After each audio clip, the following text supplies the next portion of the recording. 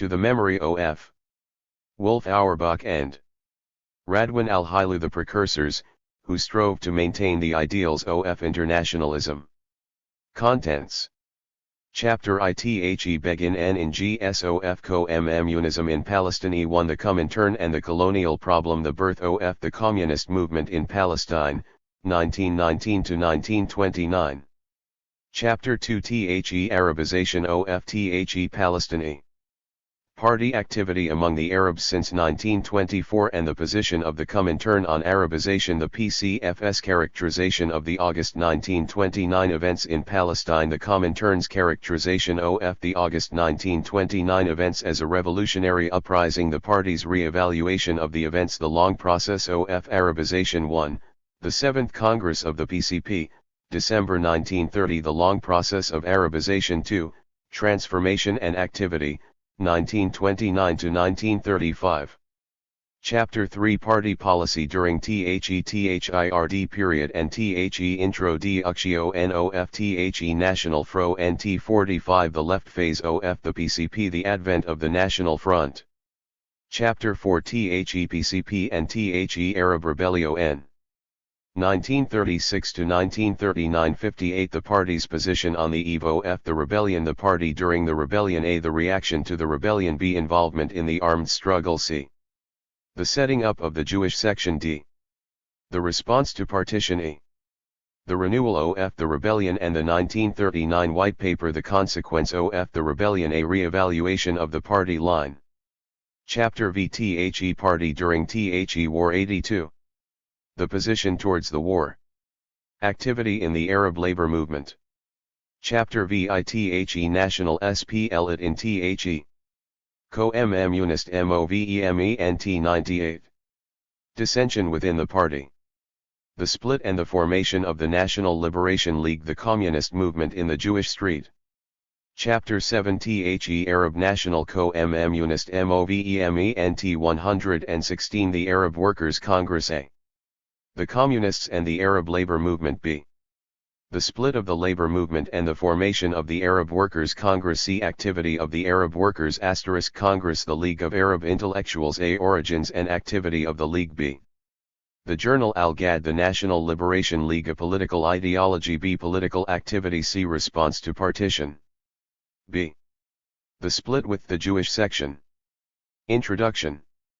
When I embarked on research for this book in 1970, to my mind, I was engaged in a political project of attempting to rescue and reconstruct a slice of history in Palestine in the years following the 1917 Bolshevik Revolution. The very existence of a communist movement in Palestine uniting within its ranks Arab and Jewish members pointed to a possible future, at variance with both nationalism and capitalism. In its short existence, the Palestine Communist Party succeeded in bringing together Arab and Jewish workers on a platform of class solidarity. Despite numerous shortcomings, the PCP attempted to establish a foothold in the midst of a colonial encounter of a unique character. In addition to the colonial power Britain, it faced another adversary in the shape of a Jewish nationalist movement embarked on a colonial settler project. This situation was compounded by Stalinist domination of both the Soviet state and the Communist International. While eventually overwhelmed by the violent pull of national conflict, it successfully articulated a broad platform which included all the salient features of a political program that has stood the test of time.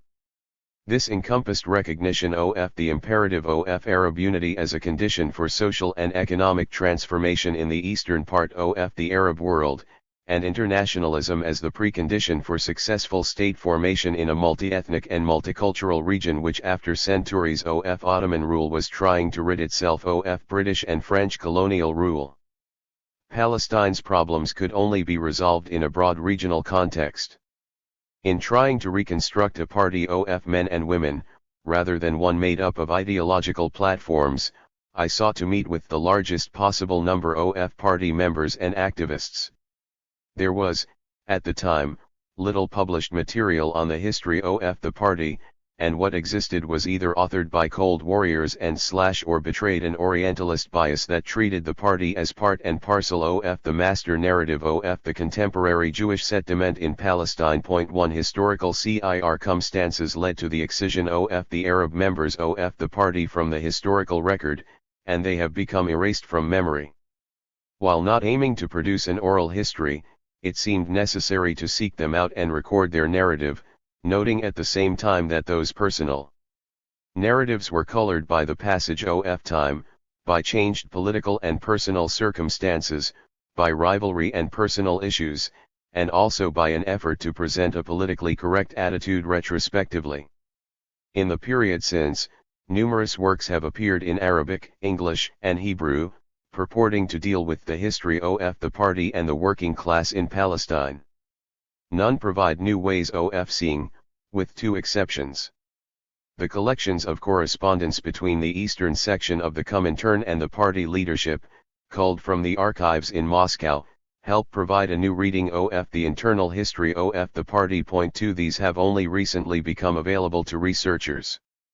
Second, a number of political memoirs, some more enlightening than others, by old communist activists have been published. 3 From its inception as a worker-based group among the small community of Jewish immigrants in Palestine, the PCP attempted to reconcile adherence to Zionism with Comintern membership, while the Comintern for its part wanted the party to transform itself into a territorial organization which represented the indigenous population. Though the policy of the Comintern went through numerous changes as a result of Soviet foreign policy imperatives, it remained committed throughout to a strategy of Arabization. In its attempt to translate Comintern directives into practical politics, the party sought to locate a radical revolutionary nationalist wing within the Arab Palestinian national movement.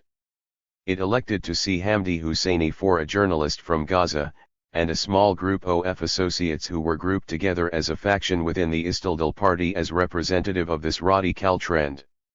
As the newly published documents make clear, the party, from its recognition as a section by the Comintern in 1924 until the loss of contact in 1937-38, was in constant communication with Moscow requesting guidance and support. 5 This extended to matters large and small, to an extent that makes it difficult to talk of the PCP as an autonomous organization. The loss of contact with Moscow meant that the party was no longer able to function as a united Arab Jewish organization, even as formal breakup would only come about in 1943 with the formal dissolution of the Comintern, a gesture by Moscow to its Western allies. Radwan al-Hailu, the party general secretary in 1943, makes the point that his authority remained unquestioned so long as Moscow supported him. 6 And indeed it is clear from the documents that authority over the party leadership came not from its rank and file but from Comintern officials. Party leaders since the recall of the first founder of the party, Wolf Auerbach, were all Moscow appointees. To understand the debates of the early 20s it is necessary to remember that in the immediate post-1917 period, Communists believed the future of their revolution lay with the spread of social revolution in the advanced capitalist countries, specifically in Europe, not the national independence struggles in the colonies. The PCP, like a number of other communist parties, was bomb in this dynamic of the international socialist movement. In the aftermath of Bolshevik success, containment, coupled with the failure of socialist revolution in Europe, and the consolidation of Stalin's authority in Moscow, led in practice to the triumph of the doctrine of socialism in one country. The theoretical justifications advanced by Stalinism sought to legitimize an already existing political reality. All kinds of questions raised themselves as a consequence, concerning the nature of the foreign policy to be pursued by the new socialist state and the role of the various communist parties in their respective countries. Self-defense of the revolution, even before the raison d'etat of the Soviet state, became the mainspring of Soviet policy. It searched for ways to break the Iron Curtain imposed by Western capitalism. Weakening Western capitalist powers suggested breaking the chain at its weakest link, their overseas possessions and the source of much of their wealth. This called for involvement in the national liberation struggle of the colonies. Palestine possessed its own specific conditions within the colonial order. Britain had taken upon itself the task of facilitating the establishment of a Jewish national home. This necessitated the fostering of Jewish immigration to the country, its protection, and the promotion of institutions of self-rule for the Jewish community. THIS was legitimized as an international undertaking entrusted to Britain by the League of Nations. The rise of the Nazis to power in Germany in the 30s led to a considerable Jewish emigration to the United States, neighboring European states, and anywhere else the Jewish refugees could gain entry. This served to transform the nature of the Jewish community in Palestine. Initially the number of Jewish immigrants was insignificant. Zionism was a minor player in European Jewish politics, facing much stronger and longer established parties, both traditional and revolutionary. In Palestine itself, until the 1930s, the Jewish community was small and did not figure prominently in the political and economic life of the country. The increased rate of immigration, particularly the arrival in the country of up to 200,000 German Jewish refugees by the mid-1930s, transformed the situation. The Zionist movement succeeded in establishing Palestine as a center for residential and shelter for at least part of threatened European Jewry. Although Zionist credentials were not required from the newcomers, immigrants became objectively part of the Zionist settler enterprise upon their arrival in Palestine. The Arab revolt in the mid-1930s had the unintended effect of promoting the autonomy of the Jewish community. By the revolt's end, through immigration, a critical mass was achieved.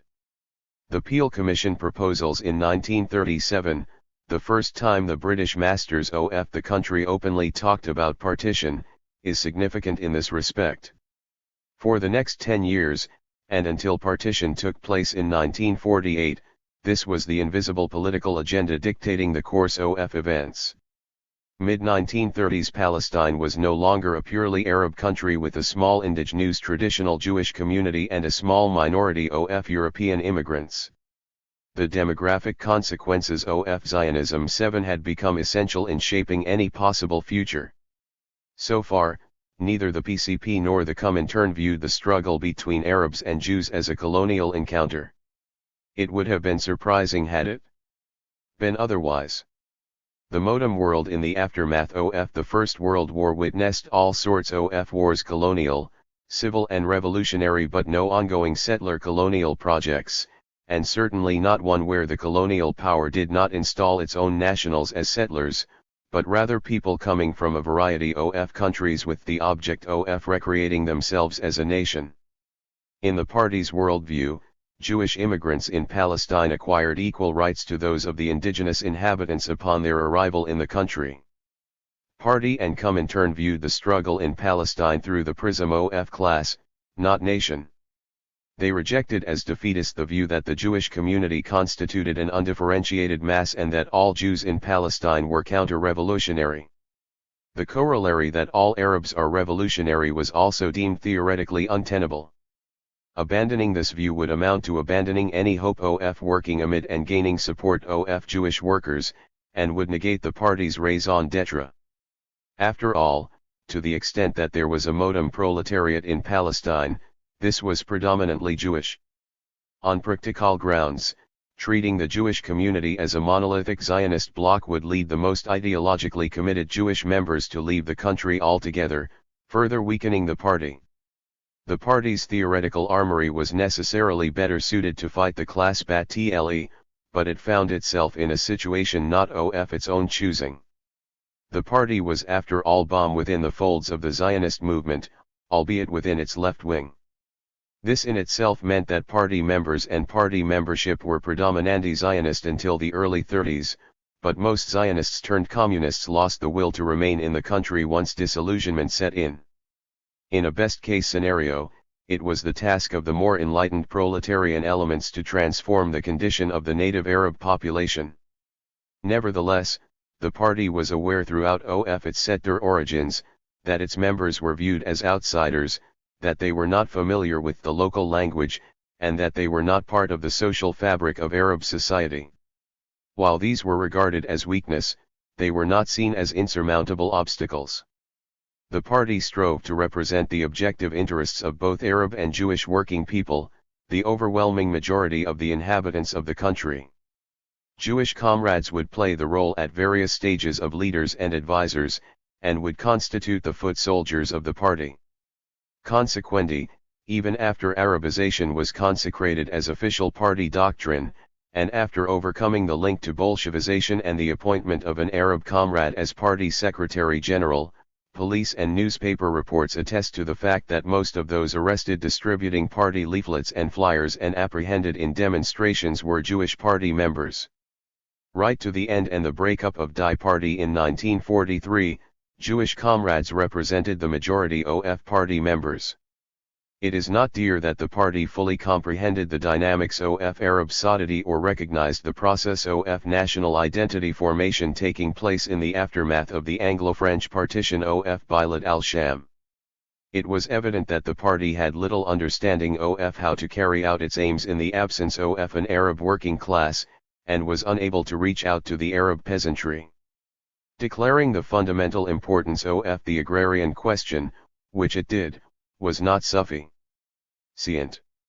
Declaring the importance of Arab unity, which it also did, while at the same time establishing separate sections in the mandated Arab states did not further the cause of unity. It is perhaps not inappropriate to pose the question whether the Comintern itself, to whom the party remained faithful throughout, itself ever came to an understanding of the role of national conflict. In the case of Palestine, it held to a broad view of a fundamental antagonism between the whole of colonial society and foreign colonial powers, but accepted from this view a thin stratum of feudal traditional and religious leaders who dominated the national movement and were thus incapable of leading an anti-colonial struggle. Yet the national movement itself was differentiated. Within its ranks there was a more radical wing which was ready to carry on the struggle against British colonialism and refused to be deflected into directing its energies against the Jewish community.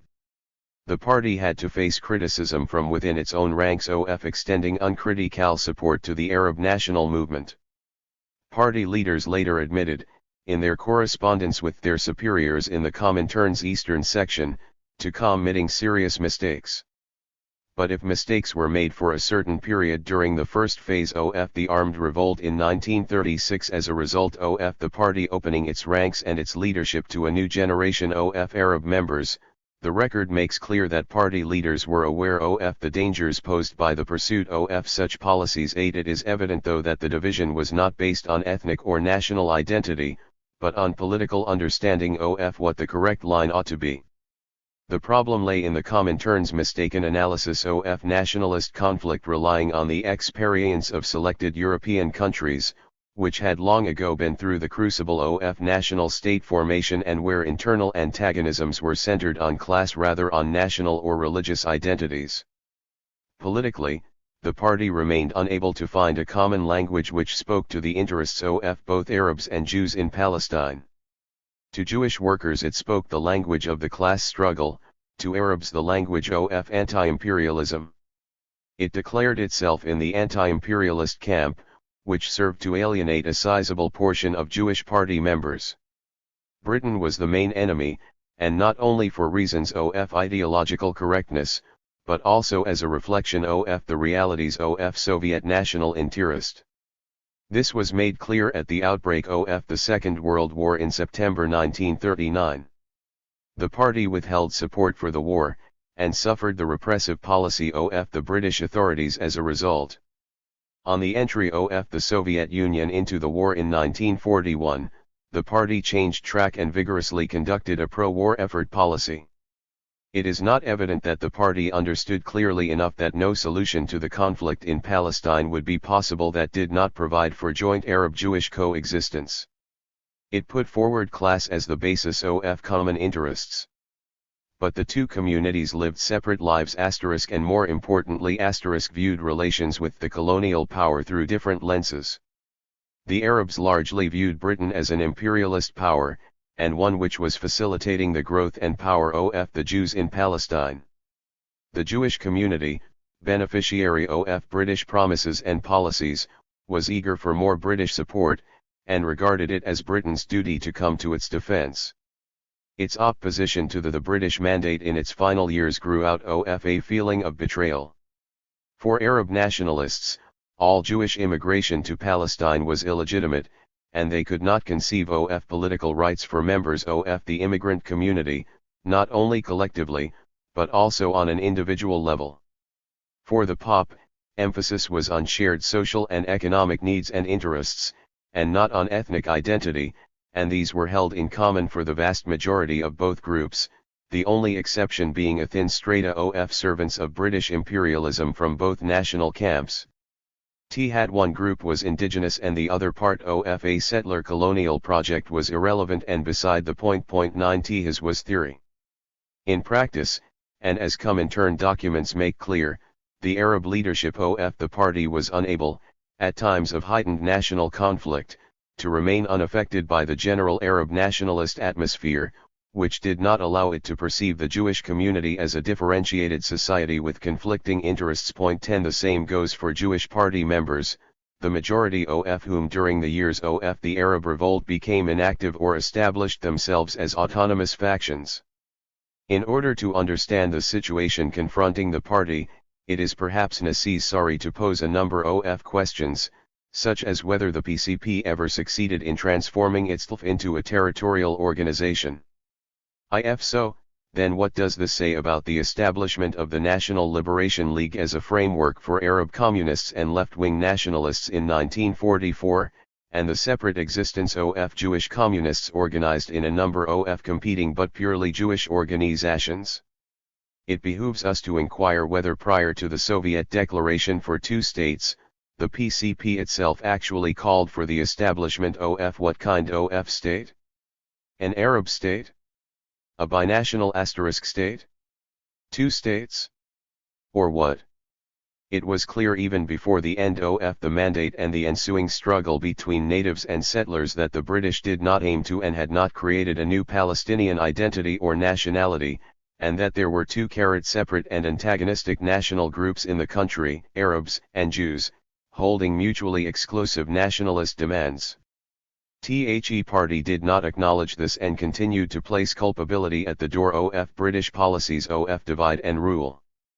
The challenge of the changing and evolving nature of the Jewish community was not met by the party or by the Comintern in their theoretical articulations. Events forced themselves on the party. Jewish and Arab members had different responses. They did not live in the same binational reality. They lived and struggled within their own national communities, which they saw as differentiated and nuanced. These were dosed worlds and allowed them the comfort of correct positions. As relations between the party leadership and the Comintern grew weaker in the 30s, coming to a full stop during the latter years of the Arab Revolt, this had a twofold effect. It allowed party members to pursue their own inclinations. The removal of Comintern control strengthened the respective nationalist tendencies within each group.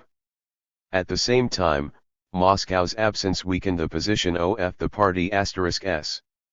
19. General Secretary, who now came to constitute another competing faction, no longer safeguarded by the infallibility of the Comintern. It is tempting to ask at what point the party changed its analysis of the conflict in Palestine, and if so when it ceased to regard it as primarily an anti-colonial struggle. There is little doubt that various groups of Jewish communists did undergo such a transformation.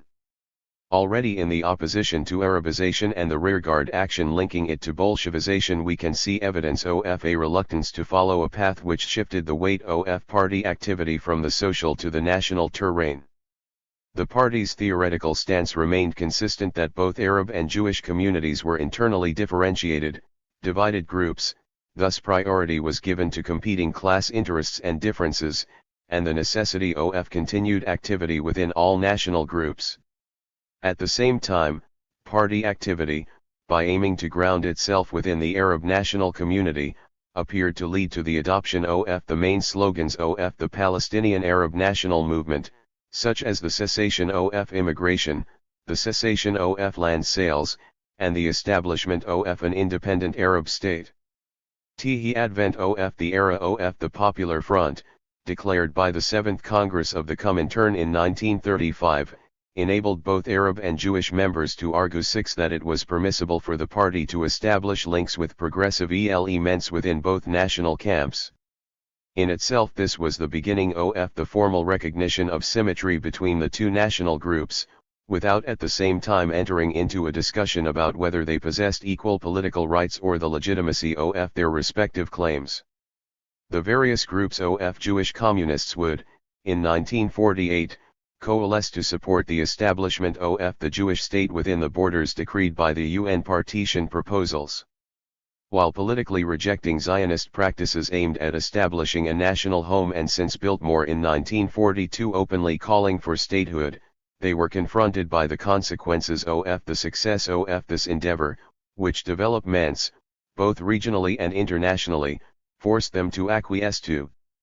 For its part, the Arab national movement, with the exception of the Hamdi Husseini group, which probably held an exaggerated sense of the party's capabilities, evinced no interest in the party and its activity, and for a long period regarded it with hostility, and remained uninformed and uninterested in what were regarded as internal Jewish quarrels. All immigrants, regardless of ideology or political affiliation, were considered part of the settlement enterprise and consequently to be opposed. Even in the mid-1940s, when the Arab communists organized within their own national framework, i.e., a separate Arab party, they remained suspect, were excluded from the inner circles of national leadership bodies, and were accused of cooperating with Zionist parties. On the outbreak of armed hostilities between the two communities in preparation for the impending departure of British forces scheduled for late 1948, the Communists found themselves in a quandary. Since 1924, and the admission of the PCP to the XX ranks of the Comintern, the party had opposed Zionist efforts to establish a Jewish state in Palestine, characterized Zionists as British imperialist agents, and called for independence, in effect endorsing the call for an independent Arab-Palestinian state. The call for an Arab state in Palestine, like the call for an Arab state in Syria or in Iraq, both of which had sizable Jewish and other religious and ethnic minorities, was not primarily concerned with the small non-Arab ethnic communities, but directed against the colonial authority itself, Britain. This was the slogan raised since the early 20s, but conditions in the late 40s were fundamentally different. In 1948, the Arab communists, despite a split in their ranks in reaction to Soviet support for partition and the chaos which engulfed the Arab community as an outcome of the absence of any form of national authority, nevertheless succeed in retaining a rudimentary form of organized existence. They professed to see the expulsion of the British from the country as a tremendous achievement, weakening Britain's imperialist hold over the Arab East. They clamored for the establishment of an Arab state as decreed by the UN Partition Resolution, characterizing the ensuing war as an attempt to thwart the desire for independent statehood, and rejected the entry of the Arab Liberation Army into the country and the call for armed intervention on the part of the surrounding Arab states. They paid for this in the areas which fell under Arab military control with harassment and imprisonment, the destruction of Arab society, the transformation of its people into refugees living outside its borders as a result of Israel's refusal to allow their return to their towns and villages after the cessation of hostilities, meant they lost their main base of support within the organized Arab working class. The Jewish communists for their part collaborated with the Zionist leadership of the Jewish community to establish a Jewish state and participate in the forums of its elected bodies, while Meir Vilner, one of the veteran communist leaders since the mid-30s, put his name along with other leaders of the organized Jewish community to the Israeli Declaration of Independence. The changed demographic nature of the country, with the near-total departure of the country's Arab inhabitants, led to the disappearance of the independent existence of an Arab communist faction. The few remaining Arab communists were absorbed into the party's ranks in a demonstrative act of reunification of the two national factions. but there was very little doubt that this was not a coming together of two equal halves. The PCP had gone back to its very beginnings. Shaped by events, and having shown itself unable to exert significant influence, it now re-established itself as an Israeli party. While remaining committed to defending the rights of workers and oppressed national minorities, it ended up after decades of trying to maintain an internationalist perspective as a party whose mass base lay in the Arab national minor ity yet which continued to be regarded as overwhelmingly a Jewish party. Musa Budei. Occupied Jerusalem. January 2010. CHAPTERI. The Beginnings of Communism in Palestine. The Comintern and the Colonial Problem. The policy of the Comintern on the colonial problem and its continued shift of emphasis between East and West passed through a number of phases. Initially, the Comintern had its eyes firmly fixed on revolutionary possibilities in the West and considered the East only as an auxiliary in the hopefully imminent proletarian revolution. The victorious proletariat in Europe would aid the backward countries of Asia and Africa in the transformation from feudalism to socialism without passing through the capitalist stage. 1 In the Second Comintern Congress much attention was paid to the question of the colonies and cooperation with the national movement, and Lenin established what was later to become the orthodox communist position. 2 He emphasized the necessity of collaboration with the revolutionary wing of the national bourgeoisie. 3 The basis of his position was the belief that the anti-colonial struggle was a valuable ally of the new socialist state insofar as it was directed at imperialism's weakest link. The Third Comintern Congress meeting in June 1921 recognized that the prospect of immediate revolution in the West had failed. The new phase was characterized as one of temporary capitalist stabilization. 4 In a letter to member parties, the ECCI reminded them that without a revolution in Asia, the proletarian revolution cannot be victorious. 5 But Trotsky more accurately summed up the preoccupation of the participants in his definition of revolution as flowing along three riverbeds: Europe, America, and lastly Asia and the colonial world. 6 Zionism, interestingly enough, was singled out for criticism. The Palestine project of the Zionist movement was condemned as aiming to divert the Jewish working masses from the class struggle and is nothing but a petty bourgeois counter-revolutionary utopia. 7 The Fourth Comintern Congress meeting in November 1922 was dominated by a defensive state of mind, and the slogan of the United Front made its appearance. 8 The Congress was characterized by a marked Asian tendency, and voices were raised for collaboration with all national movements, including those such as 1. 2. Pan-Islamism, which had been condemned by Lenin himself in the past. 9 The final resolutions of the Congress stressed the necessity of collaboration with the national movements irrespective of the absence of a revolutionary wing within them. 10 The Fifth Comintern Congress meeting in June 1924 saw an even more determined shift towards a strong colonial policy. 11 This was a direct response to the further defeats inflicted on the revolutionary movement in Germany, which convinced the Comintern's leaders that capitalist stabilization was firmly established and not merely a short-term phase. 12 The resolutions passed by the Congress prescribed yet again collaboration with the bourgeois nationalists on the basis of a united front whose validity encompassed the whole East. Support for the leadership of the nationalist movements was unconditional. 13 Soon after, the fifth plenum of the ECCI declared that it was premature to advance the slogan of achieving proletarian hegemony in the liberation movement of the colonies. 14 The Communist Party's role lay in supporting the bourgeois-led national independence movements. Indeed, the period following the Fifth Congress was characterized by support for each and every national struggle, irrespective of the nature of its leadership.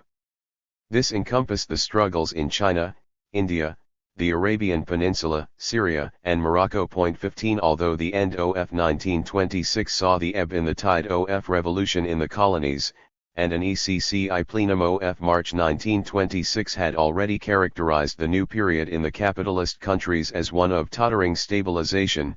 16 The official line in the colonial countries was still in favor of the United Front from above. 17 By October 1927, the political secretariat of the ECCI had arrived at a new Characterization of developments in Europe. The reformist socialist parties were now seen to have gone over to the bourgeoisie, and the new tactic put forward was one of class against class 18. This was followed by the establishment of a new sectarian line in the 9th plenum of the ECCI meeting in February 1928. The new demand was for building the united front from below in opposition to the social democratic parties in the West-19. This new tactic of class against class was held to apply also in the colonial countries in response to the perceived betrayal of the leadership of the national movements. The 6th Comintern Congress meeting in July 1928 formally ushered in the third period. Essentially, this was a reaction to the failure of the Comintern in China. 20 From this point, alliances with even the revolutionary wing of the national bourgeoisie were proscribed. 21 And the Communist Party's task was to set up independent organizations liberated from the influence of the bourgeois nationalists. 22 The Communist parties were to prepare for the establishment of Soviet power by embarking on armed uprising if necessary. 23 The backward countries were now declared to be capable of skipping the phase of capitalist development, and even the development of capitalist relations in general. 24 In a further ultra-left turn, the 10th plenum of the ECCI meeting in July 1929 called on all communist parties to sever their relations with the nationalist movements to wage a determined struggle against their bourgeois leaderships. 25. 3. The advent of fascism in Germany in 1933 brought the Comintern's ultra-left policy to a halt. The Communists now sought to mend their bridges with the social democratic parties. The slogan of the National Front was now raised, and the 7th Comintern Congress in 1935 officially substituted the slogan of nation against nation for that of class against class. 26 Once again, this change in tactics applied to the colonial countries. The communist parties were instructed to soft-pedal the social and anti-imperialist struggle. It was now mandatory for them to mend their fences with the bourgeois nationalists and to enter into alliances with them. His policy continued, apart from a brief interval in 1939 to 1941, to be the official line of the Comintern until its dissolution in 1943, as a further contribution to strengthening the anti-Nazi Democratic Front. The birth of the communist movement in Palestine, 1919 to 1929. The communist movement in Palestine was born within the confines of the Zionist movement in complete isolation from the Arab inhabitants of the country. Its roots were in the socialist Zionism movement in Tsarist Russia. Jewish life in Eastern Europe was influenced both by Marxism and the impact of economic changes consequent on Russian industrialization and Tsarist oppression. 27 During the closing decades of the 19th century and the beginning of the 20th, Russian Jews had participated in all anti-Tsarist parties, while many of the leaders of the 1905 and 1917 revolutions were themselves of Jewish origin.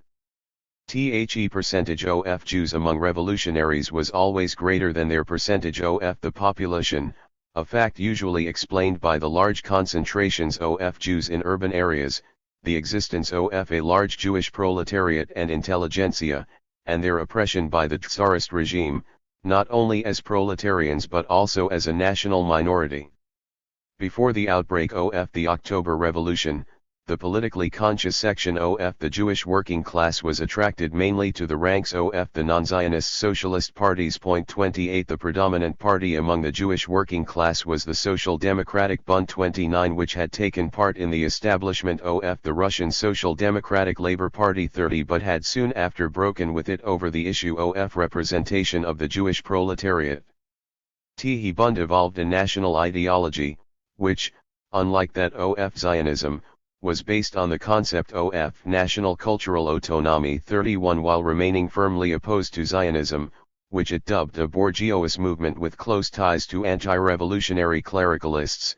32 The Bund at its 10th Congress, held in 1910, recognized that the concept of nationality applied to the Jewish people. 33 And the national element came to assume an equal standing with the class struggle in its ideology. The year 1905 constituted an important landmark in the history of Russian Jewry. It witnessed the consolidation of various groups of socialist Zionists and the termination of the Bund's monopoly of the Jewish field, and renewed oppression. 4. Following the failure of the 1905 revolution. The establishment of labor Zionism in Russia was an attempt to formulate a socialist solution to the Jewish question. Nachman Syrkin was the first to try to bridge the gap between socialism and Zionism, and attempted to show that there was no contradiction between the two. 34 It was another Russian Jew, however, Berborikov, who worked out the theoretical principles of labor Zionism. 35 H's doctrine of proletarian Zionism stressed the existence of an independent Jewish proletariat and characterized Zionism as the expression of the objective movement and the interests of the Jewish working class, and not of the Jewish people in general. 36 He further argued that the Jewish people, constituting a single nation, suffered from a deformed economic structure, which he attributed to the absence of a national territory. Borikov's ideas became the platform of the various socialist Zionist groups that amalgamated in 1906 and formed the Poale Zion Party. 37 Its members were drawn from two groups: nationalist elements from within the Jewish labor movement, and socialist elements from within the Zionism movement. They were united by a combination of Zionist aspirations and a socialist political and economic program. Labor Zionism in Palestine can be traced back directly to the second wave of Jewish immigration, the background to which was the failure of the 1905 Russian Revolution. While the first wave of immigration into Palestine had not been predominantly Zionist and did not contain a large number of proletarian elements. 38 The second wave contained large numbers of young workers animated by socialist ideals and with a past record of activity in the anti-Tsarist Russian labor movement. 39 Members of Poale Zion took part in this wave of immigration impelled by the desire to create in Palestine a base for the future socialist Jewish state, and on their arrival declared themselves the Party of the Palestinian Working Class in Creation. 40 Established in Palestine in 1905, Poale Zion had as a cornerstone of its policy the Plan Conquest of Labor aimed at creating conditions for the development of a Jewish proletariat. It thus took part in the establishment of the first organizations of the Yishuv, such as the Gdud Avida and Shemer in 1909, and the Histadrut in 1920.41. The Russian and Palestinian sections of the Poale Zion were soon joined by similar groups established in Austria, the United States, and Britain. 42 Which eventually led to the creation of a World Confederation of Poale Zion in 1907. The outbreak of the October Revolution posed serious problems for the Poale Zion movement. Many of its members were sympathetic to the Bolsheviks and a division soon appeared between pro- and anti-communists. The Fifth World Congress meeting in Vienna in July-August 1920 saw a split in the ranks of the movement on the question of affiliation to the Comintern. 43 The Palestine section sided with the right wing and chose to remain independent of Moscow.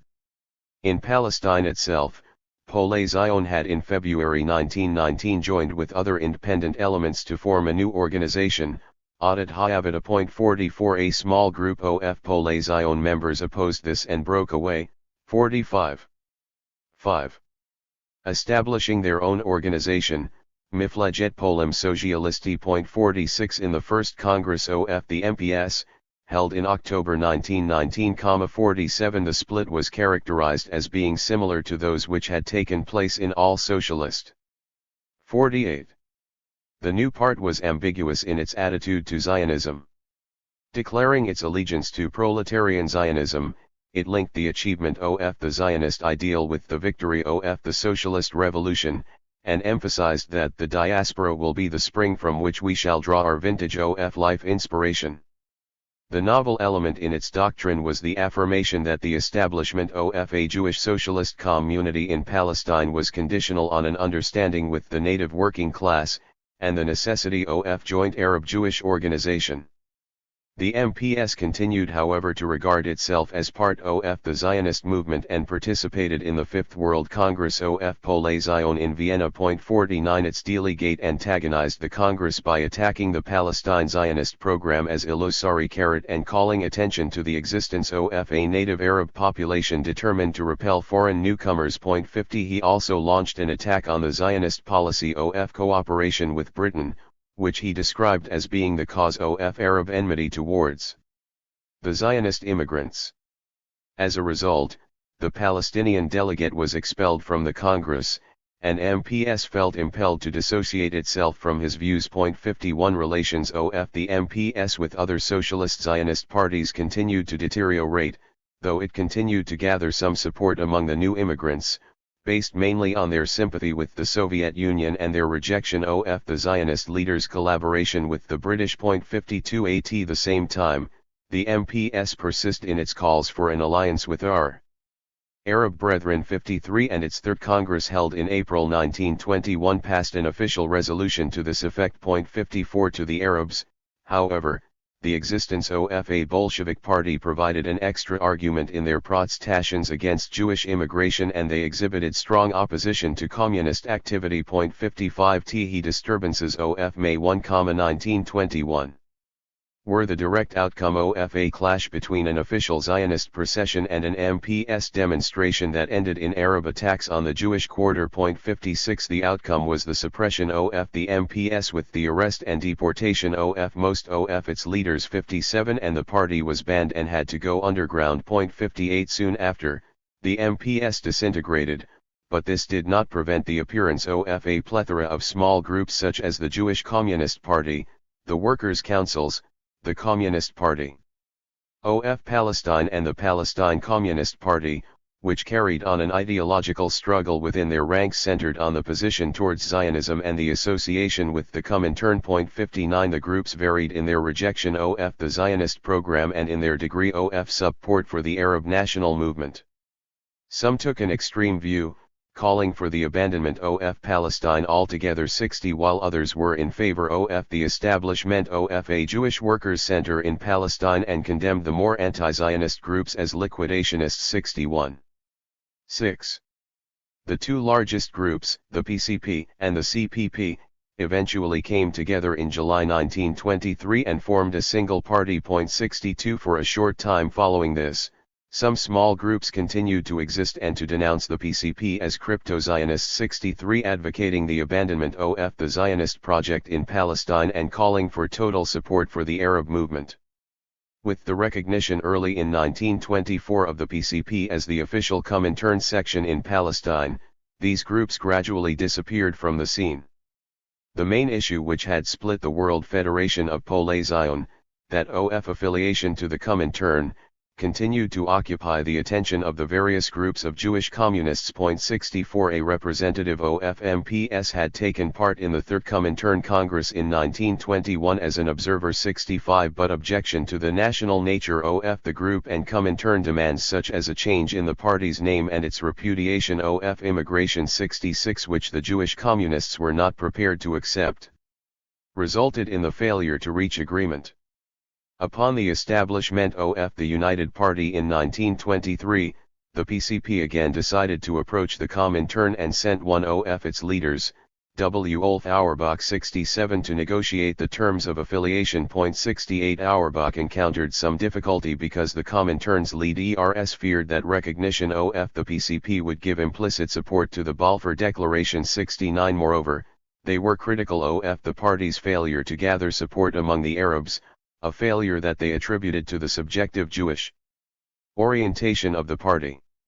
When the party was eventually admitted to the Comintern in March 1924, the ECCI stressed the importance of transforming it from an organization of Jewish workers into a truly territorial party and outlined its task as one of support for the Arabs against both Zionists and British. 71 Until the party's recognition by the Comintern, the Jewish communists had been divided into three groups. There were those who still adhered to the doctrine of proletarian Zionism and regarded the party as the left wing of the Zionist movement.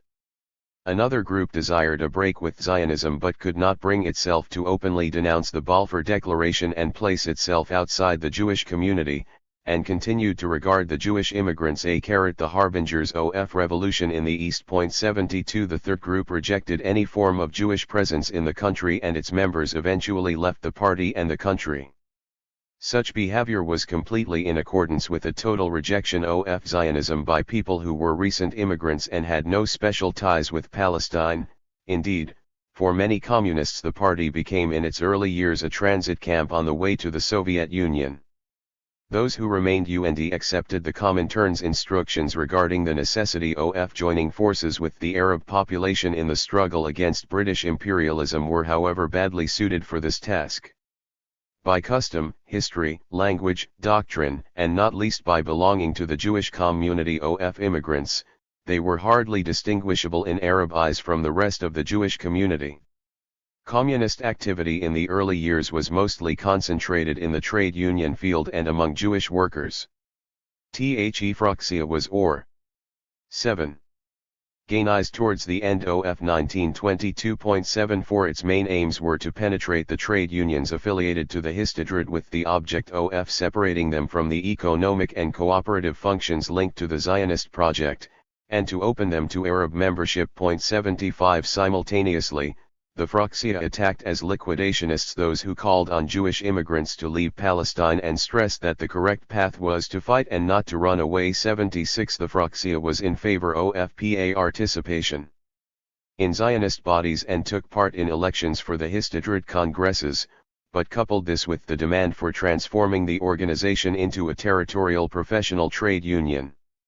It succeeded in establishing some contact with Arab workers. 77 But in the event was unable to effect their entry into the Histadrut as it was itself expelled from the organization in April 1924, ostensibly for its unfavorable attitude to Zionism and immigration. 78 The greater interest taken in the Arab field reflected itself in a more careful differentiation of the various groups in the Arab camp.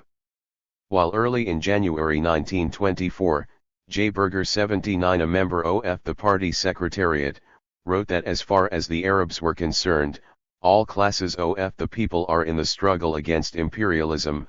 80 A few months later a clearer distinction was made between landowners, urban capitalists, and proletarian toilers. 81 And a class struggle within the Arab national movement was discerned. This characterization of class struggle within the Arab camp was reflected in the proceedings of the Third Conference of the Party, held in June 1924. 82 Pointing to the importance of work among the peasants, the conference declared that the extremist tendencies within the party, which had called for opposition to the Histadrut and to Jewish immigration, had been liquidated. At the same time, the party was deemed to be free of any trace of Jewish national chauvinism and to be heading towards the realization of the ECCI slogan of becoming the territorial party of the Palestinian working class. 83 Zionism was condemned as a movement that embodied the aspirations of the Jewish bourgeoisie, while the Arab national movement was portrayed as one of the main factors in the struggle against British imperialism and deserving of support insofar as it performed this task. While the party should not become a missionary group, its duties should involve influencing the speedy development of the division of classes in the Arab movement and gaining the confidence of the oppressed by intervention in agrarian disputes. Within the Jewish community, the party pledged itself to combat proletarian Zionism, primarily by educational activity among Jewish workers and by struggling against manifestations of national chauvinism. 85 In January 1925, Berger traveled to Moscow to deliver a report to the ECCI on the PCFS activity. 86 The ECCI was pleased with the progress of the party and approved its policy. Its instructions to the party called on it to work among the peasantry in recognition of the absence of an Arab proletariat, but it should also pay attention to the urban population and to the students. 87 The attitude of the party to the landowning feudal, and to the nationalist groups was to be kindly 8. By whether they were attempting to reach a compromise with the British or struggling against them. In the case of the former they were to be exposed, while in the latter they were to be supported to the extent of forming temporary alliances with them and taking part in their assemblies and meetings. Zionism was viewed by the party as a pawn in the hands of British policy, and as its watchdog in the midst of the oppressed Arab population. 88 Likewise Arab national leaders were condemned, in that they tried to divert the Arab movement against the Zionists instead of against British rule. 89 The party was insistent that attacks on the Jews were diversionary and would only help to strengthen Britain's hold on the country, and that the struggle should be waged primarily against the British. The Jewish workers, recent immigrants though they were, and despite the fact that they had been brought to Palestine through the agency of the Zionist organizations, continued to be regarded as potential revolutionaries whose interests in no way contradicted those of the Arabs. The ECCI for its part looked to the Istiqlal movement. The latter called for the independence and unity of the Arabs and had played an important role in establishing the Arab government in Damascus. THIRD-WORLDISM regarded it as the progressive wing of the Arab national movement and directed the PCP to make contact with it. *0 Contact was established with the Syrian rebels. 91 and Auerbach himself traveled to Syria to meet with the leaders of the rebellion. 92 But although help was promised, nothing appears to have come of the episode. Party activity remained largely within the Jewish community. Some success was achieved, as with the THIRD-WORLDISM when the group split and a section emigrated to the Soviet Union. 93 Yet the party's attitude towards Jewish immigration remained ambiguous.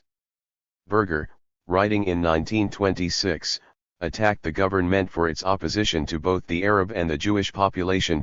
94 Referring to the latter, he accused it of not helping to give immigrants work and bread, still less land.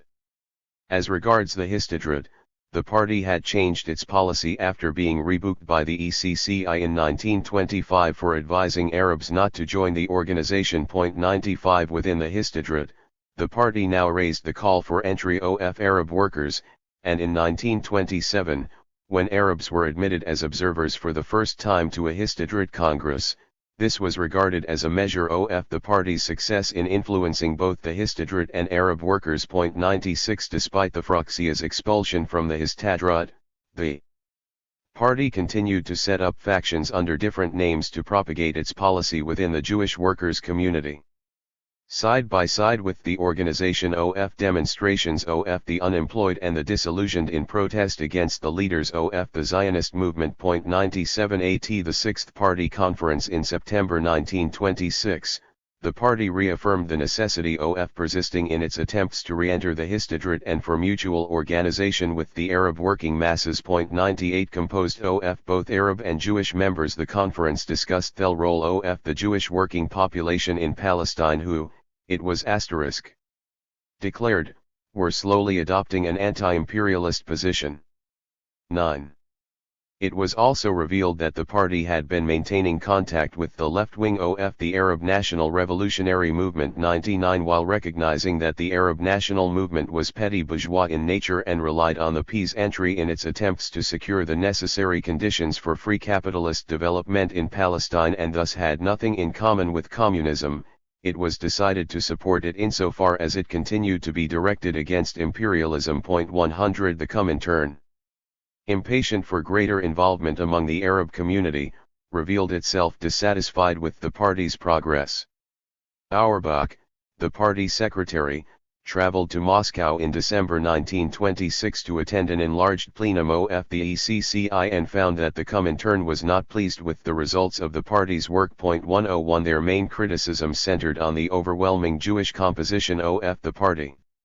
They pointed out to Auerbach that the party's main role lay in increased activity among the Arabs in order to widen and strengthen its ties with the Arab national movement. This was to be accomplished without decreasing the volume of the part/s activities in the Jewish community.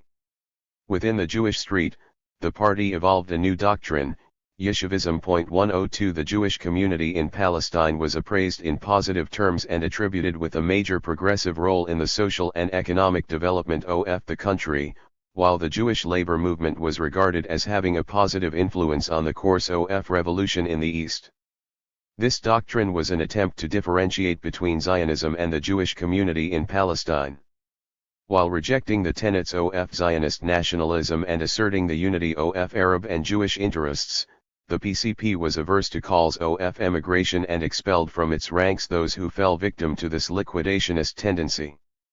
His positive attitude to the Jewish community was an attempt to make meaningful the party's preoccupation with the Jewish section of the population. Though adherence to this doctrine was not to last long, it continued to raise its head, leading to splits and expulsions in the next 20 years of the party's history. The Sixth Congress of the Comintern introduced a new policy of struggle against national reformism in its application to Palestine. This called for a struggle against the leadership of the Arab national movement and for replacing the demand for Palestine's independence with that of Arab unity. The leadership of the PCP was severely criticized for its failure to apply the Comintern's directives, and for exhibiting national Jewish tendencies in its persisting preoccupation with the Jewish community. 103 Auerbach, representing Palestine at the Congress, came out in disagreement with Bukharin's report on the declining importance of the colonies to capitalism, and reproached him and the entire Comintern leadership for not paying sufficient attention to the Arab East. 104 But he remained silent on the question of Arabization. In December 1928, the PCP held a conference to discuss the recommendations of the Comintern Congress. This conference reported increased police persecution, arrests, and deportations, resulting in a weakening of party activity. 105 Resolutions 10 were passed stressing the paramount importance of organizing Arab workers and recognizing the increasing pro-imperialist orientation of the Arab leadership. Auerbach had attempted to reorganize the party on his return from Moscow only to be met by opposition from some who did not accept that the new Comintern line was correct. 106 The conference condemned the oppositionist as well as the defeatist mood permeating sections of the party as a result of the Comintern's opposition to the PCP's political line. In the event it proved impossible to arrive at a final decision, and it was resolved to continue the discussion of the Comintern's directives in the party's literature. 107 The year 1929 was to prove difficult for the communist movement in Palestine. The attack on the reformist Arab leadership was carried out in accordance with the Comintern's directives. 108 At the same time, there was a change in the tone of the party's propaganda. Less emphasis was accorded to the coming world revolution and more was paid to specific problems and their immediate cure. The agrarian problem was the centerpiece of the party's program. Recognizing the absence of an Arab proletariat, it emphasized that the coming revolution would have an agrarian character, and it called for the distribution of land to the peasants and the refusal to pay debts and taxes, with the aim of widening the class divisions within the Arab community. 109 The internal affairs of the party were not in order. It had been hit by the waves of arrests and there was a decrease in its publishing activity. Branches were criticized by the Central Committee for relying too much on leafleting and easy propaganda, substituting this for real contact with the Arab masses. 110 The contents of party literature also came under criticism. It did not relate to the conditions of those to whom it was addressed, and party activists were characterized as propaganda teams calling the masses to struggle but standing aside themselves. The large number of arrests was directly linked to this mode of activity. 111 And the party called for the preservation of trained cotters, raising the slogan of big gains through small losses. A plenary session of the CC held in mid-1929 condemned the defeatist mood permeating the party, and its underestimation of the role of the working class in the forthcoming struggles in Palestine. 112 It was clear that opposition existed to the Comintern slogan of a workers' and peasants' government in Palestine and the Arab countries. The opposition regarded the national movement with its current leadership as playing the main role in the struggle for a democratic republic. The party's role should be to support this as a transitional demand. The CC condemned this viewpoint as fostering democratic illusions among the masses, and as overestimating the influence of the nationalists who were actually making capitulatory deals with the British at the expense of the Arab population, and it called for an intensification of the struggle against the right wing of the party. On the eve of the August 1929 uprising in Palestine, The PCF's analysis of the situation and the main protagonists remained unchanged. Britain required the aid. 1-1. Of a Jewish national home to maintain its hold on Palestine, while the Zionists acted in collaboration with the Arab absentee landlords in expropriating the Arab peasants. The characterization of the Arab national leaders as sleeping partners with Zionism eventually led to the growth of defeatist tendencies within the party, which resulted in a decrease in its activities. 114 In June 1929, however, when nationalist groups in Jaffa had called for a demonstration against land agents, the communists had supported the demonstrations and attempted to introduce their own anti-imperialist slogans. 115 The party leadership chose to derive encouragement from what it perceived to be increasing militancy among young Arabs and workers and the recurring violent clashes between the Zionists and Arab peasants. 116 This new mood of party militancy was expressed in the demonstrations and clashes with the police which took place on August 1, and led to the arrest of more than 40 party members. 117 This was a shattering blow from which the party had not yet recovered when, 3 weeks later, Arab-Jewish hostilities were triggered off as a result of disagreements over the Wailing Wall in Jerusalem. Chapter 2. The Arabization of the Palestine Communist Party. Party activity among the Arabs since 1924 and the position of the Comintern on Arabization. The steps that the ECCI took in the wake of the events of August 1929 in Palestine in decreeing the immediate Arabization of the PCP were the culmination of a politically consistent line which stretched back to the period before the recognition of the party as a section of the Comintern in 1924. The leaders of the PCP, in their discussions with the ECCI prior to 1924, had met opposition to the party's membership on the basis of the national composition of the group. 1 The absence of Arab members was attributed to insufficient work on the part of the Jewish communists and to a conscious limitation of their activity to within the Jewish ghetto. Thus the difficulties encountered in winning recognition were due primarily to this Comintern view of the party as a Jewish group, confined solely to work among the Jewish element and ignoring the Arab major. ITY.02 When recognition was eventually granted in 1924, this was accompanied by the first of the many demands which the ECCI was to make on the party to Arabize itself. 3 The Third Conference of the PCP, held in July 1924, adopted the ECCI slogan of territorialization of the party for and declared the readiness of the party to effect a rapid realization of this demand. A steady increase of activity in the Arab street can be readily observed in the years following this conference, but the tempo of this activity did not greatly impress the Comintern. Exactly a year later the ECCI tabled a resolution criticizing the activity of the party among the Arabs. 5 While recognizing that the PCP had taken heed of the instructions to commence work among the Arabs, the resolution emphasized that, due to the absence of an Arab proletariat, the PART's main work should be aimed at the overwhelmingly peasant population of the country under the watchword of agrarian revolution. Despite the outward acquiescence of the PCP with the ECCI's instructions, the persistent concern of the latter with the development of the party indicates that the rate of progress continued to be regarded as unsatisfactory. An enlarged 1213 meeting of the ECCI in December 1926 again dealt with the problem of activity in Palestine. 6 It was pointed out that the progress of the PCP had been slow, and that the main reason for this was that the party was still composed of a few Jewish persons. The ECCI however was not able to offer any quick remedies. It rejected a suggestion that activity among the Jewish population should be reduced in order to enable the whole cadre of the party to concentrate on the Arab street. The solutions put forward were to increase the published propaganda of the party in Arabic, and the inevitable exhortations to redouble efforts in order to make the party Arab in character.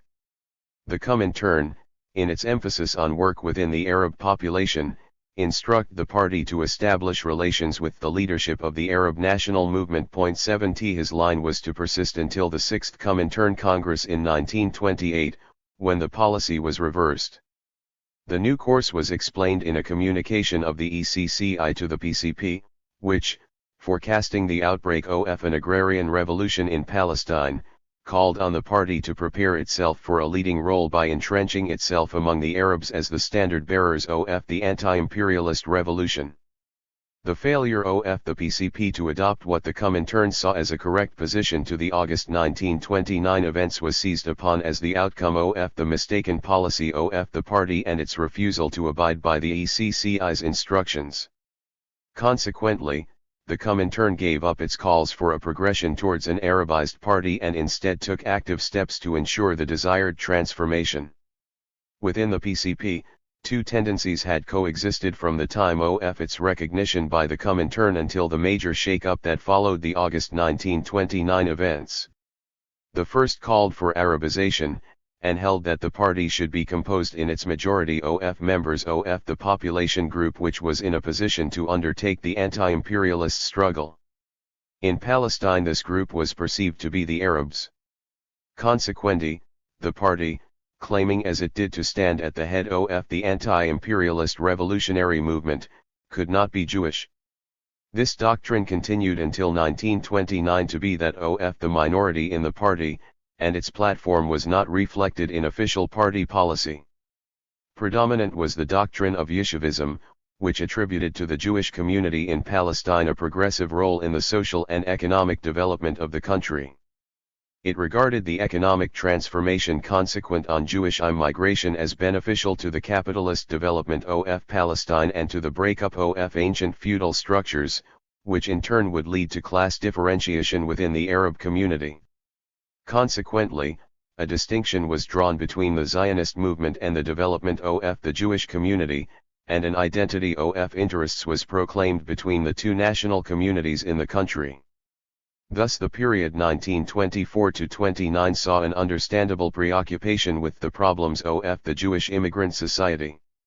The most active organizations of the party, the Fruxia and the Red Aid Society, concentrated their work among the Jewish unemployed and the left Zionist groups. 14. Opposition to the party leadership came from both the right and the left of its own ranks.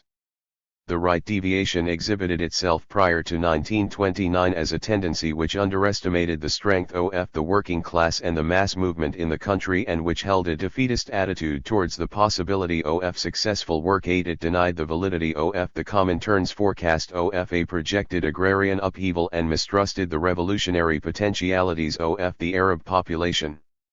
It demanded a more active policy within the Yishuv and, at the same time, the establishment of stronger relations with the leadership of the Arab movement. This position was condemned by the party with the full approval of the ECCI.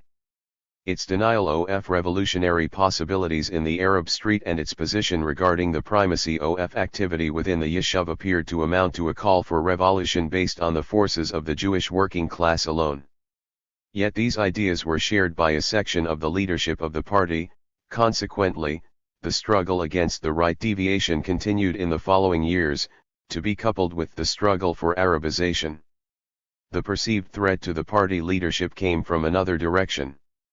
A small element in the party continued to echo the heretical views of the 1922 opposition to the existence of a Jewish Communist Party and pointed to the irrationality of the presence in Palestine of anti-Zionist Jews. Their policy advocated concentrating party activity on the Arab population only and of maintaining contact with the more extreme wing of the Arab national movement. 9 Their policy also clashed with that of the party leadership concerning activity within the Yishuv, which they regarded as a homogeneous whole with the Jewish workers too closely identified with the Zionist colonization project.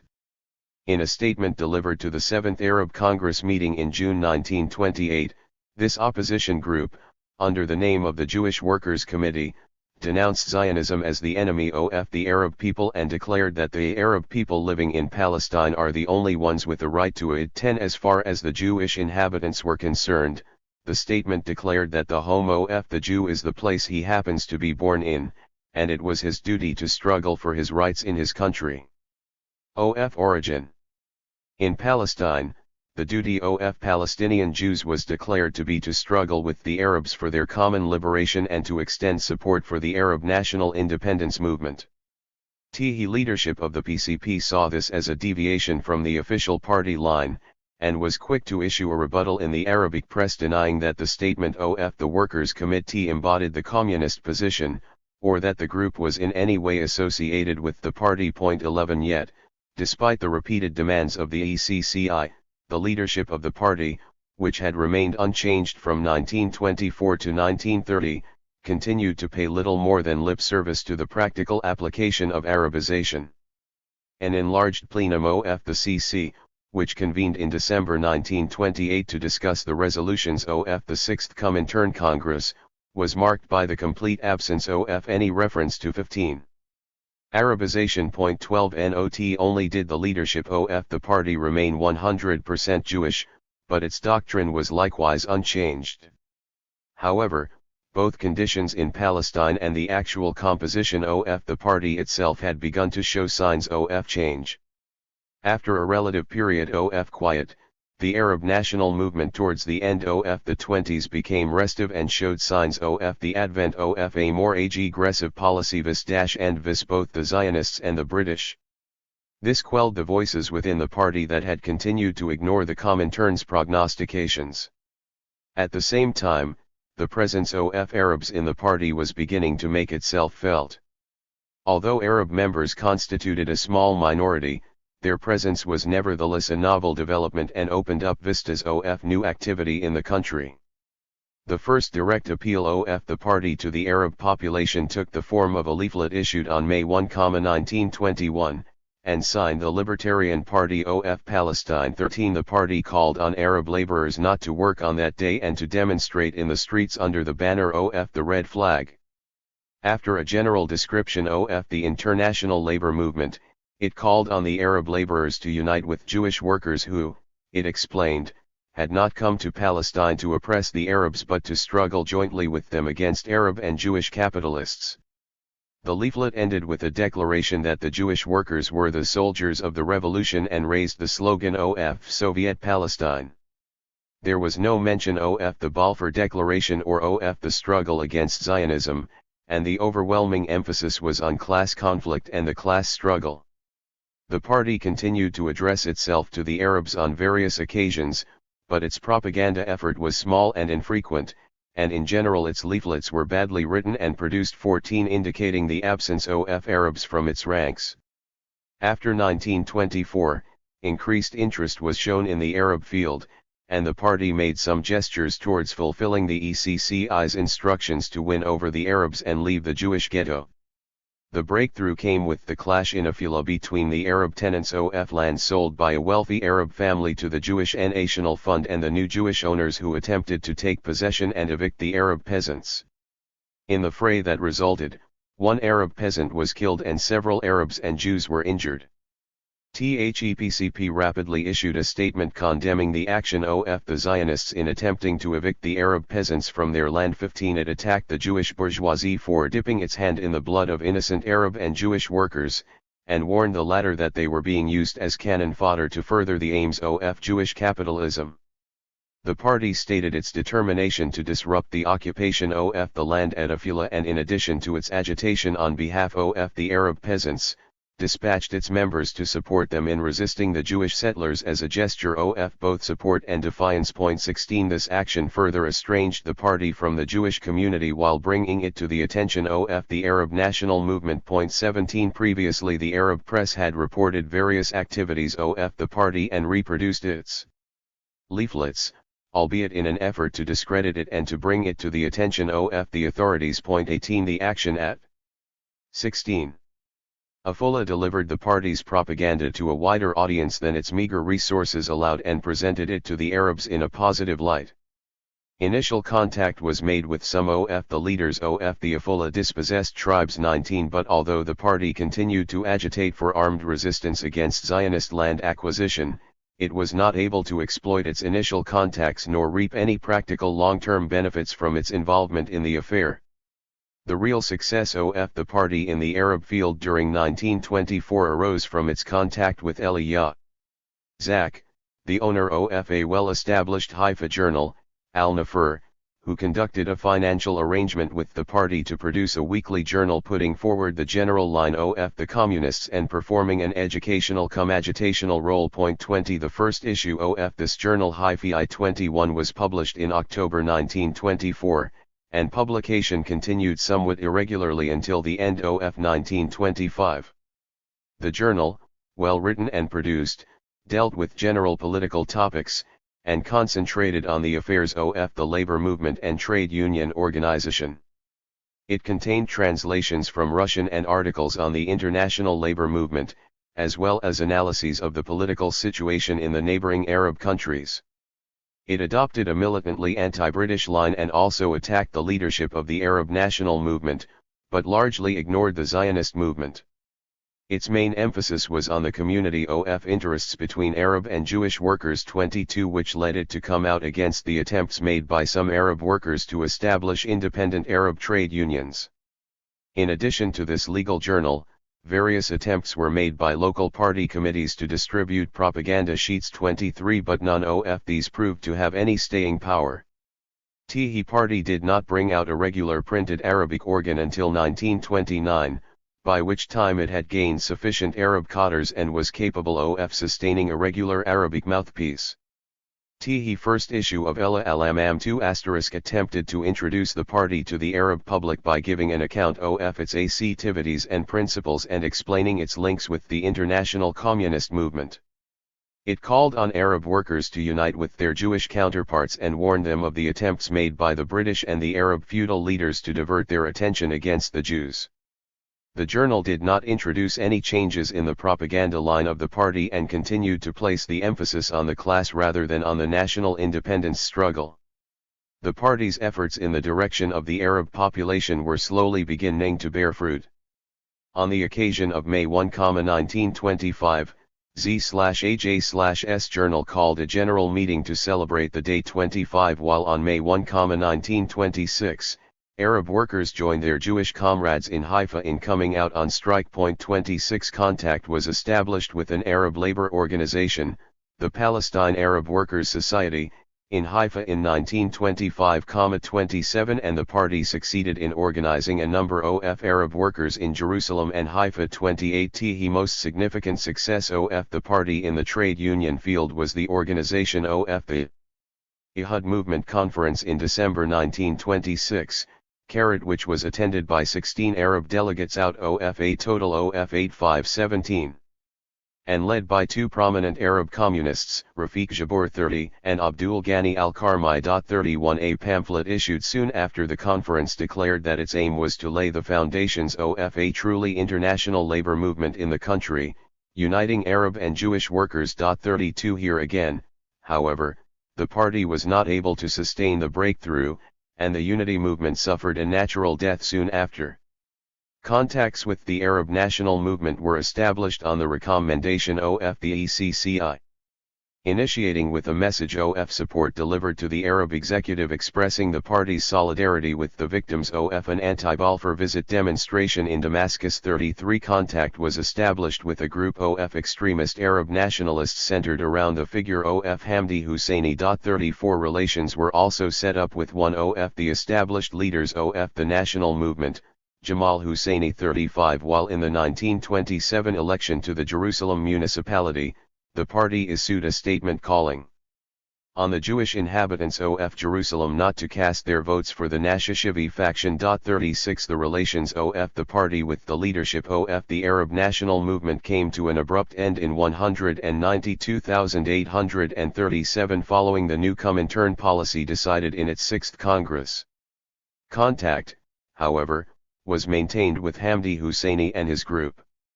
The party saw him as the representative of a left bloc within the Arab national movement, and as such connected him with the League Against Imperialism, which was active in Berlin. Unable to attend the Frankfurt Congress of the League as a result of the Egyptian government's refusal to grant him a visa, 38 Husseini was elected an honorary member of the Presidium of the Congress.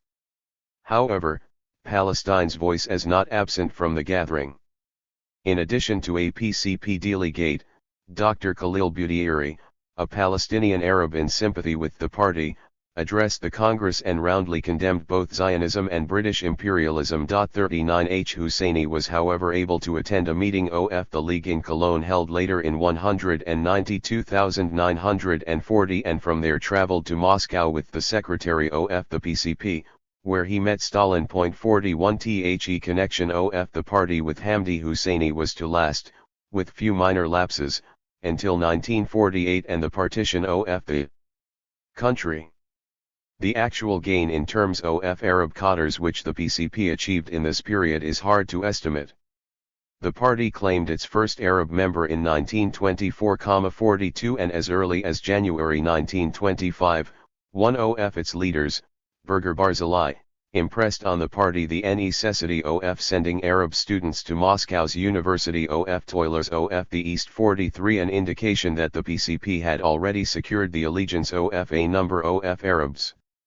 The first such Arab member to travel to Moscow as Najati Sidki al-Alaimani. 44 One of the first Arabs to join the party. 45 Between 1925 and 1930, 12 Arabs traveled to Moscow, most of them for short stays of just under a year, where they studied conspiratorial methods and general political topics. A number of them deserted the party soon after their return. 46 While a few decided to stay on in the Soviet Union.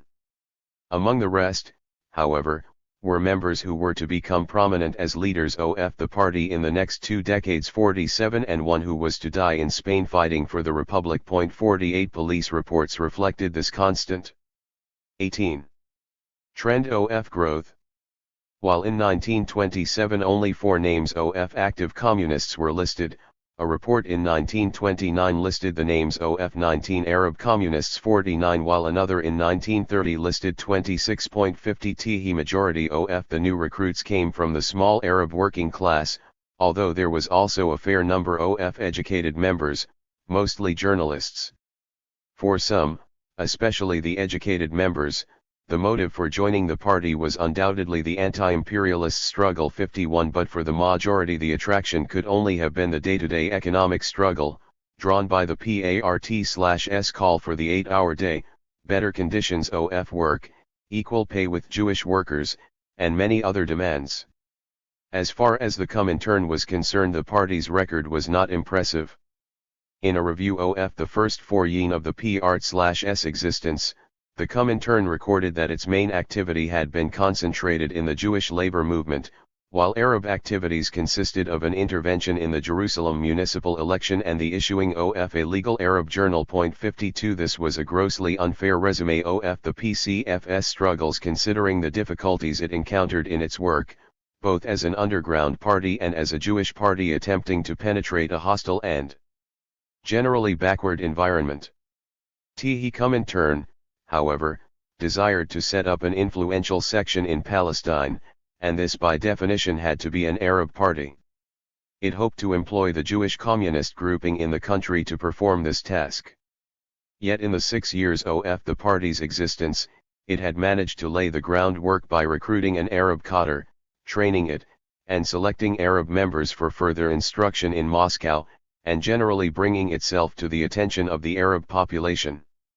At the same time, the party had attempted, by utilizing the Afula incident and similar cases, to arouse the peasants, not only against the Jewish settlers, but also against their feudal landlords and the British. In all this, the PCP was handicapped by the fact that it had to employ Jewish cadres who were hardly suited for such a task. Its difficulties, which arose from conditions beyond its control, were to continue to hamper its activity even after Arabization. Jewish members continued to be in the majority and had to be relied upon to work among the Arab population. It is difficult to envisage how the consequent Arabization could have been attempted without the existence of the Arab cadre, which the Jewish leadership of the 20s had itself enlisted and trained. The PCP's characterization of the August 1929 events in Palestine.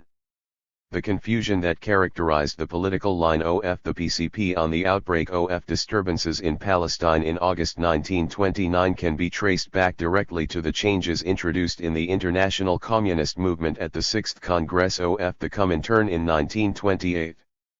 The party was not unanimous in its acceptance of the new orthodoxy of an impending stage of heightened class struggle in Europe and revolutionary outbreaks in the colonies.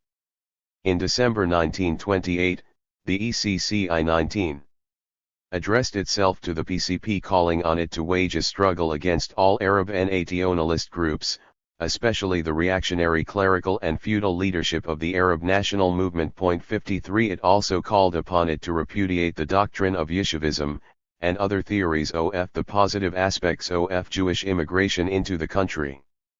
THECCI put forward a new demand for Arabization, which was backed up by a forecast of intense radicalization of the Arab masses, and by the necessity of relying on them in the struggle for the establishment of a workers' and peasants' government in Palestine.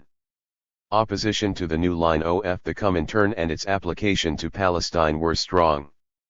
A group which came to be known as the Right Deviationists 54 rejected the validity of the Third Period and continued to affirm that while there was indeed a radicalization in Palestine, this should not be overestimated as the growth of the revolutionary movement had not yet reached the stage of an offensive waged by the masses against their enemies. 55 The rightists held to their demand for a democratic republic and estimated that the party was not strong enough to embark on a revolutionary path faced as it was with strong government repression and its weak position among the Arab population.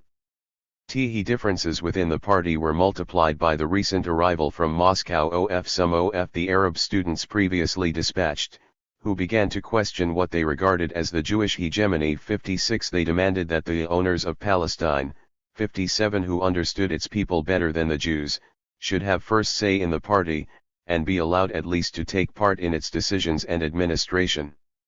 The Comintern decided to send an emissary to Palestine to investigate the party's affairs and see how far it had traveled along the path of Arabization.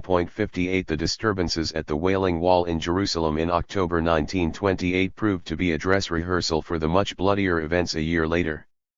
The party characterized the events as a little pogrom. 59 and accused the British government of forcing national conflicts in Palestine between the Arab and Jewish communities in order to maintain its domination of the country. The party's response to this pogrom was to call on Arab and Jewish workers for unity, not to let themselves be provoked by their leaders, and to reject calls for national incitement. The party did not see any revolutionary character in the events, nor did it regard them as a sign of the growing radicalization of the Arab masses. The competent Comintern authorities did not fault this analysis, which was to lead the party to characterize the August 1929 events in the same way, in the evident belief that it had full Comintern approval. The outbreak of the August disturbances came as a surprise to the leadership of the PCP.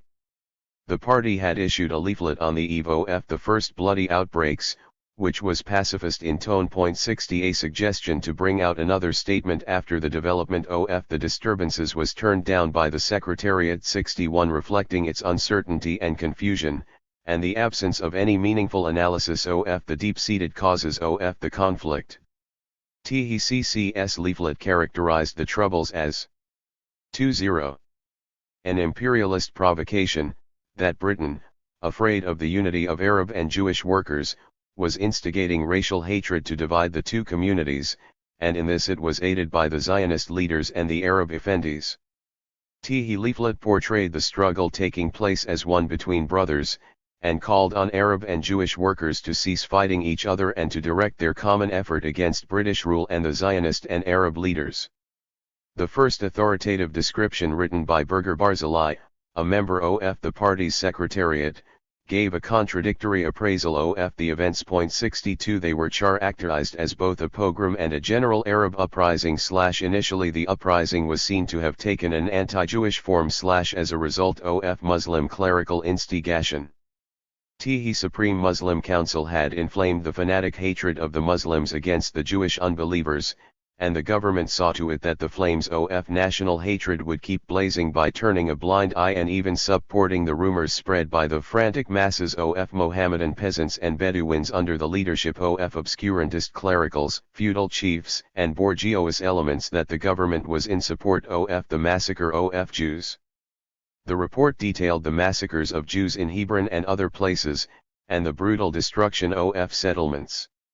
At the same time, Berger pointed out that at a certain stage, the movement began to get out of the hands of its instigators, a fact attested by the attacks on British government buildings in the purely Arab town. THIRD-WORLDISM which he presented for this government-inspired pogrom were startlingly out of touch with reality, but served to cover up the lack of any serious analysis. The government, he stated, was trying at any price to destroy the Arab-Jewish rapprochement observable in the recent years. 63 Armed with this, the party again raised the slogans of fraternization of Arabs and Jews and dogged the walls of Jerusalem with slogans calling on the workers to turn against the common enemy instead of murdering one another.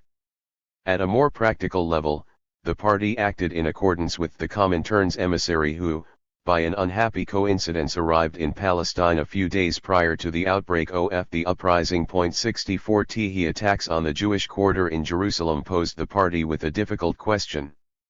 If the movement engulfing the country was a pogrom, then it was the duty of the PCP to call on its members to defend the threatened Jewish quarters. In the event, this was the decision of the party secretariat, and it was one with which the Comintern's emissary concurred. 65 The secretariat's decision was that whereas there is a danger of a pogrom and massacre, it is the duty of members of the PCP and the Fraktia, to join the Haganah in those quarters which are in danger. 66 This decision was promptly implemented in Jerusalem. Moreover, members of the party met with Haganah leaders, informing them of the party's decision, and putting at their disposal the party's small arms cache. In retrospect, this was a natural position for the party to take. It followed logically from its characterization of the nature of the events and from its isolation from the Arab masses. Taking into consideration the party's weakness and its in 21 ability to put itself at the head of the uprising, its role was reduced to that of spectator issuing calls for the avoidance of bloodshed, and putting the blame on an outside party, the British authorities.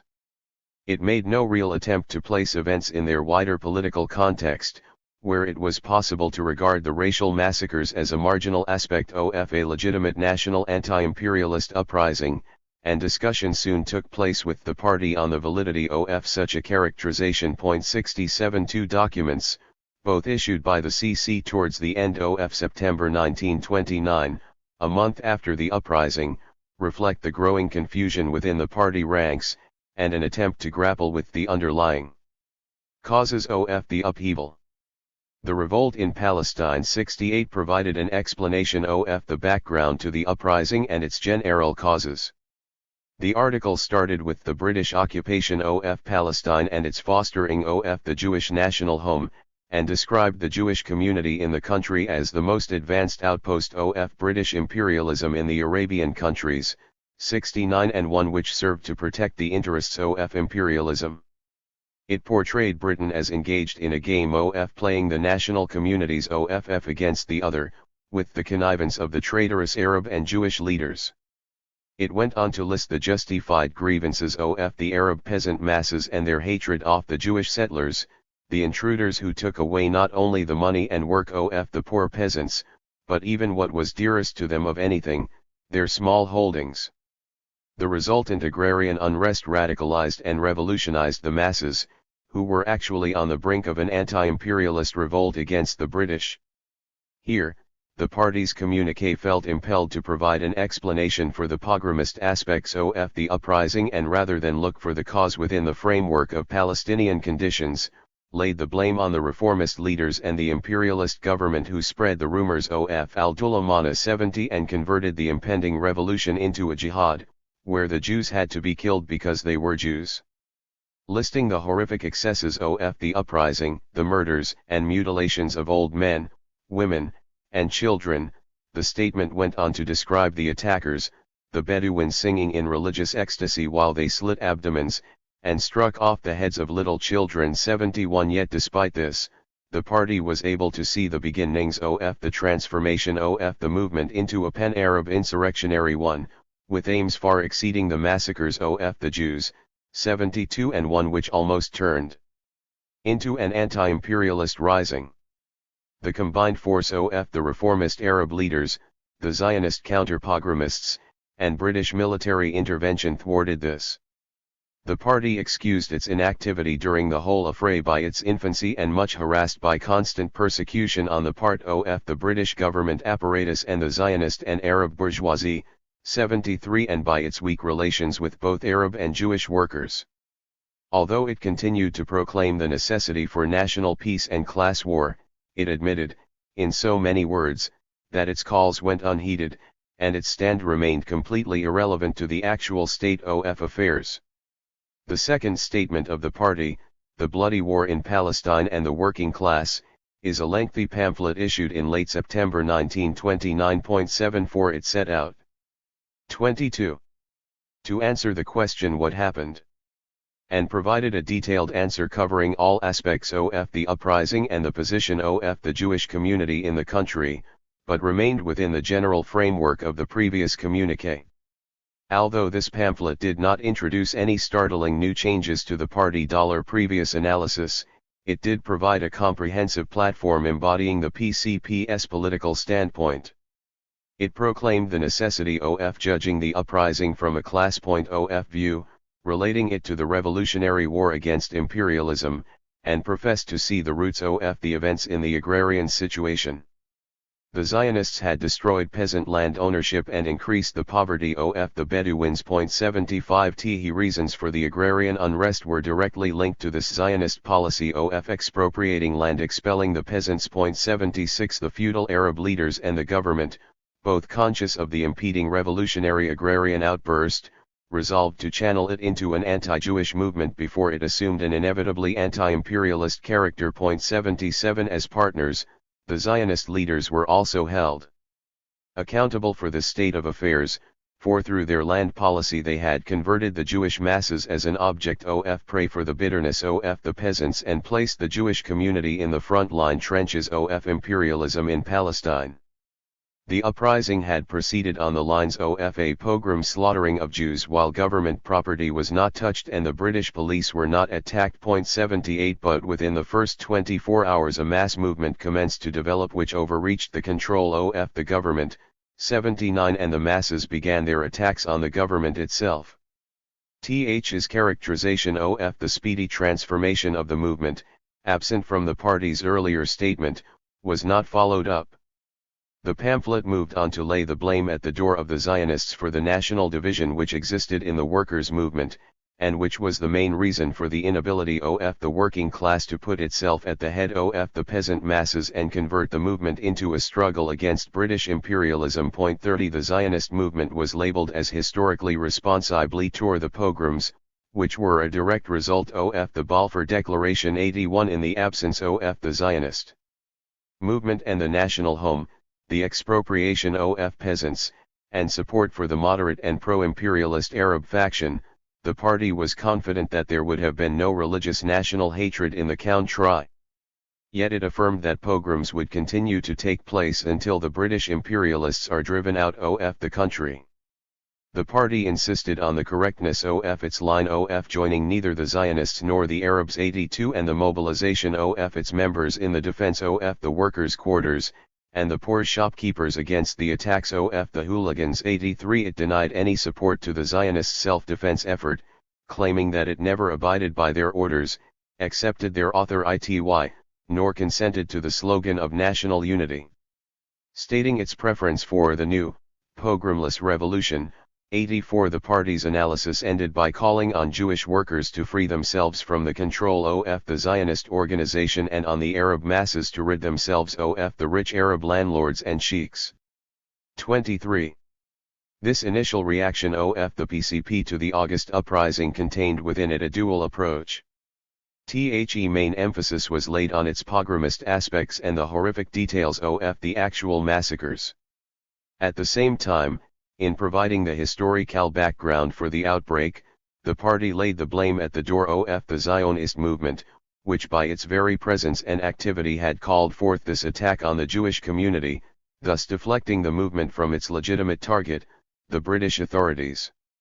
To understand the party's aversion to the Arab attacks on the Jewish community, which, according to the party's own analysis, were inevitable given the nature and aim of the Zionist presence in the country.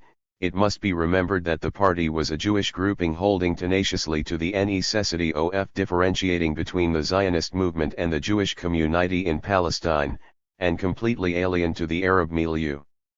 Looking at the Arab community from the outside, the party leadership could not perceive that the religious fanaticism of the Arab masses was simply an expression of their opposition to the foreigners who were usurping their lands, within the familiar reference points of their own value system and primitive political awareness. The slaughter and pogroms were an inescapable reality in any social upheaval, while the party's call for a pogromless revolution was a hankering after a pure revolution the likes of which have never taken place.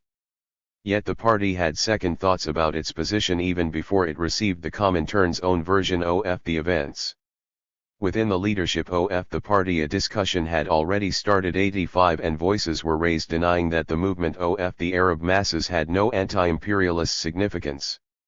In an enlarged meeting of the CC held in October 1929, prior to the receipt of a letter from the ECCI, but at a time when the party leadership had realized the existence of an entirely different and opposed interpretation, the first voices of self-criticism were beginning to make themselves heard. 86 It was readily admitted at the meeting that the upheaval had a national dimension, and the Haifa local committee of the party, which had refused to see in the events anything but a pogrom pure and simple, was censured and reproached for purposely overlooking all social motives of the movement. 87 However, the meeting upheld the previous analysis of the party and reiterated that the movement had been deflected into a pogrom, expressing full support for, and confidence in, the leadership of the party. The Comintern's characterization of the August 1929 events as a revolutionary uprising, the different interpretations of events held by the PCP on the one hand, and the rest of the international communist movement on the other, became clear almost immediately following the suppression of the uprising. The party received a communication from one of its leaders, who at the time was in Moscow, hinting that the Comintern differed from the party secretariat, preferring to see the events as an 24. Anti-imperialist revolt. 88 The party leadership must have already had an intimation of the Comintern's position, as the official organization's mouthpiece, in Precorps, had earlier stated that the Arab National Revolutionary Movement has taken on the form of an insurrection/89 and one which it forecast would reverberate throughout the Arab world. The first official statement by a Comintern-controlled organization, was issued by the League Against Imperialism and Colonialism early in September 90. It portrayed the struggle as one between the Arab inhabitants, and the immigrant Zionist population artificially imported into the country, and extended its support to what it termed a revolt against the economic and political serfdom which British imperialism had enforced. The manifesto explained that the Arab masses had risen against the Zionist movement, which they rightly regarded as the main instrument of British imperialist exploitation in the country, but warned them against succumbing to imperialist intrigue and embarking on the road of religious and racial strife. Soon after the uprising, the ECCI held a special session to discuss the events and to hear SMRT's report. 91 The meeting came to the decision that the PCP had made a mistake in its analysis, and that the uprising had to be seen in the broad historical context. What was significant was not the pogroms, but the breadth of the movement, and its roots in the agrarian situation. It was decided to communicate to the PCP the text of the ECCI resolution faulting its analysis and pointing out its mistakes. This resolution of the Political Secretariat of the ECCI on the insurgent movement in Arabistan dated October 16, 1929, was only made public early in 1930. 92 The ECCI resolution flatly denied that the events of August 1929, seen as a complete whole, constituted a pogrom. They were a national liberation and anti-imperialist movement of all Arabians, by social composition chiefly a peasant movement. 93. The ECCI admitted that the movement had begun as an attempt by Arab reactionaries to start a pogrom in response to Zionist provocations, but this was soon transformed into a revolution aimed at overthrowing imperialism, and the initiation of an agrarian revolution. The Comintern's emphasis was on the movement as a peasant uprising, and it was regarded as the natural outcome of the Zionist policy of disposing Arab peasants of their lands. 94 The attacks on Jewish settlements were the response of the land-hungry peasants to their direct and visibly dispossessors, thus the enmity of the Arab peasant to the Zionist settlers was not of a racial character, nor was it the result of outside instigation, but constituted a clear class antagonism. It followed from this that the PCFS analysis was grossly mistaken and ignored the fundamental causes of the Arab actions in attacking and burning down Jewish settlements during the uprising. The fundamental cause of the mistaken analysis by the PCP leadership was seen to be the predominance of Jews 95 in the party, and the lack of contact with the Arab masses. Thus the leadership was accused of having been caught unawares by the outbreak of the uprising, precisely because it had ignored the repeated demands 25 of the ECCI to Arabize the party. Had the party taken a bold and determined course to Arabize itself from top to bottom, it would not have been so totally deprived of Arab cadres, especially among the peasantry. One of the cardinal mistakes it had committed was that it had concentrated chiefly on Jewish workers and had not exerted more serious effort to the task of penetrating the Arab workers and peasants. The leadership was further criticized for having adopted a mechanical interpretation of previous demands to Arabize and having appointed merely a few Arab members of the party to the CC, instead of striving to set up a permanent organization among the Arabs. Furthermore, the rightists in the party leadership had held a pessimistic stand on the possibility of organizing peasant and Bedouin members, thus activity in that especially important field was neglected. This disbelief in the possibility of work among the peasantry, and the Arab masses in general, had led to an underestimation of the revolutionary possibilities in the country, and to the consequent unprepared state of the party, when the uprising did take place. This lamentable absence from the Arab scene had led to an inability to influence the small Arab working class in the towns, and the lack of any directing role as far as the peasant movement was concerned. Thus the party was unable to perceive the transformation of the religious national conflict into a general anti-imperialist peasant revolt, and failed to advance the appropriate slogans of the agrarian revolution, the seizure of land and the formation of peasant committees. The tasks which the ECCI resolution put forward were mainly concerned with transforming the Jewish character of the party from one based on Jewish immigrants, to a territorial organization representative of the indigenous Arab population. The Jewish members of the party and the CC, it was pointed out, should fulfill the role of aides and not of leaders 96 in their relation to Arab communists and the Arab labor movement. Their task should be to Arabize the party from top to bottom, and direct its main energies towards the Arab field. The selection of Arab members for responsible positions should take place gradually and through the sharing out of responsibilities in all organizations and all governing bodies of the party. At the same time, this emphasis on Arab work, the creation of peasant committees, and the drawing up of an agrarian program should not lead to an abandonment of the Jewish community. Party activity should continue among the Jewish working class and in reformist organizations like the Histadrut. Hidden opposition to Arabization should be exposed, especially in regard to active ITY among the Arabs, and in the failure to accept the role of Jewish party members as helpers and not leaders in fostering the growth of the communist movement in Palestine. Activity in the Arab field should be systematized and party members should be appointed for different activities, for work among Arab workers, for work among the peasants and Bedouin, and for the creation of Arab cadres for trade union activity. The Arab youth, so long ignored by the party, should be organized by the Young Communist League, and this purely Jewish organization should also undergo Arabization. 26. It is clear that the aim of the ECCT's resolution was to change the direction of the party from activity within the Jewish community, increasingly perceived to be controlled by the Zionist movement, to the ignored Arab majority in the country. The ECCI foresaw that there would be resistance to this new line not only from the rank and file members of the party, but also from the leadership, and called for a struggle inside the party against those who persisted in their estimation of the uprising as a pogrom, accusing them of harboring nationalist tendencies and preferring to remain within the narrow and familiar confines of the Jewish community. 97 The emphasis on Arabization, though not a new feature of Comintern policy, must be seen in conjunction with the new line introduced at the Comintern's 6th Congress in 1928. In its application to Palestine, this policy called for a fierce struggle against the national reformist Arab leaders and abandoned the demand for a representative assembly and a democratic republic.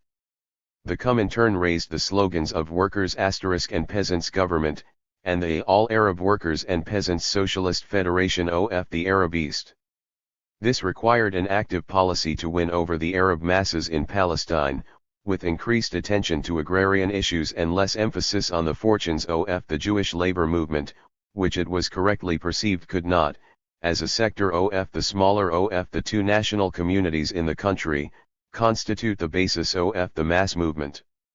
The pogromist aspects of the uprising were not ignored 98, but they were attributed to the peculiar conditions of the colonial revolution, and were not allowed to affect the Comintern's recognition of the overall positive character of the uprising. The immediate task set out in the October resolution was that an indigenous communist movement should be built which at the next uprising would be able to influence the course of events in a meaningful way. The ECCT's evaluation of the August events as the first stage of an impending agrarian revolution, and as constituting an anti-imperialist peasant revolution, suffered from the fundamental weakness that no corroborative evidence could be found to substantiate it. Not only did the participants avoid any attack on the obvious manifestations of the British presence in the country, but the immediate cause of the disturbances was religious in nature, and the whole episode was devoid of any immediate social or economic dimension. The massacres of long-established Jewish communities in Safed and Hebron indicated that the outbreak was directed against Jews, irrespective of political affiliation. Moreover, the events were marked by a complete absence of any agrarian upheaval in the shape of attacks on the property of absentee landlords or an attempted redistribution of land. The party's re-evaluation of the events. The September 1929 plenum of the PCP had already gone some way towards revising the party's initial stand on the August uprising. It was then admitted that the upheaval was a national uprising, but its reactionary character was noted, as was its diversion into a pogrom. 99 Haifa local committee of the party, which 27 had refused to admit the existence of any positive aspect to the movement and had insisted on the initial characterization of the events as a pogrom, was condemned. The plenum also criticized the CC for a number of mistakes committed in its estimation of the rate of development of the radicalization of the Arab population, and declared that work among the Arabs must be accelerated to enable the party to play an important role in the next revolutionary uprising of which the August outbreak was only the first stage. The party and its leadership were not prepared to go much further in their evaluation of the positive aspects of the uprising. Thus, on receipt of the ECCI October resolution, there was surprise and resentment in the party's ranks. 100 Among the leadership of the party, voices were also raised against the demand for Arabization 101 and the idea of the existence of a national peasant movement, and the revolutionary characterization of the August events were rejected. 102 The party leadership, however, did not express its views on this matter to the Comintern, and accepted the resolution as a matter of revolutionary discipline, even going so far as to expel Jewish members who opposed the new line. 103 Although opposition within the leadership was not openly manifested, it did not cease. The Jewish party leaders who were ordered by the Comintern to gradually replace themselves by Arabs refused to accept the correctness of the decision to Arabize and resolved to slow down the process and obstruct its implementation. 104 The party's propaganda soon adjusted itself to the new interpretation of events. A new pamphlet was published 105 which attempted to reconcile the party's earlier statements and position with the new line. It dealt with the theoretical issues raised in assessing whether the revolt was an uprising or a pogrom. While not denying the fact that atrocities had been committed against Jews and Jewish settlements, the pamphlet argued that it was not the massacres that determined the essence of the uprising, but the attacks carried out by the Arab masses against the British authorities in the purely Arab towns. 106 It condemned the pogroms which took place as reactionary and counter-revolutionary, but insisted that these were only minor pogromist manifestations, and should not be utilized to belittle or detract from the potentially revolutionary situation. The responsibility for the Jewish blood which had been shed was placed at the doors of the Zionist movement and the Arab reactionaries, but it was the former's activities as the spearhead of imperialism which were cited as the main cause of the outbreak, and the party's advice to the Jews was that continued support for the Zionist movement would necessarily lead to further pogroms and national strife. 107 As far as the Comintern was concerned, however, the PCP was not making rapid enough progress. It still refused to come out openly in support of the ECCI October resolution and clung to shreds of its previous interpretation.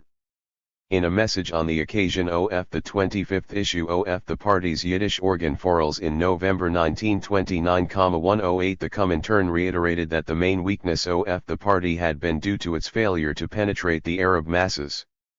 Jewish members of the 28th Party were reminded that as the avant-garde of the Jewish workers in the country, they were assigned the historical and central task of securing the confidence of the Arabs, and accelerating the process by which the PCP will become a mass party of the local Arab proletariat.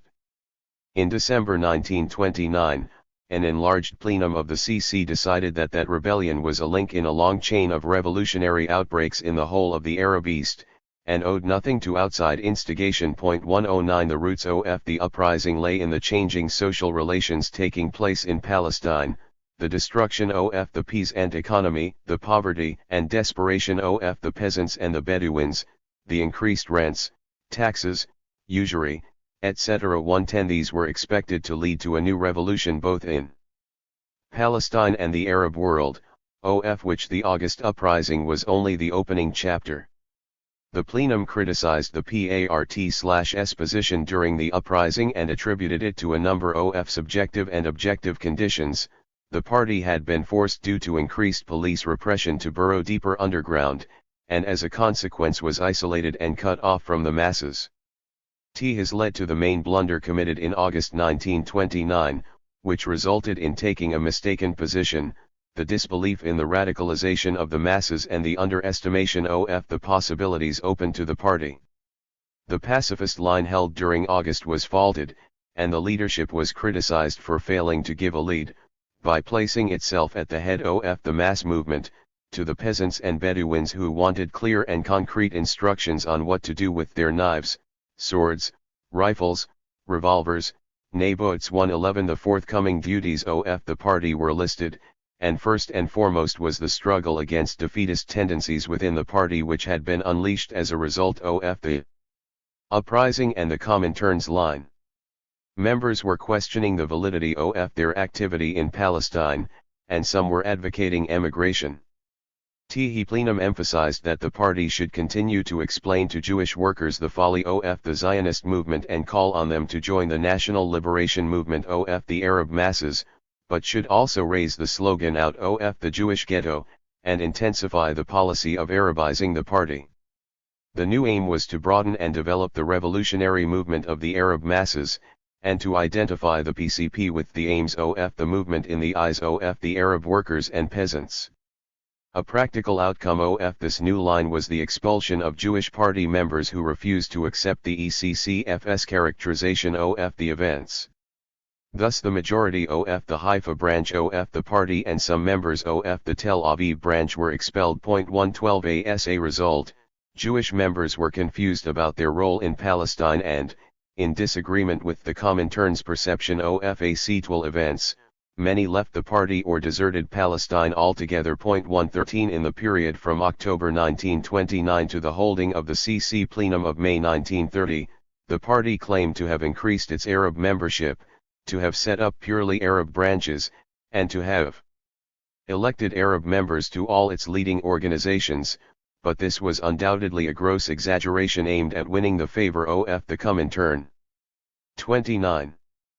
The May 1930 plenum of the CC met under the slogan of Arabization plus Bolshevization. This latter term was a reference to the resolution passed at the 6th Comintern Congress to establish the Communist parties as professional revolutionary organizations. 114 It was introduced by the Jewish leadership of the party, who aimed to slow down the process of Arabization. 115 While still remaining with the bounds of the Comintern line, the plenum nevertheless seems to have satisfied the Comintern that Arabization was proceeding as required. 116 It reviewed the party activity since the last enlarged CC meeting of December 1929 and concentrated its discussions on the peasant problem, which it was agreed represented the main repository of the Arab masses, the proletariat being confined to the Jewish section of the population.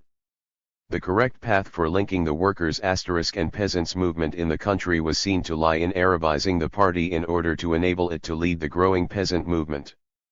As a result of this plenum, the party adopted an agrarian program calling for the distribution of land to the peasants by confiscating it from all large landowners, religious institutions, and state domains.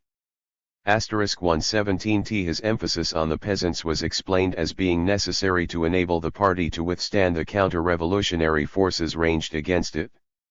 The proletariat should link its forces with those of the agrarian movement, and work to convert the agrarian disturbances taking place throughout the country into an agrarian revolution. 118 The party attempted to give concrete form to this activity and to popularize the slogan of agrarian revolution by linking up with the peasants in their struggles to stay on the land.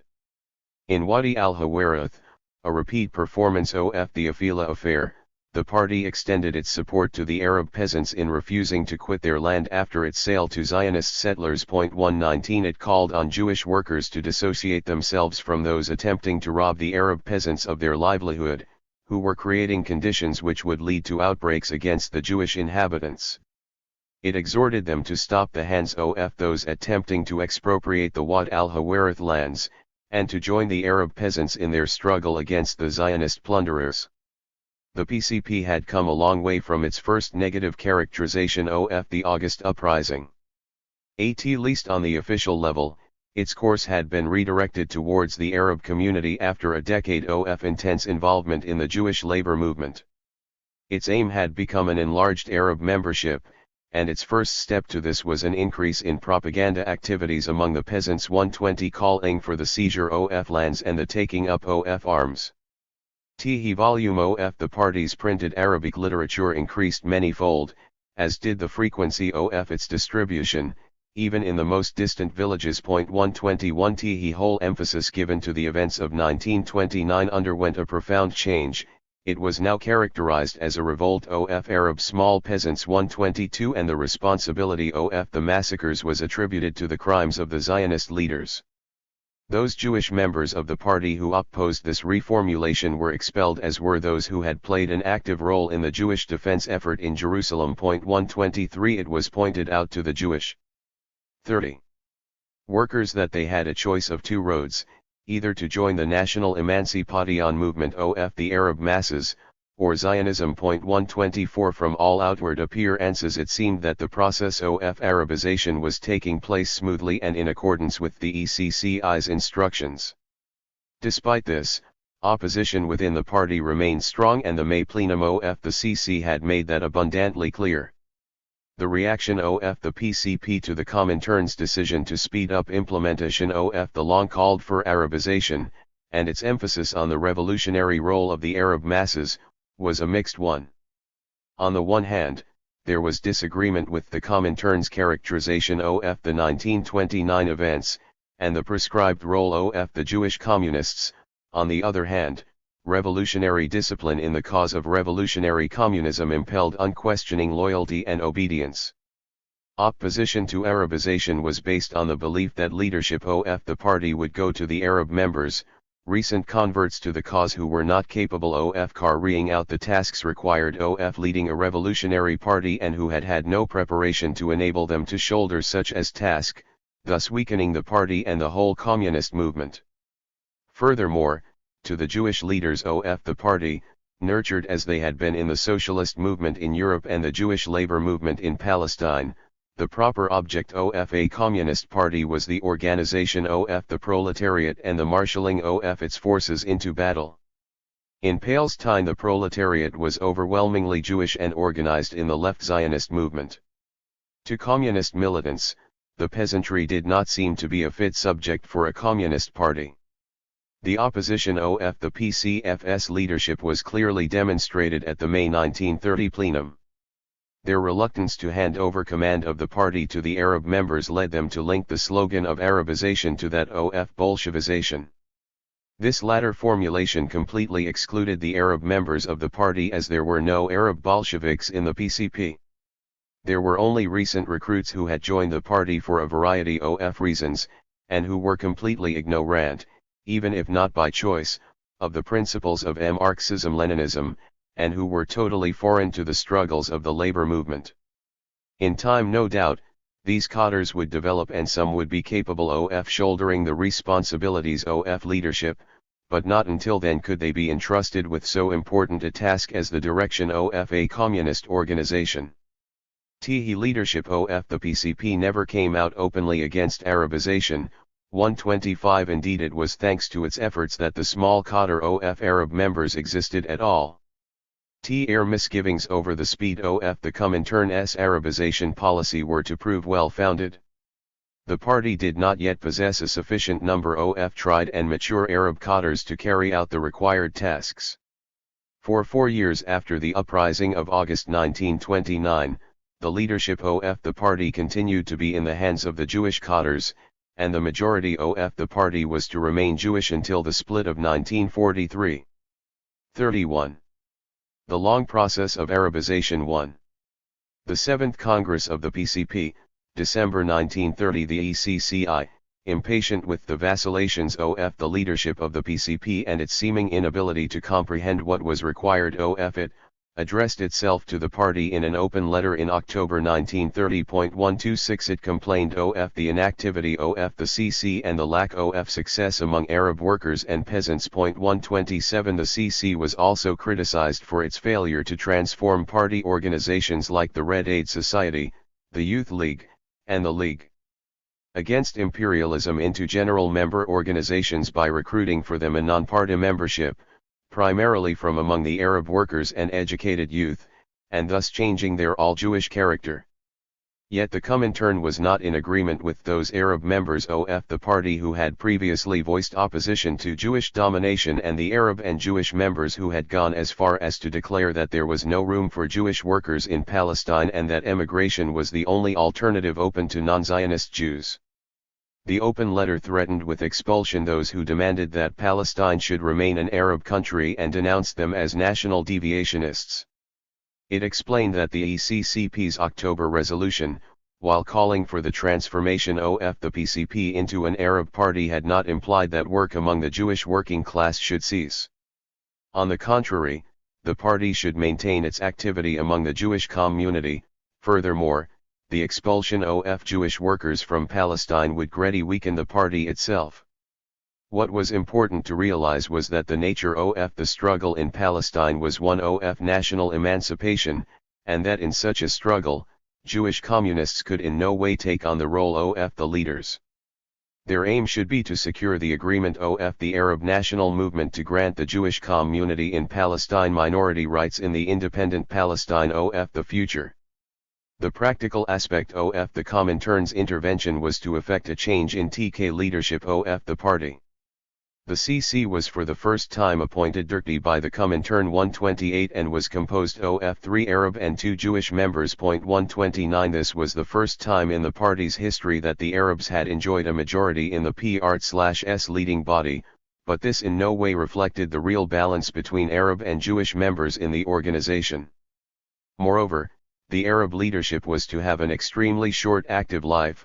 For exactly 3 months after its appointment, 2 prominent Arab members were arrested by the police. 130. The 7th Congress of the party met in Jerusalem towards the end of December 193, 0131 in the presence of a Comintern representative, and was presided over by an Arab member of the CC. 132 The Congress set the tone for communist activity in Palestine for the next decade and directed the party's path firmly towards the Arab community. The deliberation of the Congress can be divided into three main areas. First, an examination and criticism of the party's development and record in the last 10 years. Second, an analysis of the role of the Jewish community in Palestine. And third, the tasks the party should perform in the Arab national liberation movement. 32. These three areas were dealt with in an attempted criticism of the party's previous understanding of the national question in the country, which the Congress had declared to be the key for the formulation of a correct policy. 133 The Congress's main criticism of party activity since its recognition by the Comintern stemmed from the view that it had failed to characterize the peculiar position of the Jewish national minority in Palestine / and that this was the major source for the mistakes and errors which it had committed. 134 The party was seen to have been successful until 1929 in its work in the Jewish labor movement, having set up workers' clubs and organizations, and having participated in various events and demonstrations. 135 It had also disseminated its propaganda in favor of a united front of Arab and Jewish workers, widely among the ranks of the Jewish proletariat. In the Arab field, however, the party had committed mistakes, and these had led directly to its weakness and estrangement from the Arab masses. In 1929. 136 It had restricted its activity among the Arabs to printed propaganda and contact with the leadership of the national movement, and consequently failed to achieve the transformation into a pure Arab party. Its very success among the Jewish workers had led to a weakening of the party's Arab work, and to an incorrect estimate of the Jewish workers' ability to effect change in the country. This it had failed to take note of the radicalization of the Arab masses and of the antagonism between the Arab national movement and imperialism. The party also held to an incorrect equation of Jewish agricultural colonists and Arab peasants, and emphasized a false contradiction between the Zionist movement and imperialism in Palestine. This policy led to the neglect of the necessary build-up of an Arab cadre for the leadership of the party, while as far as Arab party members were concerned, the leadership did not take sufficient interest in their progress. 137 Nor in securing gainful party work for them. The activity of the party in the Arab field projected internationalist slogans, but in form only and not in content. The failure to convince either the Arab masses or even the Arab communists that the party stood at the head of the Arab national liberation movement resulted in mistrust of its policies among the Arabs, and failure to achieve any sizable growth. The Congress's derisions denied that the mistakes of the party leadership could be blamed on the existing objective conditions, or that they were the responsibility of a few leading members, who themselves deviated from the party's norms. It was the CC itself which was declared responsible for the failure to Arabize the party. Moreover, it stood condemned for failing to put the Comintern in the picture, and for deliberately misleading it about developments within the party. This manifestly incorrect stand vis the national problem resulted from a double failure. First, lack of understanding of the peasant problem in Palestine. Second, failure to arrive at a correct interpretation of Leninist proletarian internationalism, as far as the relationship of the Jewish communists to the Arabs was concerned. Dealing with the response of the PCP to the ECCI resolution of October 1929, the Congress laid the blame on a right opportunist deviation, the result of 33. Jewish national chauvinism in the party. 138 Although the CC had struggled against these Zionist manifestations, it had not implemented the Comintern's directive. On the contrary, it contrived to place obstacles in the way of Arabization, and the slogan of the May plenum, Bolshevization plus Arabization, had been an attempt by the CC itself to block the process. Even after the Comintern's direct appointment of a new CC with an Arab majority, opposition persisted in the form of demands for further explanations, and the acceptance of the Comintern's directives in principle and as theoretical statements only. 139 This, the Congress declared, flowed from the absence of a proper understanding of the background of the national problem and deliberately ignoring the tasks of the Jewish minority in Palestine, which itself was closely connected to the Zionist movement. It was noted on the one hand that since the Comintern's appointment of an Arab-dominated CC in October, a mere 2 months before the Congress, the party had thrown off its lethargy, and was actively performing its tasks in the Arab field, in correct understanding of the national problem, and struggling against Jewish national chauvinism. The Congress affirmed its determination to continue along the line decreed by the Comintern and confirmed the appointment of the Arab-dominated CC.140. The second topic dealt with by the Congress concerned the national problem and the position of the Jewish national minority in Palestine. The party's role, it was declared, was to struggle not only against the Jewish bourgeoisie, but also against the Jewish minority, which was completely under the influence of Zionism, and played the role of an imperialist agency in the suppression of the Arab national emancipation movement. 141. As far as the uprising of the Arabs against the presence of the Jewish minority in the country was concerned, the Congress affirmed that the party's duty was to make clear to the Jewish working class that this phenomenon was a common feature of colonial uprisings against imperialism, insofar as national minorities often supported the continued domination of imperialist rule. 142. As long as the Jewish minority in Palestine maintained its support for imperialism and continued to serve as its agent, Arab uprisings in the country would continue to be directed against it. Examining the class composition of the Jewish minority in the country, the Congress established that only 5% of the Jewish immigrants are workers, while the rest are petty bourgeois. 143. In an attempt to counter earlier support or at least a quiescence for Jewish immigration to Palestine, it was declared that it was not a spontaneous phenomenon, but organized by the Zionist movement with the express aim of creating a Jewish state. 144. Thus it was the duty of the party to oppose Jewish immigration and to expose its robber imperialist character. Likewise, Jewish colonists could not be regarded as oppressed peasants, nor be compared with the Arab peasants who had been evicted from their land with the sole purpose of making a place for these same settlers. Rather, the Jewish farmer was a member of a privileged class. 145. And his relationship to the peasants was akin to that of the kulak. The party had to struggle against Jewish colonization as strongly as against Jewish. 34. Immigration, as both would lead to the Arab workers and peasants being evicted from their workplace and deprived of their livelihood. 146. The Congress's conclusions on the position of the Jewish minority were ambiguous. It clearly portrayed the Jewish community in Palestine as fulfilling the role of an imperialist agent, and in turn being aided by imperialism to realize its policies of land conquest and immigration.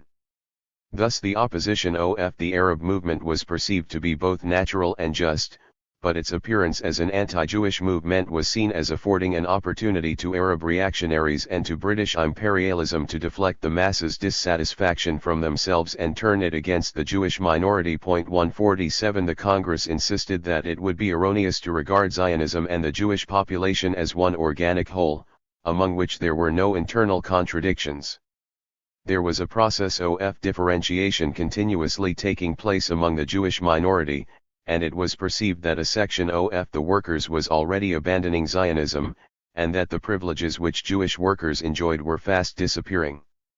Thus, despite the Congress's characterization of the pro-imperialist role of the Jewish minority and despite the fact that the Arab masses continued to regard it as an organic whole, the party persisted in holding out the prospect of a future united front between Arabs and Jews, justifying not only its repeated calls for cooperation, but also the activity of the Jewish communists and their continued presence in the country. The third area of activity dealt with by the Congress consisted of the party's work in the Arab street and the general political outlook. The first basic condition for successful work among Arab peasants was seen to depend on the transformation of the party into an Arab organization. Only then would it be able to assume its proper place in the national struggle against imperialism and Zionism. 148. The main field of activity was provided by the assumed atmosphere of permanent agrarian unrest. The party's duty was to take advantage of the exploitation and betrayal of the Arab peasants by the Arab leadership and the absence of an agrarian program in the platform of the left-wing of the Arab national movement. The Part/S activity should concentrate on landless peasants and the semi-proletarian agricultural workers. The Congress mapped out a number of practical measures, such as the distribution of printed matter written in simple and understandable language, personal contact with the villages, and specifically contact with the teachers in village schools, and the formation of peasant committees. The party's stand on land sales was unambiguous and uncompromising. It refused to recognize the validity of deals made between the Zionists and absentee Arab landowners, and declared that the duty of Jewish workers was not only to offer support to the peasants, but also to supply them with arms to enable them to fight against the expropriation of their lands. 149 at the same time, the party's propaganda among the Jewish workers should explain that the settlement of Jews on those robbed lands would only cause the peasants to launch attacks against the Jewish settlers. The tasks of the agrarian revolution included the expulsion of Jewish settlers from their recently acquired land and the return of this land to its previous owners. Only by enrolling in the Arab national movement could the Jewish workers assure themselves of the prospect of being allowed to remain on the land. Their future in Palestine would depend on the extent of their struggle against Zionism, and they would be granted the rights of a national minority with full freedom to develop their national culture. The Congress affirmed that the general activity of the party should not neglect work among the small Arab working class and in the Jewish street. The real character of Zionist immigration should be made clear to the workers, and the party should demand its cessation. 150 It should also pay special attention to the organization of joint demonstrations of Arab and Jewish workers against British imperialism, and by underlining the Arab masses' opposition to imperialism, gain adherence among the Jewish labor movement. The Seventh Congress's comprehension of Palestinian conditions suffered from major defects. Insofar as it perceived a situation of agrarian unrest and rebelliousness against the traditional Arab leadership, it was the result of dogmatic preconceptions that did not match the reality of the situation. The agrarian revolution was not on the agenda in Palestine. The Arab peasants, traditional, backward, and conservative, were activated by tribal and religious loyalties rather than by social and political considerations, and were completely subservient to the Arab urban religious and semi-feudal leadership. The position regarding the Yishuv revealed a similar lack of understanding. The belief that sections of the Jewish working class were becoming increasingly disenchanted with Zionism was unfounded. Even if true, the outcome would have been an increase in the rate of emigration as had happened in the past when severe economic conditions had led to discontent and despair among sections of the Yishuv. There were no grounds for the belief that Jewish workers had any interest in joining the ranks of the Arab national movement. As Zionist immigrants, they had come to Palestine with the express aim of building a Jewish national home. The success of the Arabs in securing national independence would necessarily deliver a death blow to the Zionist dream. As such, the British were not at this stage an enemy but rather an ally.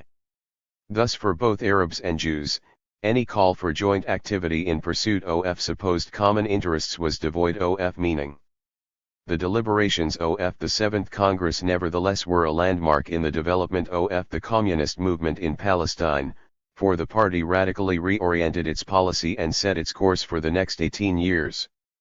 The implication of its new analysis and the policies put forward affected not only the PCP's previous existence as an immigrant section, but also the abandonment of the goal of socialist proletarian revolution and its replacement by the recognition of the national character of the struggle taking place in Palestine, the primacy of the tasks of national liberation over those of social emancipation. Hitherto the party, in its preoccupation with the Jewish labor movement, had acted in accordance with the precepts of classical European Marxism, with its emphasis on the central role of the proletarian class struggle. It had ignored the Colorado 36 nihilist aspects of the Jewish presence in Palestine and worked out the doctrine of Yeshivism, which justified its preoccupation with the Jewish community and excused its lack of opposition to Jewish immigration. It had attempted to link the struggles of the Jewish working class to those of the oppressed Arab masses by abstract appeals to internationalism and calls for a joint struggle against the Arab and Jewish bourgeoisie, without understanding that as far as the Arabs were concerned, the perceived threat came from the outsider, the foreigner who was depriving them of both land and work, and that the first condition of a successful social struggle was the realization of the country's independence and the evacuation of British troops. The Seventh Congress repudiated the party's previous positions, and came out strongly not only against Jewish immigration but also against the Jewish minority as a whole, which was seen for what it was, the result of Zionist agitation and activity in the effort to build the national home, and not the freak outcome of immigration in response to racist persecution nor the personal desire of individuals to start a new life or make their personal fortunes. The necessity of settling up an Arab Communist Party presented itself once the anti-imperialist nature of the conflict in Palestine had been recognized. The Seventh Congress can be regarded as the first step, taken at the Comintern's prodding, to embark on the road to Arabization. It has involved the re-examination of the position of the Jewish minority, and the redirection of the party's activity within the Arab community.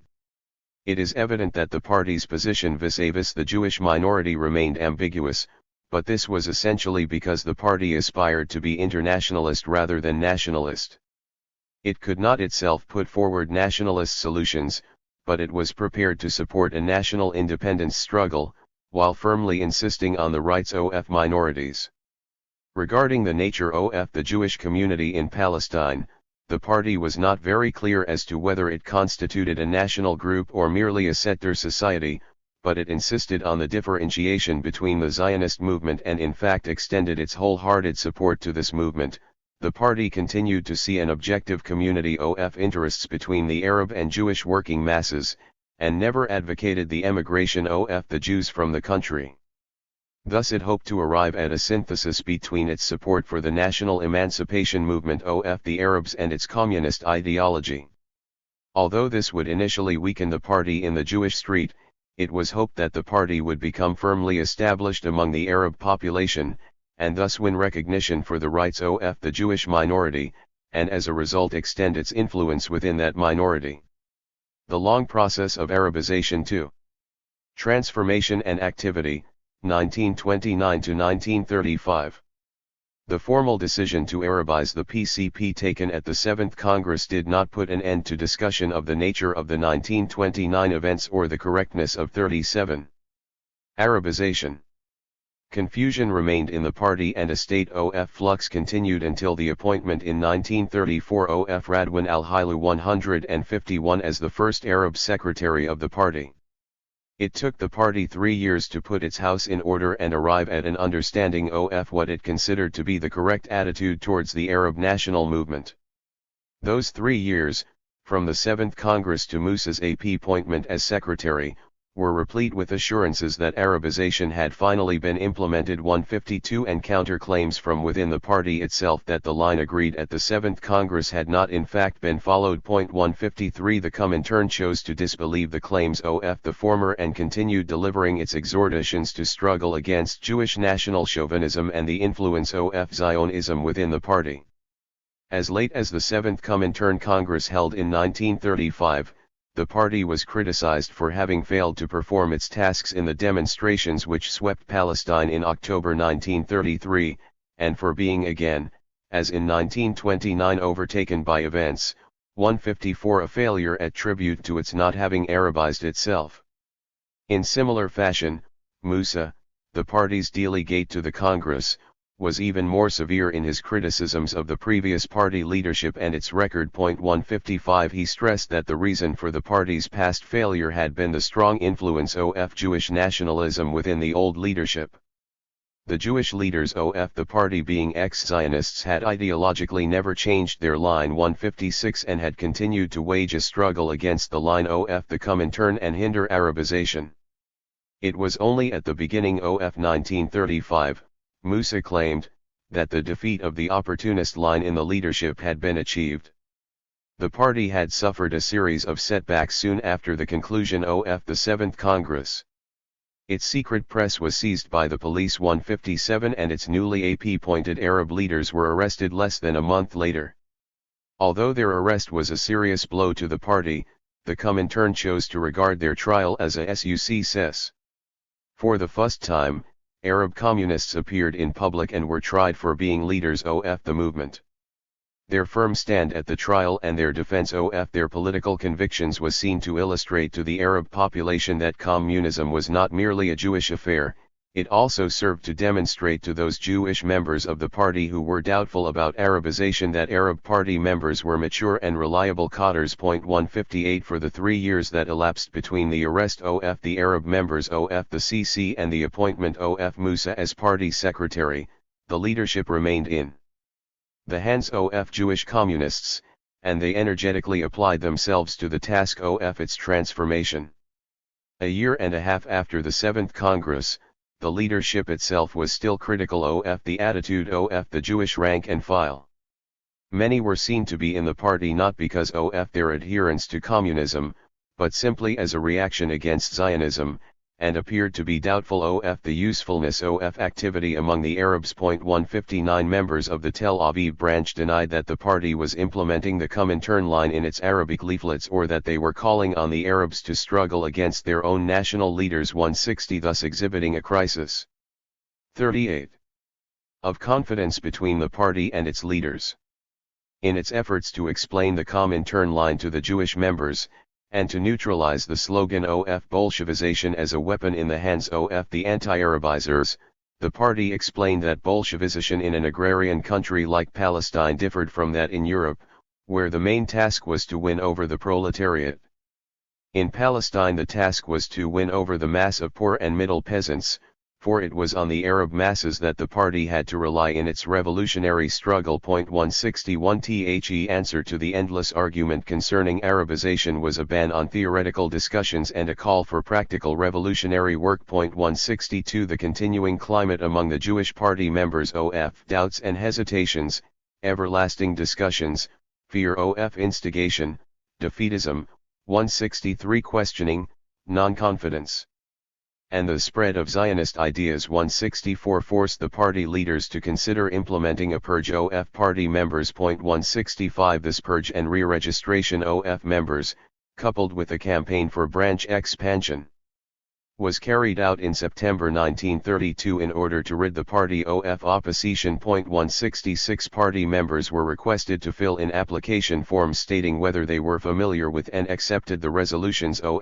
the 7th Congress on Arabization. 167 Every party member had to go through this process of re-registration. 168 And those with a previous record of opposition had to face an investigation committee where they were called on to explain their political attitudes. 169 In the branch expansion plan which accompanied the re-registration, emphasis was placed on the winning of new Arab members and the establishment of new branches in villages around the 3 main areas of party activity, Haifa, Jerusalem, and Jaffa/Tel Aviv. L70 The instructions of the Secretariat to the party branches were detailed and pinpointed areas of activity. The party, however, did not set its aims too high, and this was reflected in the proportion of Jewish to Arab members that it hoped to enlist. 171 It was implicitly admitted that the proportion of Jews to Arabs would remain high, as would the proportion of workers to peasants. Certain branches such as the Jaffa/Tel Aviv Local Committee, came in for heavy criticism and were accused of being Nes of defeatism, 172 and admonished for their lack of Arab members. 173 While other branches such as Haifa were commended for their successful activity. The intensified activity of the party in this period had its negative aspect. It led to increased arrests among the more experienced cadres, and the party was thus handicapped by the lack of experienced comrades with the necessary knowledge of party work. 174 In a communication to the Oriental Department of the Comintern, the party secretariat actually called on the Comintern to supply it with experienced cadres to enable it to continue the policy of Arabization. It went on to report that the majority OF party members had not yet accepted the new Line 175, that the party had lost nearly all its leading cadres since the 7th Congress, that very few experienced party members remained in the branches, and that most of the members were new and had no past revolutionary experience.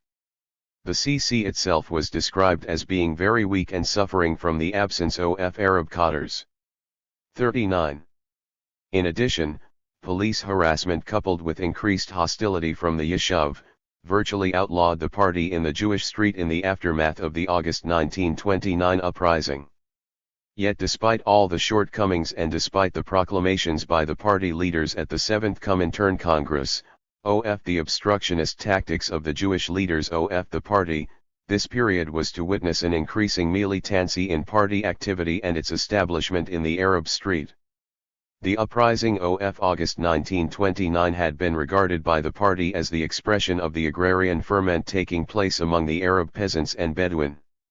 The party professed to see a continuation of the peasant movement in the form of partisan fights and rural brigandage. 176 In the absence of any meaningful Arab proletariat, the party outlined a course of action whereby in each village where contact had been established, small meetings of peasants should be held where party members would lecture on the communist agrarian program and explain the means by which it could be realized. 177 He subjects discussed should encompass the political situation in the country, bad harvests, the dangers of famine, the Zionist conquest of land, the seizure of land and crops, taxes, and the obstruction of tax collectors. It was necessary to set up revolutionary village committees under the slogan of "Organize and arm yourselves for the revolutionary uprising." The economic situation of the peasants was characterized in a party document as so desperate that the coming of the inevitable agrarian uprising was only a matter of time, and it was the party's duty to prepare for it by organizing the most revolutionary groups among the peasants. The party centered its activity on the landless and the unemployed, whom it estimated made up to 25% of the Arab peasant population. 178 Of these, the youth were held to constitute the group least influenced by religious fanaticism and most open to revolutionary agitation, and thus had to be attracted to participate in the revolutionary committees.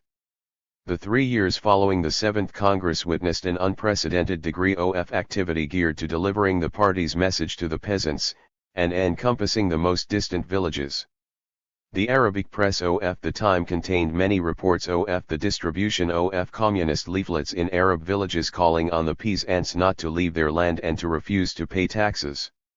Although this activity did not achieve any startling breakthrough, the party did succeed in mustering some support. 179 and in gaining sympathy for itself. 180 Yet its agitation remained abstract, and although its leaflets were written in simple language and concerned themselves with concrete issues relating to the peasants' daily needs, the few peasants that the party did succeed in enlisting were themselves divorced from their villages and carried out their activities in the towns. Here again the party was hampered by its Jewish makeup. Jewish cadres were ready and capable of distributing leaflets in Arab villages and among agricultural workers, but this activity could not compensate for the lack of personal contacts and the existence of Arab members who were themselves living in the villages, sharing their daily life and struggle, and thus capable of playing an active role and mustering around them other radical elements. 40. In its leaflets directed at die peasant masses, the party called for the taking over of state domains and the lands of Zionist settlers and Arab feudalists. 181 It called on the peasants to rise in armed rebellion and to rely solely on their swords and rifles and forsake the traitorous Arab leaders. It explained that the cause of their poverty was the existence of imperialism and Zionism, and it called on them not to give an inch of their land to the Zionist settlers. 182 Throughout its literature in this period, the party emphasized that the peasants had to struggle not only against the imperialist government and its taxes and the Zionist settlers who were expropriating their lands, but also against the traitorous feudal effendis. 183 Who sold their land to the Zionist companies and lived parasitically off the money they extracted from peasant labor. Also, for the first time in the party's literature, The issues of land conquest and Jewish immigration were linked together. 184 And the peasants were called upon to demonstrate outside government buildings and in the ports against Jewish immigration and to call for the return of the immigrants. Instead of bringing foreigners into the country, the government was called upon to provide work and food for the inhabitants.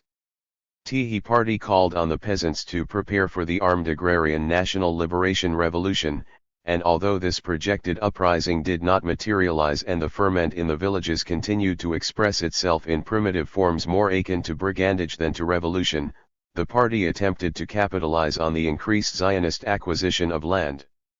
As far back as the Afitza incident of 1924, it had opposed the land acquisition policy of the Zionists. After 1930 this became one of its main planks, and was linked to the struggle against the conquest of work campaign in the towns.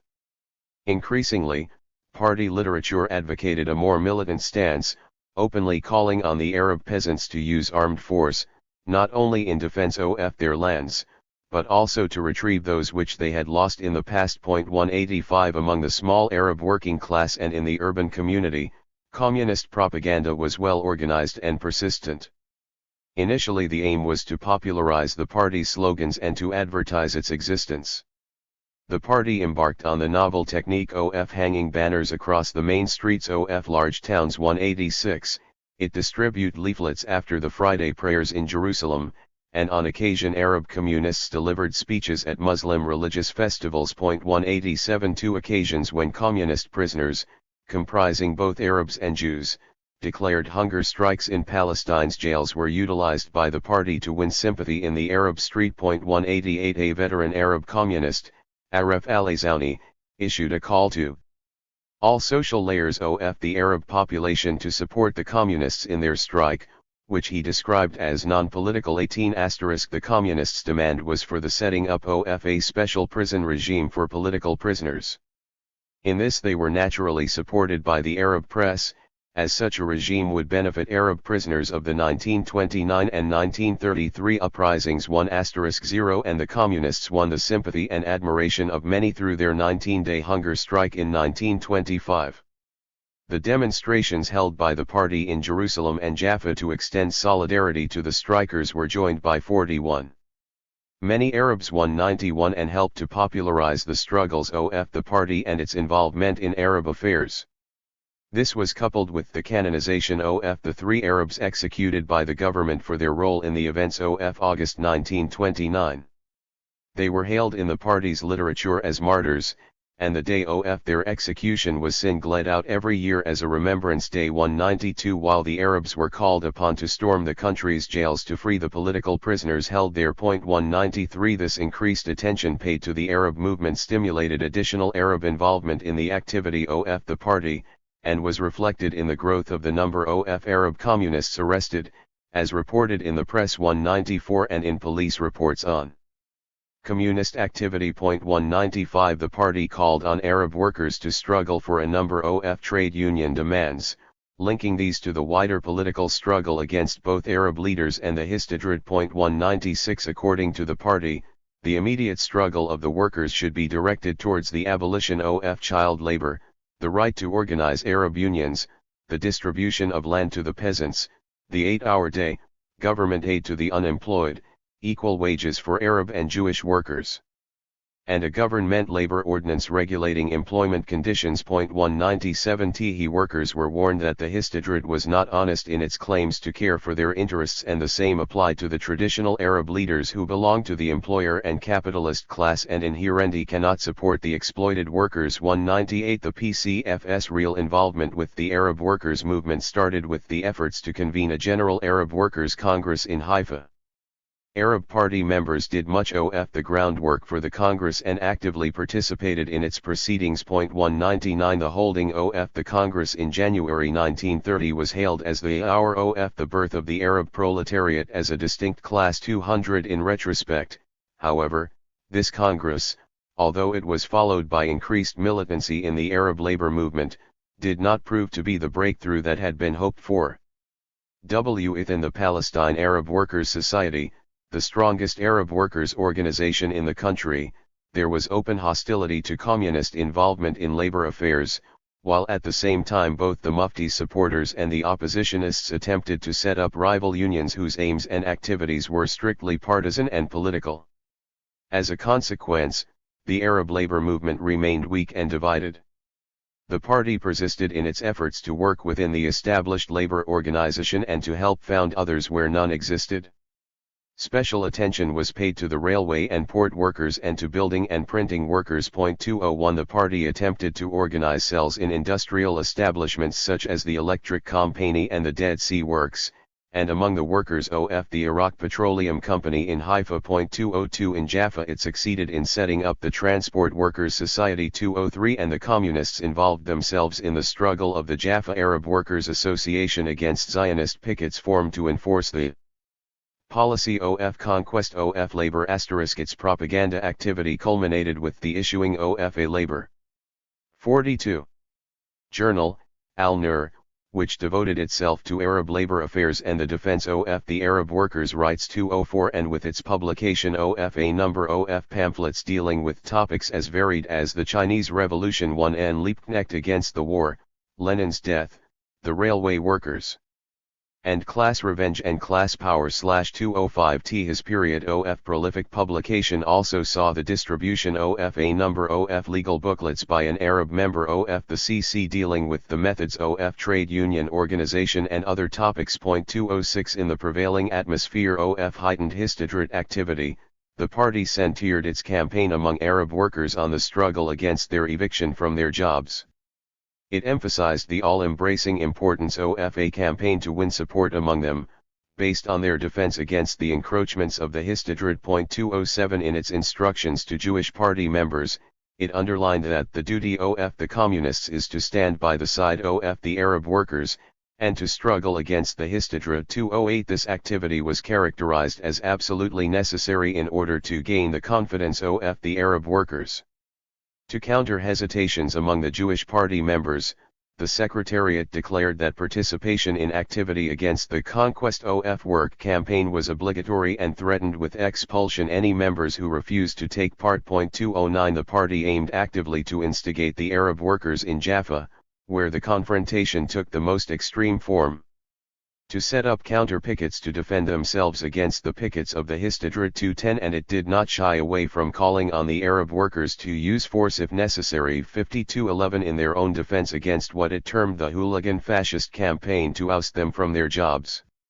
In Wadi Hunayn, where clashes between Arabs and Jews were a consequence of the Histadrut's activity, the party declared that the duty of class-conscious Jewish workers was to prove to the Arab peasant that they had nothing in common with those who occupied his land and his work. 212 The party presumed that the resistance of the Arab workers was a result of its agitation and took pride in this. It described the Jewish workers who took part in this activity as having tossed all feeling of class interest and collaboration. 213 It glorified the aimed resistance of the Arab workers against the Zionist pickets and declared that there is only the language of the stick to deal with scoundrels who attack the livelihood of the workers in Jaffa itself. The Transport Workers Society, the labor organization set up by the party, actively engaged in the picketing organized by the Arab Workers Association in the city. The party's attacks on the Hitleristic labor conquerors serves as an example of the PA's attitude to the problem and its campaign among Jewish workers to take the side of the Arabs. In Tel Aviv, where Arab and Jewish workers were injured during an attack by a Zionist picket, the party commended the action of a couple of Jewish workers who defended the Arabs and were injured as a result. 214 It characterized the Zionists as building a wall of national hatred between Arab and Jewish workers, and attempting to exterminate the Arab laboring masses. The Jewish workers were warned that the policy being 43 implemented by the Histadrut endangered their future in the country and even their very existence. 215 They were called upon to desert their chauvinistic leaders and to refuse to take part in the Zionist hooligan groups. Only through struggling against the policy of conquest and against Jewish immigration in the common front with the Arab workers could imperialism be expelled from the country and the welfare of both Arab and Jewish workers be safeguarded. The position taken by the PCP and the International Communist Movement on the events of August 1929, coupled with the firm turn towards Arabization that the party had taken after the 7th Congress, resulted in increased hostility from the Yishuv and a decline in activity within the Jewish community. This was reflected in the party's poor showing in the election to the elected assembly of the Yishuv in 1930, when it won a very small number of votes to 16 and where its members were attacked as pogromists.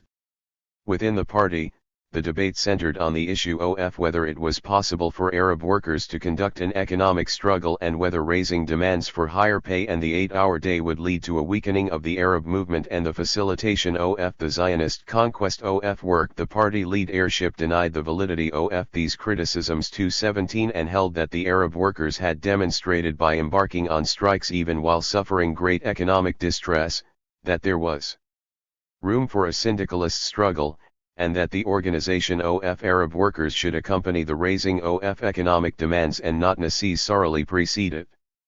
The party insisted, at the same time, that Jewish members should continue to seek entry into the Histadrut to struggle from within the Zionist organizations. Ths, however, brought strong opposition from party members. The conditions of activity within Zionist organizations were extremely difficult and hostility towards the party was so pronounced that Jewish party members preferred to set up their own trade union organization. The party leadership, however, never wavered in its belief that opposition to Zionism should come from within, and to this end, it continued to wage its struggle inside the Zionist movement, but with little success, and as far as the members were concerned, with great reluctance. The party never conceded that the Jewish community as a whole was a lost cause, nor that it was impossible to differentiate between the Zionist leadership and the Jewish working masses in the country. 218 The party's main drive within the Jewish community remained aimed at winning support for the Arab national indolence movement. The Jewish minority was seen to have become, as a result of Zionist policy, the main pillar of British imperialism and used as a tool against the Arab national liberation movement. 219 This, it was pointed out, presented a threat to the existence of the Jewish minority, and the party warned of the danger of a repetition of the massacres of 1929. Furthermore, the threat which immigration presented was declared to be not only directed against Arab workers and peasants, but also against Jewish workers, for it served as a means of swelling the ranks of the unemployed and lowering wages. 220 It also led 44 to the creation of an abyss of hatred between the two peoples, which was to the benefit of neither. The only way to guarantee the free development of the Jewish minority in the country was to struggle against imperialism and Zionism, against immigration and conquest. 221 And to ensure that in the coming revolutionary uprising, the Jewish workers would, unlike in 1929, participate in the struggle for national independence. In the 5 years stretching from the party's 7th Congress in 1930, to the 7th Congress of the Comintern in 1935, the party failed in its task of winning over the Arab peasant masses, but it did succeed in attracting sections of the Arab working class and intelligentsia. The objective conditions in Palestine favored the development of the party, as the national struggle was becoming more acute, and there was an increase in land sales and in Jewish immigration. Within the Arab community the Arab masses were becoming restive, they were impatient with their leaders who were holding out for an arrangement with Britain, and they favored more militant action, as the demonstrations of 1933 and the guerrilla band of Sheikh al-Qassam showed. The small Arab working class was growing and beginning to take the offensive, strikes were occurring with increasing frequency and trade union organization was the popular watchword. The educated youth were also clamoring for organization and to wage a struggle against the British, and for the first time literary works were circulating which introduced new ideas of revolution and social justice. The struggle for the Arabization of the party went hand in hand with the attempt to take advantage of this new climate in the country. Chapter 3 Party policy during the Third Period and the introduction of the National Front. The left phase of the PCP. The PCF's position vis-and-vis the Arab national movement was formulated in conformity with the Sixth Comintern Congress. The new Comintern policy relating to association with the nationalist movements in the colonies started as an attempt to redirect the policies of the French and British Communist parties with regard to political alliances with social democratic parties and as a reaction to failures in China. 1 The 9th Plenum of the ECCI meeting in February 1928 decided on the new tactic of class versus class. The period was characterized as one of increasing capitalist instability. 2 and of betrayal by the leadership of the social democratic parties in the West, and the leaders of the nationalist movement in the colonial countries, of the anti-imperialist revolutionary struggle. The Sixth Comintern Congress meeting in July 1928 formally consecrated the third period. This was based on both internal and external considerations pertaining to the Soviet Union and Stalin's struggle for power, but its strictures were to apply to all communist parties, and to all countries without exception and irrespective of their varying internal conditions. In the backward colonial countries, the tactic of alliance with the national bourgeoisie was rejected and the revolutionary wing of the national liberation movement was no longer to be trusted.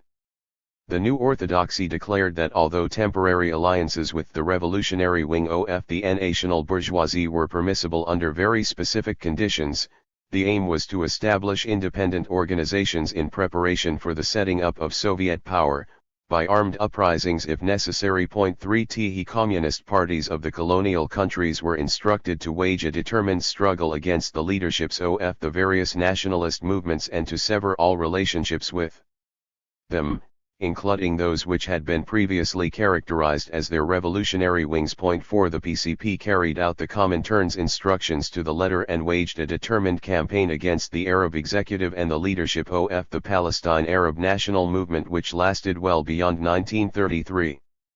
The party dated the betrayal of the national reformists 5 from the convening of the 7th Arab Congress. 45. 46. In 1928, which had adopted a policy of cooperation with Britain. The Arab executive was characterized as having entered upon the road of traitorous competition with the Zionists in bargaining for concessions from British imperialism. 6 And the national reformists were declared to have turned more and more to counter-revolution and capitulation. The re-evaluation by the party of the nature of the August 1929 events led to an attack on the leadership of the Arab national movement for having diverted the struggle of the Arab masses into racial attacks on the Jewish population and for having betrayed the insurrectionary movement of the Arabs by discussing terms with the British imperialist government while corpses are still lying in the streets of Haifa, Nablus, and Jerusalem. 7 The party declared its vehement opposition to the discussions which took place between the British government and the leaders of the Arab national movement in the aftermath of the August 1929 uprising, and came out strongly against the sending of an Arab delegation to London. 8 The Arab leaders, it was declared, had in the past played a revolutionary role and opposed British imperialism but, as became obvious during the 1929 uprising and its aftermath, had become traitors. Their policy had changed from one of struggle against imperialism to one of trying to make a deal with the British within the terms of the mandate. The aim of the delegation to London was declared to be not the independence of Palestine, but a compromise which would give the country the semblance of parliamentary rule, but keep it under the domination of Britain, and answer the interests of the traitorous leaders. Before the delegation actually travelled to London, the party called on the Arabs to refuse to give any contribution to help finance the trip. It was stressed that the aim of the delegation was to work out some compromise which would not bring any benefit to the Arab masses themselves, and pointed out that the struggle for Palestine's independence could only take place in Palestine itself. This would be achieved through the total rejection of not only the Balfour Declaration that the Arab leaders were bargaining over, but also the British imperialist presence in the country. The decisions of the 7th Congress of the party held in December 1930 were unequivocally hostile to the aims and practices of the Arab national movement. It was stated that although Zionist activity had been detrimental to all sections of the Arab population, The landowners were an exception 10 for they sold their lands to the Zionists and benefited from the inflated prices which the latter were prepared to pay. It was these same people who constituted the leadership of the Arab national movement, and the party accused the members of the Arab executive of selling land to the Zionists. 11 Thus the party saw its task as one of exposing the traitorous leadership of the Effendi Majlisi and the Mufti 12 and of contrasting their behavior in attempting to work out a deal with British imperialism, with the suffering of the Arab masses symbolized by the execution of the 3 Arab rebels in Acre by the British for their part in the 1929 uprising. It was decided at the Congress that the party's propaganda should emphasize the betrayal by the Arab feudal landowners, who were accorded the Comintern's latest label, National Reformists, 13 and 47. Should expose the secret agreement concocted in London by the Arab delegation and the British in return for a sham legislative council.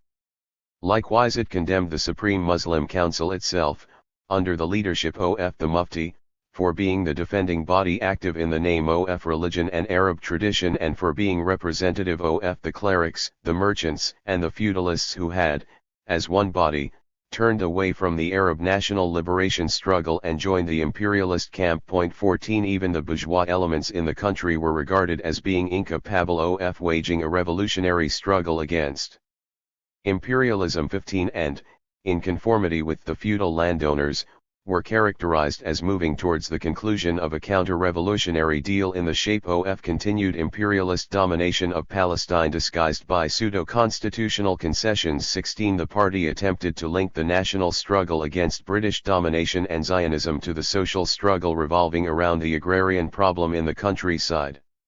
It criticized the Arab national movement for ignoring the basic agrarian problem and confining their demands to keeping the land within Arab hands.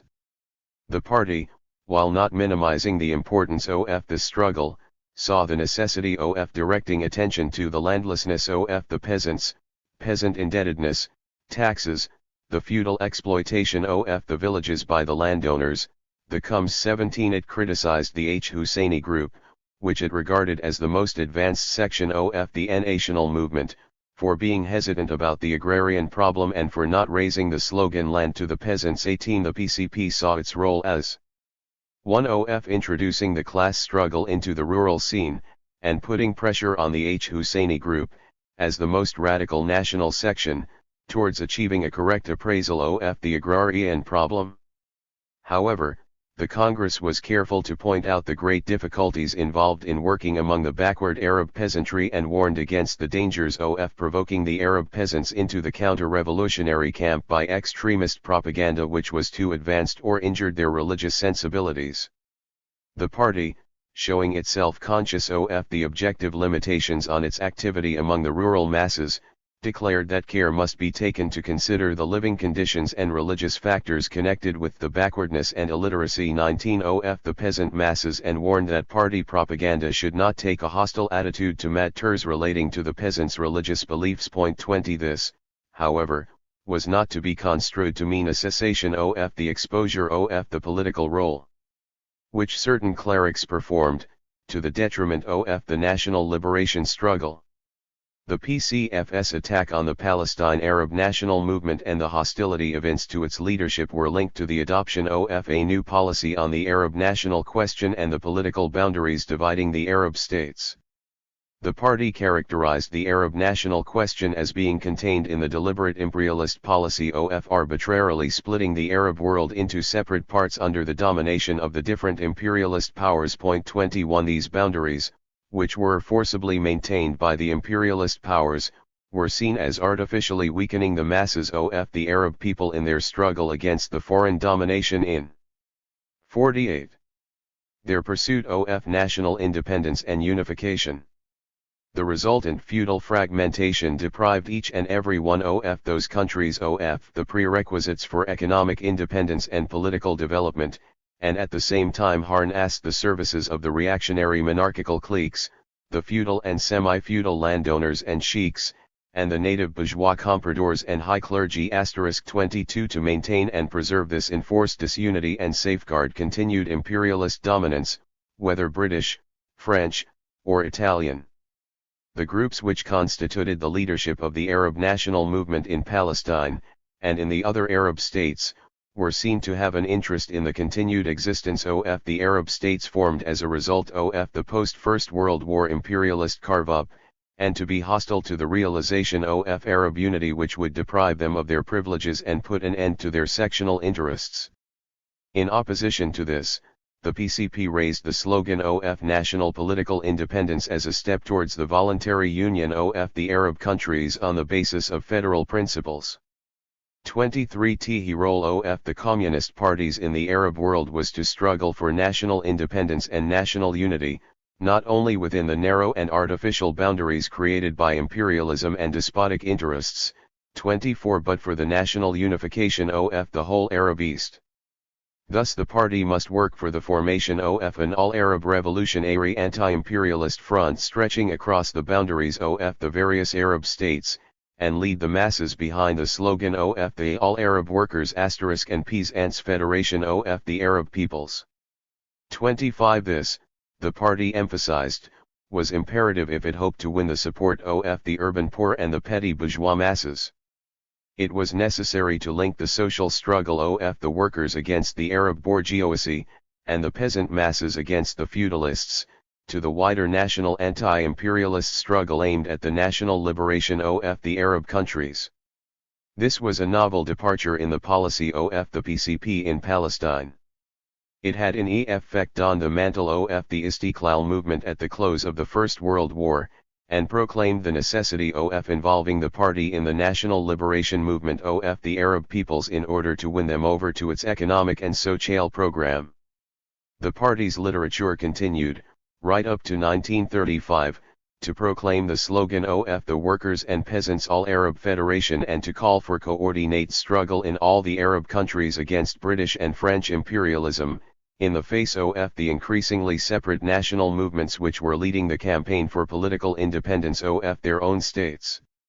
It thus tried to outflank this traditional leadership by making a wider national appeal to the more radical sectors of the Arab population and the radical section of the Istiqlal, and the Arab Youth Congress.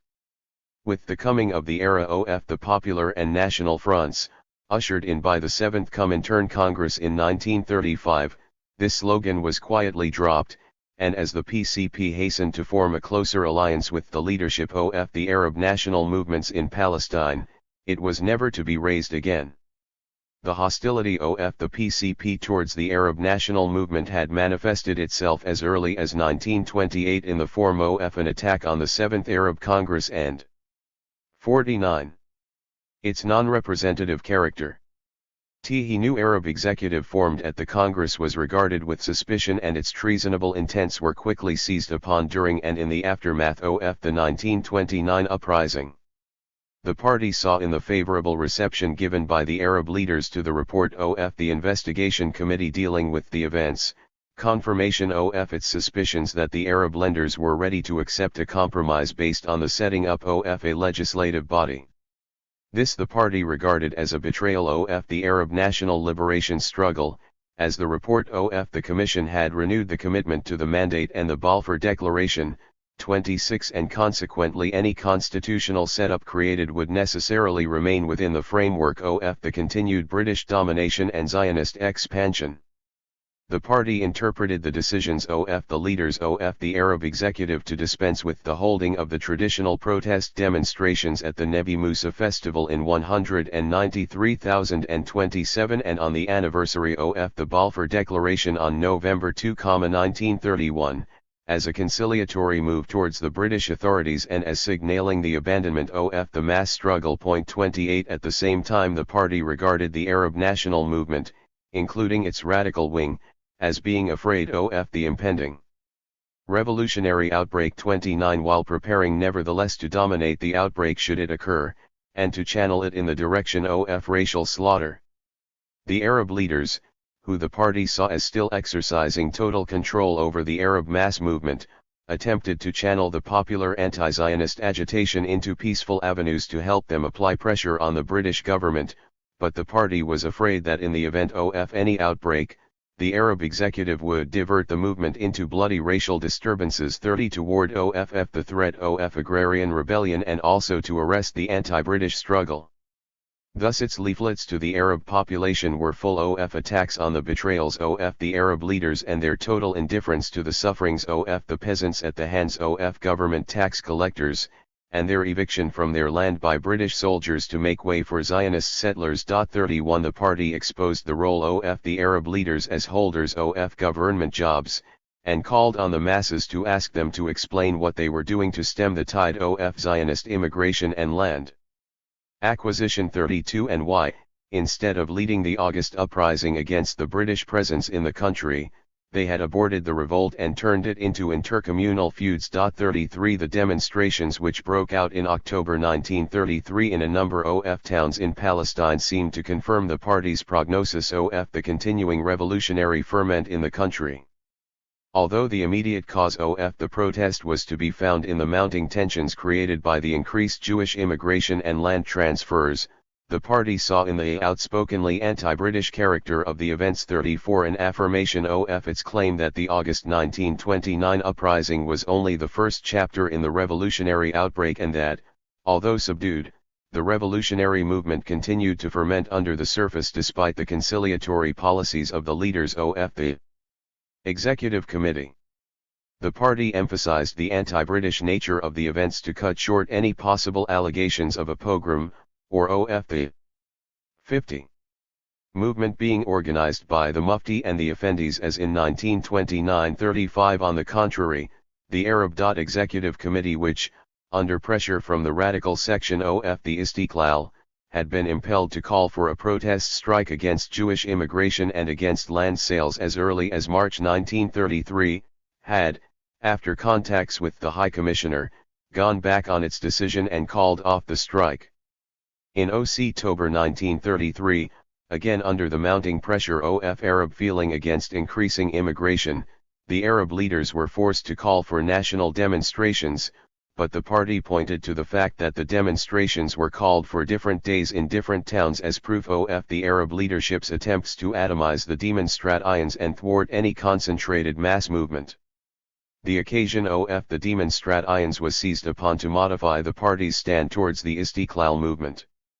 Although Ani Abdul Hadi, the leader of the Istiqlal and its most prominent representative in the Arab executive, was attacked as belonging to the same group of reactionaries as the other Arab Effendis. 36 The radical wing of the movement was commended as having become more revolutionary and for having raised during the demonstrations, the right political slogans of no diplomatic negotiations, only mass demonstrations. 37 The party described the members of the radical wing as the true anti-imperialists. 38 And insisted that it was they who had marched at the head of the demonstrations and gave the latter their anti-British character.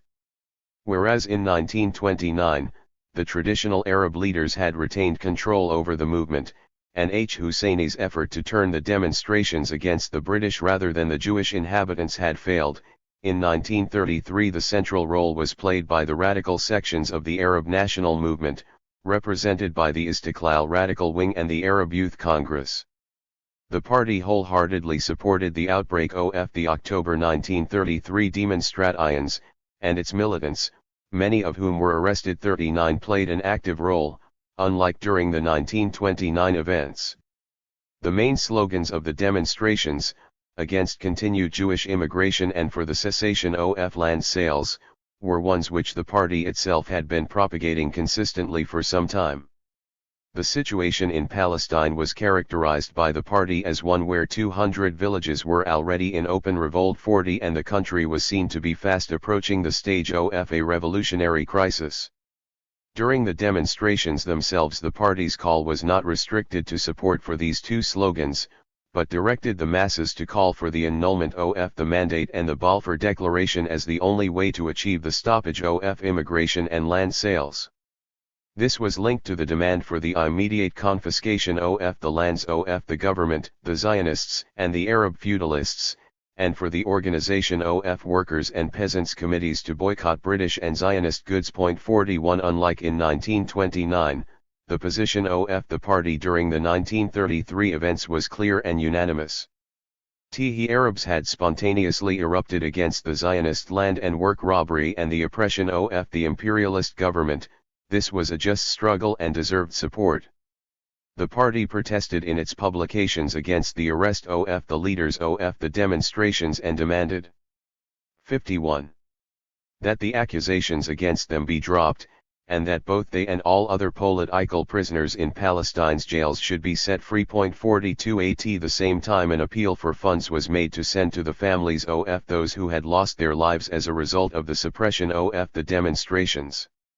The party's characterization of the 1933 events was not entirely correct. The emphasis on the participation of Arab peasants and Bedouins was simply not true. Unlike the August events, the eruption was mainly urban and was of such short duration that it was suppressed before it could have any wider national repercussions. At the same time, the social connotations that the party professed to see in the demonstrations are difficult to verify. Although there is no denying the economic hardships of the rural masses, and the exact ions they suffered at the hands of both government tax collectors and feudal landlords, there is no evidence of social rebellion or agrarian outbreak. The nature of the 1933 events was wholly political, and here the party was correct in seeing the change of direction which had taken place in the Arab national movement since 1929. For the first time since the British occupation of Palestine, the movement which broke out in 1933 was directed largely against the British presence itself, and not against the Jewish community. A change had occurred in the national movement, which after 3 years of frustration in its dealings with the mandatory power, and its inability to secure concessions even in the form of a power-shorn legislative assembly, had led to the realization that it was necessary to struggle against British policy itself, rather than its manifestations, which were the continued growth of the Zionist movement in the country and the strengthening of the Yishuv. The demonstrations had been organized not, as the party had claimed, by the radical wing of the Arab national movement, although there is no denying that these groups contributed to the changed climate of opinion, but by the Arab executive itself under pressure to show some positive results after a long period of inactivity. There had been a shift towards more radical policies within the Arab executive, and the 1933 demonstrations had made clear the break between the mainstream of the national movement, which was becoming increasingly hostile to Britain, and the Nashashivi opposition, which, though it occasionally pursued an extreme line in its attempts to embarrass the Mufti, favored a policy of moderation, and continued dialogue in the hope of winning Britain away from its Zionist allies and protégés. 43 THI Party's characterization was also correct in seeing the outbreaks of 1933 as only the opening chapter in the long-expected national uprising. THI years to 1936 witnessed a continued radicalization of the Arab national movement and increasing reference to the necessity of armed struggle as the only possible path which would free Palestine from Britain and from the continued growth and strengthening of the Yishuv. THI movement of Al-Qassam in 1935 was a manifestation of this path. 44 The events of 1933 are important in the history of the development of the party. They signaled a change in its attitude towards the leadership of the national movement, though this did not become official doctrine until after the Comintern. 52. Congress of 1935.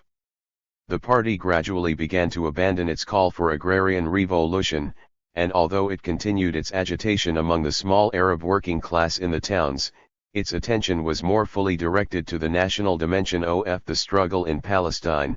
Even in its activity among the Arab workers, its efforts were directed at agitating for the organization of Arab labor pickets to stand up to the Zionist conquest of work campaign, and it directly linked the struggle with that against immigration. This is not to imply that the party approved of the Mufti's leadership. Indeed, he was attacked as late as 1935 as an Italian propagandist. 145 and so were the other Arab leaders for their persistent efforts to find a modus vivendi with the mandatory power. But the party was beginning to give primacy in its propaganda to the national aspect of the struggle more than it had done before. Thus attention was paid to any armed activity in the country which could be construed as representing opposition to British authority. Prominence was given to Abu Jildeh 4 * and he was described as a leader of partisan detachments 47. He party saw in supporting this band of peasant Udas an extension of its support for the defiant armed spirit in the country, contributing to disorder and agitating for defiance of government authority. Although the party expressed itself opposed to the use of individual terror 48, it mounted a popular campaign for Abu Jildeh's release and clamored for the commuting of the death sentence passed on him. 49 Similarly, the party maintained contacts with the Al-Qassam group prior to their discovery in October 1935, 50 and came out in open solidarity with the movement after Al-Qassam's death in a chance encounter with the British Army. 51 Yet the party itself remained ambivalent in its attitude to armed activity and criticized Al-Qassam's movement for being too eager to take the field, for being conspiratorial, and for being unclear about the nature of the enemy facing it. The 30s saw a hardening of the party's attitude towards the Zionist movement, and a decrease in its political activity within the Yishuv. Although it had taken part in the elections Fox the Va'ad Lumi in 1930, and fared badly, the party explained its participation as a propaganda ploy to expose Zionist policy among the mass of Jewish workers 52 and to show that Jewish communists were ready to declare their support for the Arab struggle against Zionism from within this imperialist assembly.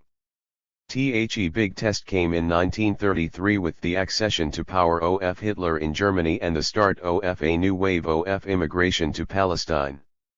Until then, Jewish immigration from Germany had been virtually non-existent, and immigration as a whole had not been in sufficient numbers to constitute any real threat, or to enable the realization of the Zionist aim of a Jewish state. With the changed circumstances in 1933, the party was forced to meet the problem head-on and declared itself in favor of the demands of the Arab national movement for the cessation of immigration.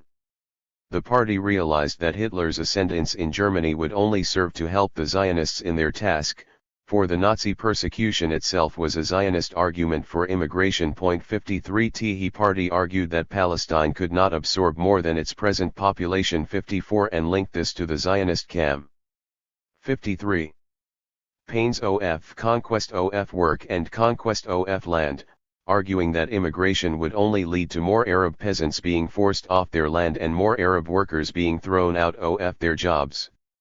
In its propaganda to the Jewish street, the party emphasized that immigration would only lead to increased Arab hatred and that, in addition to increasing the danger to the Jewish community in the country, every new immigrant takes away the livelihood of another Jew. 55 It pointed out that the Nazis were not only oppressing Jews, but also Germans and other nationalities, and that the proper course for Jews to take would be to struggle together with other workers, and not to leave their countries of origin. 56 In the period before 1933, the party had directed its efforts towards winning the support of the Jewish workers for the struggle against imperialism and Zionism, and for the joint trade union organization of Arab and Jewish workers, but the turn to the Arab national movement in the mid-30s, and the realization of the primacy of the national conflict led the party to weaken its efforts to win support within the Yishuv. Indeed, its policies were directly opposed to the perceived self-interest of the Jewish community, and its struggle against immigration, which became increasingly the focus of its activity in the Jewish street, was both the cause and the effect of the party turning its back on the Jewish population. The advent of the National Front. The new line of the PCP, which emerged towards the latter half of 1933, was a faithful reflection of developments within the international communist movement. The success of Nazism and the rise to power of Hitler in Germany impelled the Comintern to modify its hostile opposition to social democratic parties, and to embark on a new line of collaboration with them to oppose the common enemy. As early as March 1933, the ECCI had issued an appeal to the workers of all countries proposing an anti-fascist alliance of communist and social democratic parties. 57 Ths was an attempt to work out an agreement at leadership level between the two parties, which contrasted sharply with the Comintern's stand of a year earlier, when it was specified that agreements were permissible only in special circumstances and for short periods. The first sign of the fruition of this new tactic was the holding of the European Anti-Fascist Workers' Congress in June 1933 in Paris 58, which was attended by both communist and social democratic representatives. After that the movement grew, and various European communist parties worked out bilateral agreements with their social democratic counterparts to form united fronts in the face of the Nazi danger. The speech of the Bulgarian communist leader Dimitrov, at the Leipzig trial, stressing the necessity of establishing a united front with the Social Democrats and other workers, 59 was a clear indication that the Comintern had embarked on a fundamental change of policy, while the 13th plenum of the ECCI meeting in November/December 1933 gave the official blessing of the International Communist Movement 7's governing body to 54. This new policy, by calling on the communist parties to persistently fight for the realization of a united militant front with social democracy. 60 as far as the colonial countries were concerned. The first explicit indication of the applicability of the new united front tactic to conditions in those areas came in the form of an article in a Comintern journal prior to the 7th Congress. 61 The article referred to the possibility of broad unity among the anti-imperialist forces based on drawing the bulk of the national bourgeoisie into the anti-imperialist struggle. At the same time, criticism was leveled at the sectarianism of the colonial communist parties, and the slogan of Soviet rule in backward countries was rejected in favor of the National Liberation Revolution. Soviet government was declared to have been no more than a propaganda slogan, and, moreover, one which ignored the specific conditions of the struggle in the various colonial countries and the extent of their backwardness. The 7th Congress of the Communist International meeting in July 1935 was attended by 2 Arab delegates from the PCP. 62 As far as the colonies were concerned, the Congress repudiated the former slogans of Workers' and Peasants' Revolution and Soviet Government. 63 Condemning this ultra-leftism, the Congress outlined a theory of stages, in which the national liberation struggle necessitated the formation of an anti-imperialist front with the national reformists. 64 The Congress rejected the view that the national bourgeoisie of the colonies was wholly pro-imperialist. 65 And declared that the antagonisms between the national bourgeoisie and imperialism not only continued to exist, but in a number of countries, had been aggravated. As far as the Arab countries were concerned, the Secretariat of the ECCI adopted a resolution in February 1936 which condemned the previous orthodoxy of hostility to the national reformist organizations, and recommended the communist parties of the area to ensure close cooperation with the national revolutionaries, to work for collaboration with the national reformist organizations, support the demands of these organizations directed against the positions of imperialism, while at the same time continuing their struggle against the conclusion of any compromise with imperialism. 66 During the discussion of Dimitrov's report to the Congress, Khalid Bakdash-67 spoke in the name of the Arab communist parties, and developed the new line to be followed in the Arab East. Central to his reasoning was the division of the struggle into stages, and his definition of the current stage as being that of the struggle against imperialism. His was the first stage, and only after its successful conclusion could the communist parties lead the masses in the fight for socialism. From this, it followed that the communists should adopt a more positive policy towards the national reformists. Bakdash denied the validity of the thesis upheld during the third period concerning the betrayal of the national bourgeoisie and their capitulation to imperialism. He advocated support for the anti-imperialist demands which are raised by the national reformists, and indicated that the Arab communist parties must have in view the possibility of collaboration and 55. Agreement with even the most varied parties of the national reformist bourgeoisie *, even if the national reformist bourgeoisie were to come to power on the basis of a compromise agreement with imperialism, the contradictions between the two camps would persist, and the communists' * duty would remain in support of the nationalists. Similarly, Bakdash, while paying lip service to the importance of the agrarian revolution, declared that at the present stage it was not necessary to raise such a slogan. The peasants, as a result of Zionist and imperialist oppression, were driven to concentrate all their anger against the domination of imperialism, thus their revolutionary potentialities should be gauged by their willingness to struggle against foreign domination and not necessarily by their class consciousness. The speech of the Secretary of the PCP to the Congress did not depart from the outline given by Bakdash and emphasized the necessity, for the party's success, of creating in Palestine a united front with the National Revolutionary and National Reformist groups and organizations for the struggle against imperialism. 68 His speech fiercely condemned Zionism, and described the Jewish population as a whole as a colonizing society.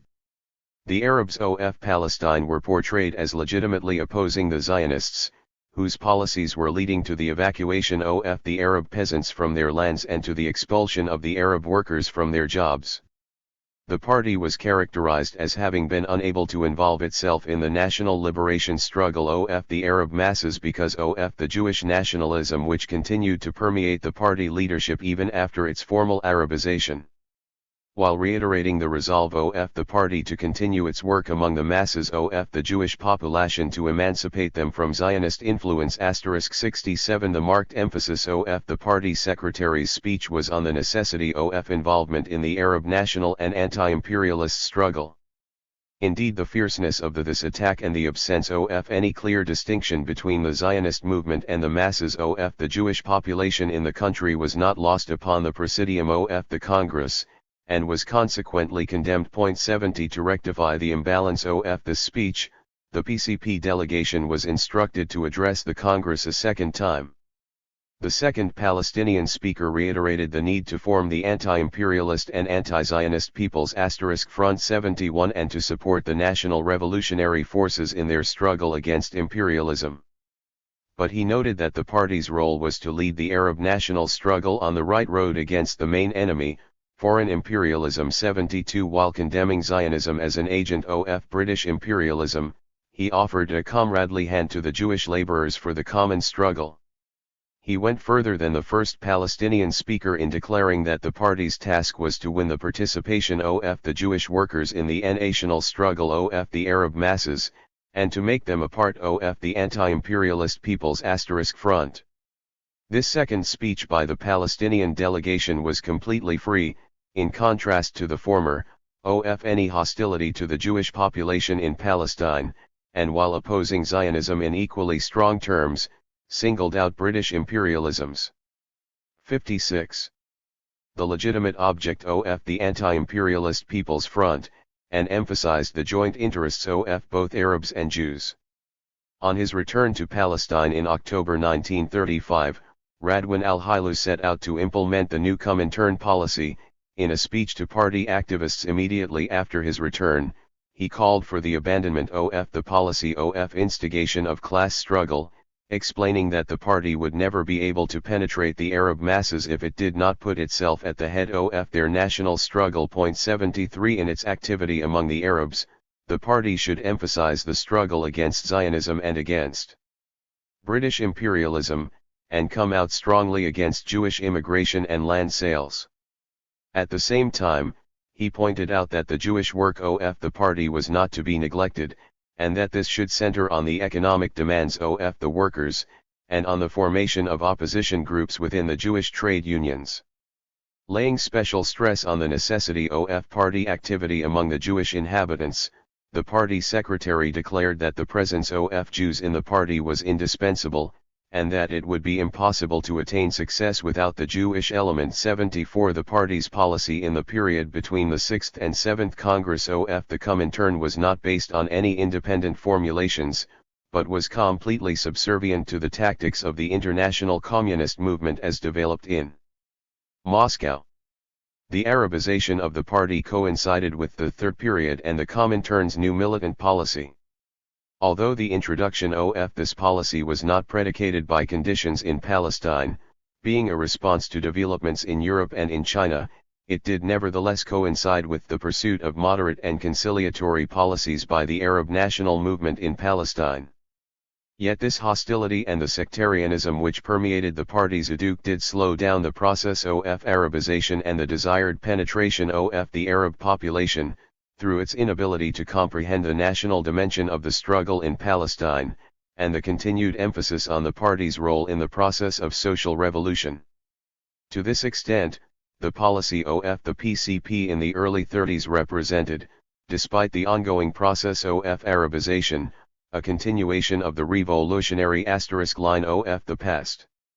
There were, in addition to the party's hostility to the national movement, two important features of party policy in this period.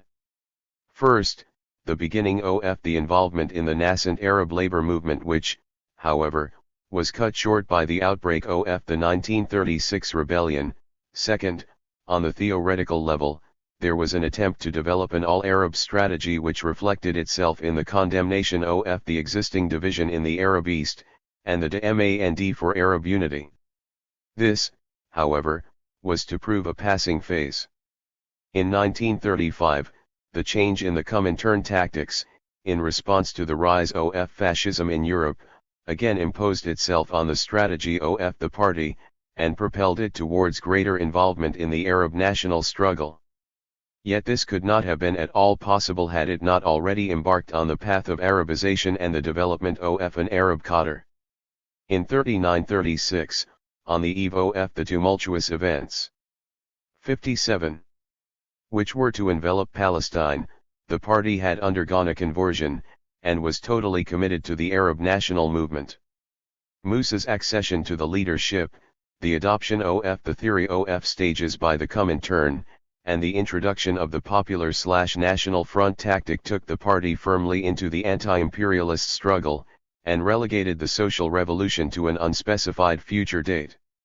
In the actual conditions of Palestine, this transformation, despite its foreign origins, was much more in tune with the realities of the situation, but, while enabling the party to establish a firmer base among the Arab population, further served to isolate it from the Jewish working class. CHAPTERIV. The PCP and the Arab Rebellion, 1936–1939.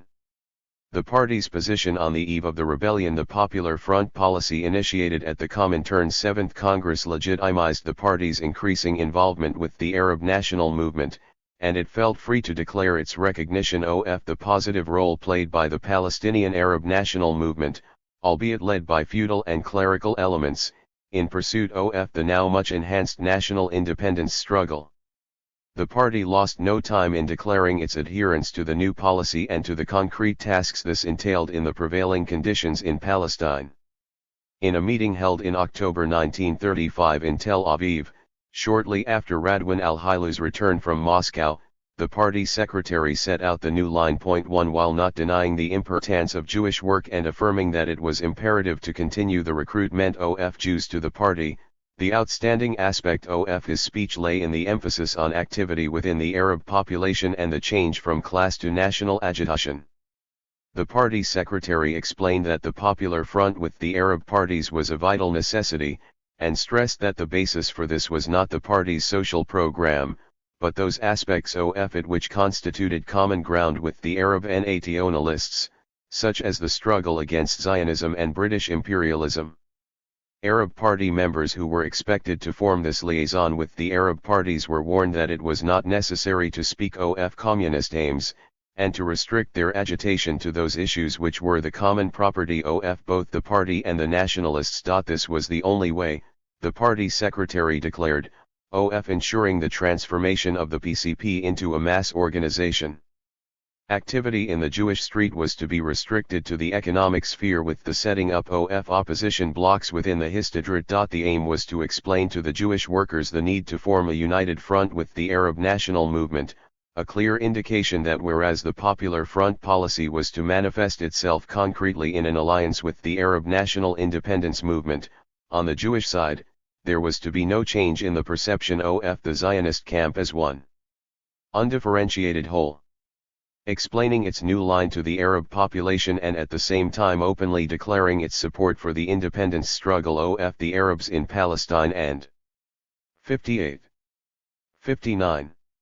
In the neighboring Arab countries, the party issued a pamphlet outlining its new policy and suggesting the formation of a Popular Front. 2 In a section dealing with foreign affairs, this pamphlet urged Palestinian Arabs to show their solidarity with the Ethiopians fighting against fascism, while calling on those Arabs under French rule to struggle against continued French occupation and in the event of an imperialist war, to struggle against the warring imperialists and turn that war into a revolution of national liberation. 3 On Palestine, the pamphlet declared the party's total opposition to both British imperialism and to Zionism, and stressed that the struggle against both was, by any necessity, a single struggle.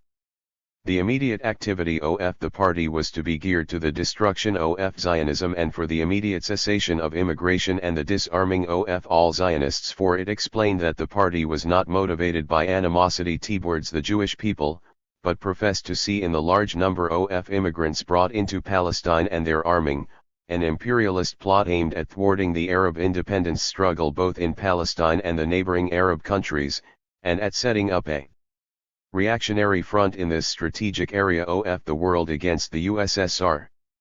The party perceived the Yishuv as performing a fascist role and the Jewish workers were dismissed as constituting an aristocracy of labor. 5 Although the party had actively tried to thwart the Zionist manipulation of the Jewish community, the pamphlet conceded that the results had been meager, and attributed this to objective conditions which drive it to play this imperialist role. As a result of this, the party, while not actually saying so, called for a struggle against the whole Jewish community in the country as a privileged and oppressing minority. The pamphlet called on the Palestinian Arabs to set up committees and associations to struggle against the privileges granted to Zionism in the allocation of government jobs and in business, and to carry on a struggle against the policy of land and labor conquest. 4 The party directed its call to all patriotic groups and specified that it was appealing to all classes of Arabs, whether merchants or artisans, shopkeepers or factory owners, bankers or professional persons, to come together in a united front. 7 It further condemned the dissension and bickering between the various nationalist groups and warned the people to be wary of their leaders, whose record was one of compromise with the British, and who had shown themselves in the past to be incapable of fulfilling their duties and serving the homeland. 8 The party also warned of the danger of provocation by the fascists and the agents of Italian and German imperialism, who wanted the Arab movement to indulge in terrorist acts and who declared the time ripe for a general uprising. 9 An uprising could only be the last stage of a successful struggle, to be embarked upon only if there were responsible and honest leaders who were prepared to persevere to the end. Otherwise the projected uprising would be aborted, and this would set back the liberation of the country for a long time to come. The party took the opportunity of this declaration of its new line to stretch its hand to all those who accepted, asking in return only that its future allies should 60. Be honest and sincere in their desire to struggle for the independence of the country. Aligning itself firmly in the ranks of the Arab national movement, the party called on the Jewish workers and peasants to struggle against immigration and the militarization of the Yishuv, and against the policy of land and labor conquest. 10 Raising in fact the slogans of the Arab nationalists, and portraying them as the conditions for bringing the two peoples together. The party pursued in the same line in its Hebrew leaflets directed to the Yishuv, and on the occasion of a strike on November 13, 1935, against the arrival of the High Commissioner in Palestine, it called on the Jewish working masses to join the strikes and demonstrations, and explained that Zionism had transformed the Jewish minority in the country into a persecuting reactionary imperialist cushion. 11 And that the only way to ensure the rights of the Jews as a national minority was through their participation in the united front which is forming, for the struggle against imperialism and Zionism, and for the independence of Palestine. Again, on the eve of the Arab strike in 1936, the party addressed itself to the Yishuv, calling on the Jewish workers to put out your hands in friendship to the Arab workers, for a united struggle against oppression and declared the emancipation of the Jews to be conditional on the liberation movement of the Arabs themselves. Point 12 The discovery of a smuggled shipment of arms in the port of Jaffa in October 193,513 was the occasion for the party to make contact with the leadership of the Arab National Movement. A party delegation delivered a memorandum, addressed to the Arab parties and the Supreme Muslim Council, to the Grand Mufti himself. Point 14 In it the party condemned the activities of the Zionists in importing arms and called on the Arab leadership to arm and organize the Arabs for the approaching struggle against immigration, land sales, and the Mandate. The first contact with the official leadership of the Arab movement was implicit recognition by the party of this national leadership, and indicative of the new course it was to chart as an autonomous group within the framework of the Arab national movement. It was born out of the recognition, not only of the necessity of the formation of the Popular Front, as directed by the Comintern's 7th Congress, but also the realization that the party itself could not lead the national movement, and that its role was confined to putting pressure on the leadership to adopt more radical aims and methods. Initially the party's policy remained distinct and separate. Although it secretly maintained contact with some terrorist groups 15 it nevertheless remained opposed to terror 16 and warned of its dangers. It differentiated itself on a number of other issues, notably the approach to the land problem. Whereas the Arab leadership sought to collect funds to buy Arab land which was in danger of falling into the hands of Zionist institutions, the party thought that this policy would result in failure. Its view was that the Zionists could only be defeated by increasing the degree of national awareness of the Arab population to ensure that they themselves would refuse to heed the tempting offers of the Zionists, and hold on to their lands. But this independent stand was soon swamped by the enthusiasm Engen 61. Dared by the long national strike, and the ever closer identification with the policies of the Mufti's leadership, and with the separation of the party into two sections. This immersed the leadership completely in the Arab struggle, and it became even more distant from the Yishuv and its internal problems. The party seized on the death of al-Qassam, which closely followed the discovery of the smuggled Jewish arms, and created an atmosphere of intense political agitation, to arrange a public meeting to launch its new National Front policy. Held in Jaffa in December 1935, the meeting was attended by a large audience 17 and chaired by Muhammad Nimrod 18, a recent convert to the party. At this meeting, the party declared its adherence to the slogans which were to become the OFFI demands of the Arab strike and subsequent rebellion, the cessation of immigration and of land sales, and the establishment of a democratic government in the country. In addition, it called on the Arab national movement to practice civil disobedience by refusing to pay taxes, with the slogan no taxation without representation.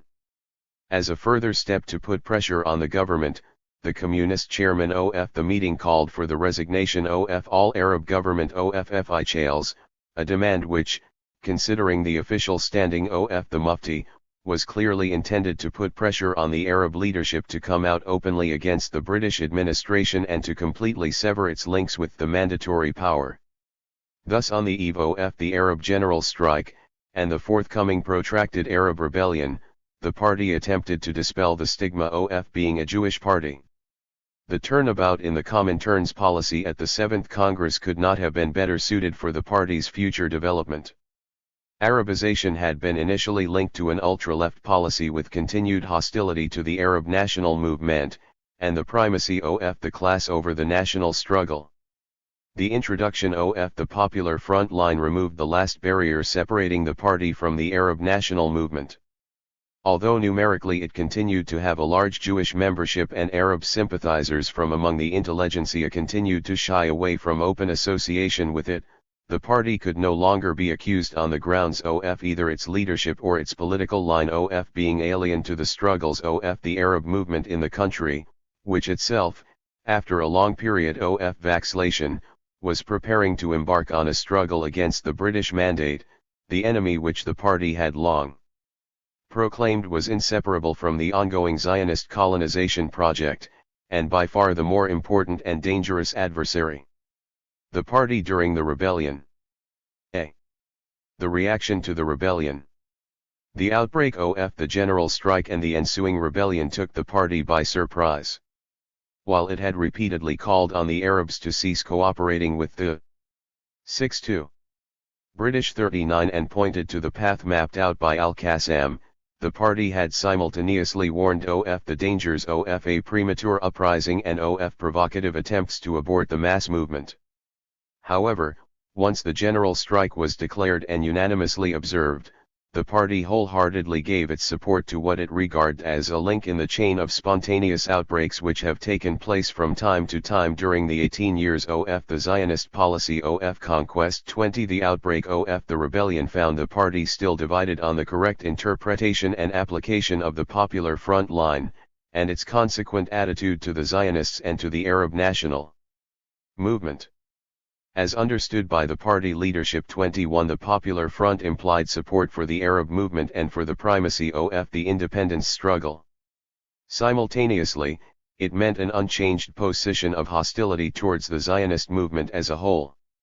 While not being blind to the differentiation which existed within the Zionist camp, the party leadership rejected any consideration of joint activity with the more moderate Zionist groups, denying the validity of any possible coexistence with moderation based on Zionist principles and policies. Thus the Zionist movement was treated as one hostile body, and this reduced the PART/S activity to the one section of the population which showed potential for activity in the independence struggle. Party activity in the Jewish street was confined to dealing with the immediate economic demands and to propaganda for the Arab movement, with repeated calls to the Jewish workers to forsake Zionism and join the Arab independence struggle. There existed two other, as yet uncrystallized, points of view within the Jewish cadre of the party.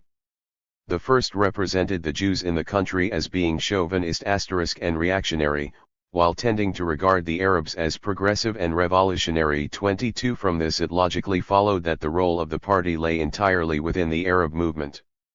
Until the outbreak of the rebellion, this point of view was regarded as a deviation. Later, however, it became official party policy, though never explicitly admitted. The second point of view which crystallized among the Jewish cadre was a more orthodox continuation of the PART/S past political attitudes. It opposed the methods and tactics of the Arab movement and did not see the role of the Communist Party as helping to effect national liberation, but rather as uniting Arabs and Jews to realize the aims of the social revolution. 23 This point of view was to serve as the basis of the policy of the Jewish section which was set up by the party in 1937 and which later split and established itself as an independent group. 24 With the outbreak of the revolt, the party leadership put forward the thesis of two struggle camps. The Arab camp was portrayed as progressive, while the Zionists were relegated to the imperialist camp. 25 The armed struggle in the Arab street was characterized as a mass struggle resulting from objective political conditions in which the Arab masses found themselves. It was perceived to be correct that the task of the Jewish members of the party was to help the Arab movement, including participation in the armed struggle. Regarding the Zionist camp as a 63 uniform front, the party did not introduce any slogans in the Jewish street which were specific to the internal conflicts which existed within the Zionist movement. The Yishuv was regarded as a single reactionary body opposed to the Arab people as a single progressive body. 26 The party's role in the Jewish street was reduced to propagating the slogans of the Arab national movement and extending support to the armed rebellion. The party's support for the rebellion was immediate, though initially it had believed that the general strike would not last long, and seeing the events as a repetition and continuation, though undoubtedly with a different thrust, of the previous disturbances of 1929 and 1933.27 in an appeal calling for support for the strike, the party characterized the Arab struggle as one of necessary self-defense against two powerful enemies. 28 And commended the high degree of unity shown by every category of the population, all parties, all creeds, in one united front against the common enemy. It saw the struggle in Palestine as one for the right of self-determination and for national liberation from the yoke of foreign oppressors. The party vehemently denied the false allegations that Hitler and Mussolini supported the insurgents and supplied them with money and arms. 29 and described the struggle as one of a small and suppressed nation exhibiting, despite all the ensuing hardships and suffering. A rare example. The battle which the Arab movement was seen to be waging was portrayed as constituting a crossroads and one whose result would be decisive, liberty or slavery, life or death. 30 The rebellion was seen to have two objectives. Against the British, the aim was to achieve independence, while against Zionism, the party recognized and gave implicit support to the endeavors to make the continuation of Zionist colonization impossible by means of sabotage and partisan attacks. 31 In its leaflets directed at the Jewish street, the party did not hesitate to come out fully in support of the rebellion, and called on the Jews to join the Arabs in the struggle against Zionism and imperialism. 32 Its message to the Jews was clear and uncompromising. It warned them of falling into the trap of becoming the means by which Britain, for its own interests, put down the rebellion. 33 And called on them to struggle against Jewish immigration, not only because it was aimed at building a Jewish state and would reduce the Arabs to a minority, but also in terms of the economic hardships they were suffering and those which would befall the new immigrants. 34 Referring to the attacks on Jewish settlements by Arab bands, the party laid the blame fully at the door of the Zionist movement, which was deepening the national hatred chasm between Jews and Arabs and driving the Jews into a dead end. 35 It was the Zionists who were toying with Jewish blood, and theirs was the responsibility for whatever calamities struck the Jews in Palestine. The party called on Jewish workers to refuse to support the Histadrut in its strike-breaking activities against the Arabs. These activities were seen to constitute provocative deeds which would bring about the escalation of the Arab masses' hatred of the Jews in the country and contribute to the angry Jewish terror. 36. 64. The leaflets that the party directed at the Jewish street described the rebellion as fully justified and went so far as to see it as a struggle for all the oppressed in the country, for your liberation also from the yoke of your oppressors. 37 The Arabs had been so far engaging in the struggle alone, and the duty of the Jews was to support them and not to stand as obstacles in the path of their liberation. Both to save the Jewish community in the country from further bloodshed, and to shake the country free from the oppressive imperialist yoke, it was necessary for the Jews to form a united front with the Arabs. Although the party did not indicate how this should come about, it continued to hold to the slogan as the only possible means of avoiding further intercommunal conflict, and of depriving the British of one of their mainstays in the country. The party correctly perceived that the rebellion was directed predominantly against the British, and this in many ways justified its call for support for the Arab national movement and its characterization as anti-imperialist. However, the party was not blind to the terror that accompanied the rebellion and to the attacks on the Jewish community. The party saw this anti-Jewish terror as a byproduct of the armed struggle. 38 And not, as in previous disturbances, as the predominant feature of the Arab movement. While it condemned the terror in no uncertain terms. 39 It also tried to explain its occurrence as a result of the predominance in the armed bands of peasants, who had felt more directly the pressure of Zionist Coloradonization. 40 It pointed out that in the towns, where the urban population was politically more mature, the struggle was mainly conducted against the British. While not reporting anti-Jewish acts of terror in the party press. 41 The party's most frequent reaction to this phenomenon was to explain it as being the consequence of Zionist policy, of immigration, and of the campaigns of land and work conquest. The party also blamed the Histadrut for the fact that the Arab strike was not a total one. It explained the lack of participation of some Arab workers in the strike, such as the railway workers, being due to fear of Jewish blacklegs. 42 The Arab reluctance was seen to be the direct result of the Histadrut's call to Jewish workers to force their way into undertakings where Arabs are on strike.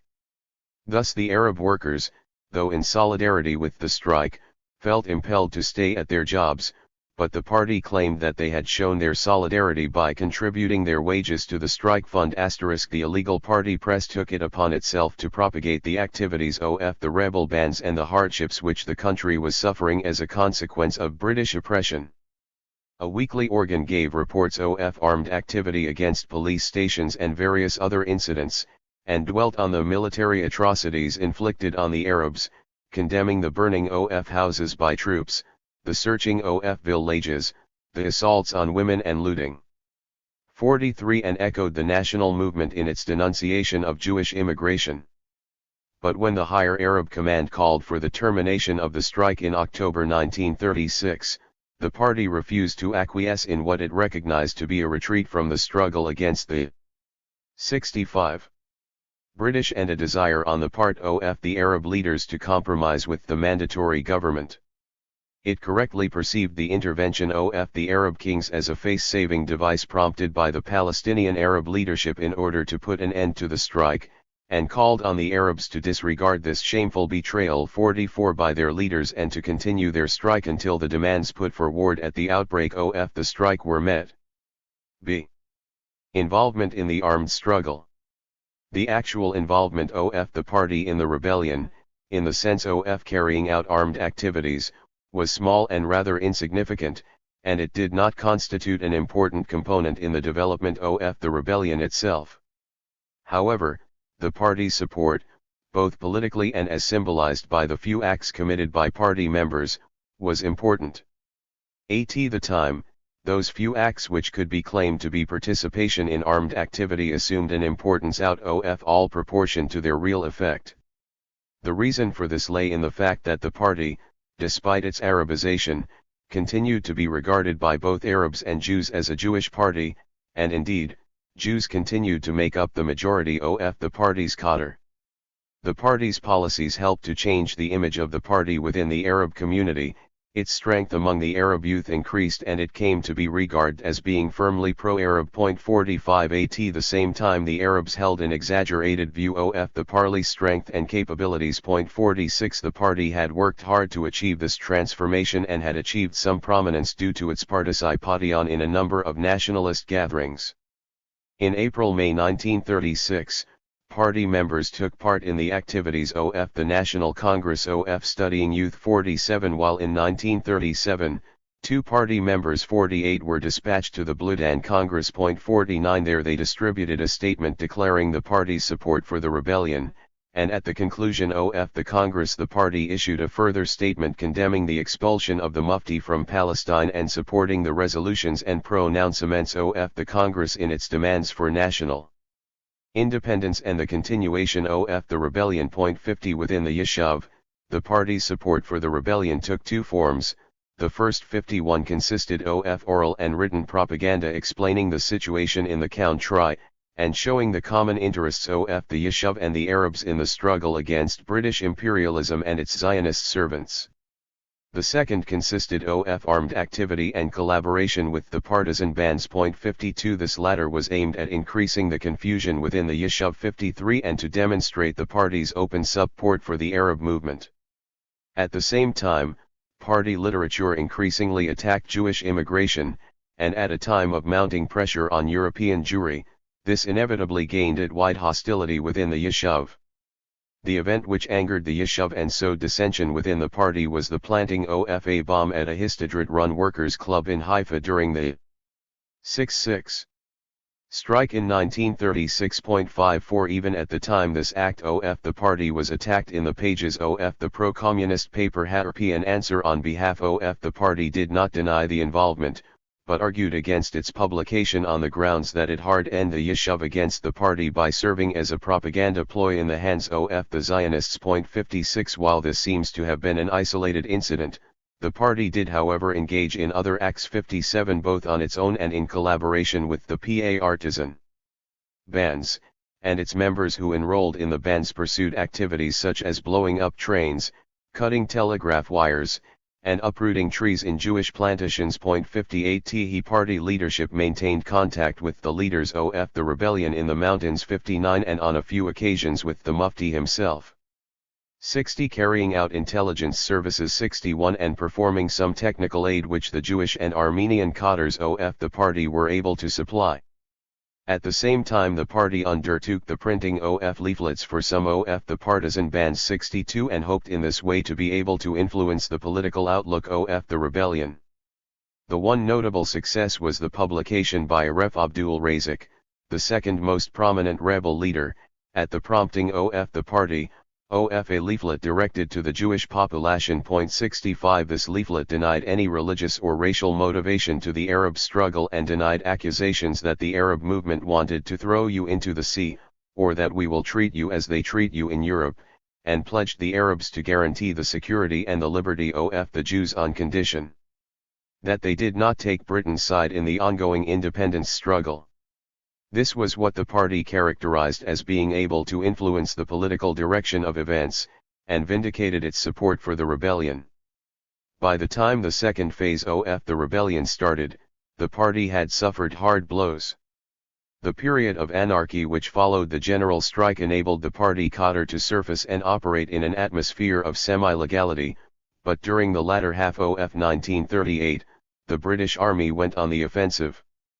The party cadre was again forced underground, and it suffered losses among the active members, some of whom had been killed or imprisoned, especially among the youth. 64 Others, especially among the Jewish cadre, had been separated from the party and preferred, due to disagreements with the party's pro-nationalist line, to remain dormant. Very early in the strike, the authorities had taken preventive action against the known communists and the party's sympathizers. By the end of the strike, 46 communists had been deported, while a total of 264 persons had been detained, 65 on suspicion of communist activity. Among those were the party secretary Radwan al-Hailu and most other leading cadres. Although this greatly hampered the party's activity, it was, unlike deportations, a minor irritant, since the time spent in jail was usually no more than a few months, after which party members could return to political activity. The PART's total adherence to the Arab movement and the support it extended to the armed Arab bands also had a negative effect. It resulted in strong disagreements among the Jewish cadre of the party. As early as May 1936, the secretary of the Tel Aviv local party committee had drafted a leaflet which, while supporting 67. The Arab revolt, had called on Arabs and Jews to refrain from bloodshed. 66 The party, holding to the view that it was necessary to give full backing to the revolt, and that terror was a minor manifestation and a byproduct of the general armed struggle, rejected this and in its own leaflets called on the Jews to take an active role. As a result of this dissension, the Tel Aviv committee was dissolved and its members were expelled from the party. Although this incident was exceptional, the majority of the Jewish cadre gradually found themselves in opposition to what they saw to be the outright tailism of the party to the national movement.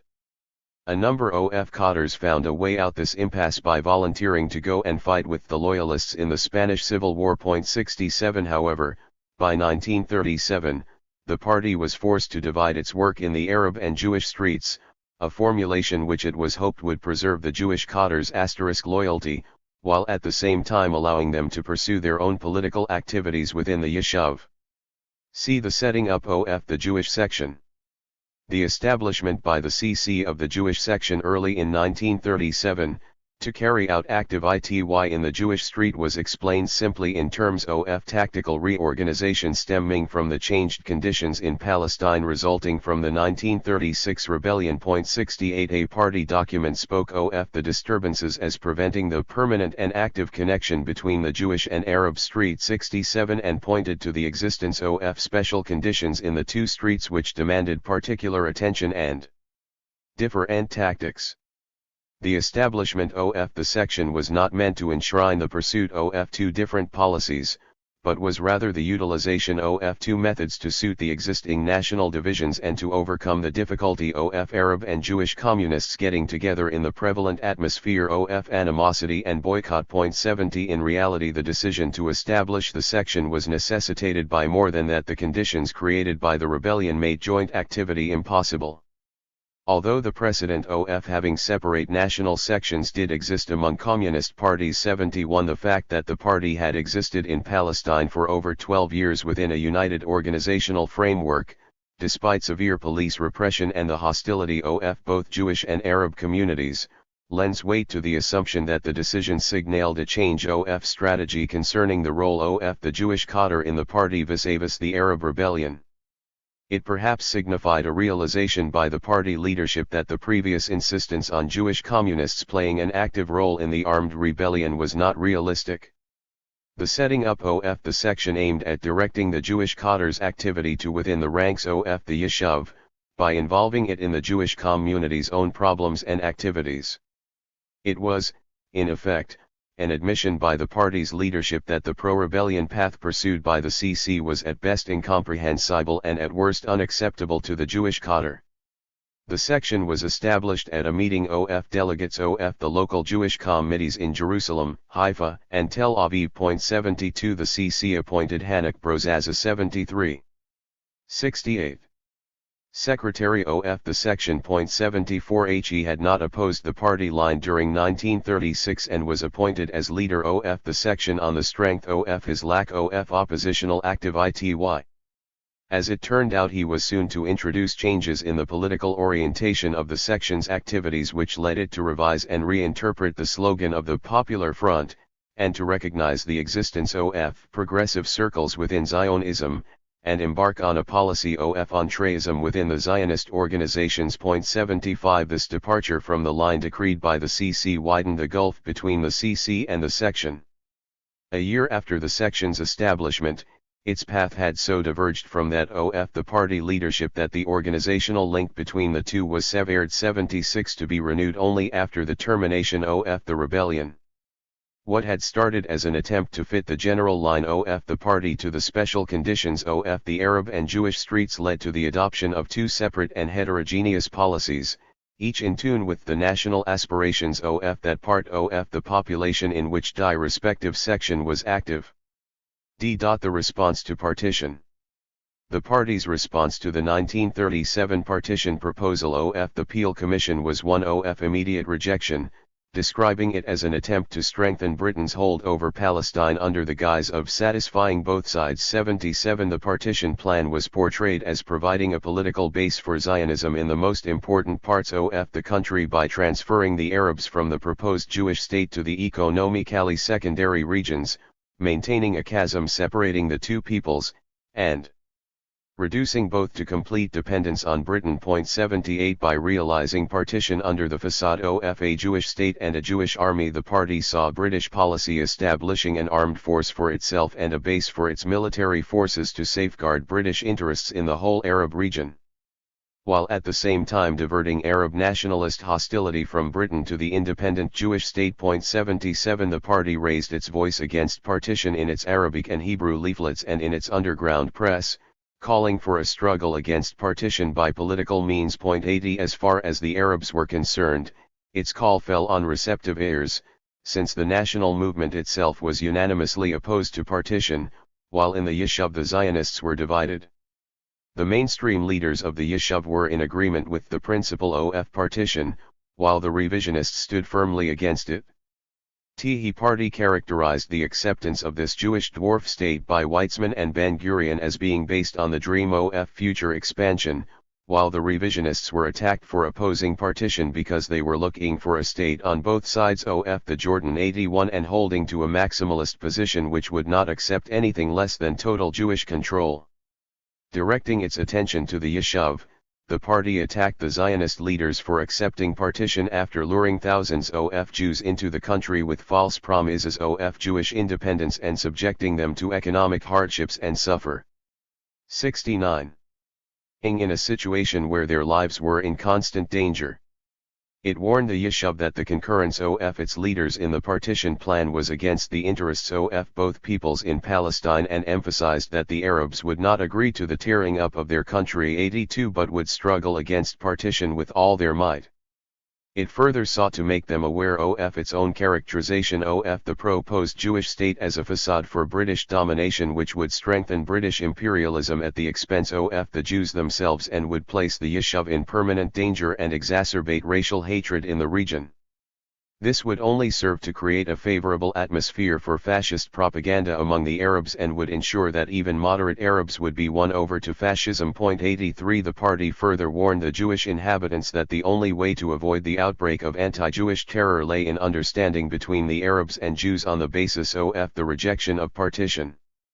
The foundation for this understanding plan was to be the prevailing clauses between Arabs and Jews in the country, the establishment of an elected democratic government with equal rights for the Yishuv, conditional on the Latv's giving up its occupation policy against the Arabs. 84 The divergence between the CC of the party and the Jewish section began to appear soon after the latter's establishment and came into the open over the partition question. Both relied in their calls to the Yishuv on a predominantly Class A people and outlined the economic hardships of the immigrants, the unemployment, the bad living and working conditions, and the insecurity which accompanied the Arab rebellion and which was further exacerbated by the Zionist support for partition. 85 The CC, although endeavoring to strengthen opposition to partition within the Yishuv, rejected any form of cooperation with Zionists and insisted on maintaining its policy of treating the Zionist camp as one hostile bloc. The section, on the other hand, sought to implement a popular front policy opposing partition from within the Yishuv, and thus in the same camp as the revisionists.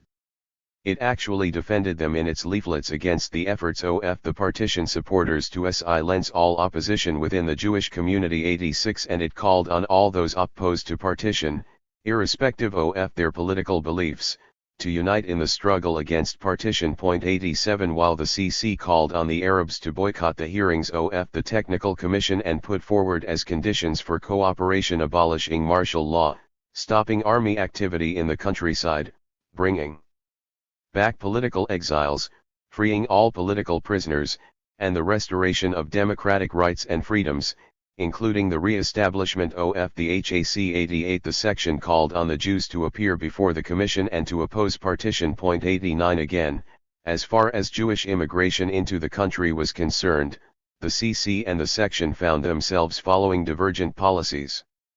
While the CC based its call for understanding on the existing numerical ratio in the country, and joined in the call of the national movement for the immediate cessation of immigration, the section characterized understanding with the Arabs as ensuring agreement to enable further immigration into Palestine, and even went so far as to proclaim that 70. Understanding would lead the Arabs to open the doors of the Arab states to Jewish refugees. 90 The dropping of the partition plan in 1938 was portrayed by the party as a consequence of the strong resistance put by the Arabs of Palestine and of the surrounding countries, whose intervention it welcomed and viewed as a concession on the part of Britain. While welcoming the invitation to the London Conference, the party called on the Arabs to insist on the right to choose their own representatives. 91 And declared that the basis for negotiations must be the cancellation of the Balfour Declaration and of the Mandate, and the setting up of constitutional government in the country with proportional representation for Arabs and Jews, and the restoration of normality in Palestine through the abolition of the Emergency regulations. E. The renewal of the rebellion and the 1939 White Paper. Initially, the party was opposed to the renewed outbreak of armed activity and characterized the new disturbances taking place as against the interests of the Arab liberation movement as well as the Yishuv. 72 It warned the Arabs that the renewal of the rebellion would only succeed in harming their political struggle against the partition, while the Yishuv was warned of fresh victims and worsening economic crisis.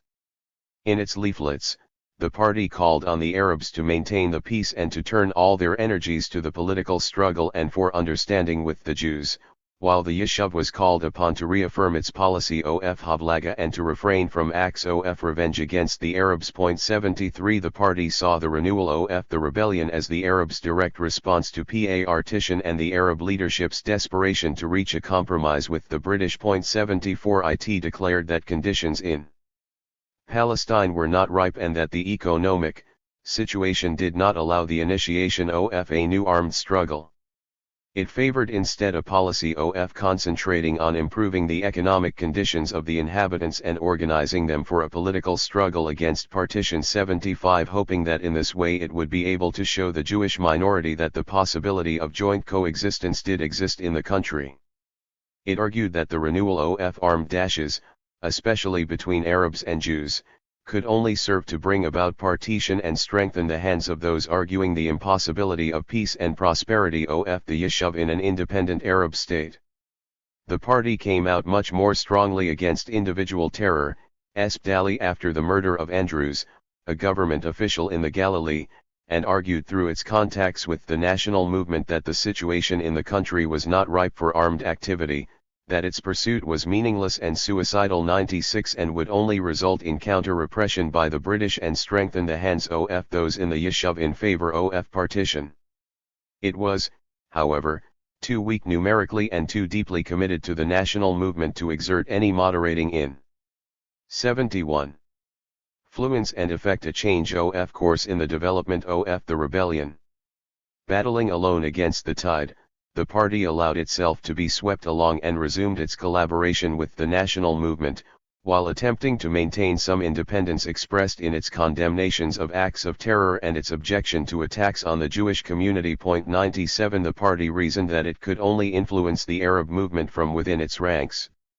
By joining the movement itself, if not to change the course of the rebellion, at least to retain the support it had won as a result of its backing of the rebellion in its first phase.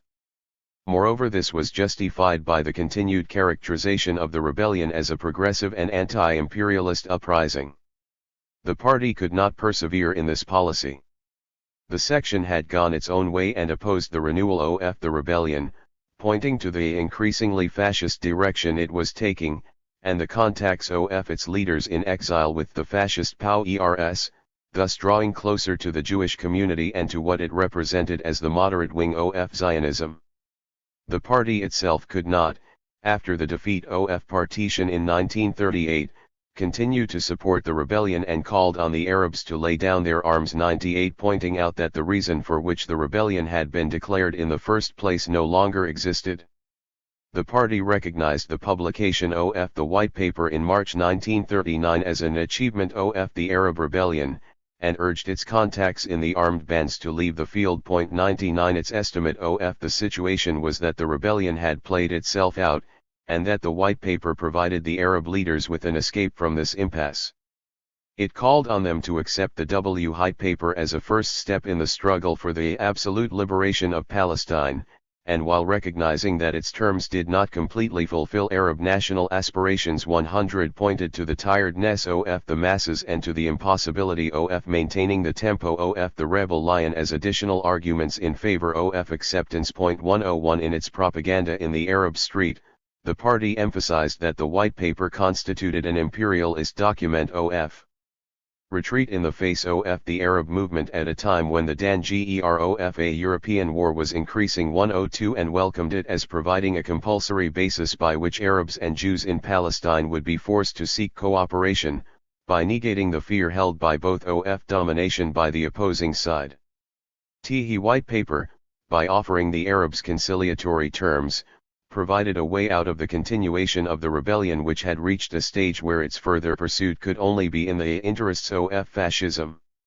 Seeing the White Paper as a basis for Arab-Jewish understanding, the party again found itself in opposition to the section. The latter's leaflets directed to the Jewish street were based on the premise that acceptance of the White Paper would further isolate the party in the Yishuv, and it vehemently denied the CCS prognosis that a non-Zionist formula could serve as a basis for understanding. The secession perceived that the central place accorded to the questions of immigration and independence in the White Paper negated any validity it might have in the eyes of 72. The Yishuv. 103 It condemned it as an imperialist document leading to enlarging the hatred between Jews and Arabs. Moreover, the section chose to see in the publication of the White Paper and the opposition of the Yishuv the parting of the ways between Britain and the Yishuv. As it hoped would provide a more meaningful basis for understanding between Jews and Arabs. This it directed itself to Yishuv, hoping to establish an alliance with Zionist groups within it on the basis of this perceived hostility towards Britain. The consequence of the rebellion. The party's penetration of the Arab street was greatly facilitated by its support of the rebellion and by its adoption of the slogans of the Arab national movement as its own. The party's unhesitant support was a natural outcome of the continuing drive towards Arabization, and was a fulfillment of the resolutions of the Seventh Comintern Congress for a popular front and the support for the independence struggle in the colonies. Participation in the Arab revolt and the open identification with its slogans brought the party to the attention of the Arab population and enabled it in the near-anarchic conditions in the country during the first 2 years of the revolt, to emerge from the underground and operate in conditions of semi-legality. For the first time, the party managed to win a measure of respectability in Arab eyes 104 and to shed the stigma of being regarded as a Jewish party. In terms of numerical expansion and the attraction the party held for members of the Arab intelligentsia, this was indeed the golden age of the party. Previously its call had been answered by Arab proletarian elements, and only rarely by educate Arab youth, and the years of the revolt witnessed a dramatic transformation which became even more clear during the latter stages of the Second World War and the setting up of separate Arab and Jewish communist organizations. Even in the early 30s there had existed in Jerusalem a group of young educated Arabs who sympathized with the party but who stopped short of membership. 105 With the outbreak of the rebellion, and the open support exhibited by the party, most of those were drawn into active participation. It is significant that the attraction for these educated youth was the communist ideology of the party, yet they were only impelled to take part in its activity when it openly came out in support of the national and anti-imperialist struggle. This is also observable among those who came with no previous knowledge of communist doctrine. The few Arabs who had joined the party in the 20s and even in the early 30s saw it as the vehicle of their day-to-day economic struggle and were not much interested in the national dimension of the conflict in the country. The adherents of the mid-30s joined in response to its anti-imperialist appeal and as a result of identifying it with radical anti-imperialist activity. 106 Although the party lost some of its supporters through its initial opposition to the renewal of the rebellion, and its later 73 acceptance of the White Paper, there is little doubt that the gains in Arab membership and the contacts established in the Arab street in the 1936-39 period provided the party with the cadre which later in the 40s was to lead an independent Arab communist movement. 107 An important consequence of the rebellion was the severance of relations with the Comintern. 108 And the increasingly different policies of the party in Palestine from those advocated in the Comintern's journals abroad. Other than the difficulty of maintaining contact between Palestine and Moscow as a result of the chaotic conditions in the country, Moscow itself was preoccupied with the purges, and the Middle Eastern section of the Comintern was unable to give a firm lead in the absence of any policy formulated at a higher level. The Comintern's journals, however, while reporting on the development of the situation in Palestine, did occasionally put forward opinions which appeared to be unconnected with the actual practices of the party. Soon after the declaration of the Arab general strike, an unsigned article appeared which praised the constructionist efforts of the young Jewish pioneers, and admired the splendid idealism shown by the immigrants in building the country and establishing a strong trade union movement. 109 Ignoring the independence slogan raised by the Arab national movement and supported by the party, the article went on to recommend only a temporary stoppage of Jewish immigration and the creation of a legislative assembly based on proportional representation, a clear recognition of what the Jewish section was later to term the legitimate national rights of the Yishuv. A year later another article called for the recognition of the Jews as a national minority with equal rights. 110 While yet another demanded from the Arabs a sympathetic understanding of the aspirations for national statehood within the Yishuv. 111 In Palestine, the party was demanding the establishment of an independent Arab state and the recognition of only the individual rights of the Jews, and also calling on the Arabs to insist on the right to nominate the leaders of their choice to the London Conference. The Comintern press in the meantime was condemning the Mufti for maintaining contacts with fascism and accusing the rebellion of receiving arms and financial and technical aid from Berlin and Rome. 112 It declared that the struggle in Palestine had ceased to be a purely Arab struggle in opposition to British imperialism, and had become complicated and influenced by the war aims of the fascist Axis against the democracies. 113. The Arabs, characterized as pawns in the game of fascism, 114 were called upon to struggle against the Mufti, while the Jewish sections call for a united front of Zionists and non-Zionists was endorsed, as was the necessity of actively supporting the moderate leadership of Weizmann within the Yishuv. 115 By 1939 the leadership of the PCP was impelled to re-evaluate its position and the causes of the failure of the Arab rebellion. Since the abandonment of the partition proposal it had opposed the continuation of the armed rebellion and, by endorsing the terms of the 1939 White Paper, had come out irrevocably in 74. Opposition to the leadership of the Arab national movement. A combination of pressure from the Jewish section and its newly found independence led the party over the next couple of years to re-examine its previously held positions and to indulge in a certain amount of internal self-criticism. 116. A. Re-evaluation of the party line. The party put forth a number of reasons which, in its analysis, combined to bring about the decline of the rebellion. Pointing to the economic chaos which had brought hardship and suffering and led to the desire for a return to more stable conditions, and the escalation of the government's campaign against the rebels which eventually led to their military defeat. 117 The party perceived the main reasons for the failure to lie elsewhere.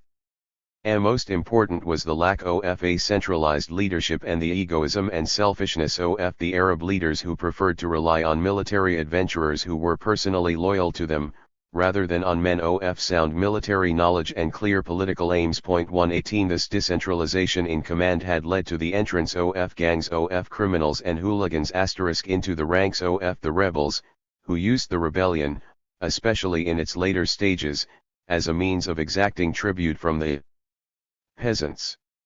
The terror which these elements unleashed had alienated the majority of the Arab population.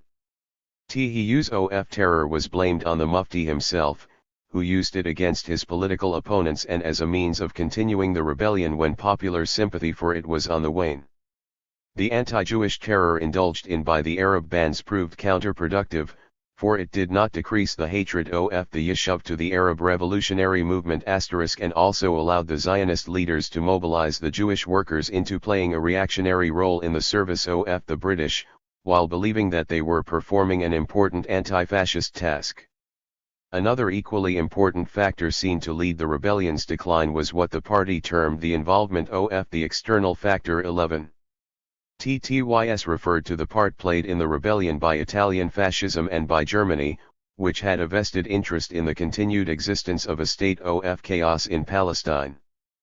Fascist agents bore a direct responsibility for introducing the terror into the rebellion and towards the end, had succeeded in infiltrating to the heart of the movement.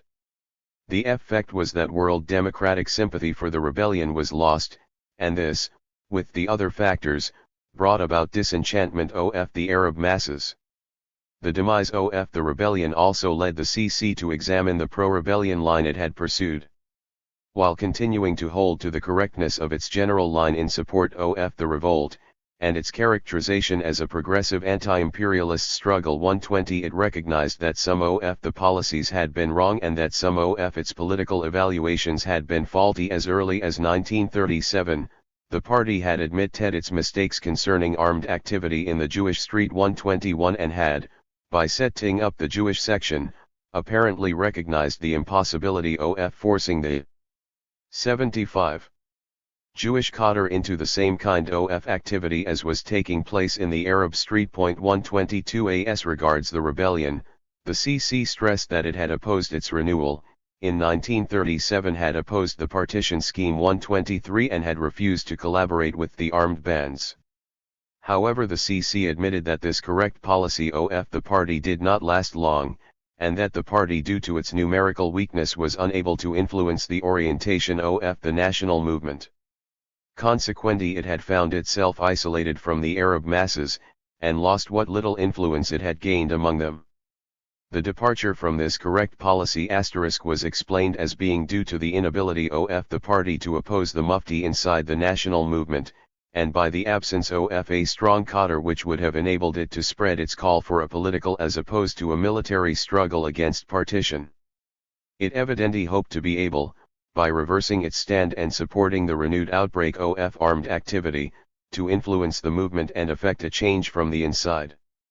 On the problem of fascist influence in the rebellion, the CC, while admitting that it was possible for fascist interests to exploit the independence struggle in the colonies, denied that the objective situation in those countries provided the political and social basis for the movement to be transformed into a fascist 1.124. Only in MI 1939 did the CC admit the existence of contacts between certain of the Arab leaders and the fascist countries. 125 It explained this as the result of the deparation of the Arab leaders in the face of the united front of Zionism and imperialism, but later admitted that it had not valued sufficiently the fascist danger in the Arab movement. 126 In its subsequent evaluations, the CC recognized that the leadership of the revolt had, towards the end, fallen under fascist influence and used fascist slogans and fascist methods. 127 The CC gave 1938 as the year when the Husseinis became open agents of fascism.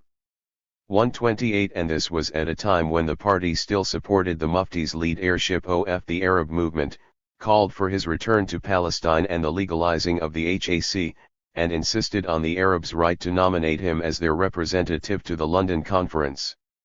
In this later evaluation, the CC saw the Mufti as facilitating the entry of fascist propaganda not only into Palestine, but over the whole Near East, by popularizing the idea that the Germans would help the independence struggle of the Arabs.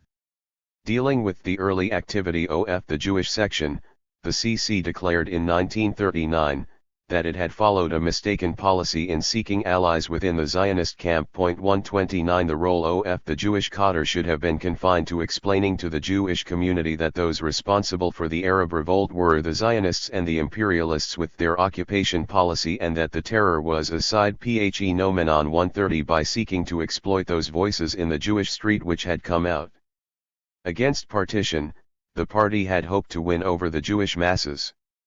This attempt to form a front with certain groups within Zionism by playing on the internal conflicts within the Yishuv was condemned as a mistaken policy. 131 The CC declared that there were no progressives in the Zionist movement, that 76 Jewish Democrats should exhibit their anti-imperialism by supporting the Arabs, and that there was no possibility of carrying on political activity within the Zionist movement. 132 While criticizing its repeated calls for Arab-Jewish understanding without putting forward any formula for its attainment during the rebellion, the CC declared that understanding could only be achieved on a non-Zionist basis. 133 And characterized by the 1939 White Paper as the proper basis for such an understanding.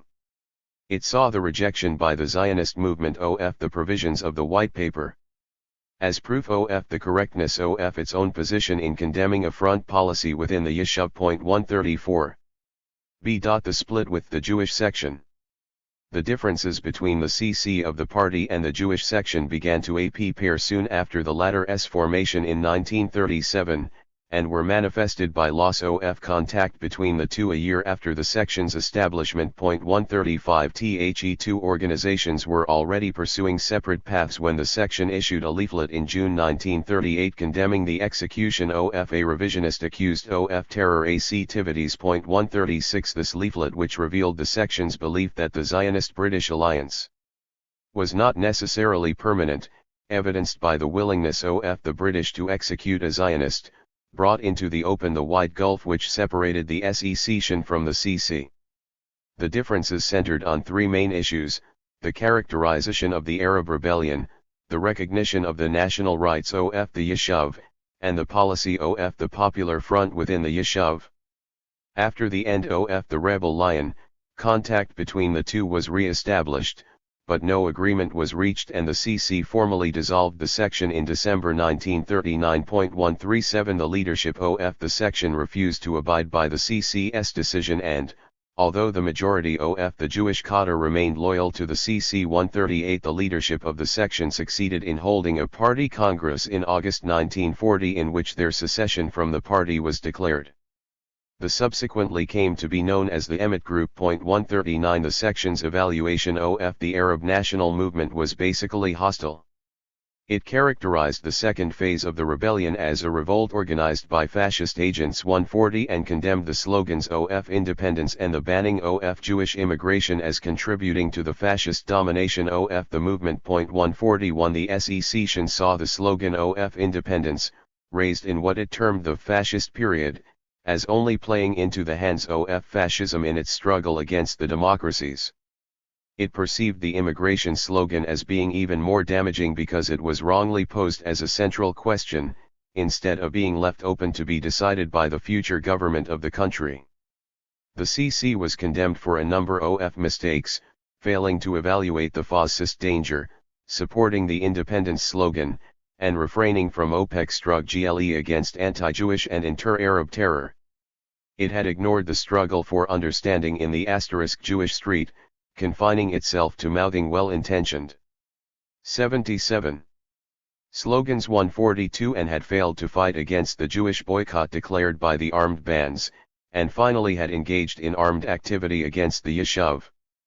The mistakes were attributed to an incorrect evaluation of the international scene 143 and for not having grasped the contradictions which existed between the fascist states and the democracies, which encouraged the former to exploit the independence slogan in the hope of gaining a foothold in Palestine. As a result of its failure to condemn the reopening of the rebellion and having ignored the ties of the rebellion's leaders to fascism, the CC was accused of weakening the party both in the Arab and Jewish streets. 144 In the latter, the Yishuv had lost confidence in the party's call for understanding, and the Jewish cadres had come to mistrust their leaders. In the Arab street, the CC, by identifying the party completely with the Arab national movement, had lost its Arab cadres to the nationalists, and was unable to concentrate the progressive Arab forces around itself. The section suggested an alternative set of policies to those pursued by the CC. In its eyes, the party should have concentrated on widening the democratic rights of the inhabitants and struggled against terror and against the danger of fascism in Palestine. 145 Such a policy would have provided the basis for a formula for understanding which could have won support in the Jewish street. The section itself had attempted this insofar as the struggle against terror was concerned, by coming out against it in its leaflets, and calling for the Jewish inhabitants' right to defend themselves. 146 The section saw the anti-Jewish terror helping fascism in the Arab street to divert the struggle from being directed against the British onto the Yishuv, and thus deepening the chasm between the two peoples. It rejected the CC's view that the terror was a byproduct of the rebellion and proposed to come out against it in its leaflets and call on Jewish youth to defend itself against the Arabs. However, the CC would not oppose the terror even in a case of self-defense, seeing this as acquiescence to the Zionists' practice of armed occupation, in addition to their peaceful occupation of the country. 147 Dissolving the section and expelling a number of the leaders whom it held to be responsible for its divergent policies, the CC rejected its arguments about the character of the revolt and denied the existence of a social and political basis for fascism in the colonial countries. It ascribed this belief to the section's failure to comprehend the objective progressive nature of a colonial anti-imperialist rebellion regardless of the fact that it was led by feudal and clerical elements. 148 While it admitted that it had minimized the danger of the fascist influence in the revolt, it rejected the charge of having failed to stand up to the terror, and held to the correctness of the independence slogan, accusing the section's leadership of having fallen under nation. Zionist influences. 149 The central contradiction between the CC and the section revolved around the determination of the nature of the Yishuv. Novel and positive evaluation by the section, rejecting the party's traditional hostility to the Yishuv as a whole, brought about the divergent paths followed by the two groups and the resultant 78. Split.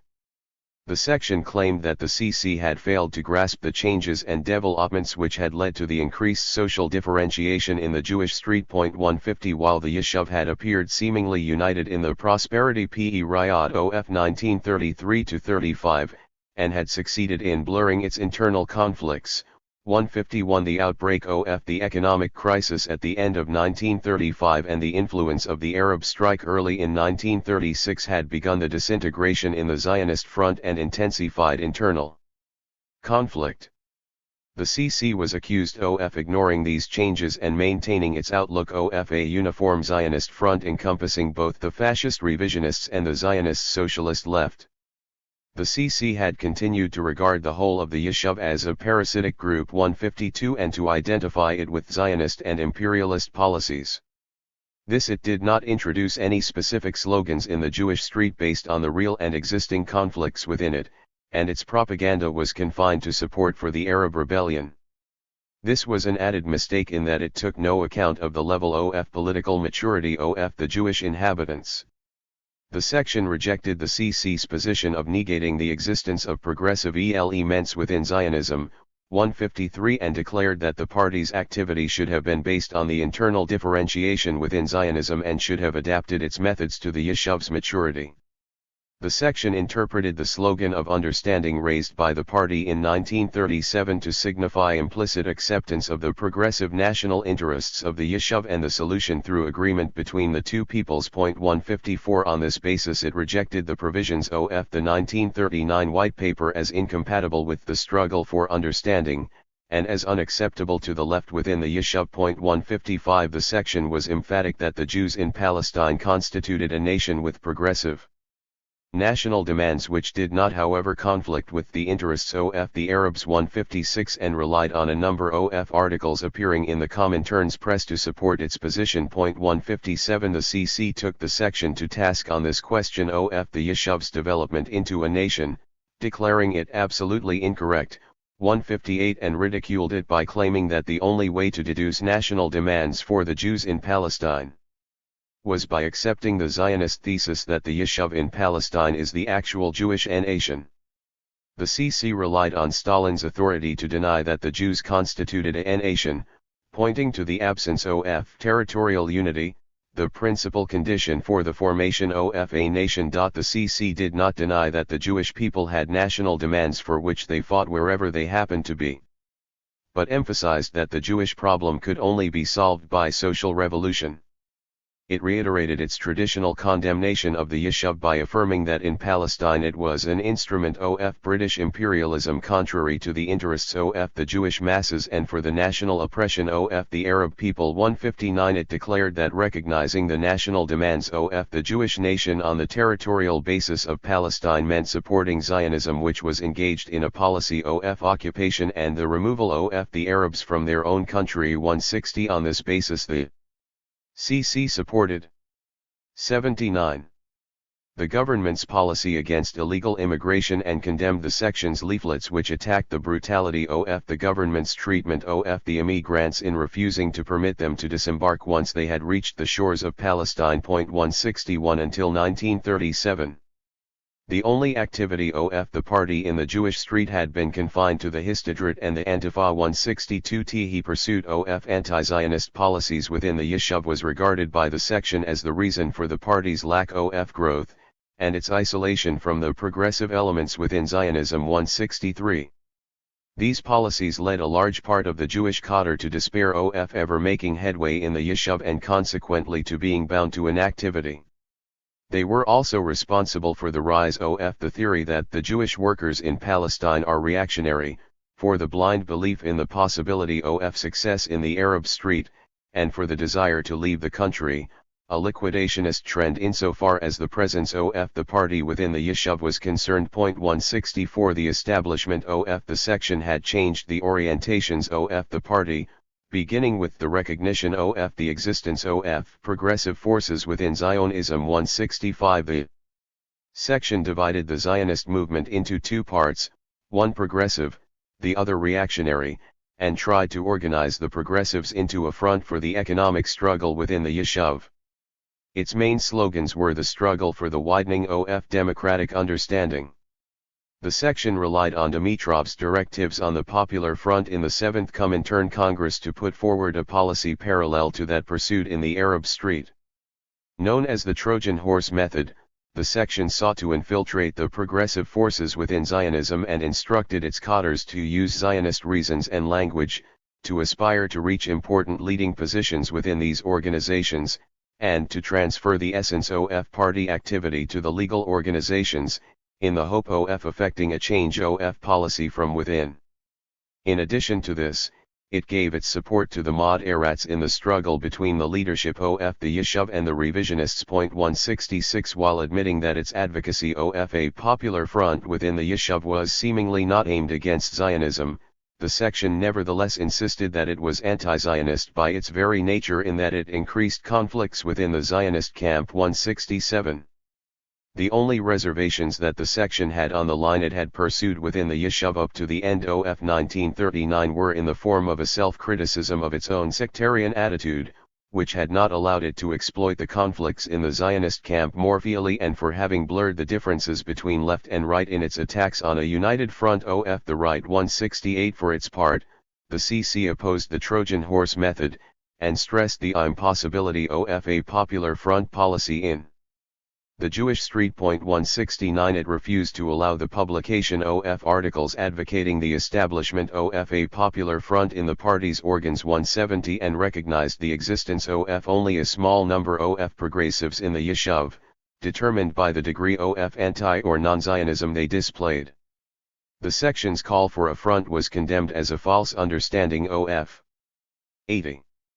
Dimitrov's tactics, and an attempt to imitate what other parties under different conditions had done in other countries. 171 This policy was viewed as a method of creeping through the back door of Zionism, which had led the section to the abandonment of an independent and revolutionary policy in the Jewish Street, and to the acceptance of the Zionist thesis of a Jewish nation and Jewish national demands in Palestine. The section's formulation for understanding was also rejected. Because the so-called progressive forces within Zionism were in favor of understanding only insofar as it allowed them to realize Zionist colonization in peace. THIRD objection to the White paper had shown the true nature of their progressiveness. THCC was unequivocally clear: there could be no alliance of any form with any group in the Yishuv other than on a non-Zionist basis. Even the section's attempts to differentiate between moderates and extremists and the support it extended to the former was declared to be wrong. The split of the party in 1939 was a dress rehearsal for the final break between Arab and Jewish communists, which was to take place 4 years later. In 1939 the break was only temporary. 172 But the issues which led to the split of 1943 were the same as those which had led to the dissolution of the section and its defection. Arabization had been unwelcome to the Jewish cadres. It had severely restricted their role within the Yishuv by denying any revolutionary role to the Jewish community, and directed the party's lull attention to the Arabs as that section of the population capable of carrying out the tasks of the anti-colonial revolution. The influx of Jewish immigration, especially after the rise of Nazism, and the spreading danger of fascism, brought about changes both in the makeup of the Yishuv, and in the direction of the Arab rebellion. To an increasingly large section of the Jewish cadres, the policy pursued by the party during the rebellion appeared to be one of tailing behind the nationalists and signified a liquidation of the party's independent role. At the same time, through their close involvement with the Yishuv, they learned the falseness of the orthodox view of the Jewish community as one undifferentiated whole. Again the old question posed itself: what should be the role of the Yishuv? While in the early 20s the question was arguably false in that the Jewish immigrants constituted an insignificant minority of the population, the change in both the numbers and the composition which had taken place in the 20 years made the question more relevant and indeed more pressing. The Jewish cadre could not fail to be affected by the nationalist atmosphere in the Yishuv, just as the Arab cadres were influenced by the nationalist atmosphere of their own community. The fact that the party followed a pro-Arab nationalist line during the rebellion solved the problem for the Arab cadres, and indeed contributed to the expansion of the PART/S strength in the Arab Street. The problem was resolved by the temporary expedient of setting up the Jewish section, but this only served to confirm the distance between the two national components and led to the pursuit of mutually irreconcilable policies. While in the past the communal disturbances had resulted in small desertions from its ranks, in 1939 this 81 was repeated on a much larger scale. The rupture was again temporarily healed, but the party was to prove unable to survive the increasing divisions in the country. A novel contribution was added to the existing internal tensions by the increasingly aggressive role which the new group of Arab members, the fruition of the party's pro-Arab policies on 1936–39, were to play. The crisis of 1939 proved to be a larger repetitio of past ruptures and a telling foretaste of things still to come. CHAPTERV. The party during the war. The position towards the war. Prior to August 1939, the PCP had pursued a consistently anti-fascist line in conjunction with the resolutions of the Comintern and the dictates of Soviet foreign policy. It had repeatedly attacked fascism and pointed to the threat which Germany and Italy posed to the Soviet Union and the independence struggle in the colonies, calling for the formation of an international popular front of communists and democrats to block the path of fascist expansion. The signing of the Nazi-Soviet Pact in August 1939, which came as an unexpected shock to communist parties everywhere, placed the PCP in a particularly difficult position. Not only were the majority of the party's cadres Jews, but part of its political activity was carried out among the Jewish population of the country, whose uncompromising hostility to the Nazis was an issue commanding the unified consensus of the whole Yeshuv. Yet the party showed no hesitation in explaining and justifying the Soviet Union's decision, and to a much greater degree than on any other previous occasion, displaying complete subservience to the twists and turns of Moscow's foreign policy. Almost immediately after the conclusion of the Nazi-Soviet Pact, the party attempted an acrobatic feat by explaining that this pact was aimed at furthering the cause of peace, and that the Nazi regime itself had undergone a transformation as a result of its detachment from the British-French imperialist camp and its association with Moscow. The party's literature portrayed Germany as having been forced to go to Moscow *, and paradoxically, the result of the Nazi-Soviet Pact was characterized as having put the Hitlerite gang in a situation of total isolation. At the same time, it was argued that the pact was the result of Germany's fear of the strength of the Red Army/II and was hailed as a work of genius on the part of Stalin, who by concluding this agreement with the Nazis had foiled the capitalist state's plans to direct Hitler's aggression against the Soviet Union, and refused to pull Chamberlain's chestnuts out of the fire. The move of the Red Army into Poland later in 1939 was acclaimed by the party as a further step towards averting the danger of war in the East, and as guaranteeing the safety of Romania, and $2.83. Stopping Hitler's advances against Hungary. For miraculously, Hitler was now a changed man. He had ceased to be a the gendarme of Chamberlain and Daladier and had to do what Moscow tells him. 5. Thus he could no longer conduct a campaign against the Soviet Union and no longer constituted a threat to the communist movement. Yet the opening of the war in September 1939 found the party unsure of the position it should adopt, and its natural inclination was to support the war against fascism. In a leaflet issued just after the outbreak of hostilities, it characterized the war as the result of fascist aggression * and attributed it to the appeasement policy of Chamberlain, which had previously sacrificed Ethiopia, Austria, Spain, and Czechoslovakia, and whetted Hitler's appetite for more easy conquests. Although the war was seen to have been forced on Chamberlain and Daladier by the Polish resistance to the German invasion, and not due to any desire on the part of Britain or France to stand up to Hitler, the party nevertheless offered the conditional support of all progressive forces in the world * to the war as long as Chamberlain and Daladier would consistently carry out the war against Hitler. 6. The party declared that the masses had taken to the battlefield to exterminate fascism in the world asterisk and that the communists placed themselves in the front ranks of the battle. However, the party quickly reversed its position when it became clear that support for the war was not consistent with the terms of the Nazi-Soviet pact. It embarked on a propaganda campaign against what was retermed the imperialist war asterisk and against British policy in Palestine, a campaign which was to last until after the German attack on the Soviet Union in June 1941. The party's attitude then passed through two clearly distinct phases. The first, stretching from 1939 to 1941, was one of outright hostility and opposition, the SEC starting in June 1941 with the German attack on the Soviet Union, was quickly transformed from support for the Soviet Union alone, and continuing condemnations of British imperialist aims * to enthusiastic support for the democratic allies in the struggle against fascism, and for the British war effort in Palestine.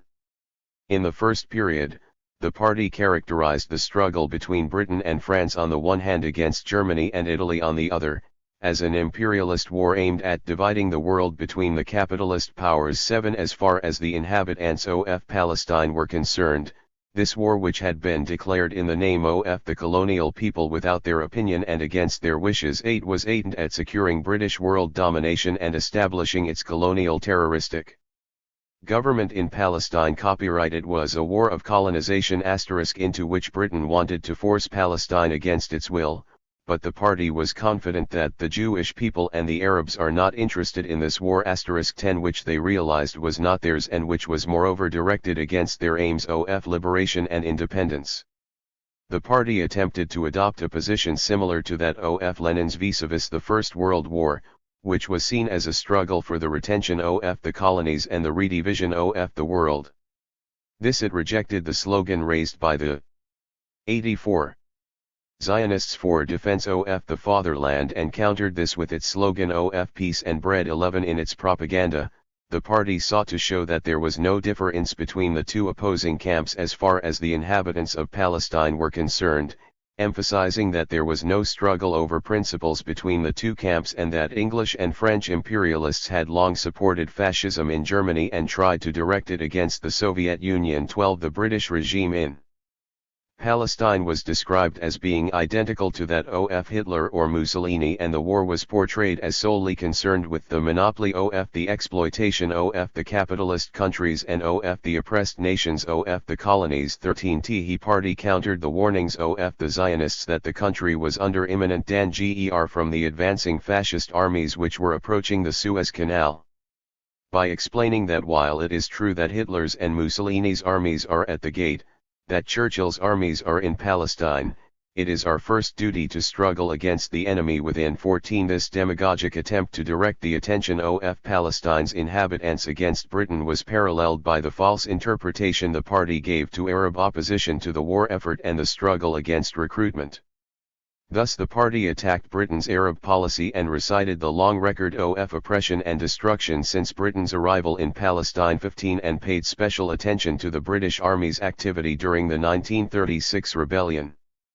The party proudly proclaimed that the Arabs in Palestine were opposed to the imperialist war and that this could be clearly seen in the small number of Arab recruits to the army, and the small financial contributions made by them to the war effort. Yet the party chose to forget that this opposition was due to support and sympathy for the Axis powers, and not an awareness of the imperialist nature of the war.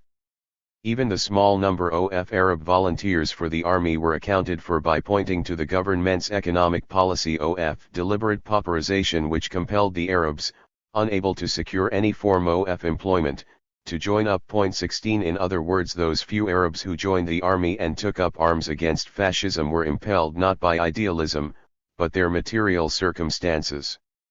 At the same time, the party increasingly sought to undermine the Arab support and sympathy for the Axis powers by pointing out the falseness of Arab hopes that they might achieve their deliverance at the hands of the advancing German armies.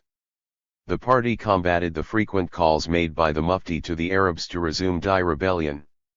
Not only did it proclaim that the time is not ripe, but chose to see in these calls an Italian plot to enslave the Arabs and harness them to the service of aims external to their own interests. 17 Germans and Italians, despite the fact that they were engaged in a war against England, were also the enemies of the Arab liberation struggle, and the party blamed the treacherous Arab leaders 18 who conspired with the fascists to raise a premature uprising in the country, for endangering the national movement, and warned the Arab masses not to place any trust in them. Thus, when the Rashid Ali uprising took place in Iraq, the party called on both the Germans and the British not to interfere. It explained that the 85 Germans had succeeded in paving the way for German colonization in that country, and warned that the fascist states had colonialist aims and aspired to control Iraqi oil, the potash in Palestine, the Suez Canal and the cotton in Egypt 19, and were trying to deceive the Arabs as Britain had done in the First World War.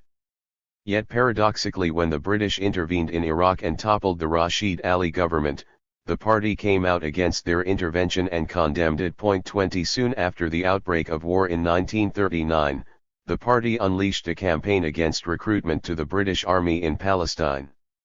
This lasted until well after the German attack on the Soviet Union, and continued to engage the party's attention until the final split in 1943. This campaign was directed both against the Jewish Agency and the British government. The former were attacked for their policy of encouraging the recruitment of Jewish youth into the army and thus sending them to the Maginot Line as cannon fodder. 21 The party argued that although the Jewish Agency claimed that its support for recruitment was based on the wish to defend the country against fascism, conscription to the army could be nothing more than a tool of imperialism and Zionism. 22 And thus had to be opposed. It attacked the Zionist leaders as warmongers and called on the Jews in Palestine to demonstrate their opposition to the war effort and not to give imperialism a single soldier, a single farthing. 23 Pointing out that it was against the interests of the Jewish masses themselves to have a Jewish army under the command of the traitorous Zionist gangs and British imperialism. In the Arab street, the party's task was facilitated in that there was lit support for the war and recruitment was insignificant. To the Jewish street it pointed out that recruitment would increase the danger of turning Palestine into a battlefield. 24 And continued to argue until as late as the middle of 1941 that the reason Palestine had not been engulfed by the war, was due to its opposition to the war and to both Britain and Germany. 25 It continuously called on both Arabs and Jews to put pressure on the government to remove its military bases from Palestine. 26 Condemning the savagery of the Italian bombings on Haifa in August 1940, it explained them as being retaliation for British attacks against civilian targets in Libya. 27 It also held Britain responsible for endangering the lives and property of the inhabitants of Palestine by turning Palestine's villages and towns into military camps, and called for the removal of the British Army from the country. 28 And the declaring of Palestine to be a non-combatant zone. His position, which certainly fell on welcome ears in the Arab street, was anathema to the Yishuv, but the party did not allow this to influence its complete opposition to the imperialist war and its persistent attempts to use any and all arguments to turn the Yishuv against the war in faithful pursuit of Moscow's line. The news of the German attack on the Soviet Union in June 1941 caught the party unawares. This unexpected event, as far as the party itself was concerned, brought confusion and an attempt to explain the Nazi attack in terms of a capitalist. 86. Conspiracy abetted by Britain to bring down the socialist regime in the Soviet Union. On the morrow of the attack, the party called on Palestine's inhabitants to defend the Soviet Union and to show their solidarity by declaring strikes and organizing demonstrations throughout the country. 29 While continuing to struggle against recruitment, and transforming the ongoing imperialist war into a war of liberation, and for the freedom and independence of Palestine. Unable to explain the war between Germany and the Soviet Union within the framework of its past statements and analysis, the party reverted to the old line of blaming the reactionary bourgeoisie in the United States and Britain for instigating the Nazis. 30 It was explained in the party's Arabic leaflets that Hitler's attack on the Soviet Union was backed by German capitalists and their friends in Britain, and that Hitler could not have started the war without the agreement of the capitalists in Britain and the United States. 31 The party attacked Churchill's offer of help to the Soviet Union and characterized this as aimed to lull the masses and to benefit from their support for the Soviet Union. 32 In Palestine the party saw this strategy as aimed at enlisting the support of the inhabitants for Britain's own interests and to increase recruitment and forced labor for small wages in the army camps, but this recruitment, it was declared, did not aid the Soviet Union. Aimed at strengthening British occupation and the realization of Zionist occupation against the Arab liberation movement. 33 The party called for direct recruitment to the Red Army as the best way to help the Soviet Union and for a short period actually advocated the formation of international brigades to go and fight on the Russian front. 34 Ths was deemed to be preferable to complying with the Zionists' call for recruitment, which had a Zionist and anti-Arab nature and hindered the fostering of friendly relations between Arabs and Jews. The war between Britain and Germany had been opposed by the party for nearly 2 years. It was and continued to be condemned as an imperialist war where the prospect of a victory for England meant a world in which a race of monsters sucked the colonial people's blood in a capitalist world of crisis and unemployment. 35 While Churchill had abstained from declaring his war aims, Stalin in contrast had announced that the Soviet Union had no ambitions of conquest and aimed at nothing more than the destruction of fascism once and for all. Thus even after June 1941, the party continued to differentiate the forces engaged in the war against Germany as imperialist and socialist, and it continued to regard the United States and Britain as the secret allies of Hitler. 36 Its reading of the international situation led it to the conclusion, just prior to the construction of the Anglo-Soviet alliance, that the weakening of inter-imperialist contradictions would result in increased danger of a general war of intervention against the Soviet Union. The Soviet Union's entry into the war did not initially cause the party to abandon its old line. It persisted in its propaganda against recruitment and denied that the British robber gangs, exploiters of the people, are partners of the Red 87 Army *37 and declared that the enemy of the party remained the British presence in Palestine.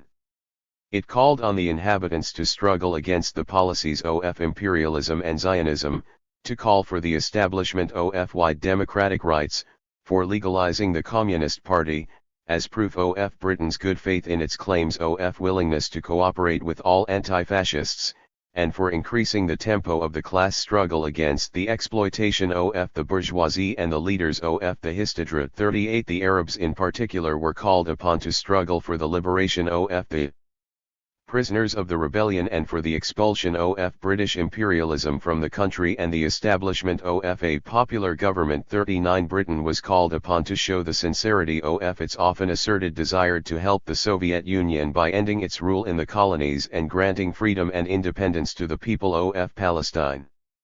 The party took more than 4 months to overcome its adherence to the old line and produce a new policy suited to the circumstances created as a result of the Soviet involvement in the war.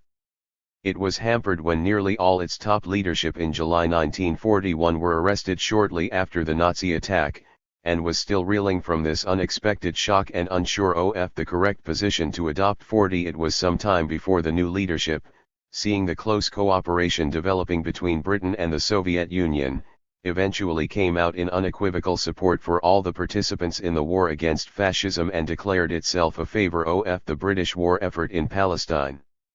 It relegated to second place the internal conflicts and the struggle against Zionism, maintaining that it was necessary to subordinate everything to the task of defeating fascism. Announcing the formation of an anti-fascist front comprising Britain, the Soviet Union, and the United States. 41 The party came out in favor of the recruitment of Arabs and Jews into the army. 42 And exhort them to enter the ranks of the British Army, the brothers in arms of the heroic Red Army. The party's most profound change of attitude concerned the British government itself, which had been perceived as being the immediate enemy against which Palestine's inhabitants had been exhorted to struggle and whose brutal opposition of the 1936 rebellion was frequently rehearsed as reflecting the true nature of Britain's motives in the ongoing imperialist war. However, towards the end of 1943, the party recognized that it could not maintain this attitude while at the same time calling for a wide popular front for the prosecution of the anti-fascist war, and when the Soviet Union itself was in very close cooperation with Britain. Thus the party soon declared that the Soviet Union's entrance in the war had changed its character and influenced Britain in the struggle against fascism. 43. It was no longer possible to make a distinction between a Soviet liberation war and a British imperialist war. Britain, it was emphasized, had declared its willingness to make great sacrifices for the anti-fascist war headed by the Soviet Union. 44. The party's new attitude implied an enthusiastic and persistent call for recruitment. But more important, in its agitation for all-out support for the war effort, for a period it opposed industrial action. 45. Condemning it as sabotaging the war effort. 88. The party sought to exact a price from the government for its support, and persistently called on it to legalize the party and allow it to pursue its activities openly. 46. This call was frequently repeated in the public meetings which the party was holding openly for the first time, with the ostensible aim of generating support for the war, and which the government, starting in 1942, allowed the party to convene. 47. The government's adherence to the wide popular front did not, however, extend to granting legality to the communists, but government reports indicate that it was not oblivious of the valuable role they were performing in drumming up support for the war effort. As early as 1941, the government had noted the considerable modifications which party policy had undergone and its call on Jewish workers to fulfill their sacred duty in the great anti-fascist front of the Anglo-Soviet alliance. 48. After 2 years of such activity, the government recognized that as far as the war effort was concerned, the general attitude of the PCP and its members is irreproachably pro-British. 49. And that its propaganda maintained a spirit conducive to the efficient prosecution of the war.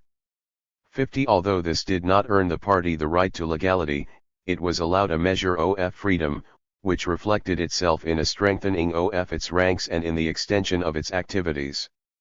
A natural corollary of the party's advocacy of a joint war effort against fascism was the toning down of the struggle against Zionism. The party declared its readiness to recognize some of the national organizations of the Yishuv. 51. And attempted to extend its popular front policy to include those Zionist parties willing to cooperate with it and prepared to subordinate their differences to the main aim of the struggle against fascism. The Victory League 52 was born out of an attempt to effect such a collaboration, but the Party 7's influence within it remained relatively small. The party also reversed its stand on the enlistment of Jewish youth into the British Army.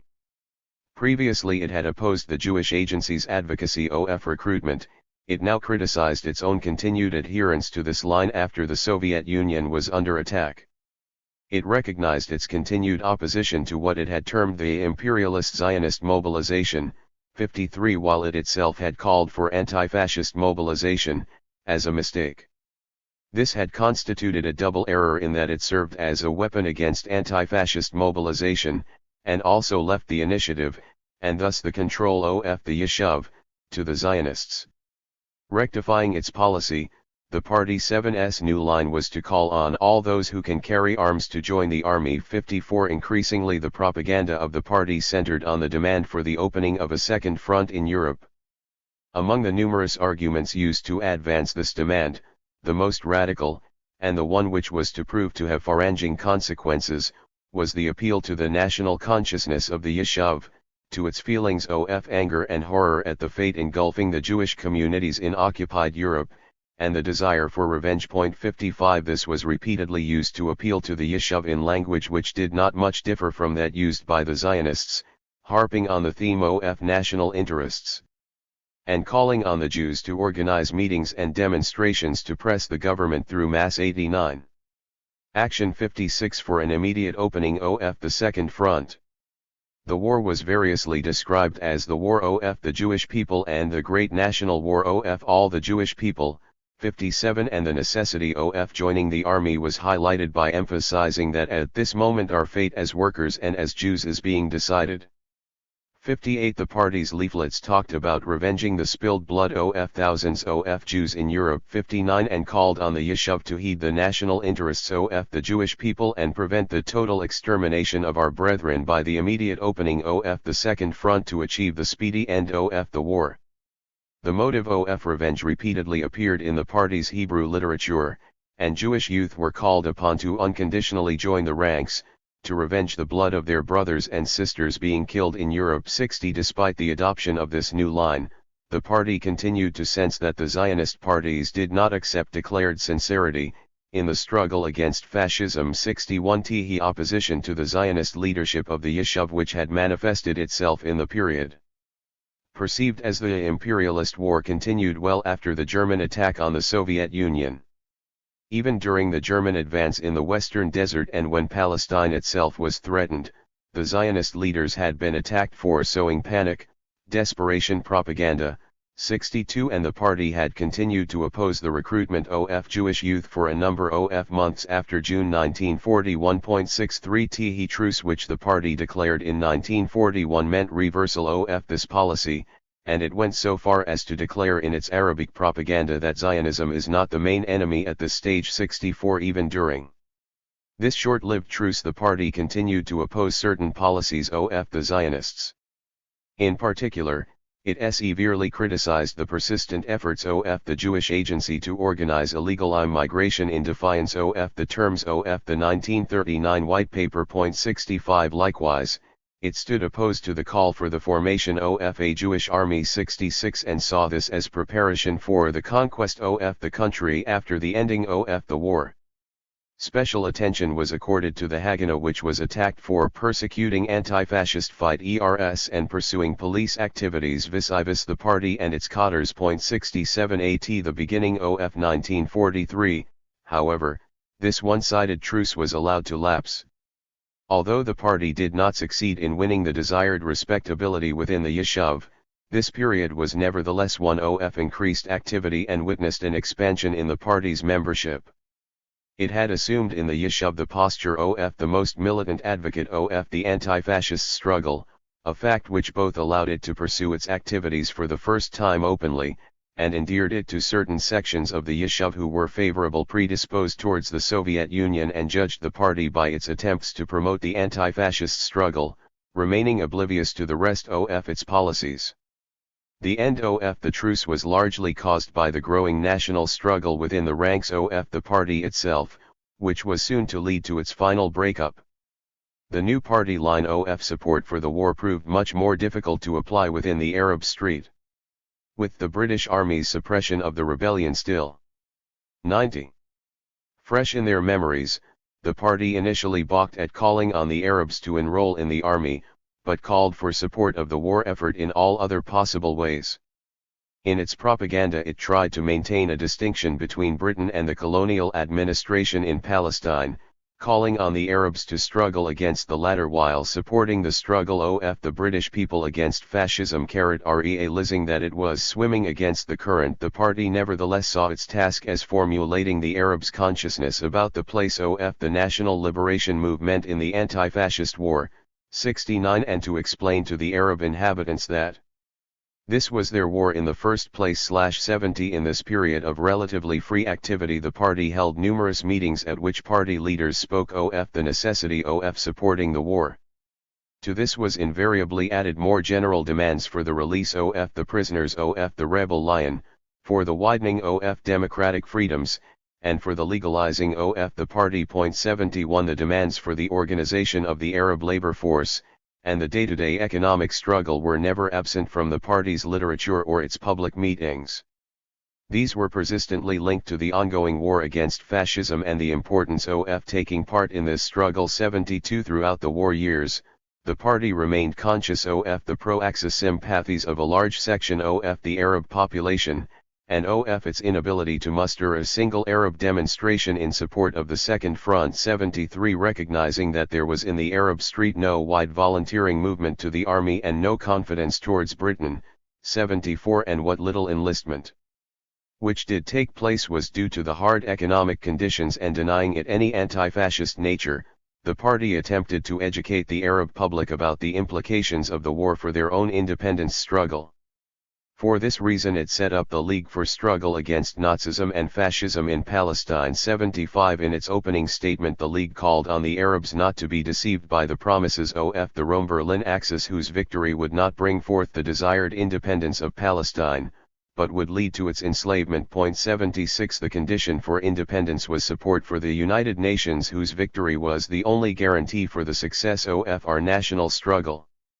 The party tried to win the Arabs' support for the war by explaining that the destruction of fascism is the inevitable end of Zionism. 77 It reasoned that the Soviet Union's leadership of the anti-fascist bloc established beyond all possible doubt that the war to destroy fascism is a just war and that all reactionary movements including Zionism will be destroyed. 78 Addressing itself to those Arabs who doubted the nature of the war, the party deduced the need for unconditional support for the war effort and the relegating of the struggle against Zionism to the background, by purporting to show the link between the rise of Nazism in Europe and the persecution of the Jews, with the intensification of Zionist immigration into Palestine. 79 Consequently the destruction of fascism would automatically lead to a drying up of the sources of Jewish immigration, and without immigration there is no Zionism.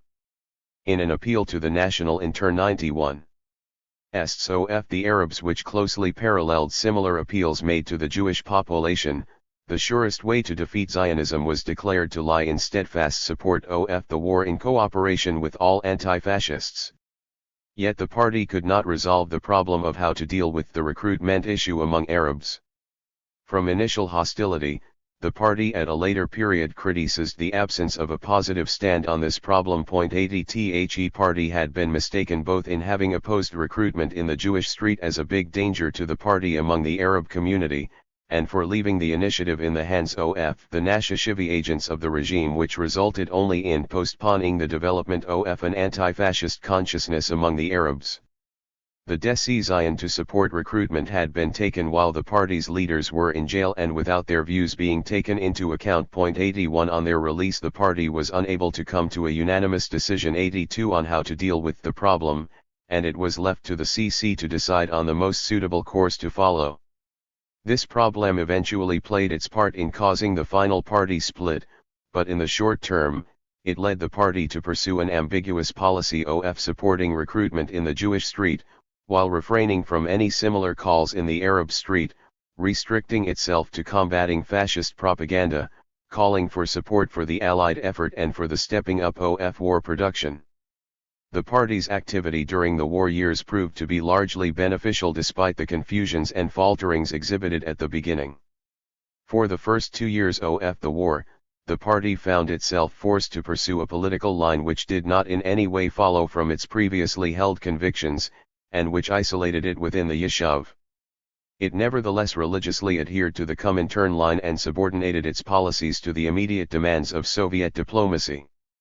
Needless to say, the policy of abstentionism pursued by the party during this period did not conform with its character, and it eagerly seized on the outbreak of war between Germany and the Soviet Union to continue where it had left OFF in August 1939, the pursuit of a firm struggle against fascism. Yet as the PART/S consequent self-criticism showed 85 in the first few months of the German attack, it was unable to abandon its old policy of opposition to Britain and the Zionists, and had to wait and see how relations between Britain and the Soviet Union would develop. Once the party had decided to come out in total support for the war and all those engaged in the struggle against fascism, it faithfully stuck to this policy and subordinated all other conflicts to it. Thus the struggle against both Britain and the Zionists was suspended, although early in 1943 and shortly before the party split, the policy towards the Zionists was reversed. But as far as Britain was concerned and the democratic aims of the war, there was no backtracking. The party went so far as to criticize leftist elements within the Yishuv, who called for the establishment of a socialist charter to replace the Atlantic Charter and who argued for the transformation of the war into a revolutionary struggle to achieve the final goals of socialism. 84 The party opposed this as being aimed at splitting the United Front and 92. declared that the main goal during the anti-fascist war was to unite all the forces willing to struggle against the Axis powers. The sincerity and enthusiasm of its propaganda in favor of the unhindered prosecution of the war did not pass the Palestine administration unnoticed, and the party was allowed to come out into the open and pursue its activities publicly. This in its turn facilitated its progress, and even in the Arab street, where it was swimming against the current, enabled it to appear publicly for the first time and to dispel the lingering myths, both by its pro-Arab policies and by the presence of its Arab cadre, that the Communists were just another Jewish party. Its success among the Arabs was to prove to be a mixed blessing, as it was to contribute largely to the ensuing split. Activity in the Arab labor movement. The PCP had played an important role in the formation of the Arab labor movement in the late 1920s and early 1930s. As early as 1925 it had published Haifa, a weekly journal of labor affairs and agitation, while in 1926 it had succeeded in setting up the Ihad movement, the only successful instance of a joint Arab-Jewish labor organization throughout the years of the mandate. In 1930 the party was instrumental in the holding of the first Arab Workers' Congress in Haifa, and its Arab cadres played a prominent role in its proceedings.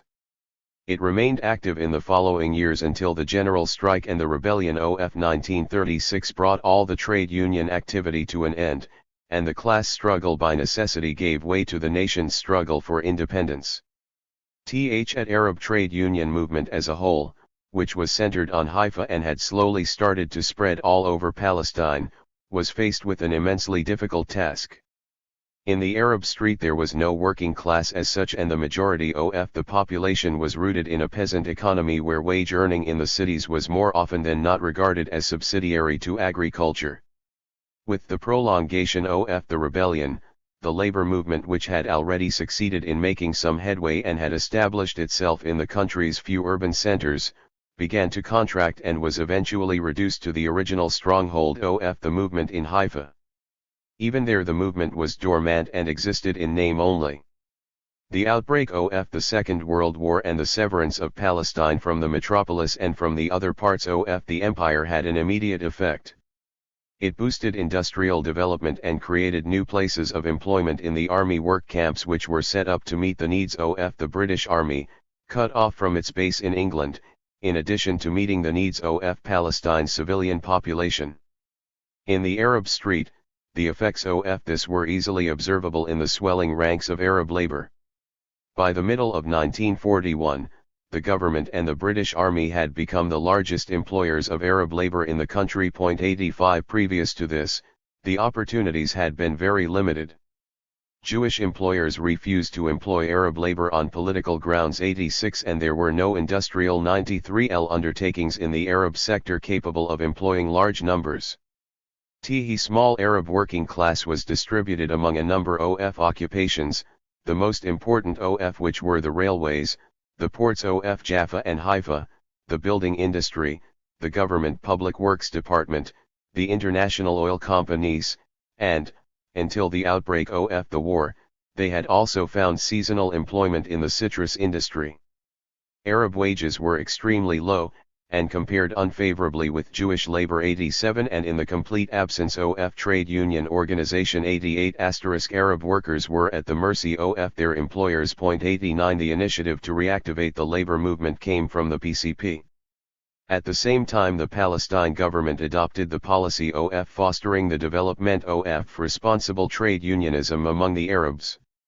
In September 1940 a labor advisor to the government was appointed. 90 And in July 1942 a Department of Labor officially came into existence. 91 Composed of a director and 3 labor inspectors to cover Jerusalem, the northern region, and the southern region, respectively.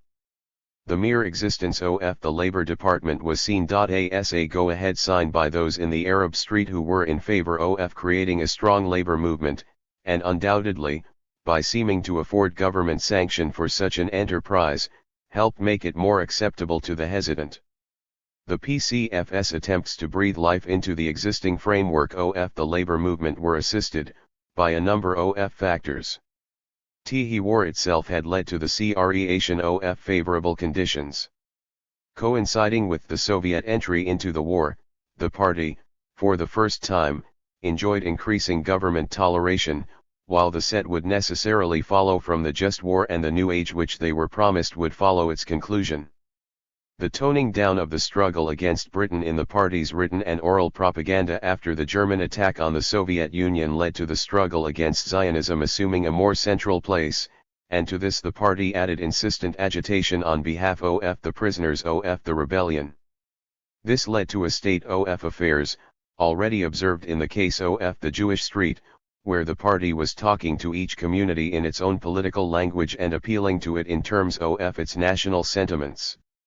The political opposition to the party leadership was compounded by personal differences and ambitions. Bulis Farah, who had been expelled from the party as far back as 1940, did not resign himself to political inactivity, but set about gathering around him a group of educated youth, a few of whom were already in the party, but most of who remained outside it. While considering themselves part of the communist movement in the country, and indeed being seen as such by outsiders, these activists did not accept Musa's authority. Farah's opposition to Musa was motivated by personal ambition, though inevitably combined with political disagreements. He had dissented with Musa's policy on the Arab rebellion and had accused him of leading the party into a national deviation through support for the Mufti's leadership 21, whereby the party had lost its independent identity and political line. 22 At the same time he held Musa guilty of indecision over the nation deviation of the Jewish section, and had demanded as early as 1938 the expulsion of its secretary Brozaza from the party. He also disagreed with the party's policy on the Arab labor movement during the war. While Musa's policy rested on the attempt to breathe life into the existing labor organizations and to collaborate with the Haifa-based PAS, Farah saw the need for the formation of independent labor unions and rejected the Haifa Society's leadership as a conservative and politically subservient to the traditional Arab leadership. On the personal level, Farah aspired to the party leadership himself and resented Musa, whom he deemed to be illiterate, his intellectual inferior, incapable of leading a communist party, and more specifically of not appealing to the Arab-educated youth in the country. The party under Musa's leadership had failed to win support outside of the narrow confines of the Arab working class, and the quality of its 104.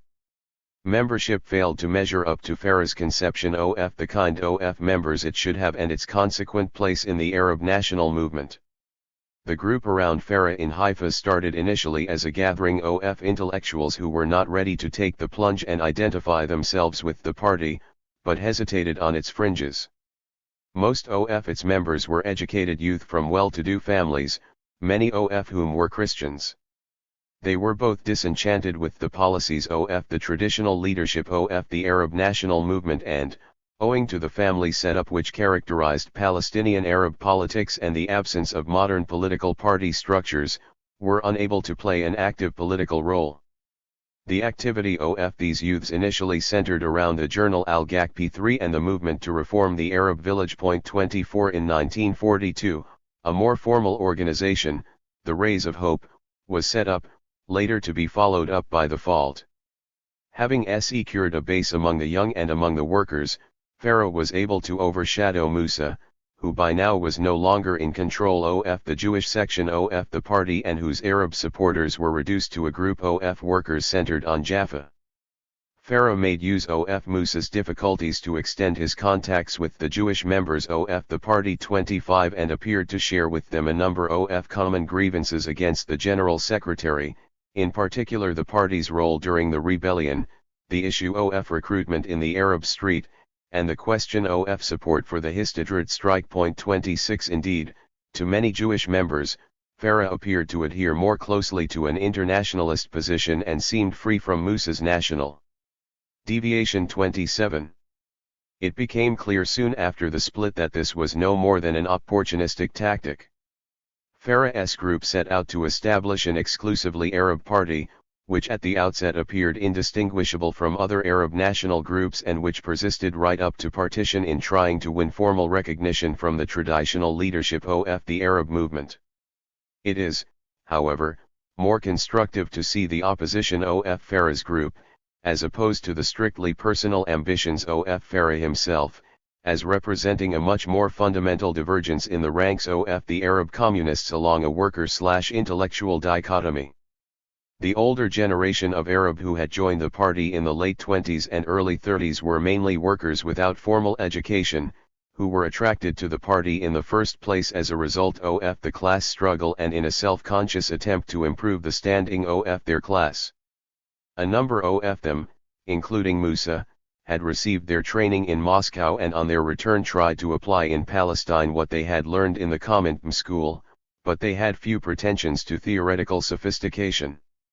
They were content to follow the directives of the Comintern, and while giving support to the Arab movement in its anti-British and anti-Zionist struggle, remained grounded in the day-to-day struggles of the Arab working class, and perceived their first duty as being directed primarily at organizing and winning adherents from within that class. This became increasingly easier to accomplish during the war years when conditions allowed the development of an Arab labor movement. More importantly, they did not view their association with Jewish communists as a handicap which they 105 needed to overcome in their approach to Arab society, but accepted it as one of the fundamental tenets of internationalism which, as class-conscious workers subscribing to communist doctrine, they accepted. The younger generation of Arab communists who were clustered round the Farah group had been attracted to the party as a result of the 1936 rebellion and the vacuum created by the absence of the traditional leadership from the country and its visible failure to accommodate them within the national movement.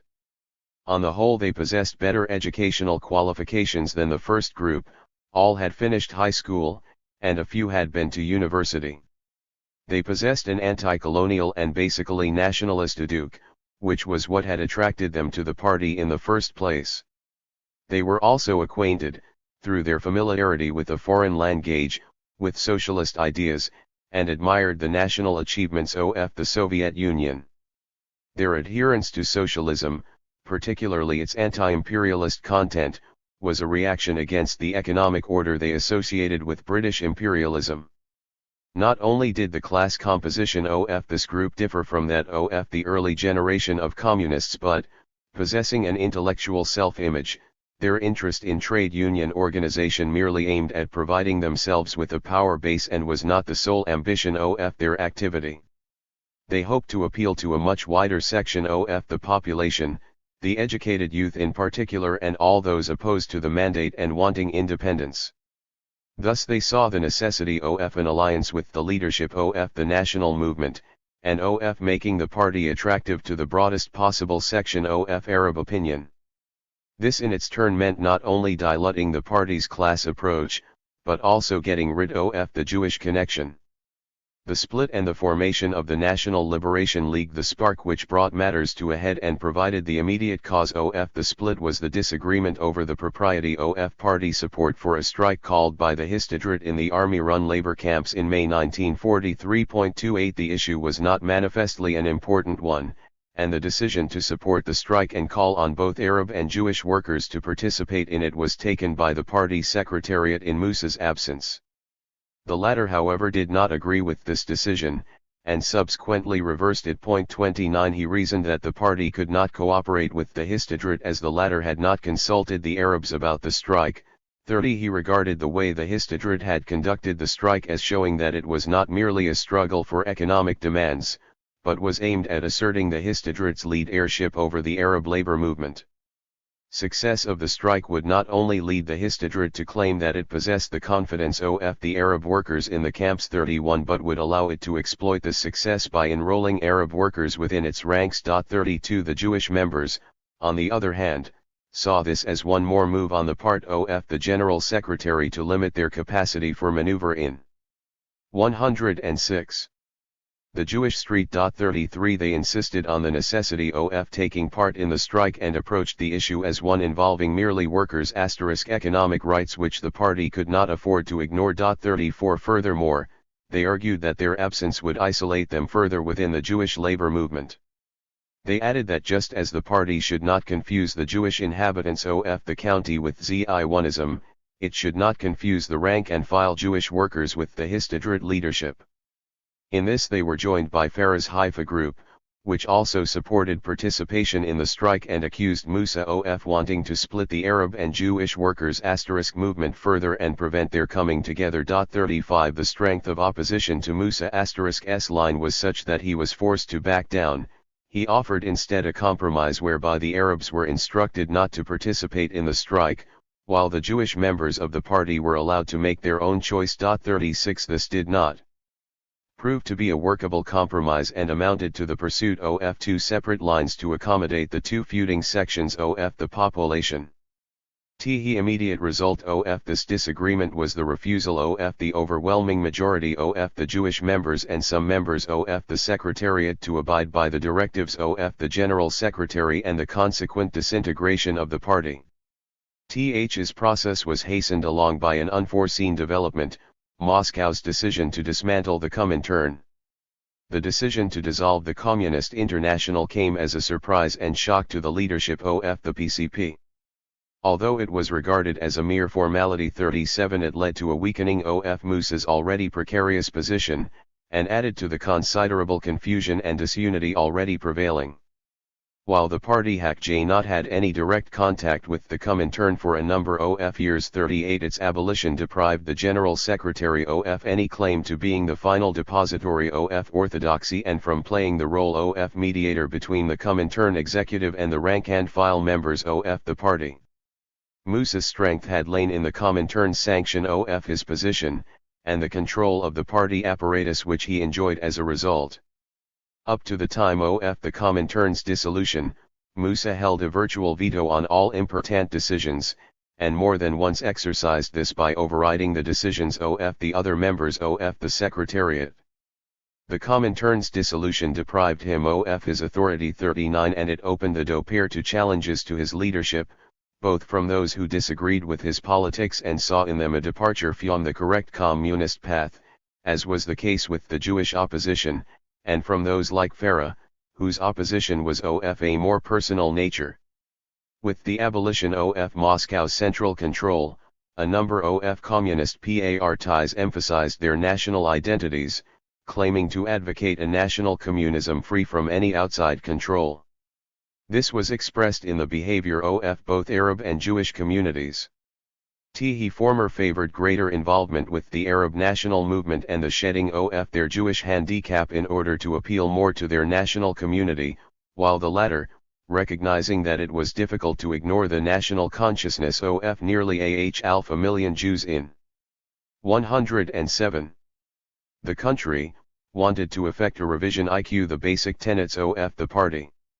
These had been established at a time when the Jewish presence in the country was still insignificant and the Arab movement had seemed to hold a promise of waging a determined anti-British struggle.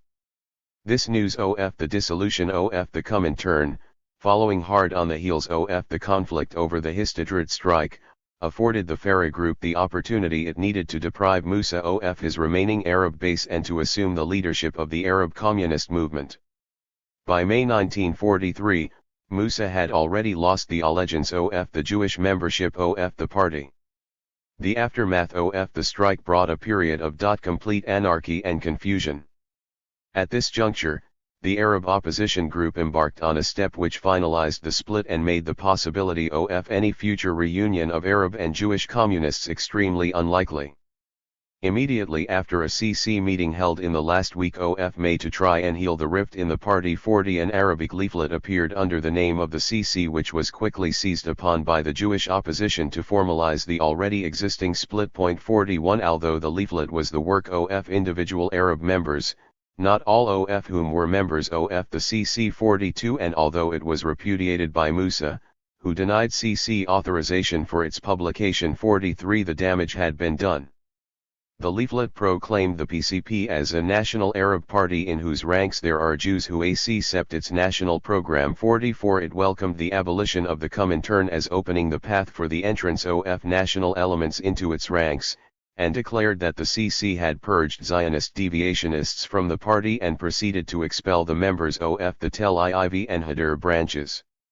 What followed can only be described as near anarchy, with the expulsion by Musa of members of the Jewish opposition 45 and counter-expulsions of Arabs by a Jewish opposition group under the leadership of Mikunis. 46. The months following were characterized by utter confusion, with the appearance of a number of self-appointed CCS each claiming to represent the party.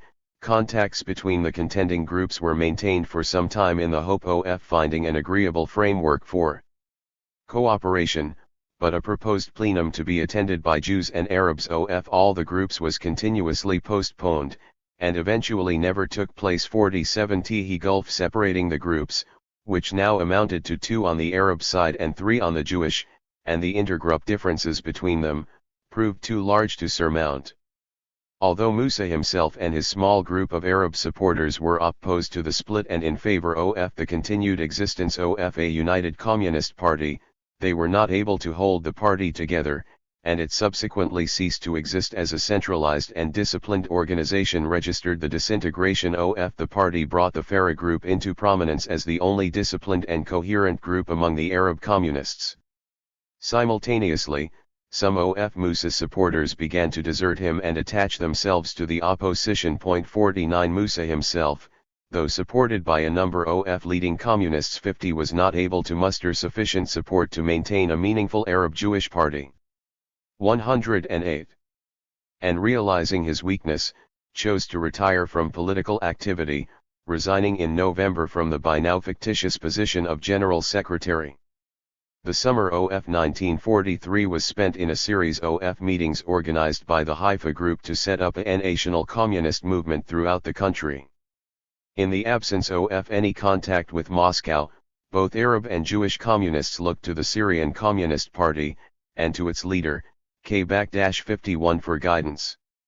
Owing to the state of affairs in the now non-existent party, those members who went to consult did so necessarily on their own group's initiative and not as representatives of the party as a whole. 52 seems to have condoned the existing split, and advised the Arab communists to set themselves up as an independent national communist organization without giving it an explicitly communist tide. 53 And a member of the CC of the Syrian party was dispatched to Palestine to investigate the affairs of the party. 54 His recommendations were in line with those of based on the view of the impossibility of maintaining a joint Arab-Jewish organization in the charged national atmosphere prevailing in the country. The confusion in the ranks of the Arab communists came to an end with the setting up of the NLL. In September 1943, a meeting was held in Haifa which was attended by Farah's group and a number of Arab members of the party, which decided on the establishment of an Arab Communist Party. 56 Following this meeting, all efforts were concentrated on convincing the Arab cadre of the party, Musa included, of the necessity of joining this new organization. 57 And the idea of separate Arab and Jewish organizations was now formally accepted and propagated. 58 For some time, the Arab communists continued to appear under the name of the PCP. 59 But early in 1944, the title National Liberation League, indicating the non-communist image the Arab communists wanted to project, was adopted. The first bulletin containing the NLL program was issued on February 1, 1944. 60 The formation of the NLL was not, at the outset, regarded by its founder as a continuation of the PCP, nor was it so regarded by its friends or enemies. Its program did not include any reference to the principles of socialism or revolution, but confined itself to the Arab movement's struggle for national independence. Indeed, the name chosen for the group was self-explanatory. It indicated the national composition and orientation of the group and confined its aims to those of liberation from foreign domination. The NLL further defined its early outlook in 2 ways, by its demand to the traditional Arab leaders to grant recognition to the League as part of the Arab national movement. 61 And its deliberate choice of a Muslim as president of an organization whose leadership was predominantly Christian. 62 The communist movement in the Jewish street. The situation among the ranks of the Jewish communists was more confused and chaotic than on the Arab side, due to the existence of numerous small groups who 109. While being united in their enmity to Musa, could agree on little else. 63 The rest of 1943 was spent in little activity, the group's energies being absorbed by their attempts to find common ground. A chief preoccupation was the combating of certain defeatist trends which were circulating among the Jewish members, that there was no place for an organized communist party in the country as the failure of the united PCP had shown, and that the Jewish communists should content themselves with the establishment of a wider and more loosely based anti-fascist movement. 64 The beginning of 1944 saw the appearance of some semblance of unity and the crystallization of three distinct groups.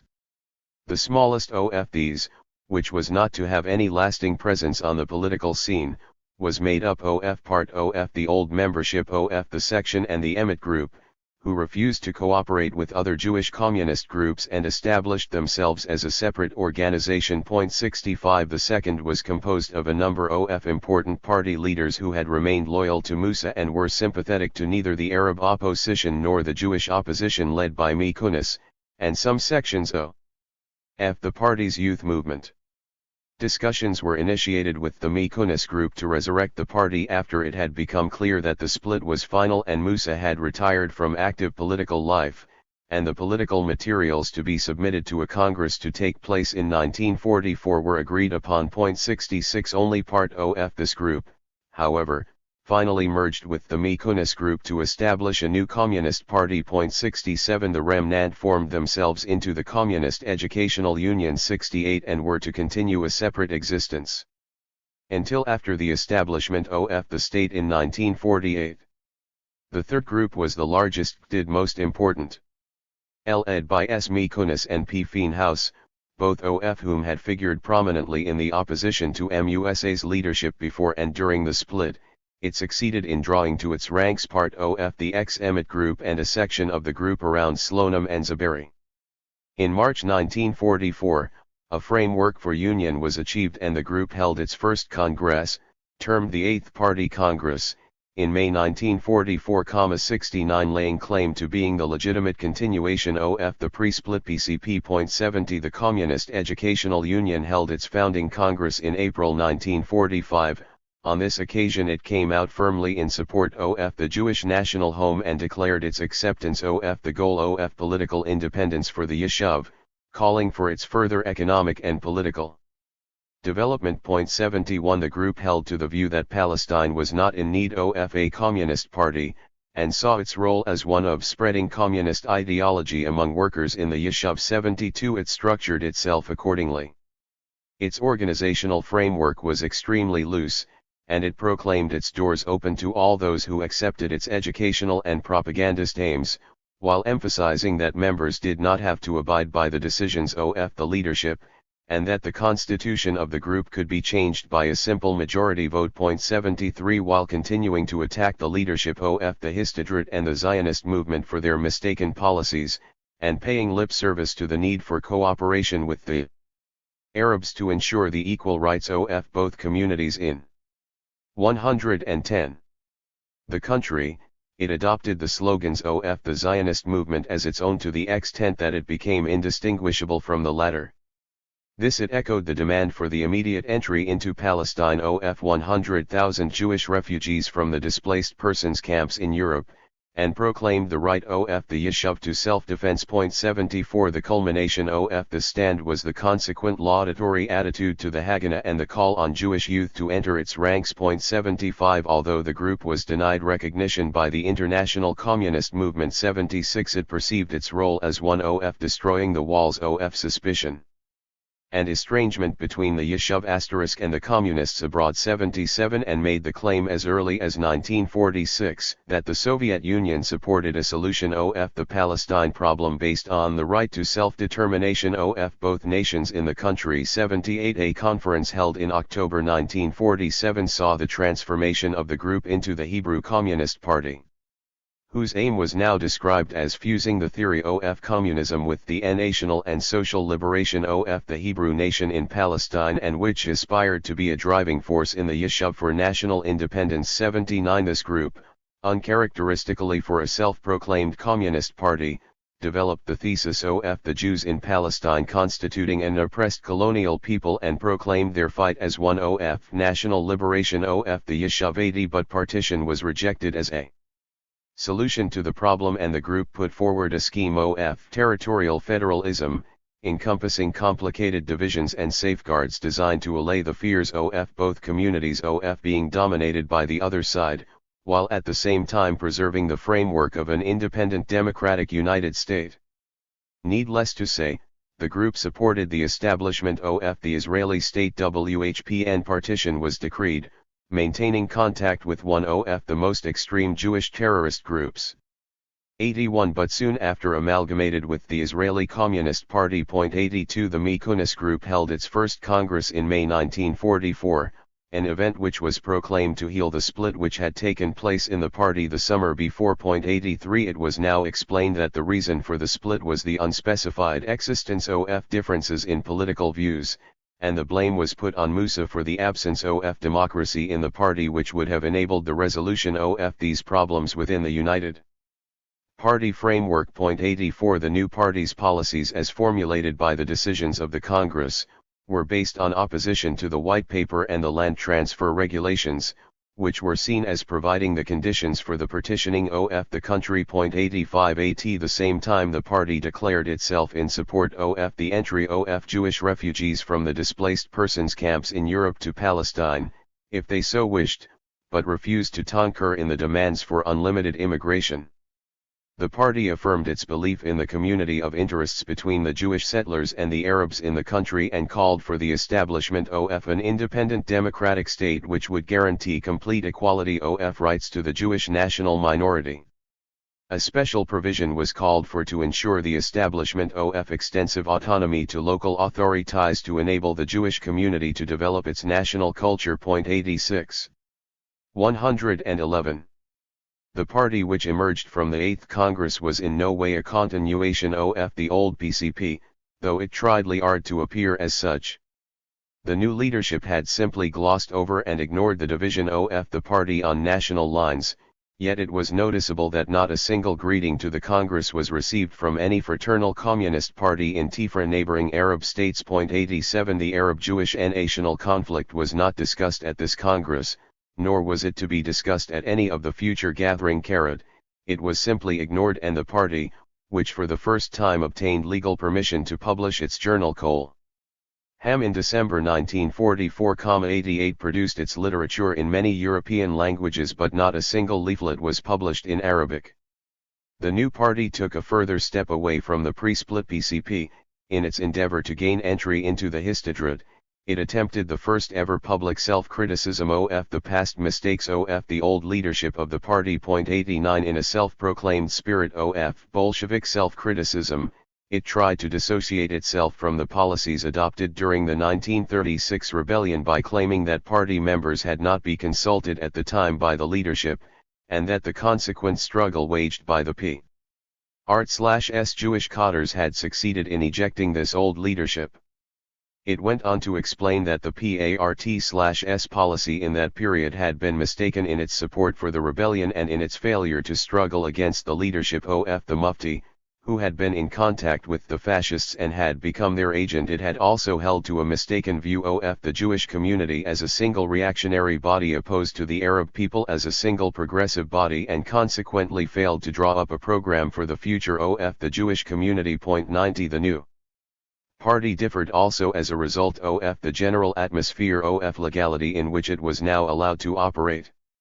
For the first time, communists openly called for attendance of party meetings and advertised them publicly. The first attempt to enter the political field came with the Histadrut elections held in August 1944. While the Jewish opposition in the party had objected to Musa's attempts to dissolve the proletarian faction in 1943, this group was not reorganized now that Musa was no longer in control, but the party continued to implement his policy by pressing for individual membership of its members in the Histadrut.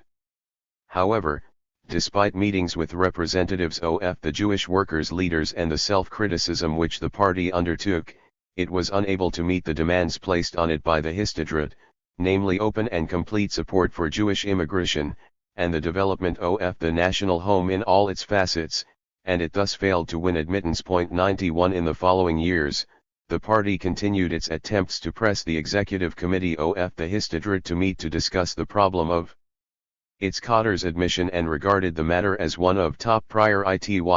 92 but only managed to win entry early in 1947. 93 More successfully, the party, appearing under the name of the Popular Democratic List, won 3,948 votes in the elections to the Yeshuv's elected assembly and gained 3 seats. 94 Its program was based on a call for increased participation of the Yeshuv in the war effort, guaranteeing the national rights of the Yeshuv.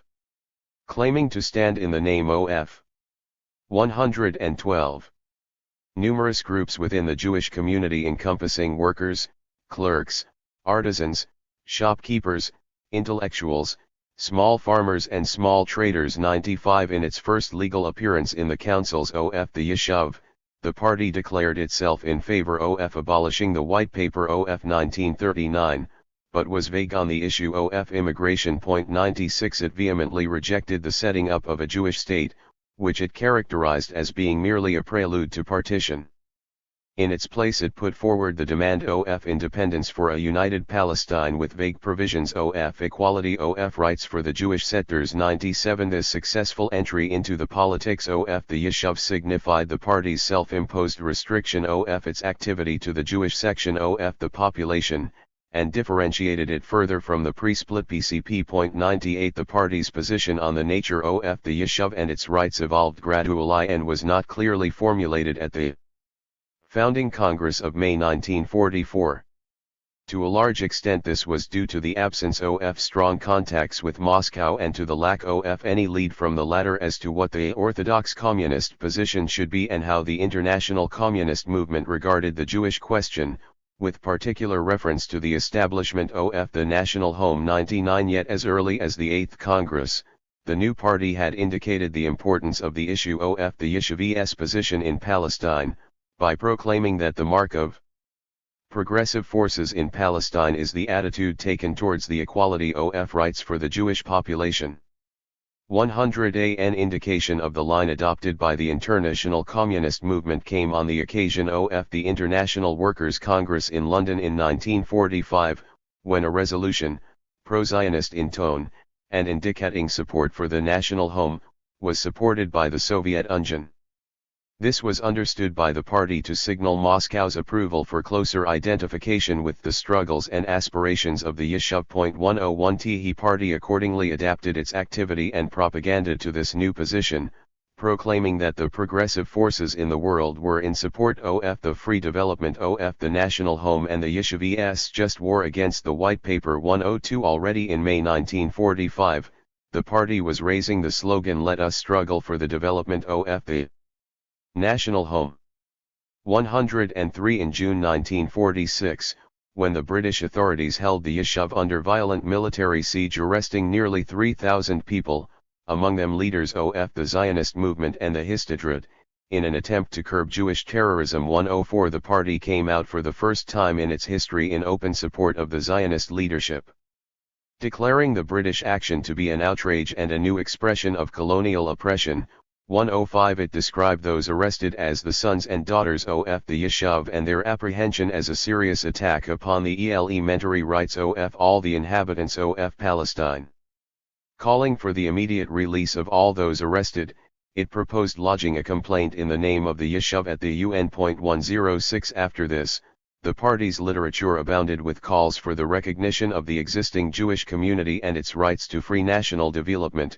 107 And it called for acknowledgement of the fact that the national home was now a reality and that the existence of two peoples in Palestine, 113, could no longer be denied.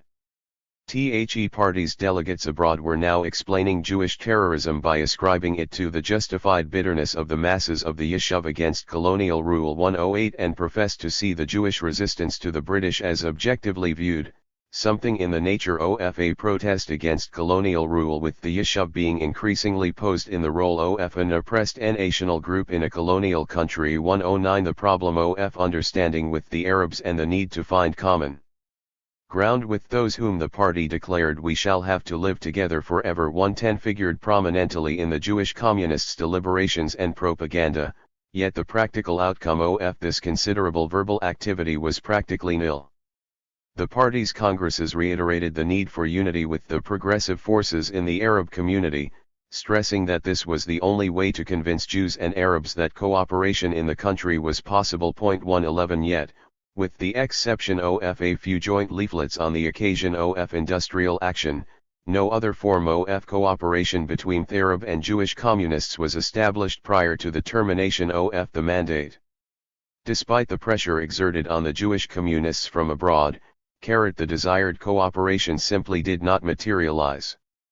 In public, the Jewish communists claimed that both Arab and Jewish communists shared the same opinions on all major issues affecting Palestine, and that the split was a occasion of internal organization. 113 Yet the party's spokesman, Mikunis, refused to commit himself on whether there was a difference in principle between the two groups as regards the form of government each advocated for the future independent Palestine state. 114 In private, however, the Jewish communists blamed the lack of cooperation on the Arab communists' opportunistic position of refusing to cooperate on the grounds that this would isolate them from the Arab national movement and their desire to appear as a purely Arab group. 115 The truth of the matter was that the gap between the two groups was too wide to bridge and was becoming increasingly wider with each step taken by the Jewish communists in support of the national home.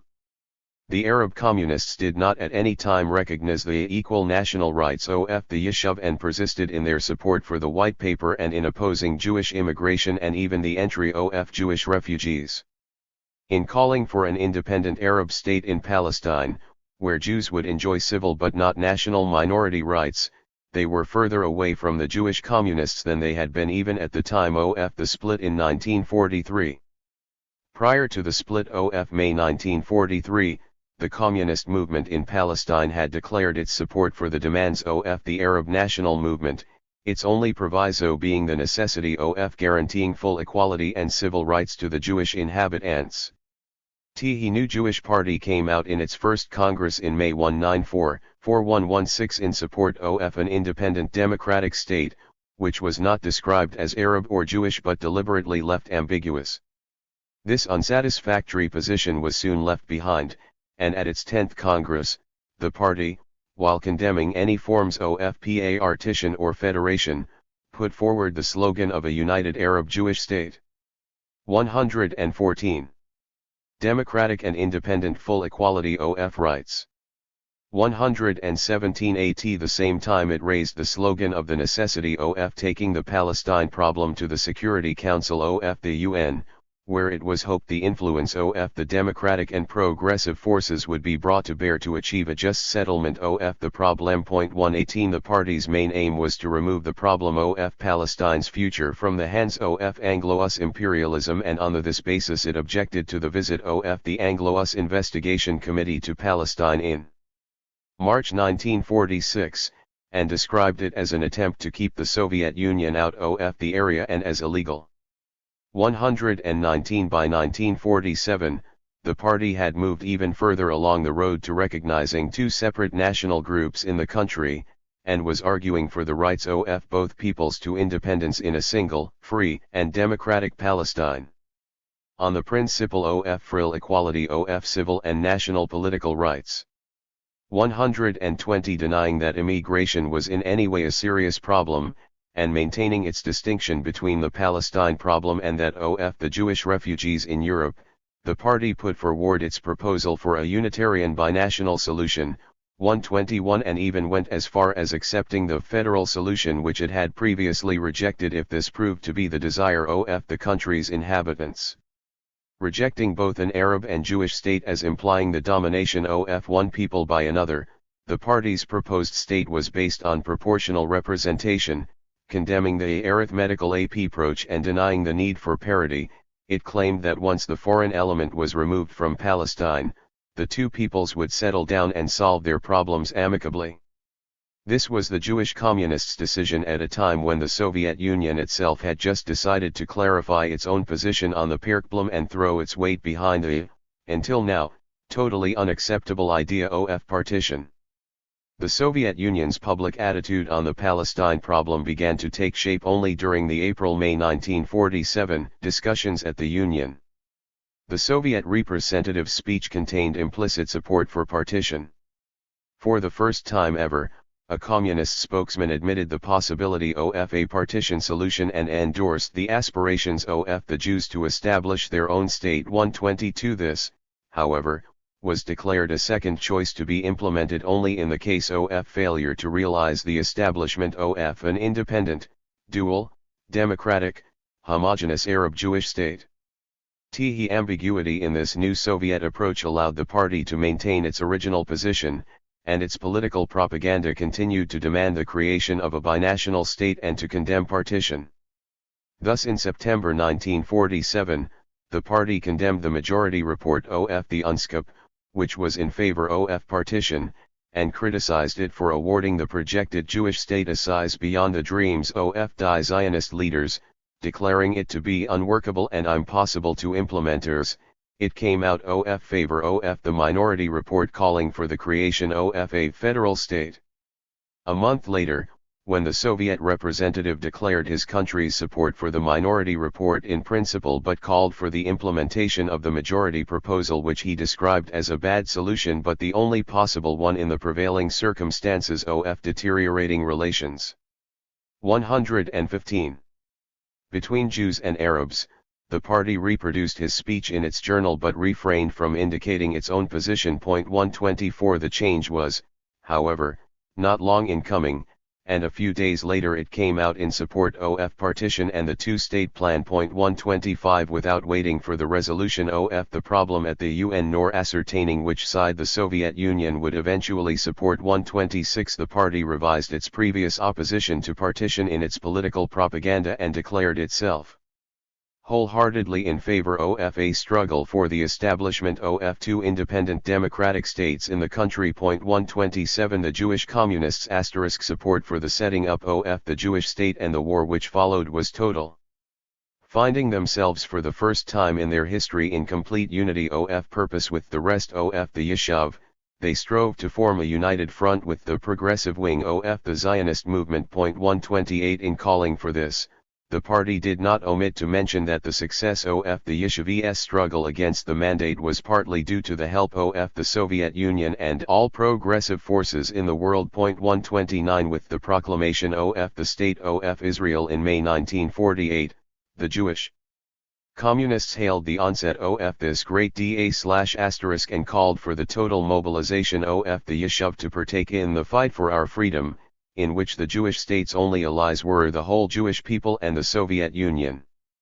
Members of the party took an active part in the ongoing war against the invading Arab armies, while certain of its leaders were dispatched abroad to solicit aid for the newly established state. 130 During the military operations themselves, the party adopted a hard line, calling for the lifting of the arms embargo, criticizing the provisional government for agreeing to a ceasefire with the Arab states, and justifying the occupation of Arab areas outside the boundaries of the proposed Jewish state by referring to reasons of strategic necessity. 131 With the parties signing of the Israeli Declaration of Independence, and its General Secretary becoming one of the 31 members of the Provisional Council of Government, the Jewish communists had traveled full circle and finally returned to the position which they had held in 1919, before the parting of the ways between them and the rest of the Zionist movement. For nearly a quarter of a century they had waged a fierce struggle against establishing the national home and the partitioning of Palestine. In the end, considerations of Soviet foreign policy proved to be the deciding factor in their political decisions, and it was this rather than any internal ideological revision which had caused them to turn their backs on their years of hostility to Zionism, and finally to accept the national solution to the Jewish problem. Chapter 7. The Arab National Communist Movement. The Arab Workers' Congress. A. The Communists and the Arab Labor Movement. Prior to the split of the PCP in 1943, the Arab Communists were active in the two competing Arab labor organizations, the FAIT and the various branches of the PAS. 1 The establishment of the NLL early in 1944 was a triumph for the Haifa opposition group, which had itself launched the FAIT during its struggle with the party leadership. However, with the establishment of the NLL, a new organizational framework was created which rendered the fault unnecessary. Simultaneously, the disappearance of the United PCP had weakened Musa's supporters in the labor movement, who were active in the ranks of the PAS, and reconciled them to their Haifa enemies, now in control of the only organized Arab communist group. This convergence reflected itself in a change of policy in the fault. Although it continued to exist for some time, its leaders, who were now also the leaders of the NLL, favored activity within the framework of the PAS. This helped further to heal the breach between the Haifa group and Musa's old supporters in Jaffa and Jerusalem. This new line reflected itself in the halting of attempts to win over new members and in a more positive attitude towards the PAS. New applicants were now turned down and advised to join the existing PAS branches too, while THIRD, the organ of the fault, continuously called for collaboration between all sections of the Arab labor movement, and the creation of a new framework which would bring together the fault and the PAS. The fault remained numerically weaker than its rival and did not succeed in winning acceptance as a legitimate partner in the labor movement.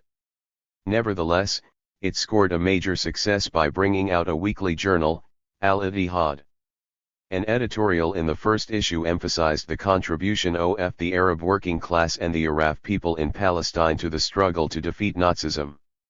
It declared, as one of its aims, the familiarization of its readers with workers' struggles throughout the world. 2. 116. 117. Enable Arab workers to benefit from the experiences of others in the common struggle for the creation of a free and happy world. For its second major aim was to pursue the daily economic struggle of Arab workers to improve their economic, social, and cultural conditions and to unite their efforts in one strong movement. The editorial went on to explain that by defending the rights of the toiling masses of the people, it was serving the interests of Arab Palestine as a whole and showing the world the progressive face of the Arab national movement. NT. From the start, Al-Ittihad received the support of the left branches of the PAS. In response to a letter sent by the editor of the paper to all Arab labor organizations calling on them to participate in editing the workers' paper by sending representatives to take part in periodic meetings to decide its general policy, 4 organizations which belonged to the PAS responded favorably. Arab workers' societies in Jerusalem, Ramallah, Bethlehem, and Beit Jala agreed to send their representatives and proposed the formation of a central administrative council, calling on all other Arab labor organizations to support Al-Ittihad as the legitimate voice of the Arab working class in Palestine. 6 For the first 2 years of its existence, Al-Ittihad devoted considerable attention to labor affairs and to the activity of Arab labor organizations. It is important to see the views expounded by the paper not as solely representative of the opinions of a number of trade unionists, but as being an important ideological component of the armory of the Arab communists. Al-Ittihad served as the organ of both the Arab labor movement and of the NLL, and its editors and most frequent writers were the political leaders of the NLL. Most of the articles relating to the affairs of the labor movement were written by Farah, himself one of the founders of the NLL. 7 The Arab communists saw their role within the labor movement as defending and protecting the interests of the Arab workers by demanding an end to the wage discrimination policy of the government, and decrying the existing differentiation in wages and conditions of Arab and Jewish workers. 8 The government was called upon to grant official recognition to the Arab labor organizations 9 and criticized for not creating the conditions necessary for the progress of trade unionism. 10 With collective bargaining instituted by the introduction of the relevant labor legislation. 11 Company unions were denounced as an attempt by the foreign companies to thwart independent labor organization, as were private labor exchanges which charged the workers fees for securing them employment. 12. And the government was called upon to establish public exchanges and to outlaw private ones. 13. The attitude to the Labor Department was ambivalent. Initially, it was welcomed as providing the impetus for trade union organization, and for conferring legality on the spontaneous organizational activity of the workers. 14. This defense of the department's activity can be understood in terms of the support and cooperation which the FAIT had received from the Labor Department on its formation and especially from one of the labor inspectors, Y. Chudley. 15. The department's failings were referred to the opposition of reactionary elements in the administration to its activities. 16. But 118. After continuously insisting that the department's role was not only to register the conditions of the workers but to change them, Al-Ittihad dismissed the department for having become an obedient tool in the hands of the government. 17. The duty of the Arab labor movement was to put pressure on the government to comply with a number of demands: the introduction of social insurance and pension schemes, the fixing of minimum wages and minimum working hours, equalizing the wages of Arab workers with those of non-Arabs. 18. The setting up of supervisory councils with workers' participation, revising the laws forbidding strikes, implementing free compulsory primary education, and embarking on construction schemes for schools, hospitals, and roads to absorb workers threatened by impending unemployment at the end of the war. 19. A series of articles explaining the importance of organization as the basis of success in the struggle between workers and employers also pointed to the necessity of a strong labor movement to attract the attention of the traditional leadership of the national movement, and to perform its role in the national struggle and in the creation of a new society with no exploitation. 20. To be able to show the progressive face of the labor movement abroad, to give the lie to the Histadrut's assertions that its opponents in Palestine were reactionary feudal effendis, and to have a voice in the national councils and in deciding policy relating to Palestine's future and to the workers' affairs, it was necessary to unite all Arab labor organizations in one higher Arab Labor Council. 21. While rejecting the PA's claim to leadership of the labor movement, the Arab communists indicated that they were willing to collaborate with the PA's leaders. The new leadership they proposed would draw on the experience of the older organizations like the PA's, and on the awareness and progressive outlook of new organizations like the FALD. 22. Not long after its establishment, Al-Ittihad was forced to defend itself against accusations, made in the guise of the national interest, that it was dividing national unity with its calls for an independent labor organization and an economic struggle against the employers.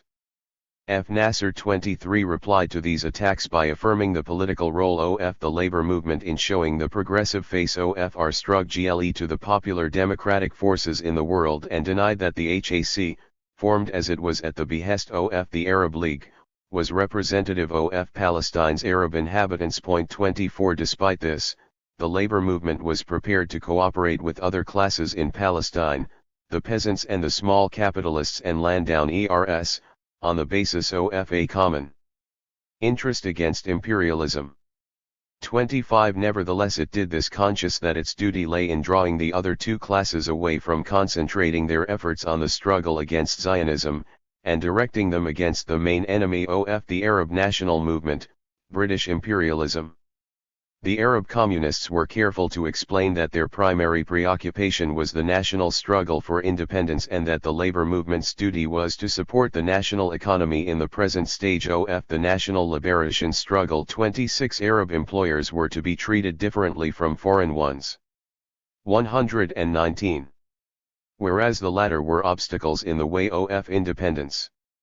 27. The Arab workers were conscious of the need to strengthen national unity and did not want to embarrass the national economy. 28. Cooperation and mutual sacrifice on both sides were called for in order that the workers should not be exploited under the pretext of nationalist slogans, and the argument was put to the employers that the granting of higher wages was in their own best interests, as it would lead to higher productivity and to higher sales of their goods as a result of the Improved purchasing power of a large section of the population. 29 Farrer rejected patriotic attacks on the Arab labor movement as being based on the identification of national interest with a small section of the population who stood at the head of the national movement and who were afraid of losing some of their profits, and emphasized that the workers' struggle was a fundamental part of the national movement. 30 The working class was declared to constitute 1/3 of the Arab population and to be the only class which was growing daily as a result of the development of industry.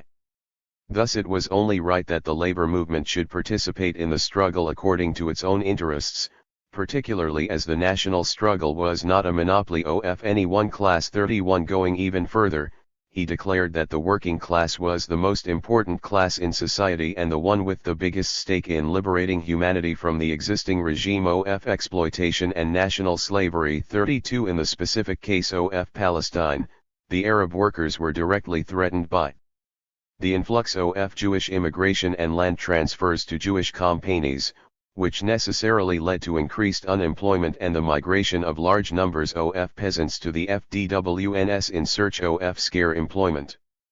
The working class had a direct interest in engaging in the political struggle to defend its own threatened rights, and to influence events in such a way as to ensure that the existing economic and political regime in the country was a democratic one, to enable it to realize its aims. 33 The differences between the left branches of the PAS and the central leadership of the organization in Haifa manifested themselves more clearly with the growth of the influence of the NLL, which through the wide distribution of its organ Al-Ittihad, was able to reach the rank-and-file members of the PAS. 34 The communists now controlled the labor organizations of Jerusalem, Jaffa, and Gaza, in addition to a number of smaller branches, which left the PAS leadership in control of only Haifa, and numerous rural branches with insignificant membership.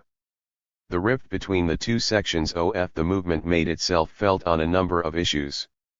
Most importantly, the PAS leadership was opposed to worker participation in political affairs, while the left took the opportunity of every labor gathering to press its political demands on the government and on the national leadership. 35 At the same time, the left branches openly declared their association with the communist movement.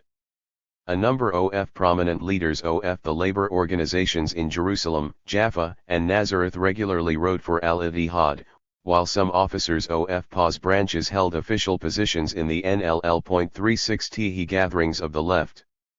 120.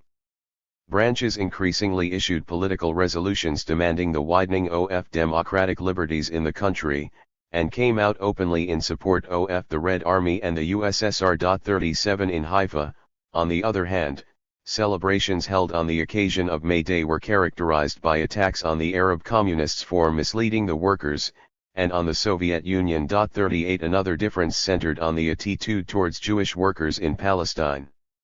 While all were unanimous in condemning the Histadrut, especially its attempts to recruit Arab workers, the left affirmed that Arab workers were ready to collaborate with Jewish workers, and the differences that existed were characterized as due to superficial contradictions which could be satisfactorily resolved. 39 Members of the left branches took the initiative in arranging for meetings of Arab and Jewish workers to establish joint action committees at the places of work, while emphasizing that such organizations should remain free from Histadrut interference. 40 The growing strength of the left within the PAS was not, however, reflected in its decision-making bodies. Although the left controlled the most important labor organizations in the country, with the exception of Haifa Center, Sami Taha, the leader of the PAS, remained in control of the rural branches, which always gave him a majority whenever an important issue was put to the vote. The left direct their energies to two fronts. The first was to put pressure on the leadership to cooperate with the fault, and the second related to democracy within the labor movement. They called for changes in the organizational rules which allowed the same voting power to both large and small organizations, and for elections to the executive committee of the PAS. Yet despite the evident strength of the left branches, Taha continued to ignore them. His control of the central organization and his inbuilt majority threatened the communist leaders of the left branches with liquidation. This fear, coupled with Taha's high-handed policy, coincided with the NLL's despair of affecting any change within the PA's leadership, and impelled them to actively work for splitting the organization. 41. B. The split of the labor movement and the formation of the Arab Workers' One Congress. The immediate origins of the split, which took place in August 1945, can be traced back to differences between the left branches of the PAS and its leadership over the composition of the Arab Labour delegation to the London Conference of the World Trade Union Movement held in February 1945. The left pressed to make the delegation representative of the various shades of opinion within the labour movement, and to use this international platform to show that the Arab workers differentiated between Jews and Zionists, and that the aim of the Arab national movement was to liberate the Arab and Jewish masses from exploitation and from Zionism. 42. In the event, Taha was able to defeat the left's attempts to block the candidacy of his own nominee, the lawyer Hannah Asfour, by 121.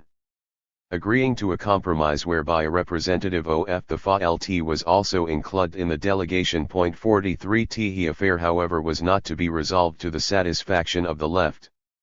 The British government, while granting visas to Taha and Asfour, withheld it from the FALT's delegate Farah. 44. And when it did eventually allow him to travel to London. 45. He arrived late at the conference and was granted observer status only. 46. The failure of the Arab delegation at the London conference to block the passage of a resolution supporting the establishment of the national home. 47. Led to further disagreements between the left and the PA's leadership.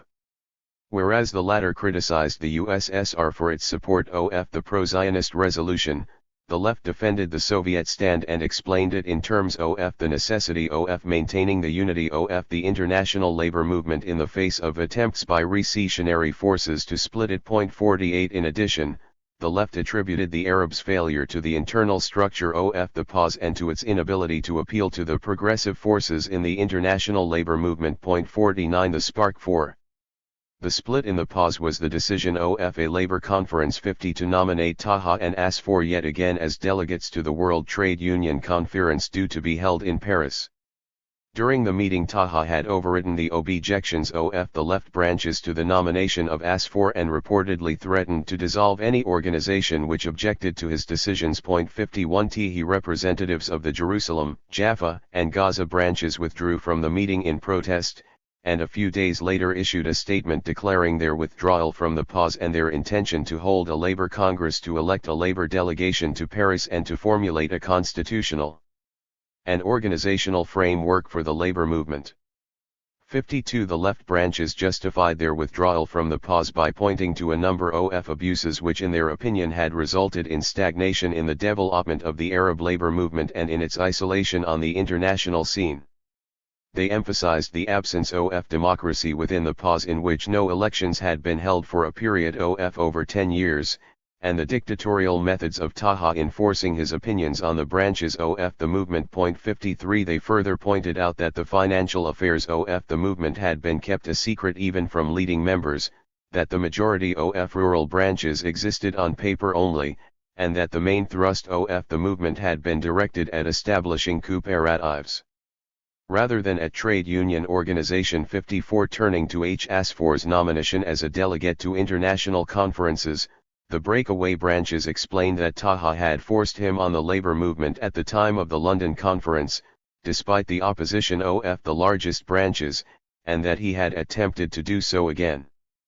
Their opposition to Asfour was based on the fact that he was a landowner who does not represent the interests of the workers, and that his presence at international conferences was exploited by the Zionists to claim that the Arab labor movement was led by Effendis. 55. A report by an official of 122.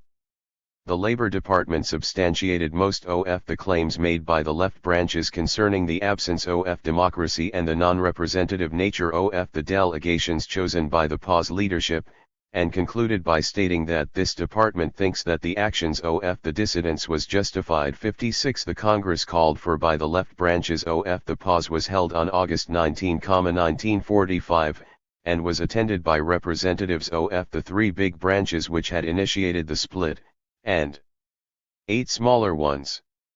In addition, there were representatives of the FALT, the Trade Union of IPC Workers, the Trade Union of Workers in the Consolidated Refineries, and various small unions, most of which had remained outside the two competing organizations. 57 Although an invitation had been extended to the PAS leadership to participate in the meeting. 58 This was rejected. Instead, a small mob attacked the meeting, and later similar attacks were made on the FALT offices of Haifa, and efforts were made to close down some of the SE seating organizations. 59 The Congress elected an executive committee made up of the heads of the AWS in Jerusalem, Jaffa, and Gaza, as well as Farah, who was the secretary of the FALT, M. Amer, a member of the Central Committee of the NLL, and F. Nasser, the head of the AWS in Nazareth. 60 It proceeded to elect the two leaders of the NLL, Farah and Amer, as delegates to the Paris Conference. 61 The Congress also passed a number of resolutions dealing with both economic and political matters. In the economic sphere, the resolutions called for government labor legislation to protect the workers, construction schemes to deal with unemployment, the establishment of free industrial training centers and agricultural schools, and issued a host of statements of support for various other trade union issues. 62 The political resolutions called for the establishment of an independent democratic government in the country, guaranteeing the economic, social, and political rights of all its inhabitants and, while declaring firm opposition to Zionism and to Jewish immigration, pointed to the necessity of explaining to the Jewish people that support for Zionism was contrary to their own interests. The government was called upon to remove political censorship and institute democratic freedoms, to purge government departments of reactionary elements, to release Arab political prisoners, to hold democratic elections for municipal and local councils, and to change the contents of school curricula, endowing them with a national democratic content. 63 The establishment of the Arab Workers' Congress was a vindication of those members of the NLL who had argued that the left was strong enough to establish its own independent labor organization, and that the left branches in the PAS had the support of 80% of the Arab labor movement. 64 The split left the Haifa PAS center in a shaky position, and the new committees established in the towns where the split was effective had no rank and file. 65 The arguments put forward by Nasser and other NLL leaders who were in favor of the split had centered around the theme that Taha himself was making it impossible for the left to remain in the PAS and at the same time pursue an active policy. If 123 that was the case, then it was probable that Taha was just as happy to rid himself of the left.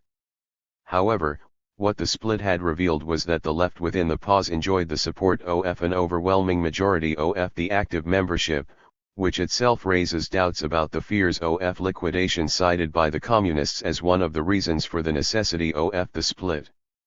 In the event, the communists succeeded in establishing a strong labor organization independent of the Haifa-based PAS, but the latter did not disappear. It soon managed to recoup its strength and went on to become perhaps numerically larger than the AK itself. The communists had long campaigned against Taha for his refusal to cooperate with the FALT, and the resultant duplication of efforts, and accused him of splitting the Arab labor movement. Nevertheless, soon after the split, the PAS recovery caused them to renew their calls to Taha for unity. His, however, was continually rejected by the PAS, and at the time of partition in 1948, the Arab labor movement was still divided into two competing sections, a situation which obtained largely thanks to the communists' success in splitting the PAS in August 1945. See activity of the Arab Workers' Congress. Although the new labor organization was born through schism, it achieved almost instant success. Besides attracting to its ranks a majority of the active membership of the PAS, the FALT, whose leaders had taken part in the establishment of the AK, soon announced its own dissolution and amalgamated with the newly established organization. 66 Within Arab community, the new trade union, despite its avowedly communist leadership, was received favorably by a group of young professionals, as well as by those opposed to the Mufti's hegemony of the national movement and who saw in its Formation a challenge to his monopoly of authority. 67 AD additional boost was the decision taken by the leaders of the Fault and the editors of Al-Ittihad to transfer the ownership of the journal to the Executive Committee of the OC, which assumed responsibility for its publication in September 1945. 68 The greatest achievement of the OC, however, came with the success of its delegation to the Paris Trade Union Conference in being accredited as representatives of the Arab labor movement in Palestine. 69 The international recognition implied by the OC's participation in an international labor gathering strengthened its standing internally. Amer's speech at the conference criticized the decision of the London Conference in support of the national home, condemned Zionism as a tool of international capitalism, and declared that Arab and Jewish workers had common interests and should struggle jointly against Zionism and for Palestine's independence. 70 In the event, the OC delegation scored a double triumph. Together with other Arab delegates it supported and secured the nomination of the Lebanese communist delegate M. Al-Aris to the position of Near East representative on the executive of the International Federation, in opposition to the candidacy of a Histadrut delegate from Palestine. It 124. Also succeeded in blocking the passage of a pro-Zionist resolution similar to the one taken at the London Conference. 71 On its return to Palestine, meetings were held in various towns to celebrate the return of the delegation, and the OC took this opportunity both to publicize its local political and economic demands, and also to explain that Palestine's struggle for independence was similar to that waged by other colonial peoples, and that it was necessary to make contact with outside democratic forces to secure their support. 72 8 months after its establishment, the OC held a second Congress devoted mainly to a discussion of its draft constitution. 73 The constitution, which was approved after some minor amendments, contained the usual pledges to struggle for the unity of the labor movement, for labor legislation, for recognition of Arab trade unions, for the introduction of pensions and social insurance schemes, and for the protection of the workers vis-a-vis the employers through the introduction of various measures regulating hours, wages, and holiday pay. 74 Two of the articles in the Constitution were of striking significance. First, despite the fact that it defined the aims of the OC as the organization and unity of Arab workers in Palestine, it also declared its intention of working for the cooperation and solidarity of all Palestinian workers irrespective of nationality, color, religion, or political belief. Second affirmed the non-sectarian character of the OC and declared its readiness to cooperate with all parties and associations working for Palestine's freedom and independence, for the establishment of a democratic government where all its citizens would enjoy the equal rights and responsibilities. 75 The Second Congress, which approved the OC's constitution, was also significant in that a number of women workers attended as delegates, and the new CC elected by the Congress included 2 women members. 76 Making great play of the democratic proceedings of the gathering, the Congress resolutions called on the PAS to join with the OC on the basis of the latter's democratically adopted constitution, and called on the leadership of the national movement to establish national unity on the basis of free and popular elections. 77 The policy pursued by the OC was characterized by support for militant political and economic action, and attempts to establish joint Arab-Jewish action committees to pursue common economic demands on the shop floor. Even when it criticized the activity of Jewish workers in the army camps, where the majority of workers were Arabs, it argued that there are no differences between Arab and Jewish workers and that its objection to the activity of certain Jewish overseers was not because they are Jewish but because of their political bias. 78 Joint strikes by Arabs and Jews were defended, and the OC warned that Arab opposition to such activity, which was of a non-political nature, was playing into the hands of company owners, who stoked racial divisions to forestall labor unity. 79 Members of OC branches were instrumental in organizing joint meetings of Arab and Jewish workers and loudly publicized them as proof of the ability of Arabs and Jews to work together in pursuit of their common interests. 80 When a strike by 125 The employees of the Department of Posts and Telegraphs broke out in 1946, lasting for 2 weeks, and virtually paralyzing the administration including railways and postal communications.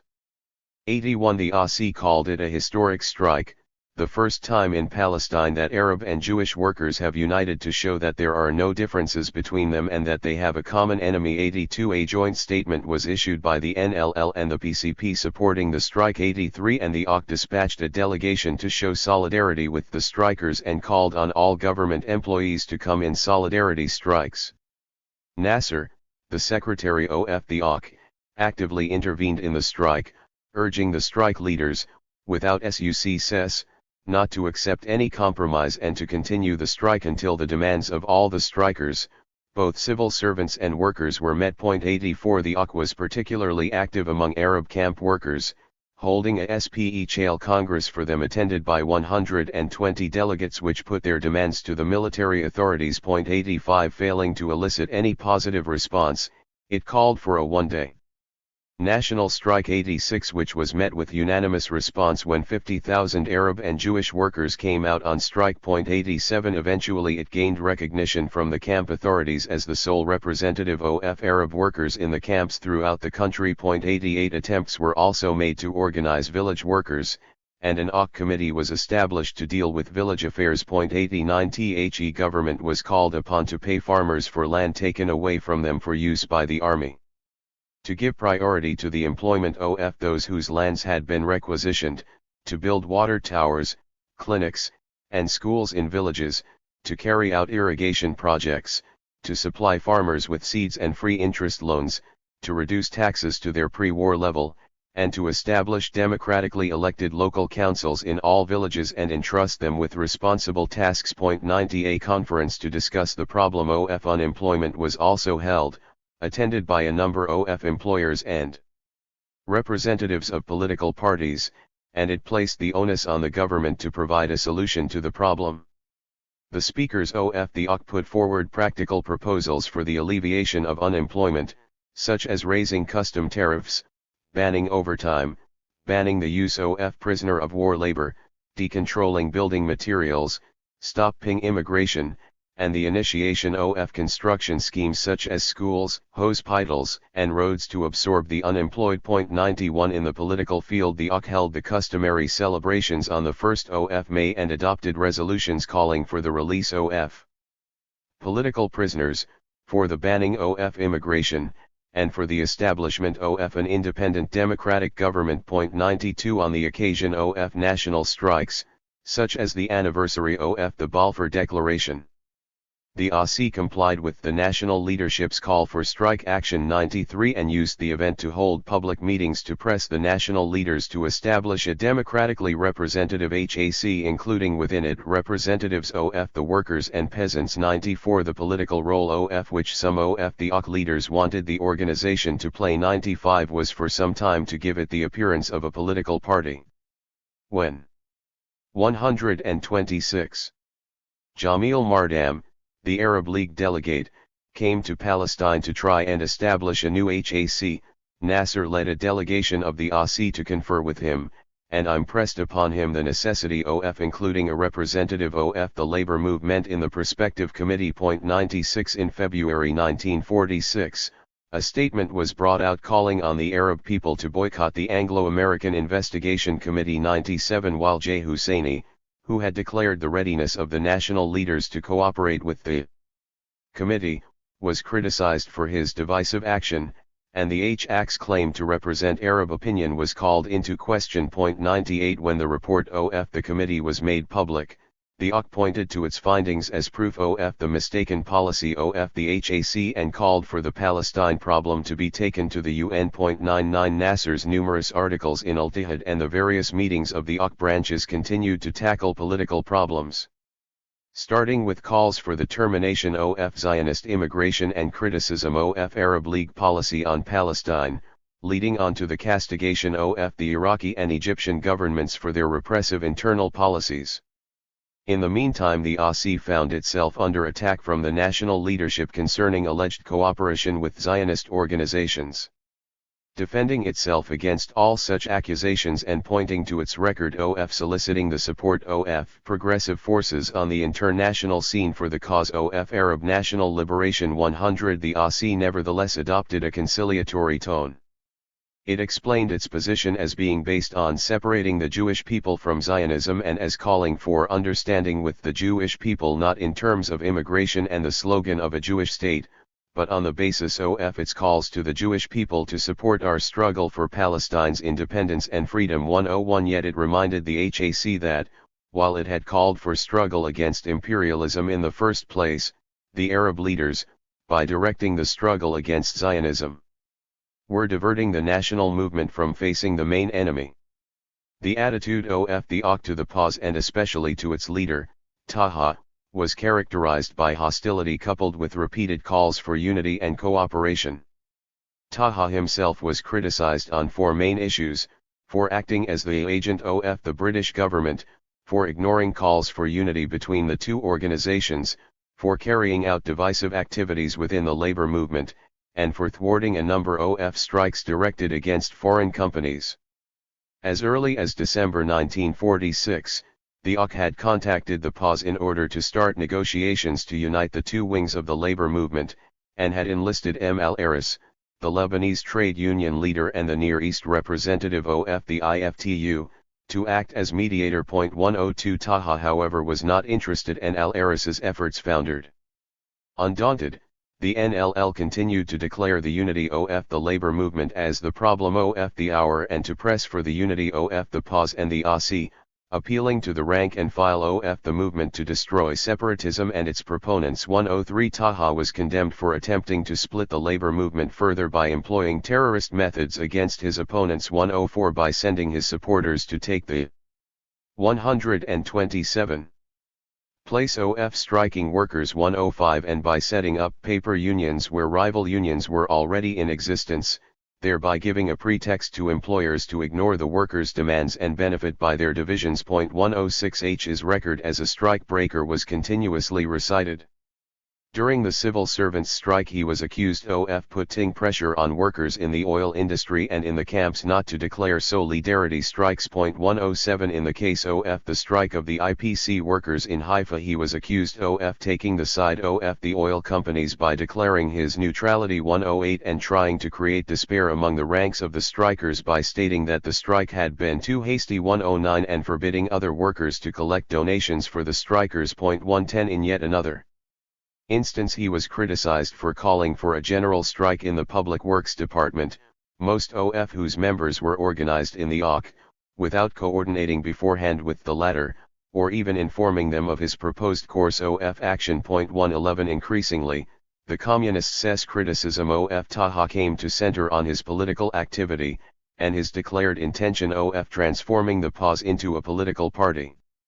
This was denounced as a retreat from the trade union struggle, as evidence of his belief that the workers did not possess sufficient consciousness, and of his lack of faith in the Arab labor movement. 112. His participation in the London conference held late in 1946 was declared to have been imposed on the HAC by the British government and he was dubbed the representative of the British government. 113. His claims to speak in the name of the Arab working class were ridiculed. It was pointed out that within his own organization, the PAS, elections had never been held and his claim to represent his/own membership was called into question. 114. His contacts with the British Labour Party, the Friends of Zionism, 115. And his suspect connections with imperialist circles. 116. Rendered him, in Al-Ittihad's view, as acting in accordance with British plans for the partitioning of the country. His suggestion for the formation of an armed Arab Guard for the protection of Arab villages and his call not for British evacuation but for the reduction of British forces in Palestine were seen as aiming to create favorable conditions for the coming partition. 117. Yet despite all the vitriolic attacks on Taha himself, the AQ never tired of calling for unity with the PAS, and later condemned his assassination as a heinous crime directed at the whole of the Arab labor movement. 118. The last public act of the ASI was the convening of its Third Congress in September 1947. This represented the zenith of its power. 94 delegates took part in the Congress, which lasted for 3 days. 119 messages of congratulations were received from 13 foreign labor organizations, including the IFTU, in whose activities the OC had played an active part ever since the Paris Conference. 120 The Congress's opening statement rejected partition, and declared that the labor movement could not be a political party but should open its ranks to workers from all political persuasions. While stressing its support for all national parties working for the independence of the country, it called on the UN to grant the PEOPLE of Palestine the right to self-determination, and on the IFTU, as representative. 128. Of the international working class, to intercede on behalf of Palestine to enable it to secure its independence. 121 The actual resolutions of the Congress, starting with the preamble that the OC was a trade union organization which does not interest itself in party matters, covered every conceivable economic and political demand, from calling on the government to enlarge the paved road system by extending them to all towns and villages to extending greetings to the heroic Indonesian people in their struggle against imperialism. 122 The Congress came to an end with the election, by secret ballot, of the new executive committee. Democratic procedure did not however save the OC from the forthcoming disintegration which took place a few months later as a result of the partition decision, and the newly elected leadership was soon to find itself without any following. The creation of the OC had come about as a result of the growing strength of the communists within the labor movement and their desire to unite its various parts. Despite the fact that its creation had led to the opposite of what had been intended, namely widening the divisions within the labor movement, its establishment proved beneficial both to the communists and to the labor movement as a whole. As far as the NLL was concerned, the AC served as its labor base. Through its control of the leadership, the OC invariably followed the political line laid down by the Arab communists. Although the overwhelming majority of the rank and file of the membership were not communists, the existence of the OC enabled the communists to contact the widest possible sections of the Arab working class. In the trade union field, the OC was most active in its support of workers' 7 demands and their strike actions. A hostile source commenting on its role concluded that it was without doubt more faithful to the interests of the workers than the PAS. 123 The strength of the OC in terms of actual members is difficult to determine. Its own claims exceeded the 20,000 figure, which seems to be an exaggeration insofar as duly registered and fully paid up members were concerned. There is little doubt however that it commanded the support of a much larger number of workers. 124 Its internal democratic organization, the periodic elections for local branches, and yearly congresses where issues were openly debated and elections to the highest bodies of the organizations took place were unparalleled by any other Arab association in the country. It was indeed the first Arab trade union association organized and run on modern Western lines. An evaluation of the success or failure of the OC cannot however be separated from the collapse of the Arab social fabric which rapidly followed the partition decision of November 1947. The OC itself disintegrated, in part at least as a result of the Arab Communist 7 acceptance of partition and the confusion this led to within the leadership of the OC, not all of whose members concurred with the decision. Yet the main reason remained largely outside its control. The whole structure of Arab society disintegrated with the outbreak of armed hostilities, the destruction of the Arab economy, and the large-scale migration which took place. 129. The collapse of the OC was the outcome of a debacle which, alone, it could neither cure nor withstand. The League of Arab Intellectuals. A. Origins and activity of the League.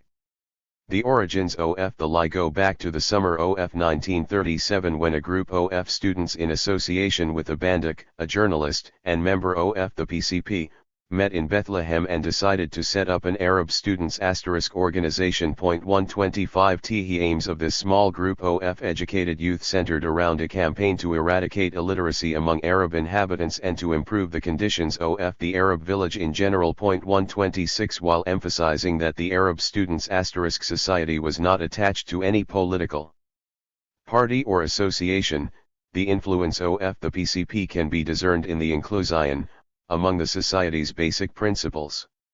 The promotion of the struggle against reactionaries and confessionalism. Its nationalist political leanings manifested themselves in the insistence that coordination between Arab students throughout the Arab countries was necessary in the service of the principles of Arab unity and the spread of correct nationalist spirit among the students ranks. 127 The students were keen to issue their own publication but were unable to do so, and had to content themselves with a monthly supplement to the daily newspaper Sata el-Shab. 128 With the growth of the organization, it was soon decided to change its name to the League of Arab Students. 129 And in MI 1938 it was able to produce the first issue of its own journal /Gad. The Jour Nal contributors were predominantly students, although a few teachers did also participate, and it treated a wide variety of subjects. Its tone was both nationalistic and progressive, and it devoted considerable attention to criticisms of the Palestine government's Department of Education and its staff whom it characterized as reactionary and hostile to the national aspirations of Arab youth. 130 The journal was suppressed by the government during the war, but immediately before this enforced closure, the leaders of the League had announced that a decision had been taken to widen the framework of the organization, to include both students and non-students from among the ranks of the educated youth. 131 With the closure of the journal, the activities of the Students League ceased and the principal activists in the organization graduated to more serious political work in the ranks of the Rays of Hope Society, the PCP, and the newly revived labor movement. However, the decision to transform the League into a broader intellectual association was not put into practice until the closing stages of the war, when the government's relaxation of the ban on Arab political activity, and the invigorated stimulus of the Arab communists operating as an independent group, led to the revival of the LAI. 132. 130.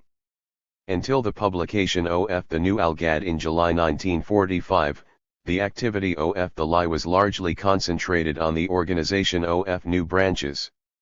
The general activity of the branches consisted of holding regular meetings open to the public, at which members of the LAI delivered lectures on various political and social topics. Some of the branches started night schools to combat illiteracy, while others organized public meetings which provided a forum for local notables, activists in the labor movement and leaders of the NLL.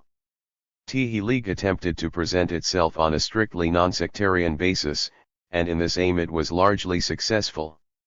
Although it publicly associated itself with the NLL as part of the Progressive Front struggling for the liberation of Palestine, 133 it was able to attract traditional political leaders to its meetings and even religious figures. 134 Lat's radical outlook did not blind it to the importance of Islam as a factor in Arab political life. Thus on the occasion of the visit of Sultanov, a Soviet official based in Cairo, to Jerusalem, it organized a social gathering after which Sultanov was accompanied by members of the League on a visit to the Dome of the Rock and the offices of the Muslim Council. 135 In a similar vein, the LAI branch in Haifa organized a public meeting to celebrate the Prophet Muhammad's birthday, which was addressed by Tuma, the leader of the NLL. 136 Yet there was no attempt to hide the political ideology which lay at the basis of the League's thinking. Articles written by its members called on Arab youth to struggle against reaction in the Arab national movement. 137 And advanced a Marxist interpretation of history, emphasizing that history is not made by heroes but by the masses, and explaining the development of society as passing through fixed stages following the Marxist model, in an inevitable process which would lead to socialism. 138 The rapid growth of the LAI indicates that it fulfilled a growing need among educated Arab youth, who were attracted by its radical nationalism and impressed by the new ideas it was propagating. By the middle of 1946, the League had 9 branches encompassing all the main towns in the country. 139 While the national leaders of the League and a good number of those who wrote in its journal were simultaneously members of the NLL. 140 This was not the case with the members of the various local committees and the overwhelming number of rank and file members. A certain number did progress towards membership of the NLL, and inasmuch as that was the case, the lie acted as a transmission belt attracting members from among the educated youth to the ranks of the Arab communists. Yet the League remained a heterogeneous association, with the majority of members, although friendly to the political line of the NLL, remaining firmly outside of its organizational framework. The political line of the lie underwent gradual changes.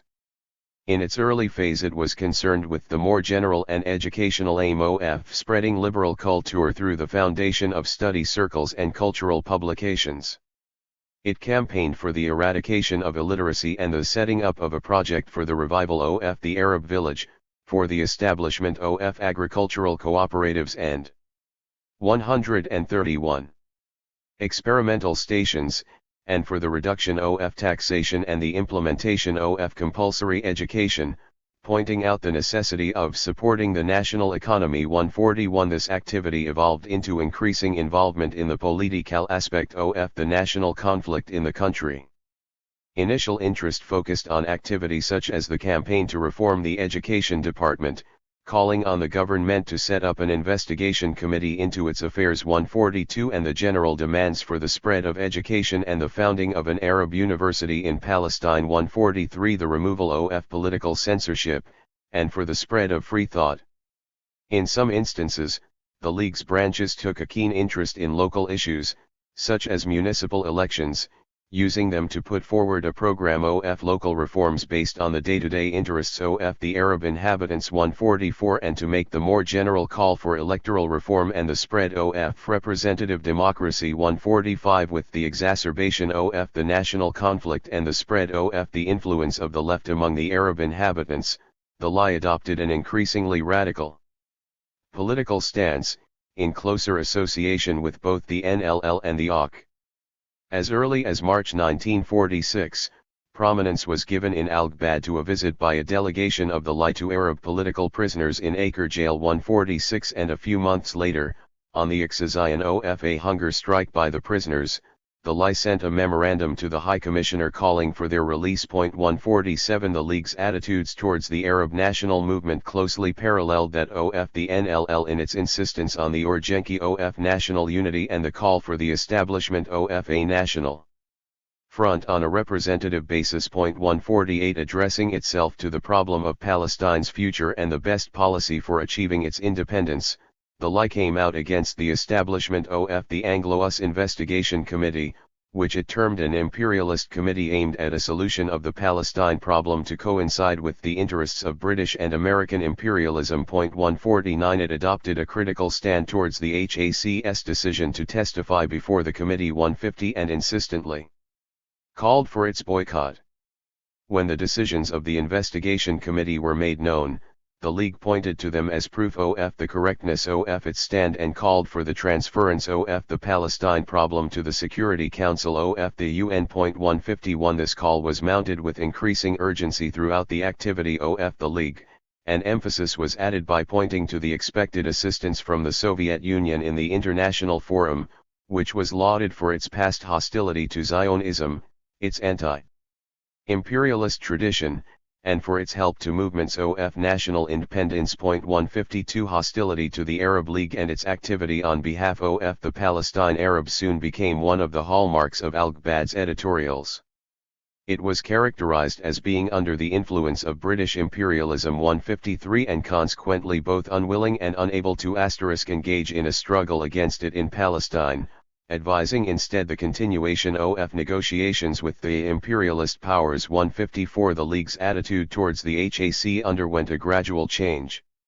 From preferring advice and insisting on the necessity of widening the committee to include 132 representatives of the labor movement and the left in Palestine, it became hostile to the HAC's continuing willingness to maintain relations with the British in the hope of finding a satisfactory common solution. 155 This criticism was also applied to the methods and aims of the traditional leadership of the national movement.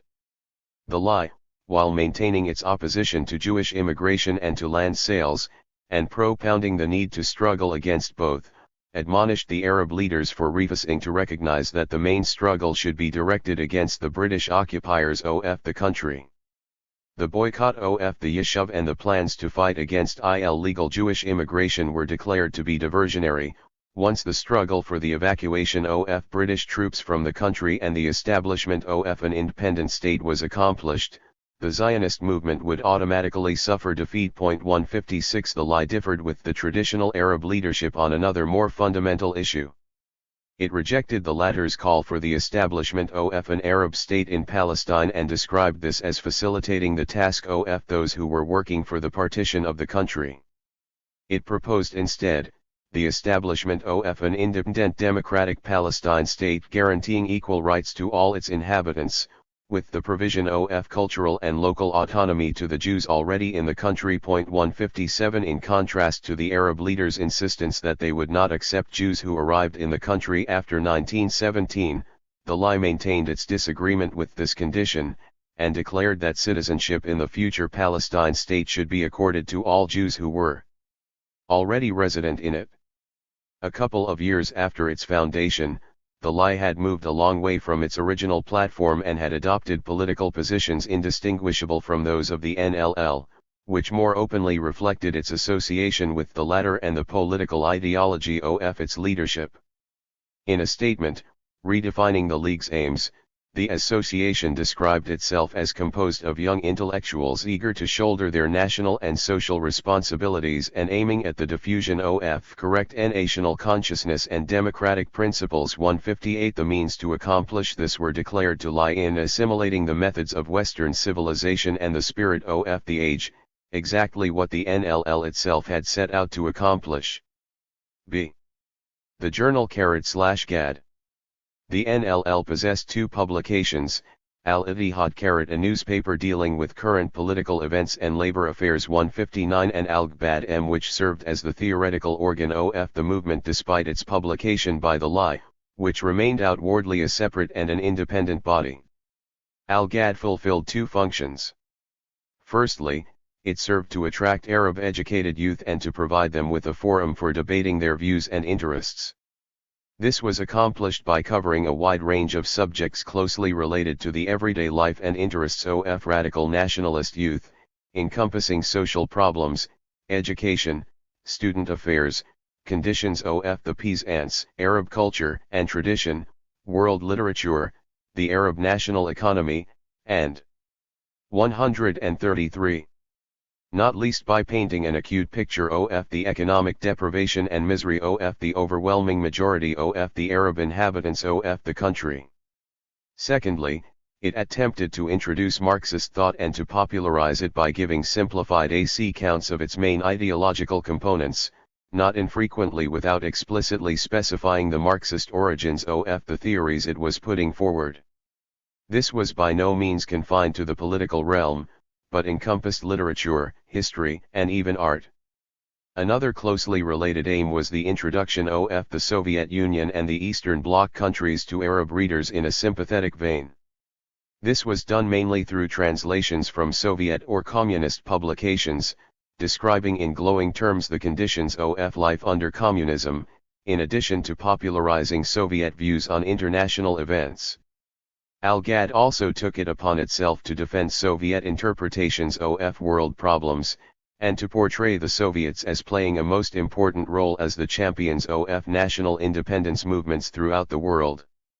The majority of the writers on political topics in the journal were members of the Arab communist movement in Palestine. 161 A number of articles were penned by Arab communists from outside Palestine, either writing directly taught Al-Gad, or their articles were reproduced from Arab communist publications appearing in Egypt, Iraq, and Lebanon. 162 These were supplemented by the translation of articles by various Western communists, mainly British, and by reviews of books by British communist authors, which were available in Arabic translation. 163 To a large extent the journal was successful in gaining the participation of non-communist writers. This was largely confined. However, to non-political subjects, mostly poetry, literature, and cultural studies. 164. A number of these contributors were nationally renowned and undoubtedly contributed to the journal's standing by their willingness to write for it. 165. Yet it is interesting to note, in contrast to this, that many of the articles appeared under pseudonyms, a clear indication of the sizable number of authors who, despite being friendly to the lie, were reluctant to have their names publicly associated with an avowedly leftist publication.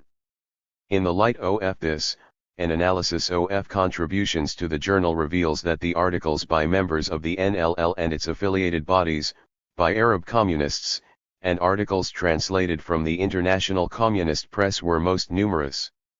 The second largest number of contributions came from non-communist Arab writers and were almost entirely devoted to poetry, short stories, and studies dealing with Arab literature and the wider aspects of Muslim cultural heritage and tradition. It is possible to discern a number of themes in Al-Ghad, an examination of which provides a more coherent picture of the ideology which the Arab communists were trying to impart to their Arab readers.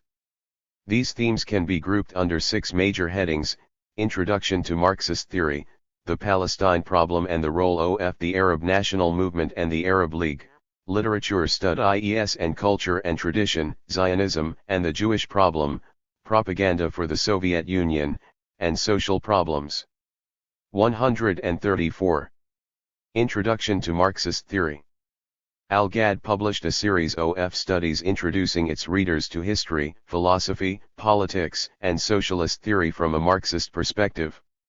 Most these studies were written by local Arab communists. 166. M. Amer, editor of the journal and the foremost Marxist theoretician among the Arab communists, wrote a series of articles on philosophy explaining idealism and materialism, and the workings of the rules of logic and dialectics, and relating them to Marx's emphasis on man's social and economic situation as determining his consciousness. 167. Another series of articles outlined a scientific interpretation of history and described man's evolution from a state of primitive communism to capitalism and the inevitable realization of socialism. 168. The history of the world as a continuous class struggle was described from the civilizations of Athens and Pharaonic Egypt right through to the outbreak of the Russian Revolution and the War of Intervention.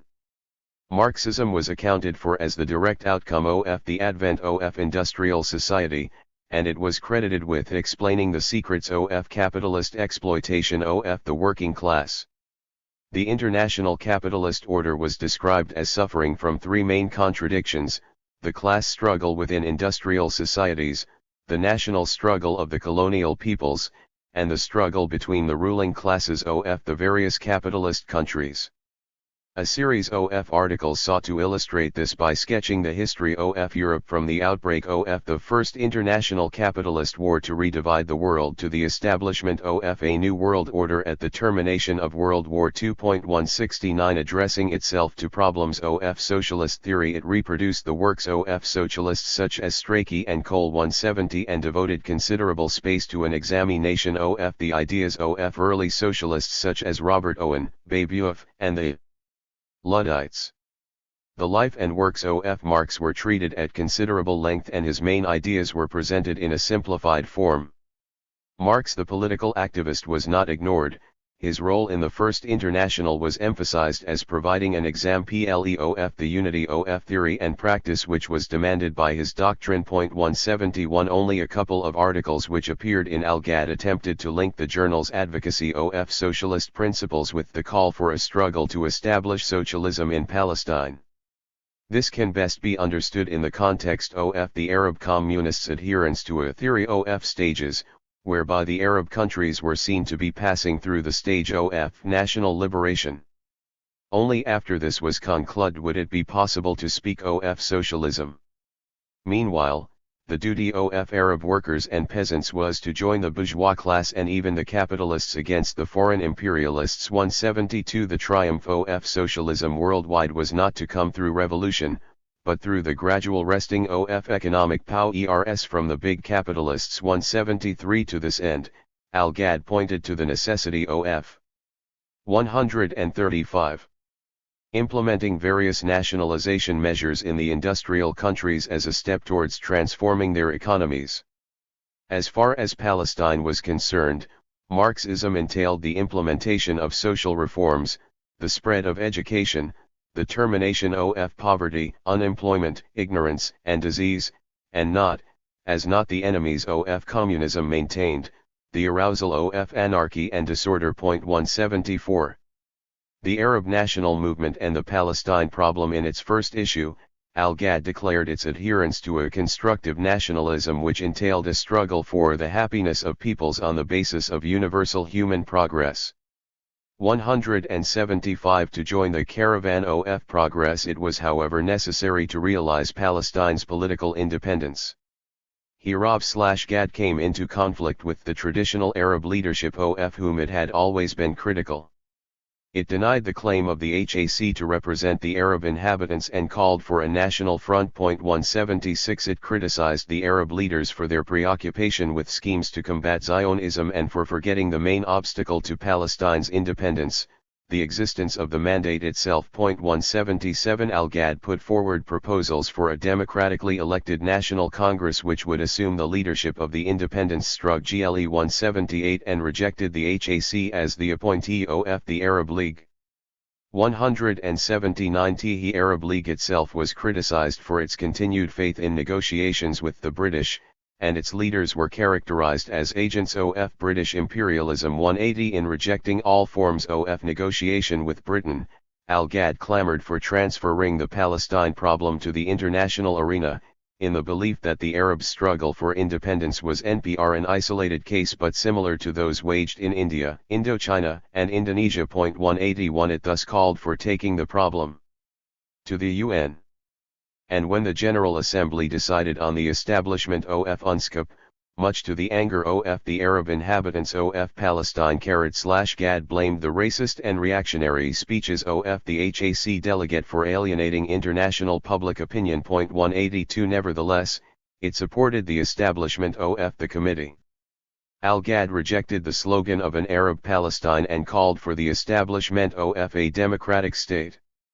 It accused the Arab leaders of unleashing a campaign of terror which could only lead to the partitioning of the country. 183. And declared that the only way to keep Palestine united lay through showing that the Arabs were willing and ready to live with the Jews in peace. It warned, prophetically, that refusal would lead not only to partition, but also to the establishment of a Jewish state on an area much larger than is presently occupied by the Jews, while the remaining Arab territory would be annexed by a neighboring state. 184. Socialist realism in literature. Literary studies, poems, and short stories occupied a major share of Al-Ghad's pages. The poetry published was of a nationalist progressive variety, and the Journal also provided a forum for famous and well-known Arab poets. 185. In addition, it opened its pages to the young and the unknown, attracting a large readership as a 136. Result. Fiction was mostly by Arab or Soviet authors, although there was a fair number of internationally famous names. 186. Russian stories were mostly propaganda pieces extolling the Soviet people and their sacrifices in the Great Patriotic War. 187. The Arabic stories were statements of protest about poverty and oppression, and their predominant feature was their nationalist humanistic outlook. 188. In its first issue, Al-Ghad defined the poet's role as being that of the prophet of tortured humanity. 189. And condemned those poets who secluded themselves in ivory towers. It called on Arab poets to immerse themselves in life and to spread hope, national pride, past glory, to comfort the weak and be a sword in the face of the strong and the oppressor. In another article, literature was defined as a material force for change. 190. And as performing a manifestly ideological role stressing the humanity of man, his love of freedom and truth, hate of slavery and injustice. 191. In a series of studies dealing with the work of several famous Arab poets. 192. One feature of their poetry which was deliberately enlarged upon and emphasized was the nationalist strain. This was used as an illustration of the role of poetry in the struggle for independence and social justice. A series of articles by Amer introduced socialist realism to Al-Ghad's readers, combined with an outline of materialist philosophy relating to questions of being and consciousness and the evolution of human society, thought, and literature. 193 These articles incorporated an exposition of the dialectical materialist interpretation of history, politics, and science. While it is not possible to claim that Amer himself contributed anything original, the service he performed was undoubtedly of a pioneering nature. For the Arabic reading public, faced with a near total absence of Arabic translations of Marxist texts, this was its first introduction to Marxist ideas. Moreover, Amer's articles were not presented in an abstract form, but were replete with illustrations from past and contemporary Arabic literature, relating to the cultural background of the readers, and serving to remind them that these self-same ideas were present, although in a diluted form, in the Arabs' own cultural heritage. Zionism and the Jewish inhabitants. Al-Ghad set itself the task of acquainting its readers with the developments of Jewish history from the time of the dispersion until the rise of the Zionist movement. 194 It presented a simplified Marxist account, stressing that the Jews had performed an economically necessary role during the change from slavery to feudalism and later with the arrival of the new bourgeois order. 195 Persecution and the rise of anti-Semitism, with the concomitant mass movement of Jews across Europe, were disposed of with similar economic explanations. The rise of Zionism was traced through the ideas of thinkers such as Herzl, Pinsker, and Bourikoff, and the Zionist movement was condemned as a capitalist movement, and its identity of interests with British imperialism was continuously stressed. The numerous waves of Jewish immigration into Palestine were explained as not wholly the result of 137 Zionist endeavors, but also as being a reaction to persecution in Europe which extended from Tsarist times to the rise of the Nazis. Al-Ghad's articles maintained a careful distinction between Zionists and the Jewish inhabitants of Palestine. While the former were seen to present a threat to the Arab people, the interests of the Jewish inhabitants did not conflict with those of the Arabs. 196 They were seen to be natural allies in the struggle to establish a just economic order which itself would result in the destruction of Zionism. Rejecting those bourgeois nationalists who called for the expulsion of the Jews from Palestine. Ghad pointed to the past history of Arab tolerance. It called on the Arab national movement to show the Jews that the Arabs did not bear them any racial enmity, by striving for a democratic regime which would provide the framework for peace and cooperation between the two peoples. 197 To this end, Al-Ghad put forward its own proposals for a democratic Palestine state guaranteeing the Jewish inhabitants complete cultural and administrative autonomy. 198 Propaganda for the Soviet Union. Articles relating to the Soviet Union were mostly direct translations from Soviet journals, or the publications of other communist parties.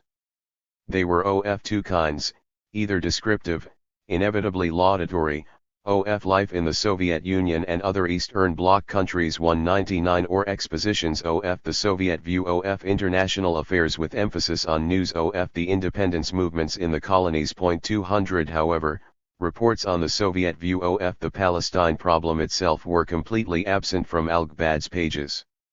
Islamic tradition. Lit attention was paid to Islam in the pages of Al-Ghad, but the absence of any serious examination of its role in Arab society should not imply that it was viewed in a hostile manner. The few articles which did treat this subject show the journal being very careful to present itself as part of the continuous cultural tradition of Islam. A regular feature in every issue was devoted to short anecdotes about the wisdom, bravery, and generosity of the early Muslims. In addition, a lukewarm attempt was made to focus on a number of historical figures and show the existence of an early tradition of socialism and social justice in Islam. 201 An struggle against foreign oppression and for national independence. 202 The Prophet Muhammad was portrayed as a man coming from the ranks of the poor and the dispossessed, his life as being a continuous struggle and rebellion against injustice and oppression, and whose consuming activity was devoted to organizing and leading the oppressed against the rich and the privileged. 203 Its attempts to appeal to religious sentiments went as far as to use quotations from the Quran to emphasize the necessity of intensifying the struggle for Palestine's independence. 204 Despite the fact that religious appeal was not a regular feature of al-Gbad's ideological armory, those few articles which did deal with the subject show an interesting 138 development. The Arab communists, in contrast to the PCP, had moved a step further towards coming to terms with the prevailing religious beliefs which were a large and important part of the Arab national and cultural heritage. While the PCP had maintained a stance of neutrality on the subject and refrained from any act which might injure the religious sensibilities of the Arab inhabitants, the NLL had moved to a position of reaffirming Muslim tradition as a positive component of the national movement and attempted to find justification for its own ideology in Islamic religious principles. Social problems. In an attempt to appeal to the widest possible readership, Al-Gbad treated an extensive variety of topics. 205 A regular feature dealt with student affairs, discussing their problems at universities abroad and calling for an increase in the number of schools, especially in rural areas, and for an improvement in the quality of both teachers and curricula. Linked to this was the demand for increasing the provisions for girls' schooling. 206 Medical conditions in the country were declared to be unsatisfactory, especially in the countryside where there was an absence of adequate medical facilities. 207 In the economic sphere, Gbad criticized Arabs who embarked on joint ventures with British concerns as being accessories to the establishment of British economic imperialism. 208 The problem of women's place in society and their struggle for equality was bravely tackled by the journal. Arab men were held responsible for the subjugation of women and for preventing them from performing a socially useful role. 209 Early marriage was decried as a commercial undertaking preventing women from pursuing their education, and economic independence through employment was pointed to as the only path for women's emancipation. 210 A series of articles dealt with the social and economic conditions of the Arab village. 211 Al-Gbad outlined the unfavorable situation of the peasant and apportioned most of the blame for his poverty and the backwardness of the villages to the deliberate policies of the government which, while collecting large taxes, gave little or no services in return. 212 It is perhaps more accurate to designate Gbad as reformist rather than revolutionary in its outlook, and anti-imperialist rather than communist in its content. In the main, its articles had an educational and a literary appeal, and its tone was decidedly emotional. Its major shortcoming lay in the absence of any attempt to apply Marxist analysis to the current political situation in Palestine or to the internal structures of Arab society. It satisfied itself with merely translating Marxist ideas into Arab language, and shied away from translating them into the Arab social and political context. A number of important topics, such as the class nature of Arab society, the role of religion, and the national problem, were absent from its pages. Others, such as the Jewish problem and the task of explaining to the Arabs the necessity of Arab-Jewish cooperation, and the composition of the traditional Arab leadership and the reasons for its policies, were not treated in sufficient. 139. Depth.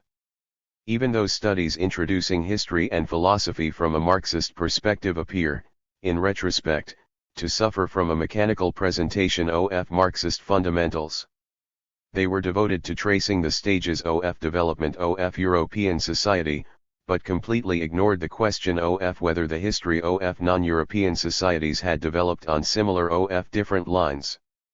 All this, however, does not detract from the fact that Al-Gbad played a pioneering role in introducing Marxism to the Arabic reading public, and that this was done in a highly literate and comprehensible fashion.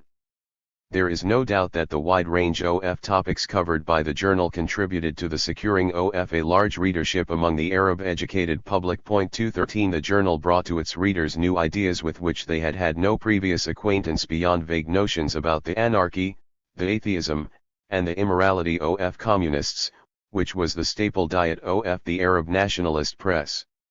To this extent Gad performed successfully in not only introducing communist ideology, but also in removing to some degree the stigma attached to communists and communism. The success of the communist movement among the Arabs in the 40s, in contrast to its relative failure during the 30s, can be traced both to its acquired nationalism and to its newfound ability to acquaint the Arabs with its ideology, largely exhibited and fulfilled by Al-Ghad. The National Liberation League. A. Political ideology. The National Charter of the NLL did not give any indication of the communist orientation of the new party. The political, social, and economic aims which were set out in detail were, broadly speaking, the common property of all the Arab political parties. Evacuation of British troops and Palestine's independence headed the list, although the NLL, unlike other Arab political groups, did not call for the establishment of an Arab Palestine state, but raised the slogan of a democratic government guaranteeing the rights of all inhabitants without distinction. 214 There followed calls for resisting Zionist immigration, land transfers, and the establishment of a Jewish state. 215 And demands for cooperation with the Arab pleas in the neighboring states. 216 And for the preservation of democratic and individual liberties. 217 The economic aims of the party stipulated the importance of strengthening national industry, agriculture, and commerce. 218 A fair distribution of taxes. 219 Raising the economic and social standard of the Arab workers and peasants, and reforming the Arab village. 220 The social aims emphasized the preservation of Arab cultural tradition and the raising of the standard of Arab women and caring for the health of the Arab mother and her child. 221 The charter did include 3 articles which differentiated the NLL from the rest of the national movement. He first declared the existence of a distinction. 140. Between Zionism and the Jewish inhabitants. 222 The second called for cooperation with all colonial peoples and those struggling against imperialism. 223 While the third declared that the party is built on the basis of democratic centralism. 224 It is interesting that the NLL's charter included an article specifically stating that its membership was open to every Arab citizen. 225 A stipulation which, by excluding Jews from its ranks, automatically deprived it of any claim to constitute a territorial communist party. By upholding the Leninist principle of party organization, however, the link with the past was tenuously retained. The NLL's own self-image was variously expressed as the conscious vanguard of the national movement. 226 And as the organization of the Arab working class and progressive forces. 227 It differentiated itself from the traditional Arab parties by its possession of a definite social program which cannot be separated from the struggle for independence. 228 And its defense of the economic and social interests of workers and peasants. Its attempts to introduce new popular forces in the independence struggle. 229 Also set it apart from the other parties, as did its perception of the struggle in Palestine as being part of the chain of the international liberation movement in the colonies and the working class in Europe, and its efforts to align the Arab national movement with the forces of freedom in the world, at the head of which stood the Soviet Union and the new democracies. 230 Following the orthodox communist theory of stages of development, the NLL's view was that the prevalent stage of the struggle in Palestine was that of national liberation, which could only be achieved through national unity. 231 Building socialism, it was declared, was not the problem of today but that of tomorrow, after independence had been won and the national economic structure established. And it depended on the existence of favorable international conditions. 232 Characterizing Palestinian society as one where the predominant values are those of feudalism and Hamdian authoritarianism. 233 The NLL called for the realization of bourgeois democracy and addressed itself to the traditional Arab leadership to this effect. The NLL's perception of the struggle in Palestine led it to the conclusion that the realization of independence was in the interests of all classes of Palestinian society. the industrialist, the merchant, the worker, the peasant, and the intellectual. 234 It perceived a contradiction between the continued existence of the mandate and the interests of all the constituent layers of Arab society, including both landowners and the budding commercial and industrial bourgeoisie who, due to the unique feature of the existence of a more developed Jewish capitalist sector, were not taken into partnership by British capitalism. Hence the NLLS program was based on a belief in the feasibility of cooperation with the Arab political parties, as representatives of the Arab bourgeoisie and landed interests, in pursuit of the common aim of independence. 235 Yet it noted that, despite the fact that the Arab working class appreciated the need for national unity and was ready to support the Arab economy and forego any activity which might embarrass the Arab. 141. Employers at this stage in the national liberation struggle. 236 The other Arab classes did not fully appreciate the need for unity. 237 It regarded it its duty to press home the importance of such national unity and to draw the other classes into the direct struggle against British imperialism. 238 The NLLS view of the traditional leadership of the Arab national movement remained ambiguous.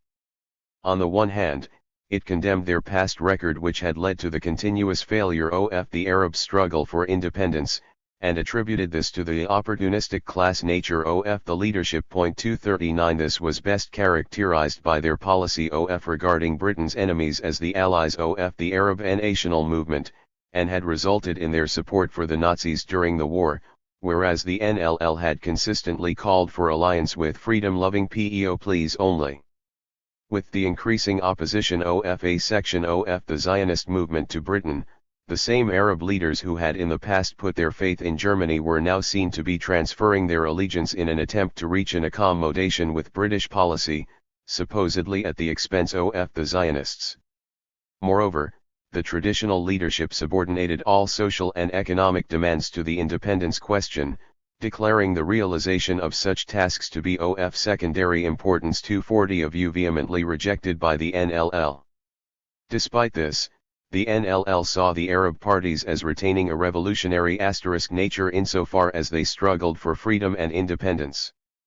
Their weakness was believed to lie in the hesitancy of the leadership, and herein lay the NLL's self-appointed task, to make positive criticism, urging a transformation of their outlook. 241 The NLL continued to adhere to the policy of the pre-split communist movement of support for the Allied cause in the war against the Nazis, stressing that there was a fundamental difference between the two which should be recognized by the Arab national movement. 242 The interests of the Arabs were seen to lie on the side of the Allies, whose victory over Nazism was regarded as a victory for us, for the principle of self-determination. 243 The war was characterized as being fought for the cause of real democracy.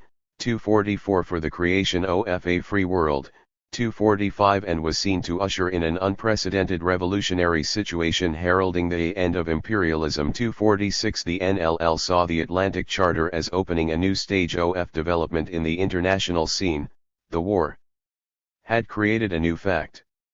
That of the international recognition of the rights of people to self-determination. 247 The struggle of the Arabs for independence was portrayed as being part of this international struggle for freedom and against imperialism. 248 In the light of the Atlantic Charter and the declaration of the Tehran and Moscow conferences, the NLL held that the task of the Arab national movement, whose aims were in the spirit of the Charter, was to make use of the stage of the victory of the peoples over Nazism.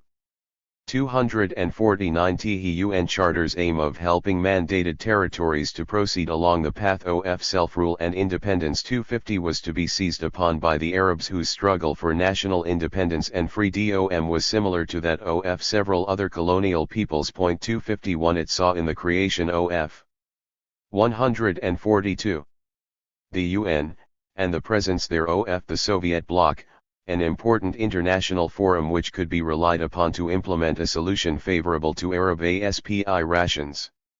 This came increasingly to occupy a central place in the NLL's calculations, Initially its use was urged on the grounds that it was an international forum where British policy could be exposed. 252 By the close of the mandate, however, recourse to the UN had become a panacea, replacing any thought of internal preparation for a forthcoming struggling between the Arabs and the Zionist movement, in the event of which it was hoped Soviet support for the Arab cause at the UN would prove sufficient to tip the scales in their favor. 253 The NLL clashed with the traditional leadership of the Arab national movement on the issue of democracy within the national movement, and on the occasion of aligning the Arab movement with the anti-imperialist struggle and support for the Soviet Union.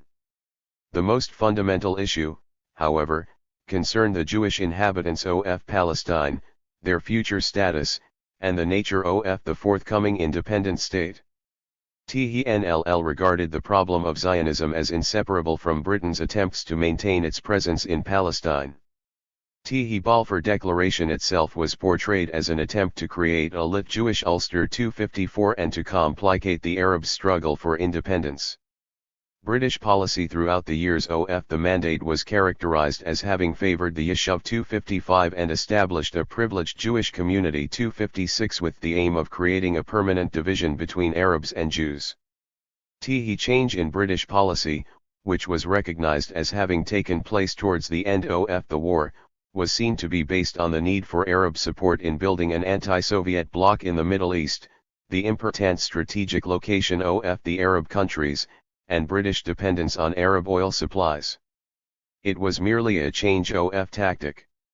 British policy continued to be regarded as striving to maintain its position in Palestine by appearing to satisfy both Arabs and Jews, and partition was seized upon as proof of Britain's maneuvers to maintain its hold over the country. 257 Recognizing that the Zionist movement enjoyed the support of the overwhelming majority of the Jewish inhabitants, the NLL nevertheless maintained that this support was misguided and likened it to the support of the Germans for the Nazis in the pre-war period. 258 Zionism was perceived to be a diversionary attempt to withdraw the Jewish masses from the revolutionary struggle in the world. 259 Likewise, the proposed Jewish state was characterized as a base for US and British imperialism against the independence struggle of the Arabs. 260 With the Jewish inhabitants manipulated as tools to strike the national liberation movement of the Arab people and to drench the area in a sea of racial conflict. 261 The Zionist movement was held to be unashamedly reactionary insofar as it did not struggle for the achievement of self-determination for the country's inhabitants, and thus being opposed to the spirit of the Atlantic Charter. 262 Moreover, its policies were racialist and extremist in that they ran counter to the Arabs' just national struggle for self-determination. 263 The establishment of a Jewish 143 state would only provide fuel for anti-Semitism and reaction in Europe. 264 And lead to increased enmity against the Jews, not only in Palestine but also in the neighboring Arab states. 265 The roots of Zionism were seen to lie in the persecution undergone by Jews in Europe and in the existence of regimes which had openly practiced racial discrimination against their Jewish inhabitants. The NLL, in conformity with the communist orthodoxy, held to the view that anti-Semitism was a manifestation of a problem of a specific society which could not be solved by emigration and the establishment of a Jewish state in Palestine. It regarded the solution as lying in the institution of democratic regimes. 266 The majority of the Jews in Palestine were seen to have arrived in the country to escape the Nazi terror. 267 And the victory of the Allies in the war, which supposedly had put an end to racial discrimination and the oppression of peoples. 268 was regarded as having signaled the end of Zionism.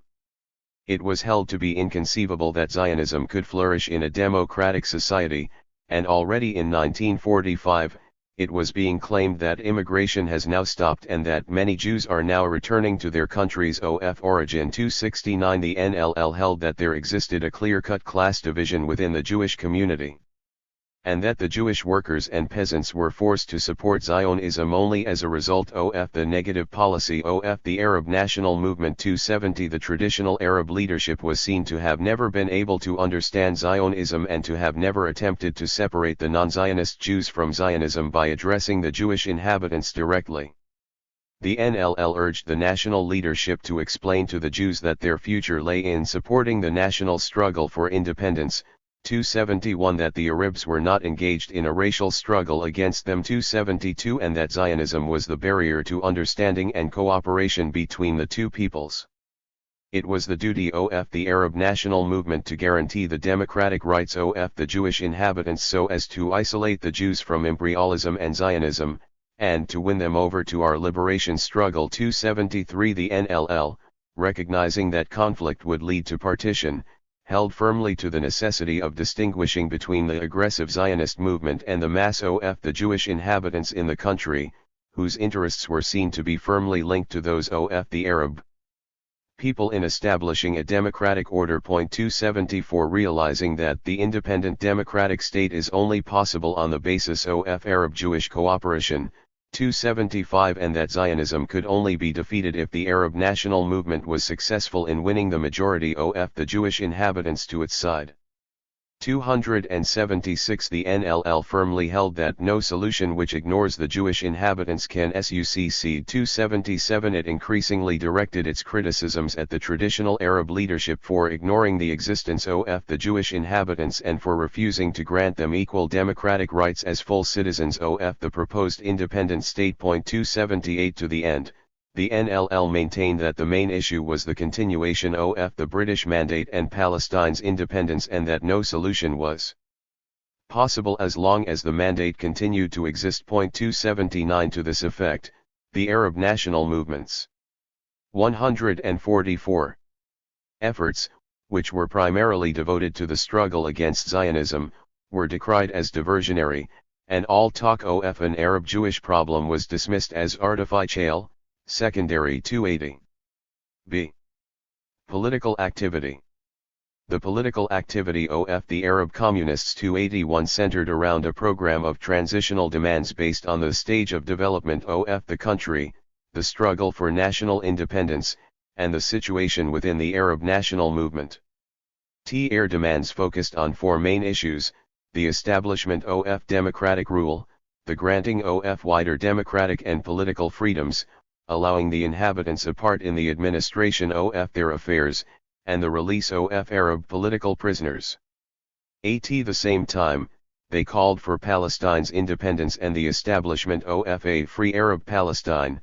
282 They persisted in this call until the middle of 1945, when it was gradually replaced by the demand for the implementation of a democratic solution to the Palestine problem, which entailed the establishment of an independent democratic Palestine state guaranteeing equal rights to all its inhabitants. 283 Within the Arab national movement, the NLL's first task was to gain recognition as expressing the true aspirations of the Arab inhabitants and as legitimate representative of a section of the Arab community.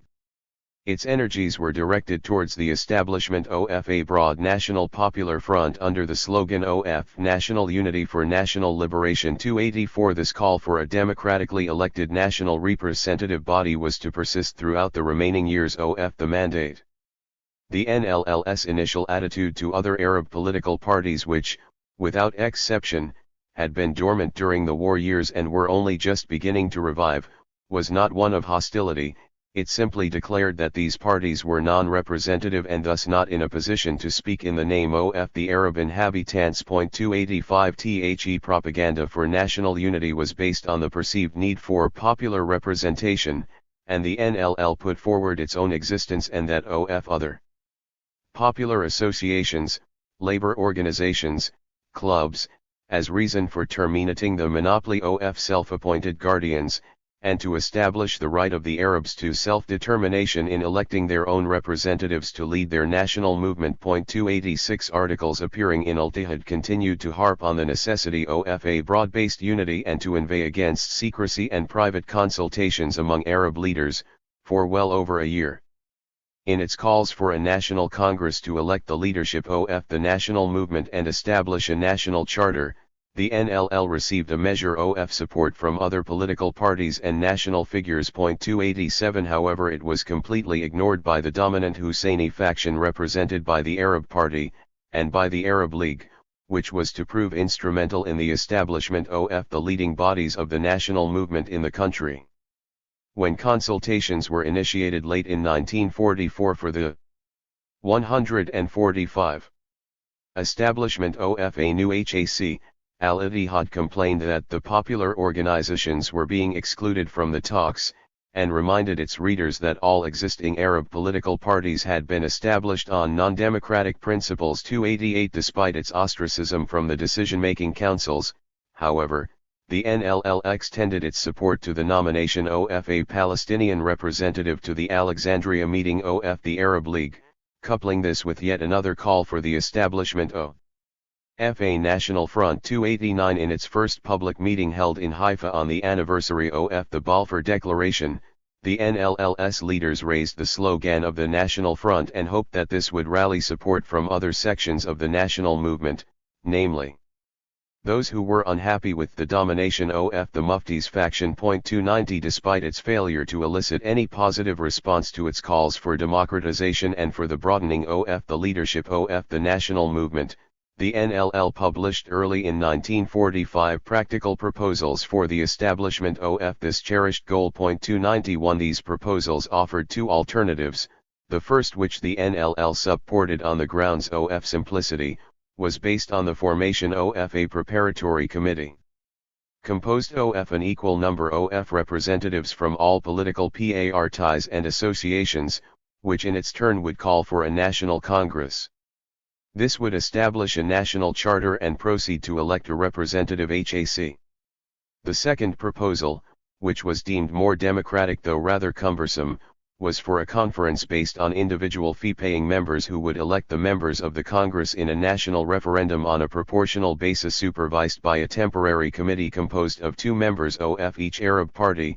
The elected delegates would constitute the National Congress and proceed to formulate future national policy and the election of a new leadership. 292 This proposal was given formal shape by the issue of a statement by the CC of the NLL, calling for the establishment of a preparatory committee made up of representatives of the 6 existing Arab parties to organize the Congress, whose members would be elected directly by all Arabs of 21 years and over. 293 A further statement called for the formation of national committees in every Arab town and village, as the first step towards convening the proposed Congress and the desired National Front.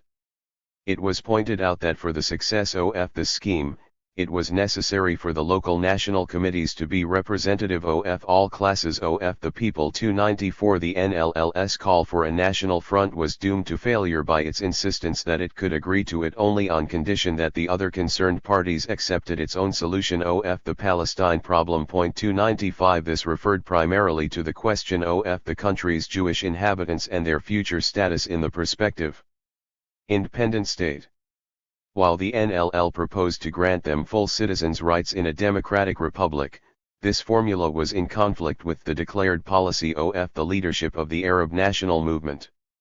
Undaunted by this, and by its own characterization of the traditional leadership having withdrawn and given no lead or orderly retreat during the years of the war, and of having supported the Axis 146 powers during that same period. 296 The NLL launched a series of public meetings to popularize its demands for the establishment of the National Front. 297 However, rapidly realizing the impossibility of any immediate fruition of its plans, it turned its attention to drumming up support for the local Arab fronts established in 2 of Palestine's largest cities, Jaffa and Haifa. 298 Nevertheless, it continued to inveigh against the policy of the traditional leaders which it characterized as aiming to isolate radical Qatars from the national movement and impose instead old leaders with racialist views and reactionary imperialist ideologies. 299 The establishment of a new HAC in November 1945 on the direct intervention of the Arab League, prompted a mixed response from the NLL. While smarting over its exclusion, it recognized the fact that it had achieved some measure of recognition as a result of the consultations held by the Arab League emissary with a number of its leaders. 300 Its initial response was to extend support to the new HAC while deploring the feat that it excluded the representatives of the new forces. 301 A subsequent article in Al-Ittihad declared that the new HAC had not been created by the people of Palestine but by the Arab League, and pressed the hope that it would broaden its base by cooperating with the representatives of the popular forces if it wished to survive and develop. 302 An official statement of the CC/NLL chose to endorse the HAC's creation by terming it a preparatory committee for the setting up of real national unity, and emphasized its belief that although it did not represent all popular groups and parties, it was nevertheless a symbol of the national unity the NLL had been calling for. 303 Soon, however, the policies pursued by the new HAC drove the NLL to withdraw its support. This it explained in terms of the HAC's lack of any mass responsibility and its unwillingness to come out clearly against British imperialism. 304 While putting pressure on the HAC to boycott the proposed Anglo-American Committee of Inquiry and to take the Palestine problem to the UN, the NLL continued to argue that despite all their shortcomings the traditional parties are still revolutionary insofar as they struggle for independence, though their leaders were characterized as weak, hesitant, and opportunist. 305 The NLL saw its task of striving for the inclusion of the popular forces in the HAC as one of stiffening and activating national unity for the sake of national independence. With the return of the Mufti's lieutenant, J. Husseini, to Palestine in May 1946, and his establishment of yet another HAC with an overwhelming majority of Arab Party members, the NLL lost any hope of gaining admittance to the ranks of the national leadership. Indeed, J. Husseini had tried to placate the communists by appointing Dr. K. Budei, who was generally identified with them, to its membership. 306 This did not satisfy the NLL, which insisted on a representative of its own choosing, and Dr. Budei himself was soon calling for a democratically elected HAC. 370 His new body was declared by the NLL to be unrepresentative and to constitute the voice of the Arab Party only. While refusing to recognize an HAC forced on the people and claiming that it had false attributions of represent. 147. Tashin, the NLL again put forward its favored proposal of a preparatory committee for a national congress. 308 J. Husseini's consequent declared willingness of the HAC to meet with the Anglo-American Committee, in the face of the almost unanimous rejection of this policy by the other Arab parties, and his refusal to accept the NLL's advice to take the problem to the UN, provoked the NLL to come out publicly with the demand for a new HAC. It denied recognition to the existing body and condemned it for its total subservience to the wishes of the Arab League. 309 J. Husseini countered this by explaining his refusal to allow the NLL to participate in the HAC, on the grounds of its declared policy of wanting to cooperate with the Zionist organizations and with Ben-Gurion. This brought an angry rebuttal from the NLL, which accused J. Husseini of deliberately misrepresenting the policy of the Arab communists towards the Jewish inhabitants. Nevertheless, it refused to retreat from its declared position, which was based on the necessity of separating the masses of the Jewish inhabitants from the Zionist organizations and of calling on the national movement to formulate a positive policy to win them over to its side. 310 Al-Ittihad accused J. Husseini of wanting to keep the NLL out of the HAC in order to maintain his position within it, and described his policy, which it characterized as one of directing the national movement against the Jews and not against imperialism as bankrupt. 311 Tuma, writing in Al-Ittihad, called on J. Husseini to retract his statement against the Arab communists and leveled an accusation against all those who refused to accept a democratic solution of paving the way for partition of the country and the establishment of a Jewish state. 312 The practical response of the NLL to its continued exclusion from the leading body of the Arab national movement was the establishment of a higher Arab front composed of all Arab political parties with the single exception of the Arab Party. 313 The new organization was, however, stillborn and never became active. 314 In May 1946 the Mufti had made his appearance in Cairo. His national standing had remained undiminished by his wartime activity, so much so that Al-Ittihad itself felt obliged to pay homage to his leadership. 315 His hegemony over the national movement was speedily re-established. In Palestine this was reflected in the Arab League dissolution of both the HAC and the Higher Arab Front. 316 He new HAC created by the Mufti, acting through the agency of the Arab League, was mainly staffed by his supporters. 317 and again excluded the Arab communists. By the middle of 1946, it became clear that the NLL had lost any possibility, if indeed one had ever existed, of recognition by the traditional leadership of the Arab movement. Yet continuously, until the end of the mandate, it persisted in its calls for the establishment of the National Front, for the holding of a National Congress, and for democratizing the movement. THENLL's reasoning was based on the realization that by itself it was incapable of influencing the direction of national politics. It needed recognition by the traditional leadership to achieve. 148. Legitimation and to partake in the HAC. Only then would it be able to influence national decisions. The lengths to which the NLL was prepared to go to show its sincerity are evidenced by its acceptance of the HAC's boycott of UNSCOP. It did so in order to exhibit its willingness to subordinate itself to national discipline, and hopefully convince the traditional leadership of its worth as a participant in the national movement. 318 The divergence between the policies the NLL desired the national movement to pursue and those actually formulated by the Arab League and the HAC, became wider as the war drew to a close. Although initially the NLL had welcomed the establishment of the Arab League, defending it against accusations that arose as a result of a call from the outside. 319 and supporting Palestine's participation in its meetings. 320 Its position was transformed towards the end of 1945 to one of outright hostility. The League was now accused of having been the realization of a British reactionary scheme. 321 and indicted for being more interested in aiding imperialist domination over a greater Syria than in the struggle for Palestine's independence and the evacuation of British armies from the whole region. 322 The local Arab leadership in Palestine was similarly criticized for being under the domination of the Arab League, and further accused of blurring the Palestine issue by overemphasizing the immigration and land sales issues. 323 By presenting the problem of Palestine's independence on the international scene as one of Arab demands for the banning of immigration, it had reduced it to a bargain over the number of immigrants to be allowed into the country. 324 And completely ignored the main root of the problem, Britain's presence in Palestine, and the necessity of directing the national movement's main efforts towards securing its expulsion.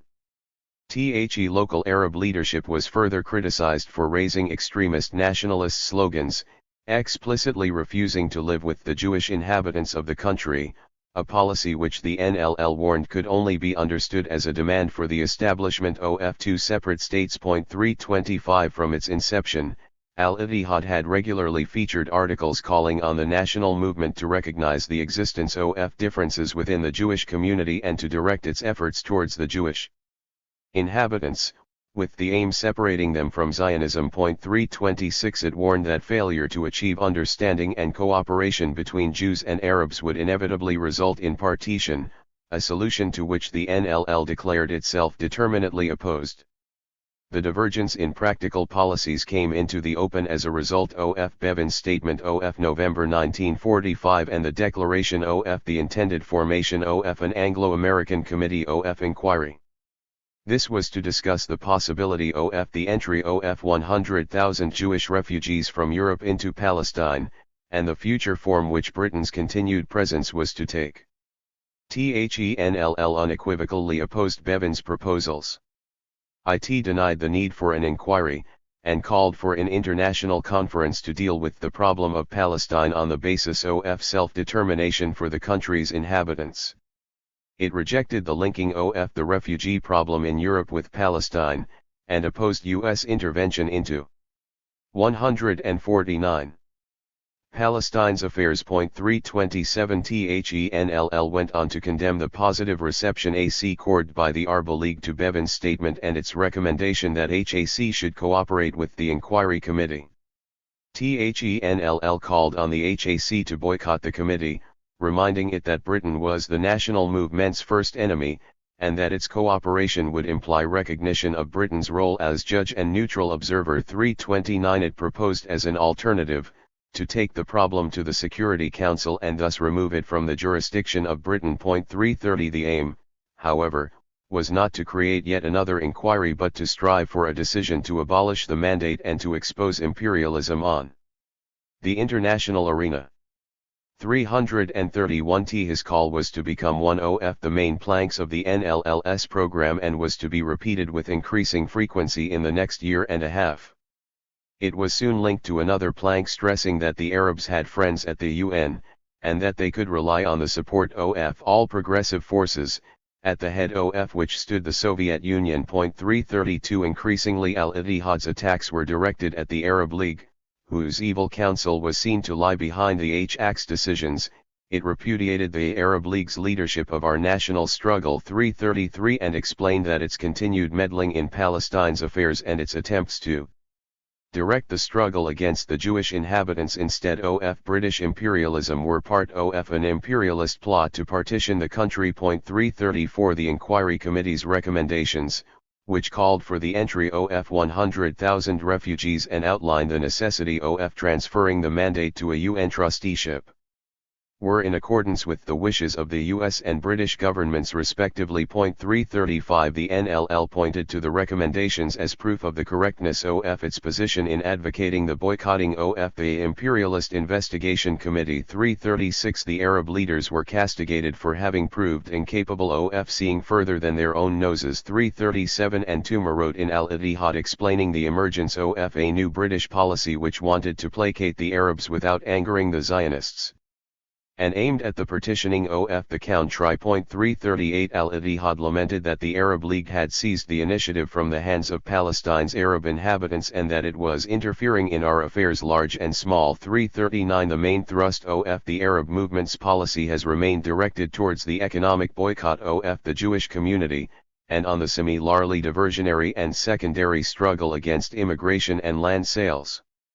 This was seen as a deliberate policy aimed at maintaining relations with Britain in the hope of arriving at a mutually satisfactory compromise. 340 In July 1946, the British government put forward a provincial autonomy plan based essentially on a partitioning of the country under a British trusteeship, and proposed the holding of a conference to be attended by both Arabs and Jews, in addition to the representatives of the Arab states, to discuss the problem. 341 Whereas both Palestinian, Arab and Jews refused to participate in the discussions, the Arab states agree.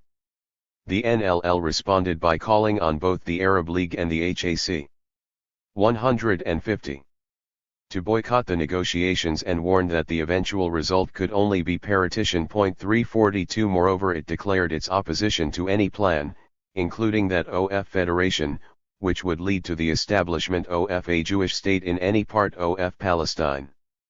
The NLL did not trust the HAC's declared refusal to attend the London Conference, which it termed ambiguous and hesitant. 343 And kept up the pressure through Al-Ittihad for a clear declaration of boycott and for going to the Security Council. When the conference was postponed by Britain, it claimed to see this as an attempt to hide its failure but warned that this was also a maneuver to keep us away from the UN. 344 At the same time it criticized the HAC for keeping silent on the Arab states' proposals at the conference, which implied that they had the agreement of Palestine's Arab inhabitants. 345 And declared itself opposed to them insofar as they limited the freedom and independence of Palestine and tied it to the imperialist chariot. 346 When the London Conference was reconvened, this time with the participation of the HAC, the NLL was loud in pointing to the danger of bilateral talks which keep us away from the UN and its charter, and to Britain's attempt to portray the problem as one of the conflict between Arabs and Jews, while it itself was performing a neutral role.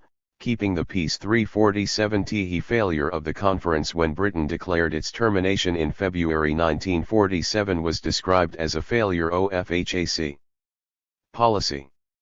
And the NLL referred to the policy of catastrophe which it has been pursuing for a quarter of a century. 348 Simultaneously, the conference was declared to have been a success for Britain, which now donned the mantle of conciliator of Arabs and Jews, a role which the Arabs themselves were helping it to perform.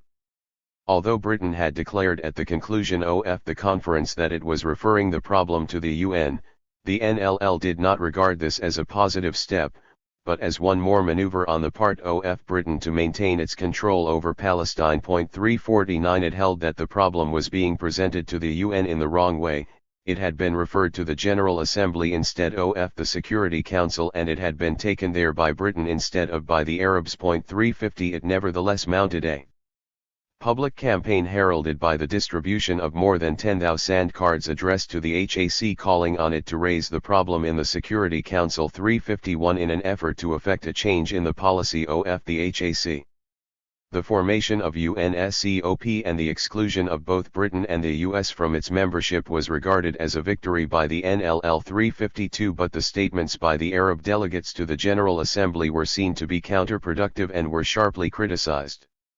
By attacking the Jews and adopting an ambiguous position on the democratic solution, and by remaining silent on the issue of continued British presence in the country, the Palestine delegation was deemed to have presented international public opinion with a negative picture of the Arab national movement. 353 The NLL declared that failure to endorse the democratic solution would enable the Zionists to exploit the weakness of the Arab position, and lead to partition and the establishment of a Jewish racialist state. 354 It repeated the warn.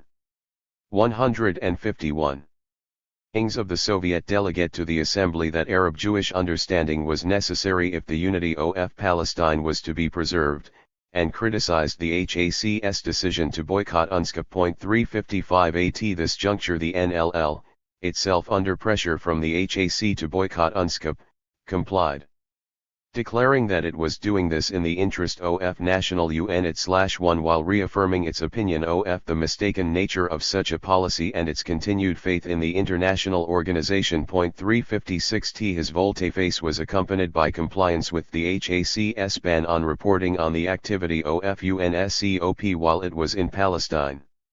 Understandably, however, the NLL remained uncomfortable with this decision, and took the opportunity of the Yugoslav delegates' appeal to the HAC to reconsider its position, to itself call on it to end the boycott. 357 Publicly the NLL remained faithful to its declared adherence to the HAC's decision, but privately it sent a lengthy memorandum to the UN. 358 And held secret meetings with the Yugoslav member of the UNSCOP delegation. 359 Despite its blatantly tailist line, the NLL shortly afterwards declared that the HAC policy with which it had collaborated was leading the country towards racial conflict and inevitable partition. 360 Throughout the last years of the mandate, the NLL's policy remained geared towards a political solution of the Palestine problem and totally opposed to terrorism. Even before the end of the war, terrorism had been actively promoted by extremist groups within the Yishuv, and in 1947 had also become a feature of Arab society.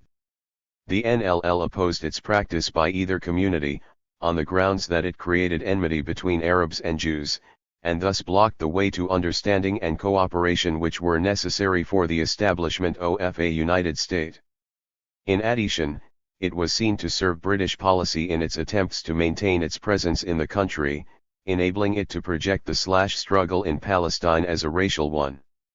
Initially, Jewish terrorism was explained as proof of the weakness of the Zionist movement internally and externally. 361 As the war was drawing to a close, the Zionists were seen to be attempting to impose a Jewish state in part of Palestine. 362 Zionism was considered to be in a crisis.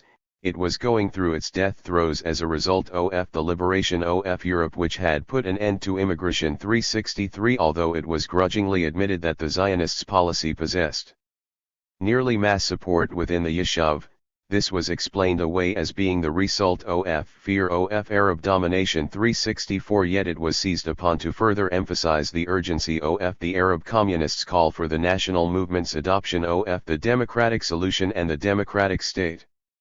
Increasingly, however, British policy came to be regarded as aiding and abetting Zionist terrorism. 365 By fanning the flames of enmity between Arabs and Jews, it was perceived to be trying to bring about the partitioning of the country, an aim which it held in common with the Zionists. 366 In addition, British policy, through the creation of an atmosphere of conflict and instability, was seen to be aiming at legitimizing its presence in Palestine as a protector of the peace and of the Jewish minority. 367 The NLL denied that Britain's attempts to put an end to terrorism were serious. 368 152 and pointed out that this could only be accomplished by dissolving the organizations which have established secret armies.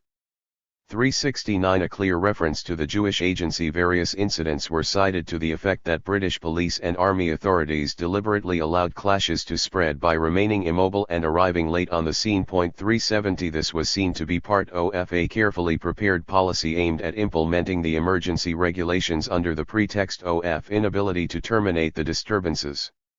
The real aim, however, was perceived to be directed at the Arab national movement and the suspension of democratic freedoms and liberties. 371 With the increasing involvement of the Haganah, the secret army of the mainstream Zionist organizations, in terrorist activity, al-Ittihad, which had always insisted on a differentiation, although ambiguous, within the Zionist movement, now declared that the policy of the Zionists as a whole was aimed at showing the impossibility of Arabs and Jews living together. 372 It placed the responsibility on the Jewish masses to put an end to this criminal policy. 373 Particularly incensed by Zionist claims that the policy of terror which they waged was a struggle of national liberation directed against the British and aimed at securing independence, al-Ittihad explained that there could be no comparison between the Arab Rebellion of 1936 and the terror which accompanied it, and what was taking place in Palestine in 1947.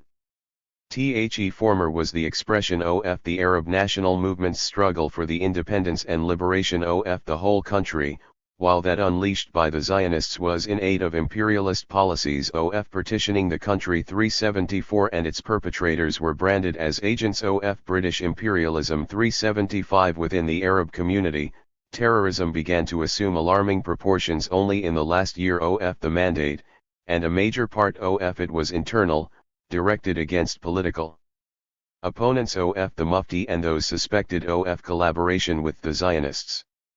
THENLL, as early as 1945, on the occasion of the disturbances which occurred in Egypt and Libya, had warned that the struggle of the Arabs was aimed at independence, and should not be directed towards racialist avenues. 376 When internal terrorism became the hallmark of the Arab leadership, Ittihad warned that the national movement must avoid bloodshed and pointed to the past failure of such policies to put an end to land sales or to provide any positive results. 377 It called on the HAC formally to dissociate itself from all terror activities. When the latter remained silent, it was publicly criticized for this failure. 378 And was later accused of using terror to maintain its own leadership. 379 The Arab press and the political parties were also criticized for maintaining a silence which implied a condonation of terror acts. 380 On the numerous occasions, the Arab communists warned the Arab leadership of the danger of transforming the struggle in Palestine into a racial conflict between Arabs and Jews. 381 And pointed out that this was part of an imperialist plot to implement partition. Alone of all Arab parties and associations, the NLL continued to condemn the terrorist policy advocated by Arab leaders. 382 And the perpetrators whenever an outrage occurred. 383 In October 1947 it published a booklet written by one of its 153 leaders, explaining the dangers and shortcomings of the policy of individual terror and pointing to its negative results as far as internal unity and understanding with the Jewish inhabitants were concerned. 384 In its instructions to its members, It urged the necessity of taking a public stand against terrorism, through the organization of meetings in towns and villages to explain to the Arab community the harmfulness of such a path, and the importance of preserving the peace in order. To ward off the impending partition. 385 Although the NLL came out very strongly against Arab terrorism, whether direct against Arabs or against the Jewish community, as soon as the phenomenon made itself felt. It is interesting to note that this was not the case concerning Jewish terrorism. The first condemnation of this occurred only in October 1944, 386, followed by a long silence until May 1945. 387 It was only towards the end of 1945 and the beginning of 1946 that frequent articles began to appear dealing with the problem of Jewish terrorism, and these invariably denied any independent volition to the Yishuv, subordinating all its activity to the realization of what was seen to be the predominantly British aim of partition. Throughout the period when Jewish terrorism was exclusively directed against the British, Al-Ittihad maintained a stony silence and ignored the activity of the extremist Zionist groups. When Arabs became the subject of these attacks, the Arab communists could no longer remain silent, but chose to describe the events as an attempt to create instability in the country. THIRD did not accept that the Zionist movement was fighting on two fronts, against both the Arabs and the British Mandate. In the interests of the declared policy of understanding and cooperation, and the hoped for establishment of a united democratic state, the NLL chose to underemphasize the Jewish terrorist factor in the problem, and to minimize both its extent and the unanimous support it commanded within T-THE ranks of the Yishuv. While it is not meaningful to speak of the NLL's communist policy, it is nevertheless possible to observe the Arab communist self-identification with the international communist movement. Although relations with Moscow non-existent since before the dissolution of the Comintern remained severed, 388 the NLL identified itself with international communism through the publication of numerous articles glorifying life in the Soviet Union and through propaganda for the aims of Soviet foreign policy, and the attitude it took on developments in the Arab world. Al-Ittihad wrote at length on the long record of Soviet hostility to Zionism and frequently reproduced articles from the Soviet press underlining support for Palestine's unity and independence. The Congress of Communist Parties of the British Empire in London in February 1947 was the occasion of the NLL's public adherence to the ranks of the international communist movement. Tuma travelled to the Congress as the delegate of the Arab Communists 389 and later went on to Prague to confer with Czech Communists 390 and then to Belgrade, where great play was made of his meeting with Tito and the latter's endorsement for the NLL's aim of a democratic state in Palestine 391. 154. Despite repeated attempts at cooperation, relations between the Arab communists and the now exclusively Jewish PCP remained non-existent. 392 Joint activity had taken place on a number of occasions 393 and there was superficial agreement on the basic objectives of independence and the preservation of the unity of the country, but nevertheless the gulf between the two parties was widening. The NLL continued, however, to give prominence to the activities of the Jewish communists and to reproduce their statements. 394 While maintaining that the PCP was the only party which is really democratic and popular and expresses the wishes of the Jewish masses, the Arab communists declared that the PCP had deviated from communist principles as a result of the policies of its opportunistic leadership. 395 The social demands of the NLL were not put forward as part of a complete socio-philosophical program but rather in response to specific conditions, and it did not identify these demands with communist doctrine.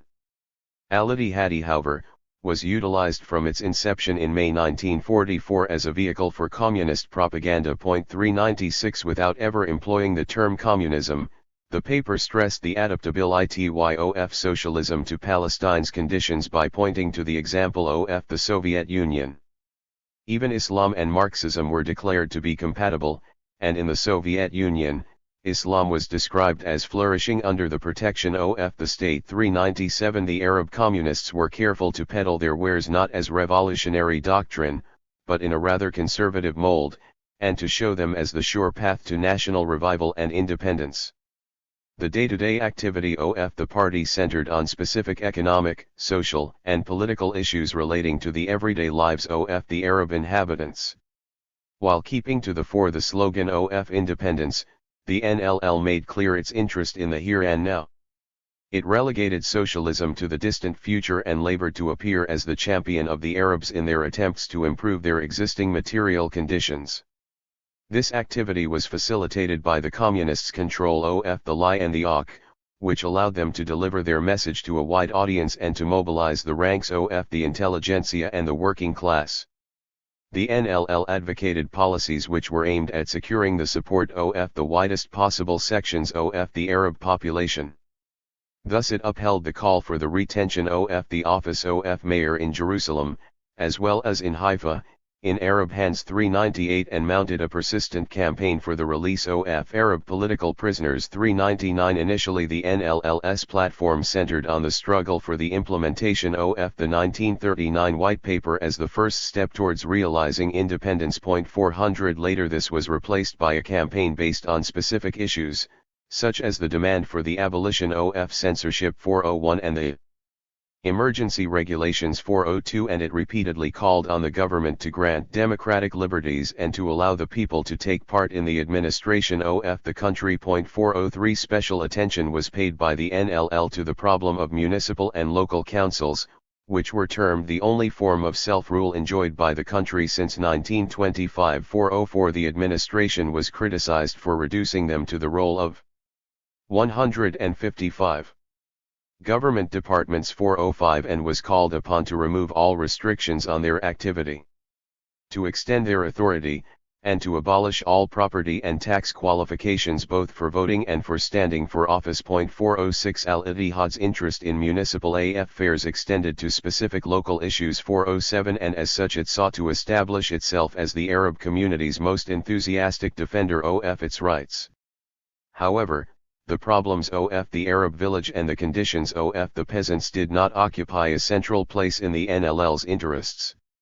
Its proffered solutions were of a profoundly reformist character, calling for the modernization of agriculture. 408 and charging the government with responsibility for the implementation of a host of improvements extending from the provision of free medical treatment to the paving of roads. 409 The NLL did not attempt to deal with the prevailing feudal-type relations in the countryside, and its sole revolutionary proposal consisted of a demand, made in the last year of the mandate, for the distribution of government land to the peasants. 410 The main thrust of the NLL's policies remained aimed throughout to appeal to the widest possible section of Arab opinion, and, to achieve this national legitimation, the Arab communists sought to associate themselves with other Arab parties. Some cooperation was achieved with two small organizations, the National Bloc and the Youth Congress, and communist speakers frequently appeared at joint platforms with other non-communist speakers.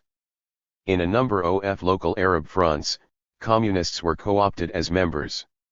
Yet the Arab communists continued to be hampered by their advocacy of unpopular causes, the most important of which was their stand towards the Jewish inhabitants. See Response to Partition. The UNSCOP submitted its report to the UN General Assembly at the end of August 1947. It unanimously recommended the termination of the British mandate and that Palestine be granted its independence. It was unable to agree, however, on the future shape of the independent state. The majority proposed the establishment of the two states in Palestine, one Arab, the other Jewish, with economic unity between the two, and an international zone in Jerusalem. The majority report was in favor of a united Palestine in the shape of a binational federation. 411 The NLL's response to this was mixed. On the one hand, it welcomed the recognition that the Jewish problem could not be solved within the confines of Palestine. 412 On the other hand, it rejected the partition decision as aiming at ensuring the interests of Anglo-American imperialism. 413 While welcoming the minority report's recommendations for maintaining the unity of the country, it denied it the right to pronounce on the specific form that this independence should take, a matter which was for the people of Palestine. Alone to decide. The NLL, while emphasizing its continued adherence to its own proposal of a united democratic state, and thus rejecting the recommendations of both majority and minority, chose 156. To direct its propaganda in favor of UNSCOF's recommendation for independence, which it termed the more significant part of the committee's proposals. With partition clearly on the agenda, the NLL turned its fury against the leadership of the Arab national movement. It accused it of having paved the way for partition with its negative and racialist policy towards Palestine's Jewish inhabitants. 415 The traditional leaders' rejection of the democratic solution, and their refusal to recognize the civil rights of Jewish immigrants who had arrived in Palestine after 1918, were declared to have given credence to Zionist claims that partition was necessary as a means of protecting the Jewish minority from the aggression of the Arabs, and to lie at the root of the Arabs' failure to gain international support for their just cause. 416 The attitude of the NLL towards the leadership of the national movement was transformed from one of proffered collaboration to outright hostility.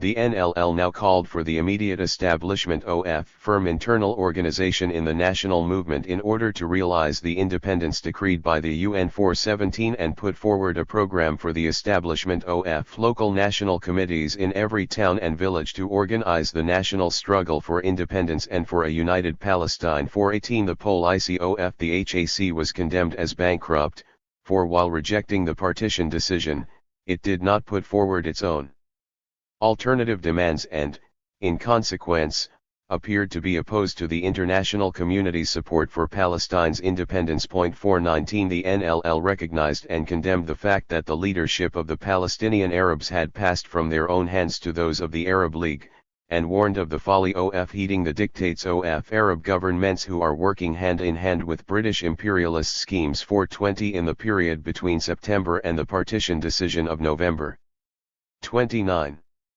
The Arab communists concentrated their efforts on warning of the dangerous policies pursued by the Arab leadership and Britain, which were paving the way to partition. They pointed to the necessity of arriving at a formula for cooperation and understanding with the Jewish inhabitants in order to maintain Palestine's unity and to avoid partition. The main thrust of the NLL's propaganda pointed to the danger of transforming the struggle for independence, which should be directed against British imperialism as our main enemy, into a racial conflict. 421 The leaders of the NLL addressed numerous public meetings at which they warned that imperialism is trying to divert the national movement to wage a racial struggle against the Jews in order to show that the problem in Palestine was one of strife between the two communities, and that the continuation of British domination was necessary to maintain the peace and to avoid massacres. 422 They admonished, moreover, against the use of terror as a political weapon and declared that no nation has liberated itself via the road of political murder and that terrorist methods would result in tearing the Arab movement apart. 423 Partition was firmly rejected as being outside the legitimate authority of the UN. And discussion about the future constitutional form of Palestine when the country was still under British occupation and its people. 157. Unable freely to exercise their right of self-determination was declared to be a diversion.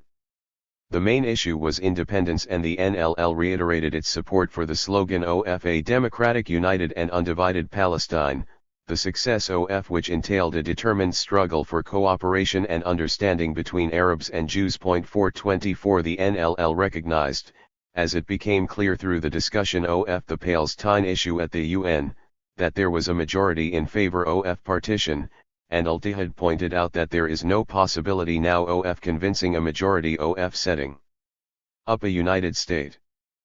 425 This was explained to be a direct result of the absence of understanding between Arabs and Jews.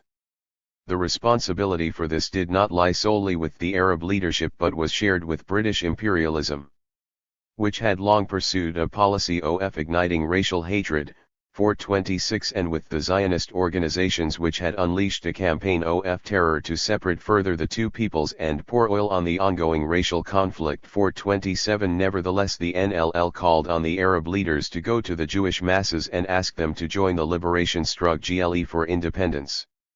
In the absence of understanding and in the event of the outbreak of a racial war, partition would become inevitable, and the NLL warned that the Arab League was already preparing to occupy the Arab part of Palestine, while the other part will form the Jewish state, in accordance with the schemes of British imperialism. 428 The last statement issued by the NLL before partition was officially decreed again denied that the UN or any state has the right to give an opinion on the constitutional shape of the future independent state, and declared that the UN's duty lay in helping Palestine's inhabitants to exercise their rights of self-determination. 429 At the same time, partition was condemned as an imperialist plot which could only lead to providing a foothold for Anglo-American imperialism to thwart the national liberation movement of the Arab people. 430 The NLL turned to the Jewish inhabitants and warned them that it was their responsibility, and in their own best interests,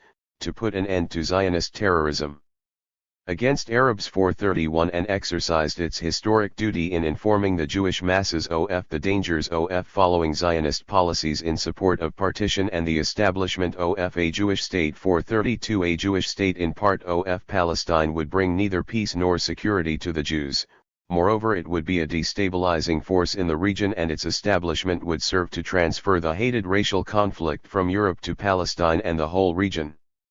The day after the UN passed its decision calling for the partition of Palestine, an article appeared in Al-Tihad stating that partition was already a reality with the Arab and Jewish communities living in total isolation from each other. 433 However, it went on to declare that the future of Palestine did not depend on UN decrees but on the ability of Palestine's inhabitants to avoid racial conflict and religious massacres and to find a way to reduce tension and arrive at a common understanding.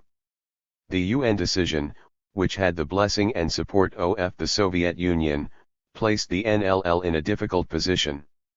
Its initial reaction to Soviet support for 158 partition, when it was still being debated at the UN, had been to assert the independence of the Arab communists, and declare that, notwithstanding our friendship for the USSR, we do not tie ourselves to its policy, but formulate our own from existing local conditions and the aims of our people. 434 Soon after, however, Al-Ittihad was defending the Soviet Union's pro-partition stand as being based on the desire to see Britain expelled from Palestine. 435 The support for the establishment of two states was explained as resulting from the conclusion that other solutions, though more desirable, are not practicable at the present time. 436 Once the UN decision had been taken, however, the NLL had to make its stand known.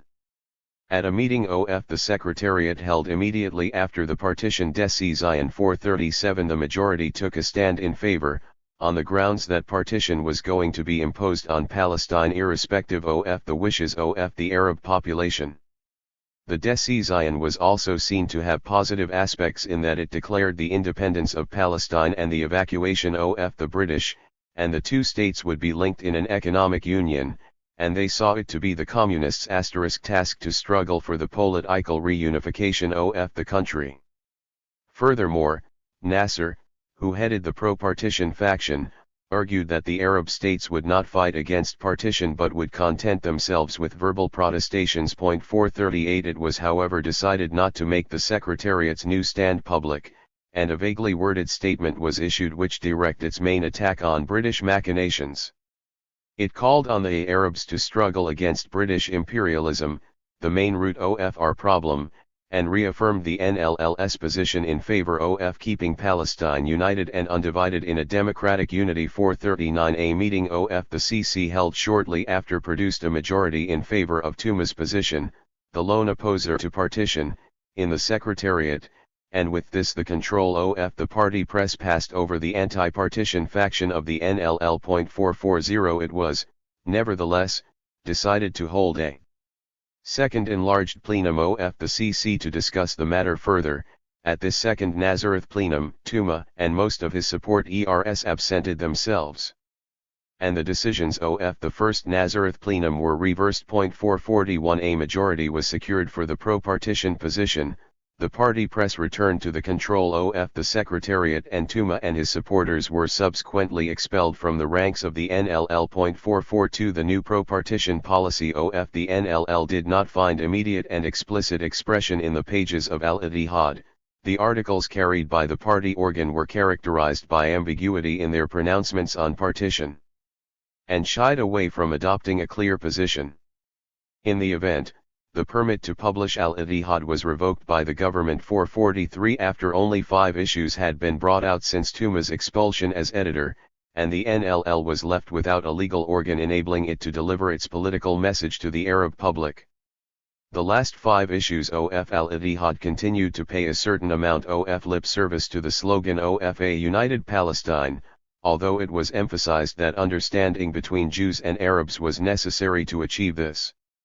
This was accompanied by the declaration that it was impractical and too late now to call for a united 159 democratic state, because of the tense situation between Arabs and Jews. 444 And the implicit message was that the united Palestine was something to be attained in a distant future when such understanding and cooperation proved feasible.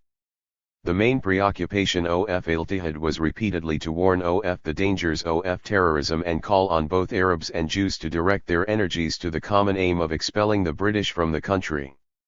Terrorism and massacre, whether committed by Arabs or by Jews, were condemned as merely serving to realize British policy, which aimed at showing the world that its presence in Palestine was necessary to avoid the destruction of the country. 446 At the same time, the NLL persistently called on the Jewish working class to wake up and to repudiate acts of Zionist terrorism. 446 Warning that these acts were contrary to the interests of the Jewish inhabitants, and that the continued silence of the Jewish masses is now a crime. 447 The tone of Al-Ittihad's articles indicated that it was not so much opposed to partition as to the way in which it was being implemented. It thus warned that the Arab part of Palestine was going to be annexed to Jordan. 448 And called on the inhabitants to resist British schemes to join Arab Palestine to Jordan and the Jewish state to the British Dominion. 449 Already in the last 3 issues of the paper, published in January 1948, the demand for an independent, united and undivided state was dropped, and the NLL's call now centered on the need to struggle to organize means of defense against terrorism, to expel the British armies from Palestine. 450 And to realize Palestine's freedom and independence. 451 Yet the Arab communists did not pursue a consistent line in their published propaganda. An internal bulletin, appearing in February 1948, to fill the gap created by the absence of Al-Ittihad, completely ignored events in Palestine and concentrated on affairs in Iraq. 452 A further issue of the same bulletin warned that the US was trying to abolish the UN decision and rob Palestine of its independence, but refused to meet the issue of partition head-on and claimed that it is not possible to arrive at a just constitutional settlement with the British still in the country. 453 The NLL did pronounce clearly upon its by now familiar assertion that partition was the result of the policies of the Arab leaders. The extreme nationalist stand had led to a national conflict between Arabs and Jews. Likewise, the Arab League states were seen to be conniving with Britain for the British officered Arab Legion to enter Palestine only to stop the pre-arranged boundaries and then to annex the Arab part of Palestine to Transjordan, which was described as tied to Britain by a treaty of serfdom and enslavement. 454 With the establishment of the State of Israel in May 1948 and the subsequent invasion of the Arab League armies, the NLL made its position clearer, and it now publicly called for the application of the UN partition resolution and the establishment of an independent Arab state beside the already established Jewish state. Its attitude to the entry of the Arab League armies into Palestine was characterized by vehement condemnation, and members of the NLL were active in distributing 160 leaflets in the areas occupied by the Arab armies. 455 The tone of these leaflets was provocative and seditious, Arab soldiers were called upon to go back home and to struggle for the overthrow of their own rulers, and it was explained to them that the aim of their campaign in Palestine was not to liberate it, but to annex the Arab part to Abdullah, the puppet of British imperialism. 5 The NLL's leaflets concentrated their fury on the leaders of the Palestinian National Movement and the Arab League. The former were castigated for having deserted the country and for encouraging the Arab inhabitants to flee in their wake. 457 They were described as traitors, a handful of corrupt large landowners and proprietors who had been in the service of imperialism for the last 30 years, who had sold their lands in Palestine and now ran away. 458 They were feudalists with the mentalities of the Middle Ages who had adopted a racialist policies towards the Jewish inhabitants, instituted a boycott of the Jewish community, declared, in international forums, their refusal to live with the Jews in one counter-try. 459 And by the pursuit of extremist nationalist policies had erected barriers in the path of understanding between Arabs and Jews and thus paved the way for partition. 460 The Arab League was denounced as a tool of imperialism, and the NLL declared that the behavior of the Arab states and their connivance with British schemes had exposed the treason of the Arab kings and the Arab ruling classes. 461 While the Arab League's armies had entered Palestine with the ostensible aim of destroying partition, their real mission was seen to have been the active implementation of partition and the prevention of the establishment of an independent Arab state. Their armies had never even approached the borders of the proposed Jewish state. 462 THENLL did not regard the war in Palestine as waged to prevent the establishment of the Jewish state. And as evidence for this it pointed to the surrender of various parts of the country to the Jewish forces by Abdullah's Arab Legion, without even the pretense of a fight. 463 Furthermore, Abdullah, with the blessing of Britain, and the connivance of certain reactionary elements in the already established Jewish state, was accused of planning to annex the Arab part of Palestine to Transjordan. 464 The NLL called on the Arab people to struggle against the war and to establish an independent Arab state based on the decisions of the UN. It called for the evacuation of Arab and Jewish armies of occupation from the proposed Arab state and for the return of areas occupied by the Haganah in excess of the unproposed boundary. 465 Declaring that the struggle of the Arabs was now a struggle for the right of self-determination and for an end to occupation by all foreign armies. 466 It reminded the Arabs that if they had accepted the UN decision on independence and partition, and facilitated its implementation, the projected economic unity between the two states would have provided a framework for the eventual political reunification of Palestine. 467 It was still possible and necessary, however, to struggle for the establishment of an Arab state on the basis of understanding between Arabs and Jews and respect for each other's right. 161. To self-determination. 468 As this would provide a stepping stone on path to eventual reunification. Already in August 1948 the NLL was attempting to explain the switch it had performed in transferring its support from the united and undivided democratic state to the two-state solution.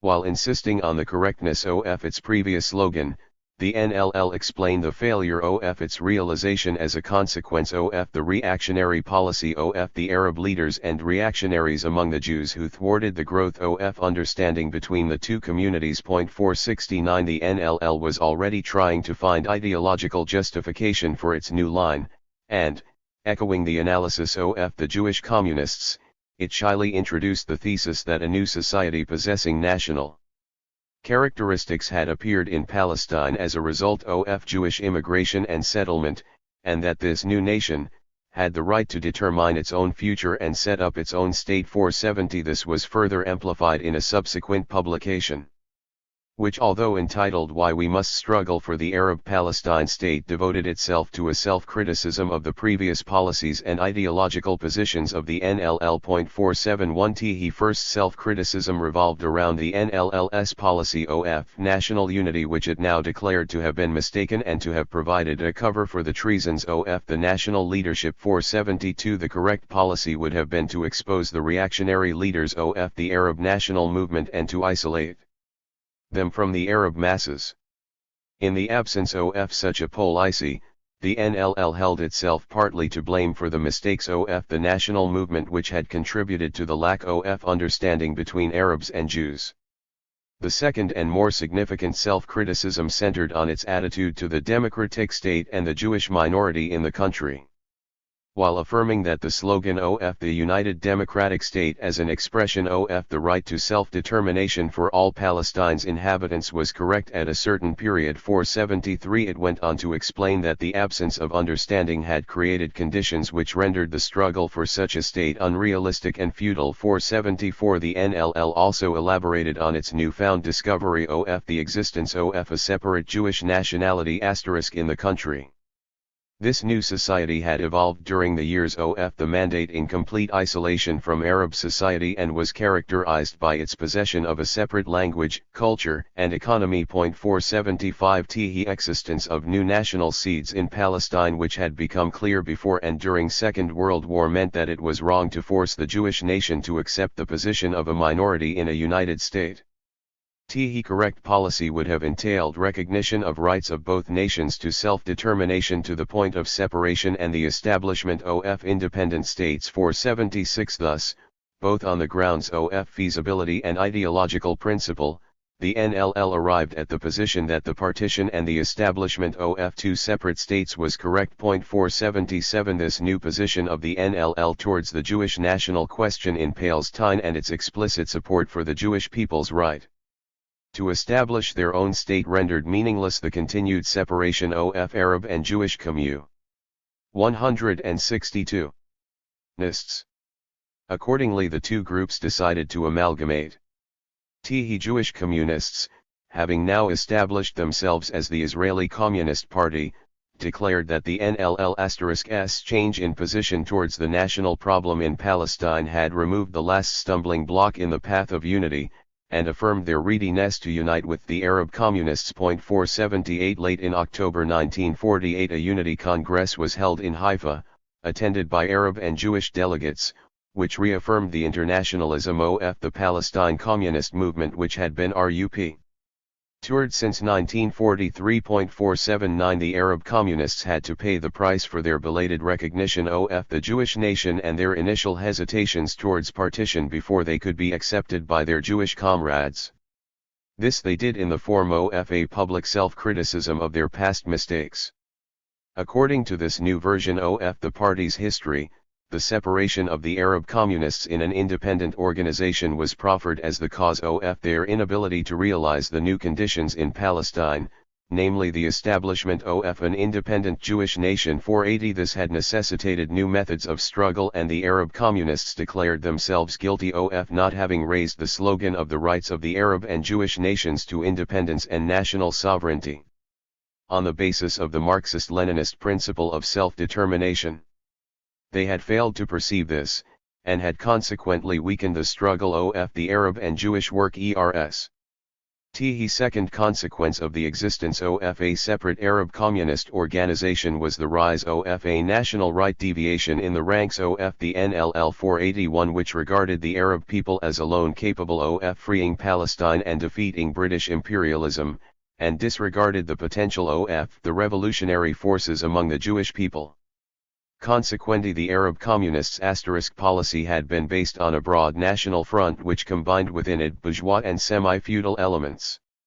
At the NLL had not realized was that this unity was doomed to failure as the agents of imperialism were incapable of joining a front aimed at its expulsion from the country. The practical outcome of the Arab communists' * activity had been to ignore the importance of exposing the bourgeois and semi-feudal leaders of the national movement and of releasing the Arab national liberation movement from their control. The NLL was recognizably fundamentally different from the pre-split PCP, and not only insofar as its membership was restricted to one national group in a binational country. Even as an Arab party it did not constitute a continuation of the PCP. It saw itself as an inherent part of the Arab national movement and its role in the struggle, not for communism or social revolution, but for national independence. This view was based on its interpretation of the role of a Marxist party as being conditioned by the stage of development of a particular society. In Palestine, where the primary contradiction was seen to be between the Arab society as a whole and the continuing British occupation, its role was to be one of support for the national independence struggle of the Arabs. The NLL denied that its support. 163. For such a struggle, or the similarity of its aims with those of the Arab national movement, transformed it into a nationalist party. Yet in practice, it proved itself always ready to abide by the decisions of the national movement and, despite the fact that it fought and lost many battles with the leadership of the movement concerning democracy within the national ranks, the attitude to the Jewish inhabitants, and regarding cooperation with the international anti-imperialist camp, it remained loyal to this leadership and refused to dissociate itself from it. The political platform of the NLL was devoid of any class character and contained no socialist planks or even a mention of the form of the future state. Class conflict was absent from its perspectives and emphasis was preeminently given to the widest possible national unity. The NLL's claim to progressiveness lay in its social demands and its support for the USSR, but even those demands were of a modest character and took second place to the slogan of national unity * and the need to realize class collaboration. The NLL attempted no creative application of Marxism to local conditions, nor did it broach any of the fundamental issues of Arab society. If anything, its attempted use of traditional and Muslim themes to appeal to the widest possible sections of the population, although undoubtedly contributing to its success, also reinforced traditional values, and reduced its Marxism to little more than the struggle against imperialism and the demand for the establishment of a welfare-type state. As far as the internal struggle in Palestine was concerned, the NLL refused to recognize the existence of a three-cornered fight comprising the Arabs, the Yishuv, and the British, and reduced the situation to a straightforward struggle between the Arabs and the British. The antagonism of the Yishuv towards the British was ignored, as was the Arab-Jewish struggle itself. The NLL refused to draw the relevant conclusion from the overwhelming support of the Jewish inhabitants to the Zionist program of the Jewish state. In the interests of the cherished Jewish-Arab cooperation and understanding, the NLL saw fit to deny the existence of realities which contradicted this ideal. Later in the mandate, when its propaganda began to portray the struggle as one of self-determination for the inhabitants of Palestine, the Arab communists did not explain the content of the slogan. The inhabitants were, after all, not united, but composed of two groups with opposed national aspirations. To the Arabs, self-determination meant an Arab state in all of Palestine, while to the Jews, this same self-determination meant the establishment of a Jewish state over as large a part of Palestine as was possible. In reality, of course, the NLL identified itself with the aims of the Arab national movement, although it has its own specific solution to the problem of the Jewish inhabitants, and was completely opposed to the aims and aspirations of the Yishuv, which was both ready for and desirous of partition. As the mandate drew to a close, the NLL's call for a peaceful solution became more vociferous. This suffered from two weaknesses: it was directed at one part of the population only, and it ignored the realities of the situation. The armed. 164. An organized Yishuv constituted a state within a state, while at the same time, the Arabs, though neither organized nor armed to the same degree, were confident of the military intervention of the neighboring Arab states. Both sides were preparing for the forthcoming struggle and had made clear their determination to fight to achieve their expressed political aims. From 1946 until the end of the mandate, the NLL chose to see the UN as the best medium for the solution of the Palestine problem. It was confident that recourse to the international community would result in the achievement of Palestine's independence. Arab communists completely ignored the option of internal organization as a means to realize their proclaimed aims of independence and the rejection of partition, and were desirous of an imposed solution. This can only be explained in terms of their belief that the Soviet Union would support the Arab national movement's demand for an independent and united state. The prestige of the Soviet Union at the end of the war, and its possession of the veto at the Security Council, convinced the NLL that a new international balance of forces existed in the post-war period which guaranteed the success of the colonial people's struggle for self-determination and national independence. Its calculations foundered on the unexpected change in the Soviet position which left the NLL without a meaningful policy. The imposed solution which it had championed had, on arrival, turned out to be the threat which it had warned of all along and strove to avoid. The NLL, despite its weaknesses, was nevertheless a unique feature of Arab society. It was the first modern party, organized not on the basis of traditional family loyalty, but possessing a clear-cut social and political program. Starting as a movement of intellectuals, it had succeeded in penetrating the ranks of the working class, and to a lesser extent, the intelligentsia. It had established a strong labor movement which provided it with a power base in Arab society, and had created an alliance of Arab workers and intellectuals.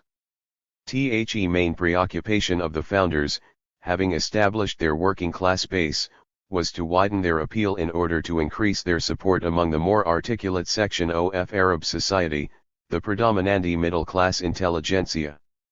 The traditional leadership of the Arab national movement remained adamant in its refusal to extend recognition to the NLL, and consequently the latter's role in influencing political events in Palestine remained small. Yet it was the first to foresee the dangers of partition and to realize the importance of Arab-Jewish understanding as the key to maintaining the unity of the country.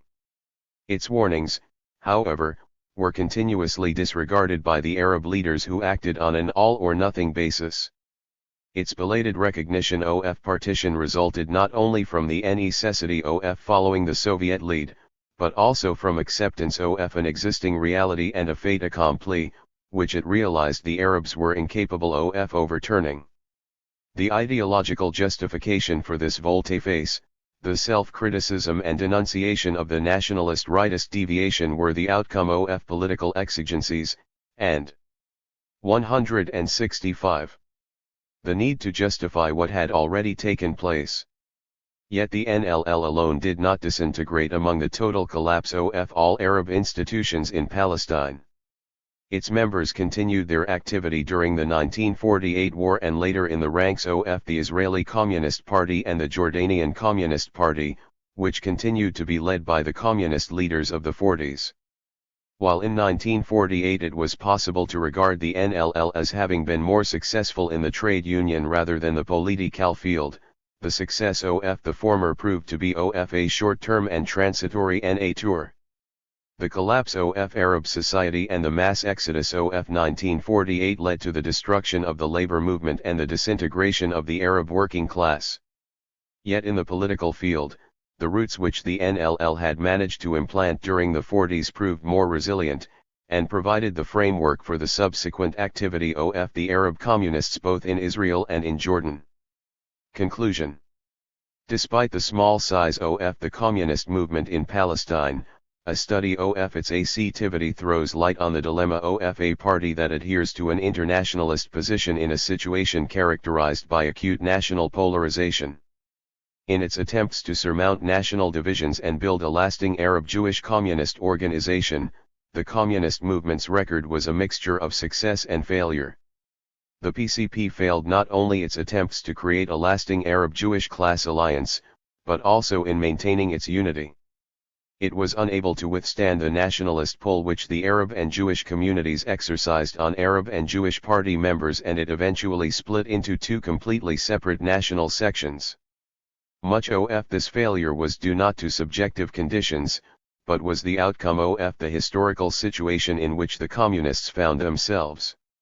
However, the party's activity during the mandate can be viewed as the beginning of an ongoing process, and in this sense it can be credited with a measure of success. The communist movement in Palestine passed through three phases. THP Riyadh 1919-29 witnessed the birth of the movement within the ranks of Labor Zionism, and its preoccupation with the tasks of the proletarian revolution on the international scene and the Jewish working class on the national scene. The period 1930 to 42 was marked by a preoccupation with the anti-colonial revolution, and the rise of a distinctly Arab orientation leading to a widening of the gulf between its Arab and Jewish members. The third period, 1943 to 47, saw the Arab and Jewish communists each firmly established within their own national communities, pursuing nationalist policies, and unable, despite the lip service paid to the cause of internationalism and the community of interests between Arabs and Jews, to bridge the gap separating them. In the first phase, the communist movement remained entirely faithful to its origins, both in its adherence to the primacy of the class struggle and in remaining within the confines of the Jewish community. Yet already its position was marked by ambiguity.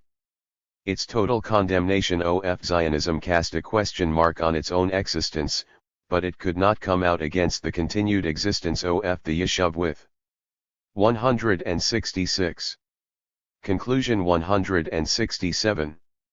Out-denying the raison d'etre for its own activity, its development on the extreme left wing of the Zionist movement was, however, cut short by the advent of the Comintern's policy of support for the national independence struggles in the colonies. The second phase was the most difficult. Once the decision to support the national independence struggle had been accepted, it was only natural that the Arabs should become the legitimate focus of the party's activity.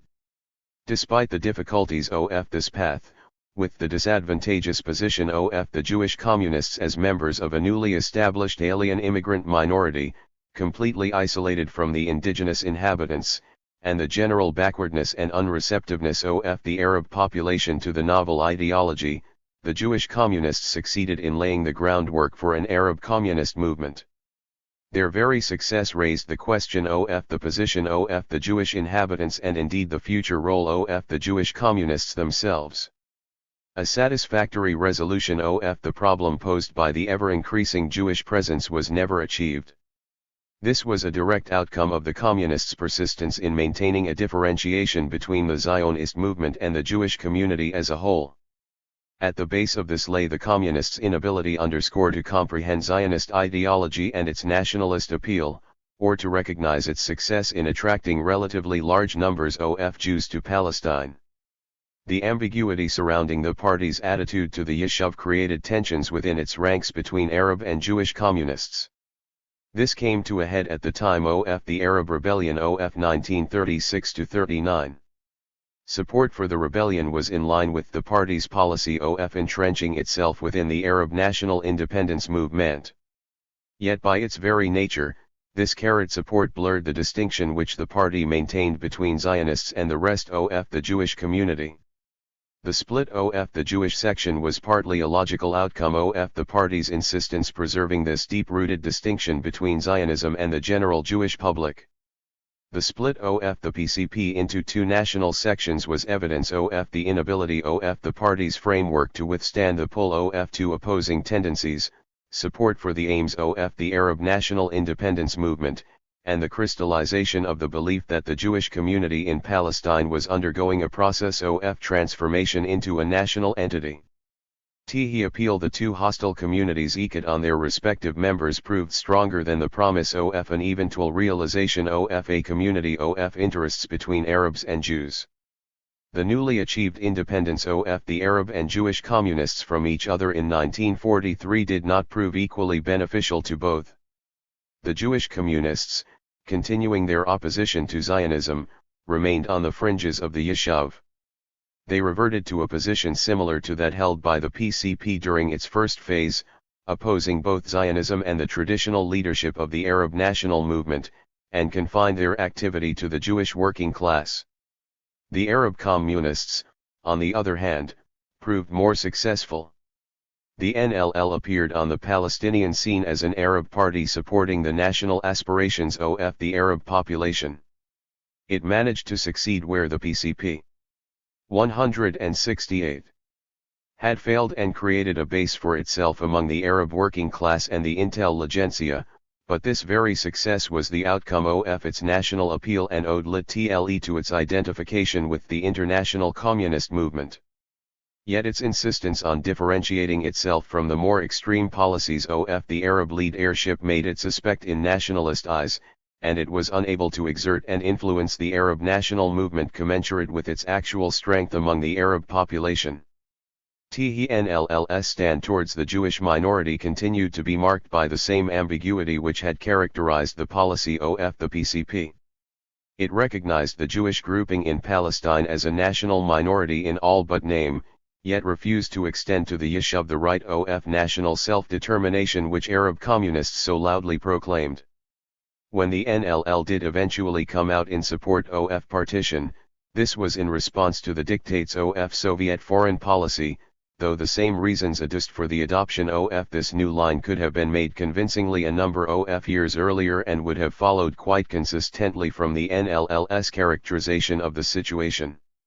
Jewish communists, on the other hand, found no difficulty in justifying their support for partition and threw themselves wholeheartedly into the struggle for the establishment of the Jewish state.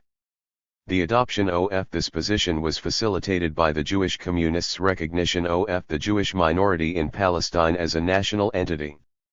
With its support for partition, the communist movement in Palestine had traveled full circle from its early beginning in 1919 as an outgrowth of labor Zionism. After more than 20 years of fierce hostility to Zionism, it had arrived at the conclusion of accepting the establishment of the Jewish national home. The communist support for partition was a belated recognition of their failure to discern the existence of a new reality in the country, the transformation of the Jewish community into a national entity. They also failed to win over the Jewish masses to their ideal of a united Palestine state or to secure the agreement of the Arab national movement to the presence of a large Jewish minority in the country. Support for partition did not imply a change in the international communist movement's long-term strategy of supporting the Arab national independence movement. Working actively within this strategy after 1948, the Palestinian communists were able to rebuild their organizations in Jordan and in Israel, and in the case of the latter at least, have scored significant successes. It is doubtful whether this could have been possible without the new direction taken by the PCP, first with Arabization, and later with the advent of an Arab national communist movement.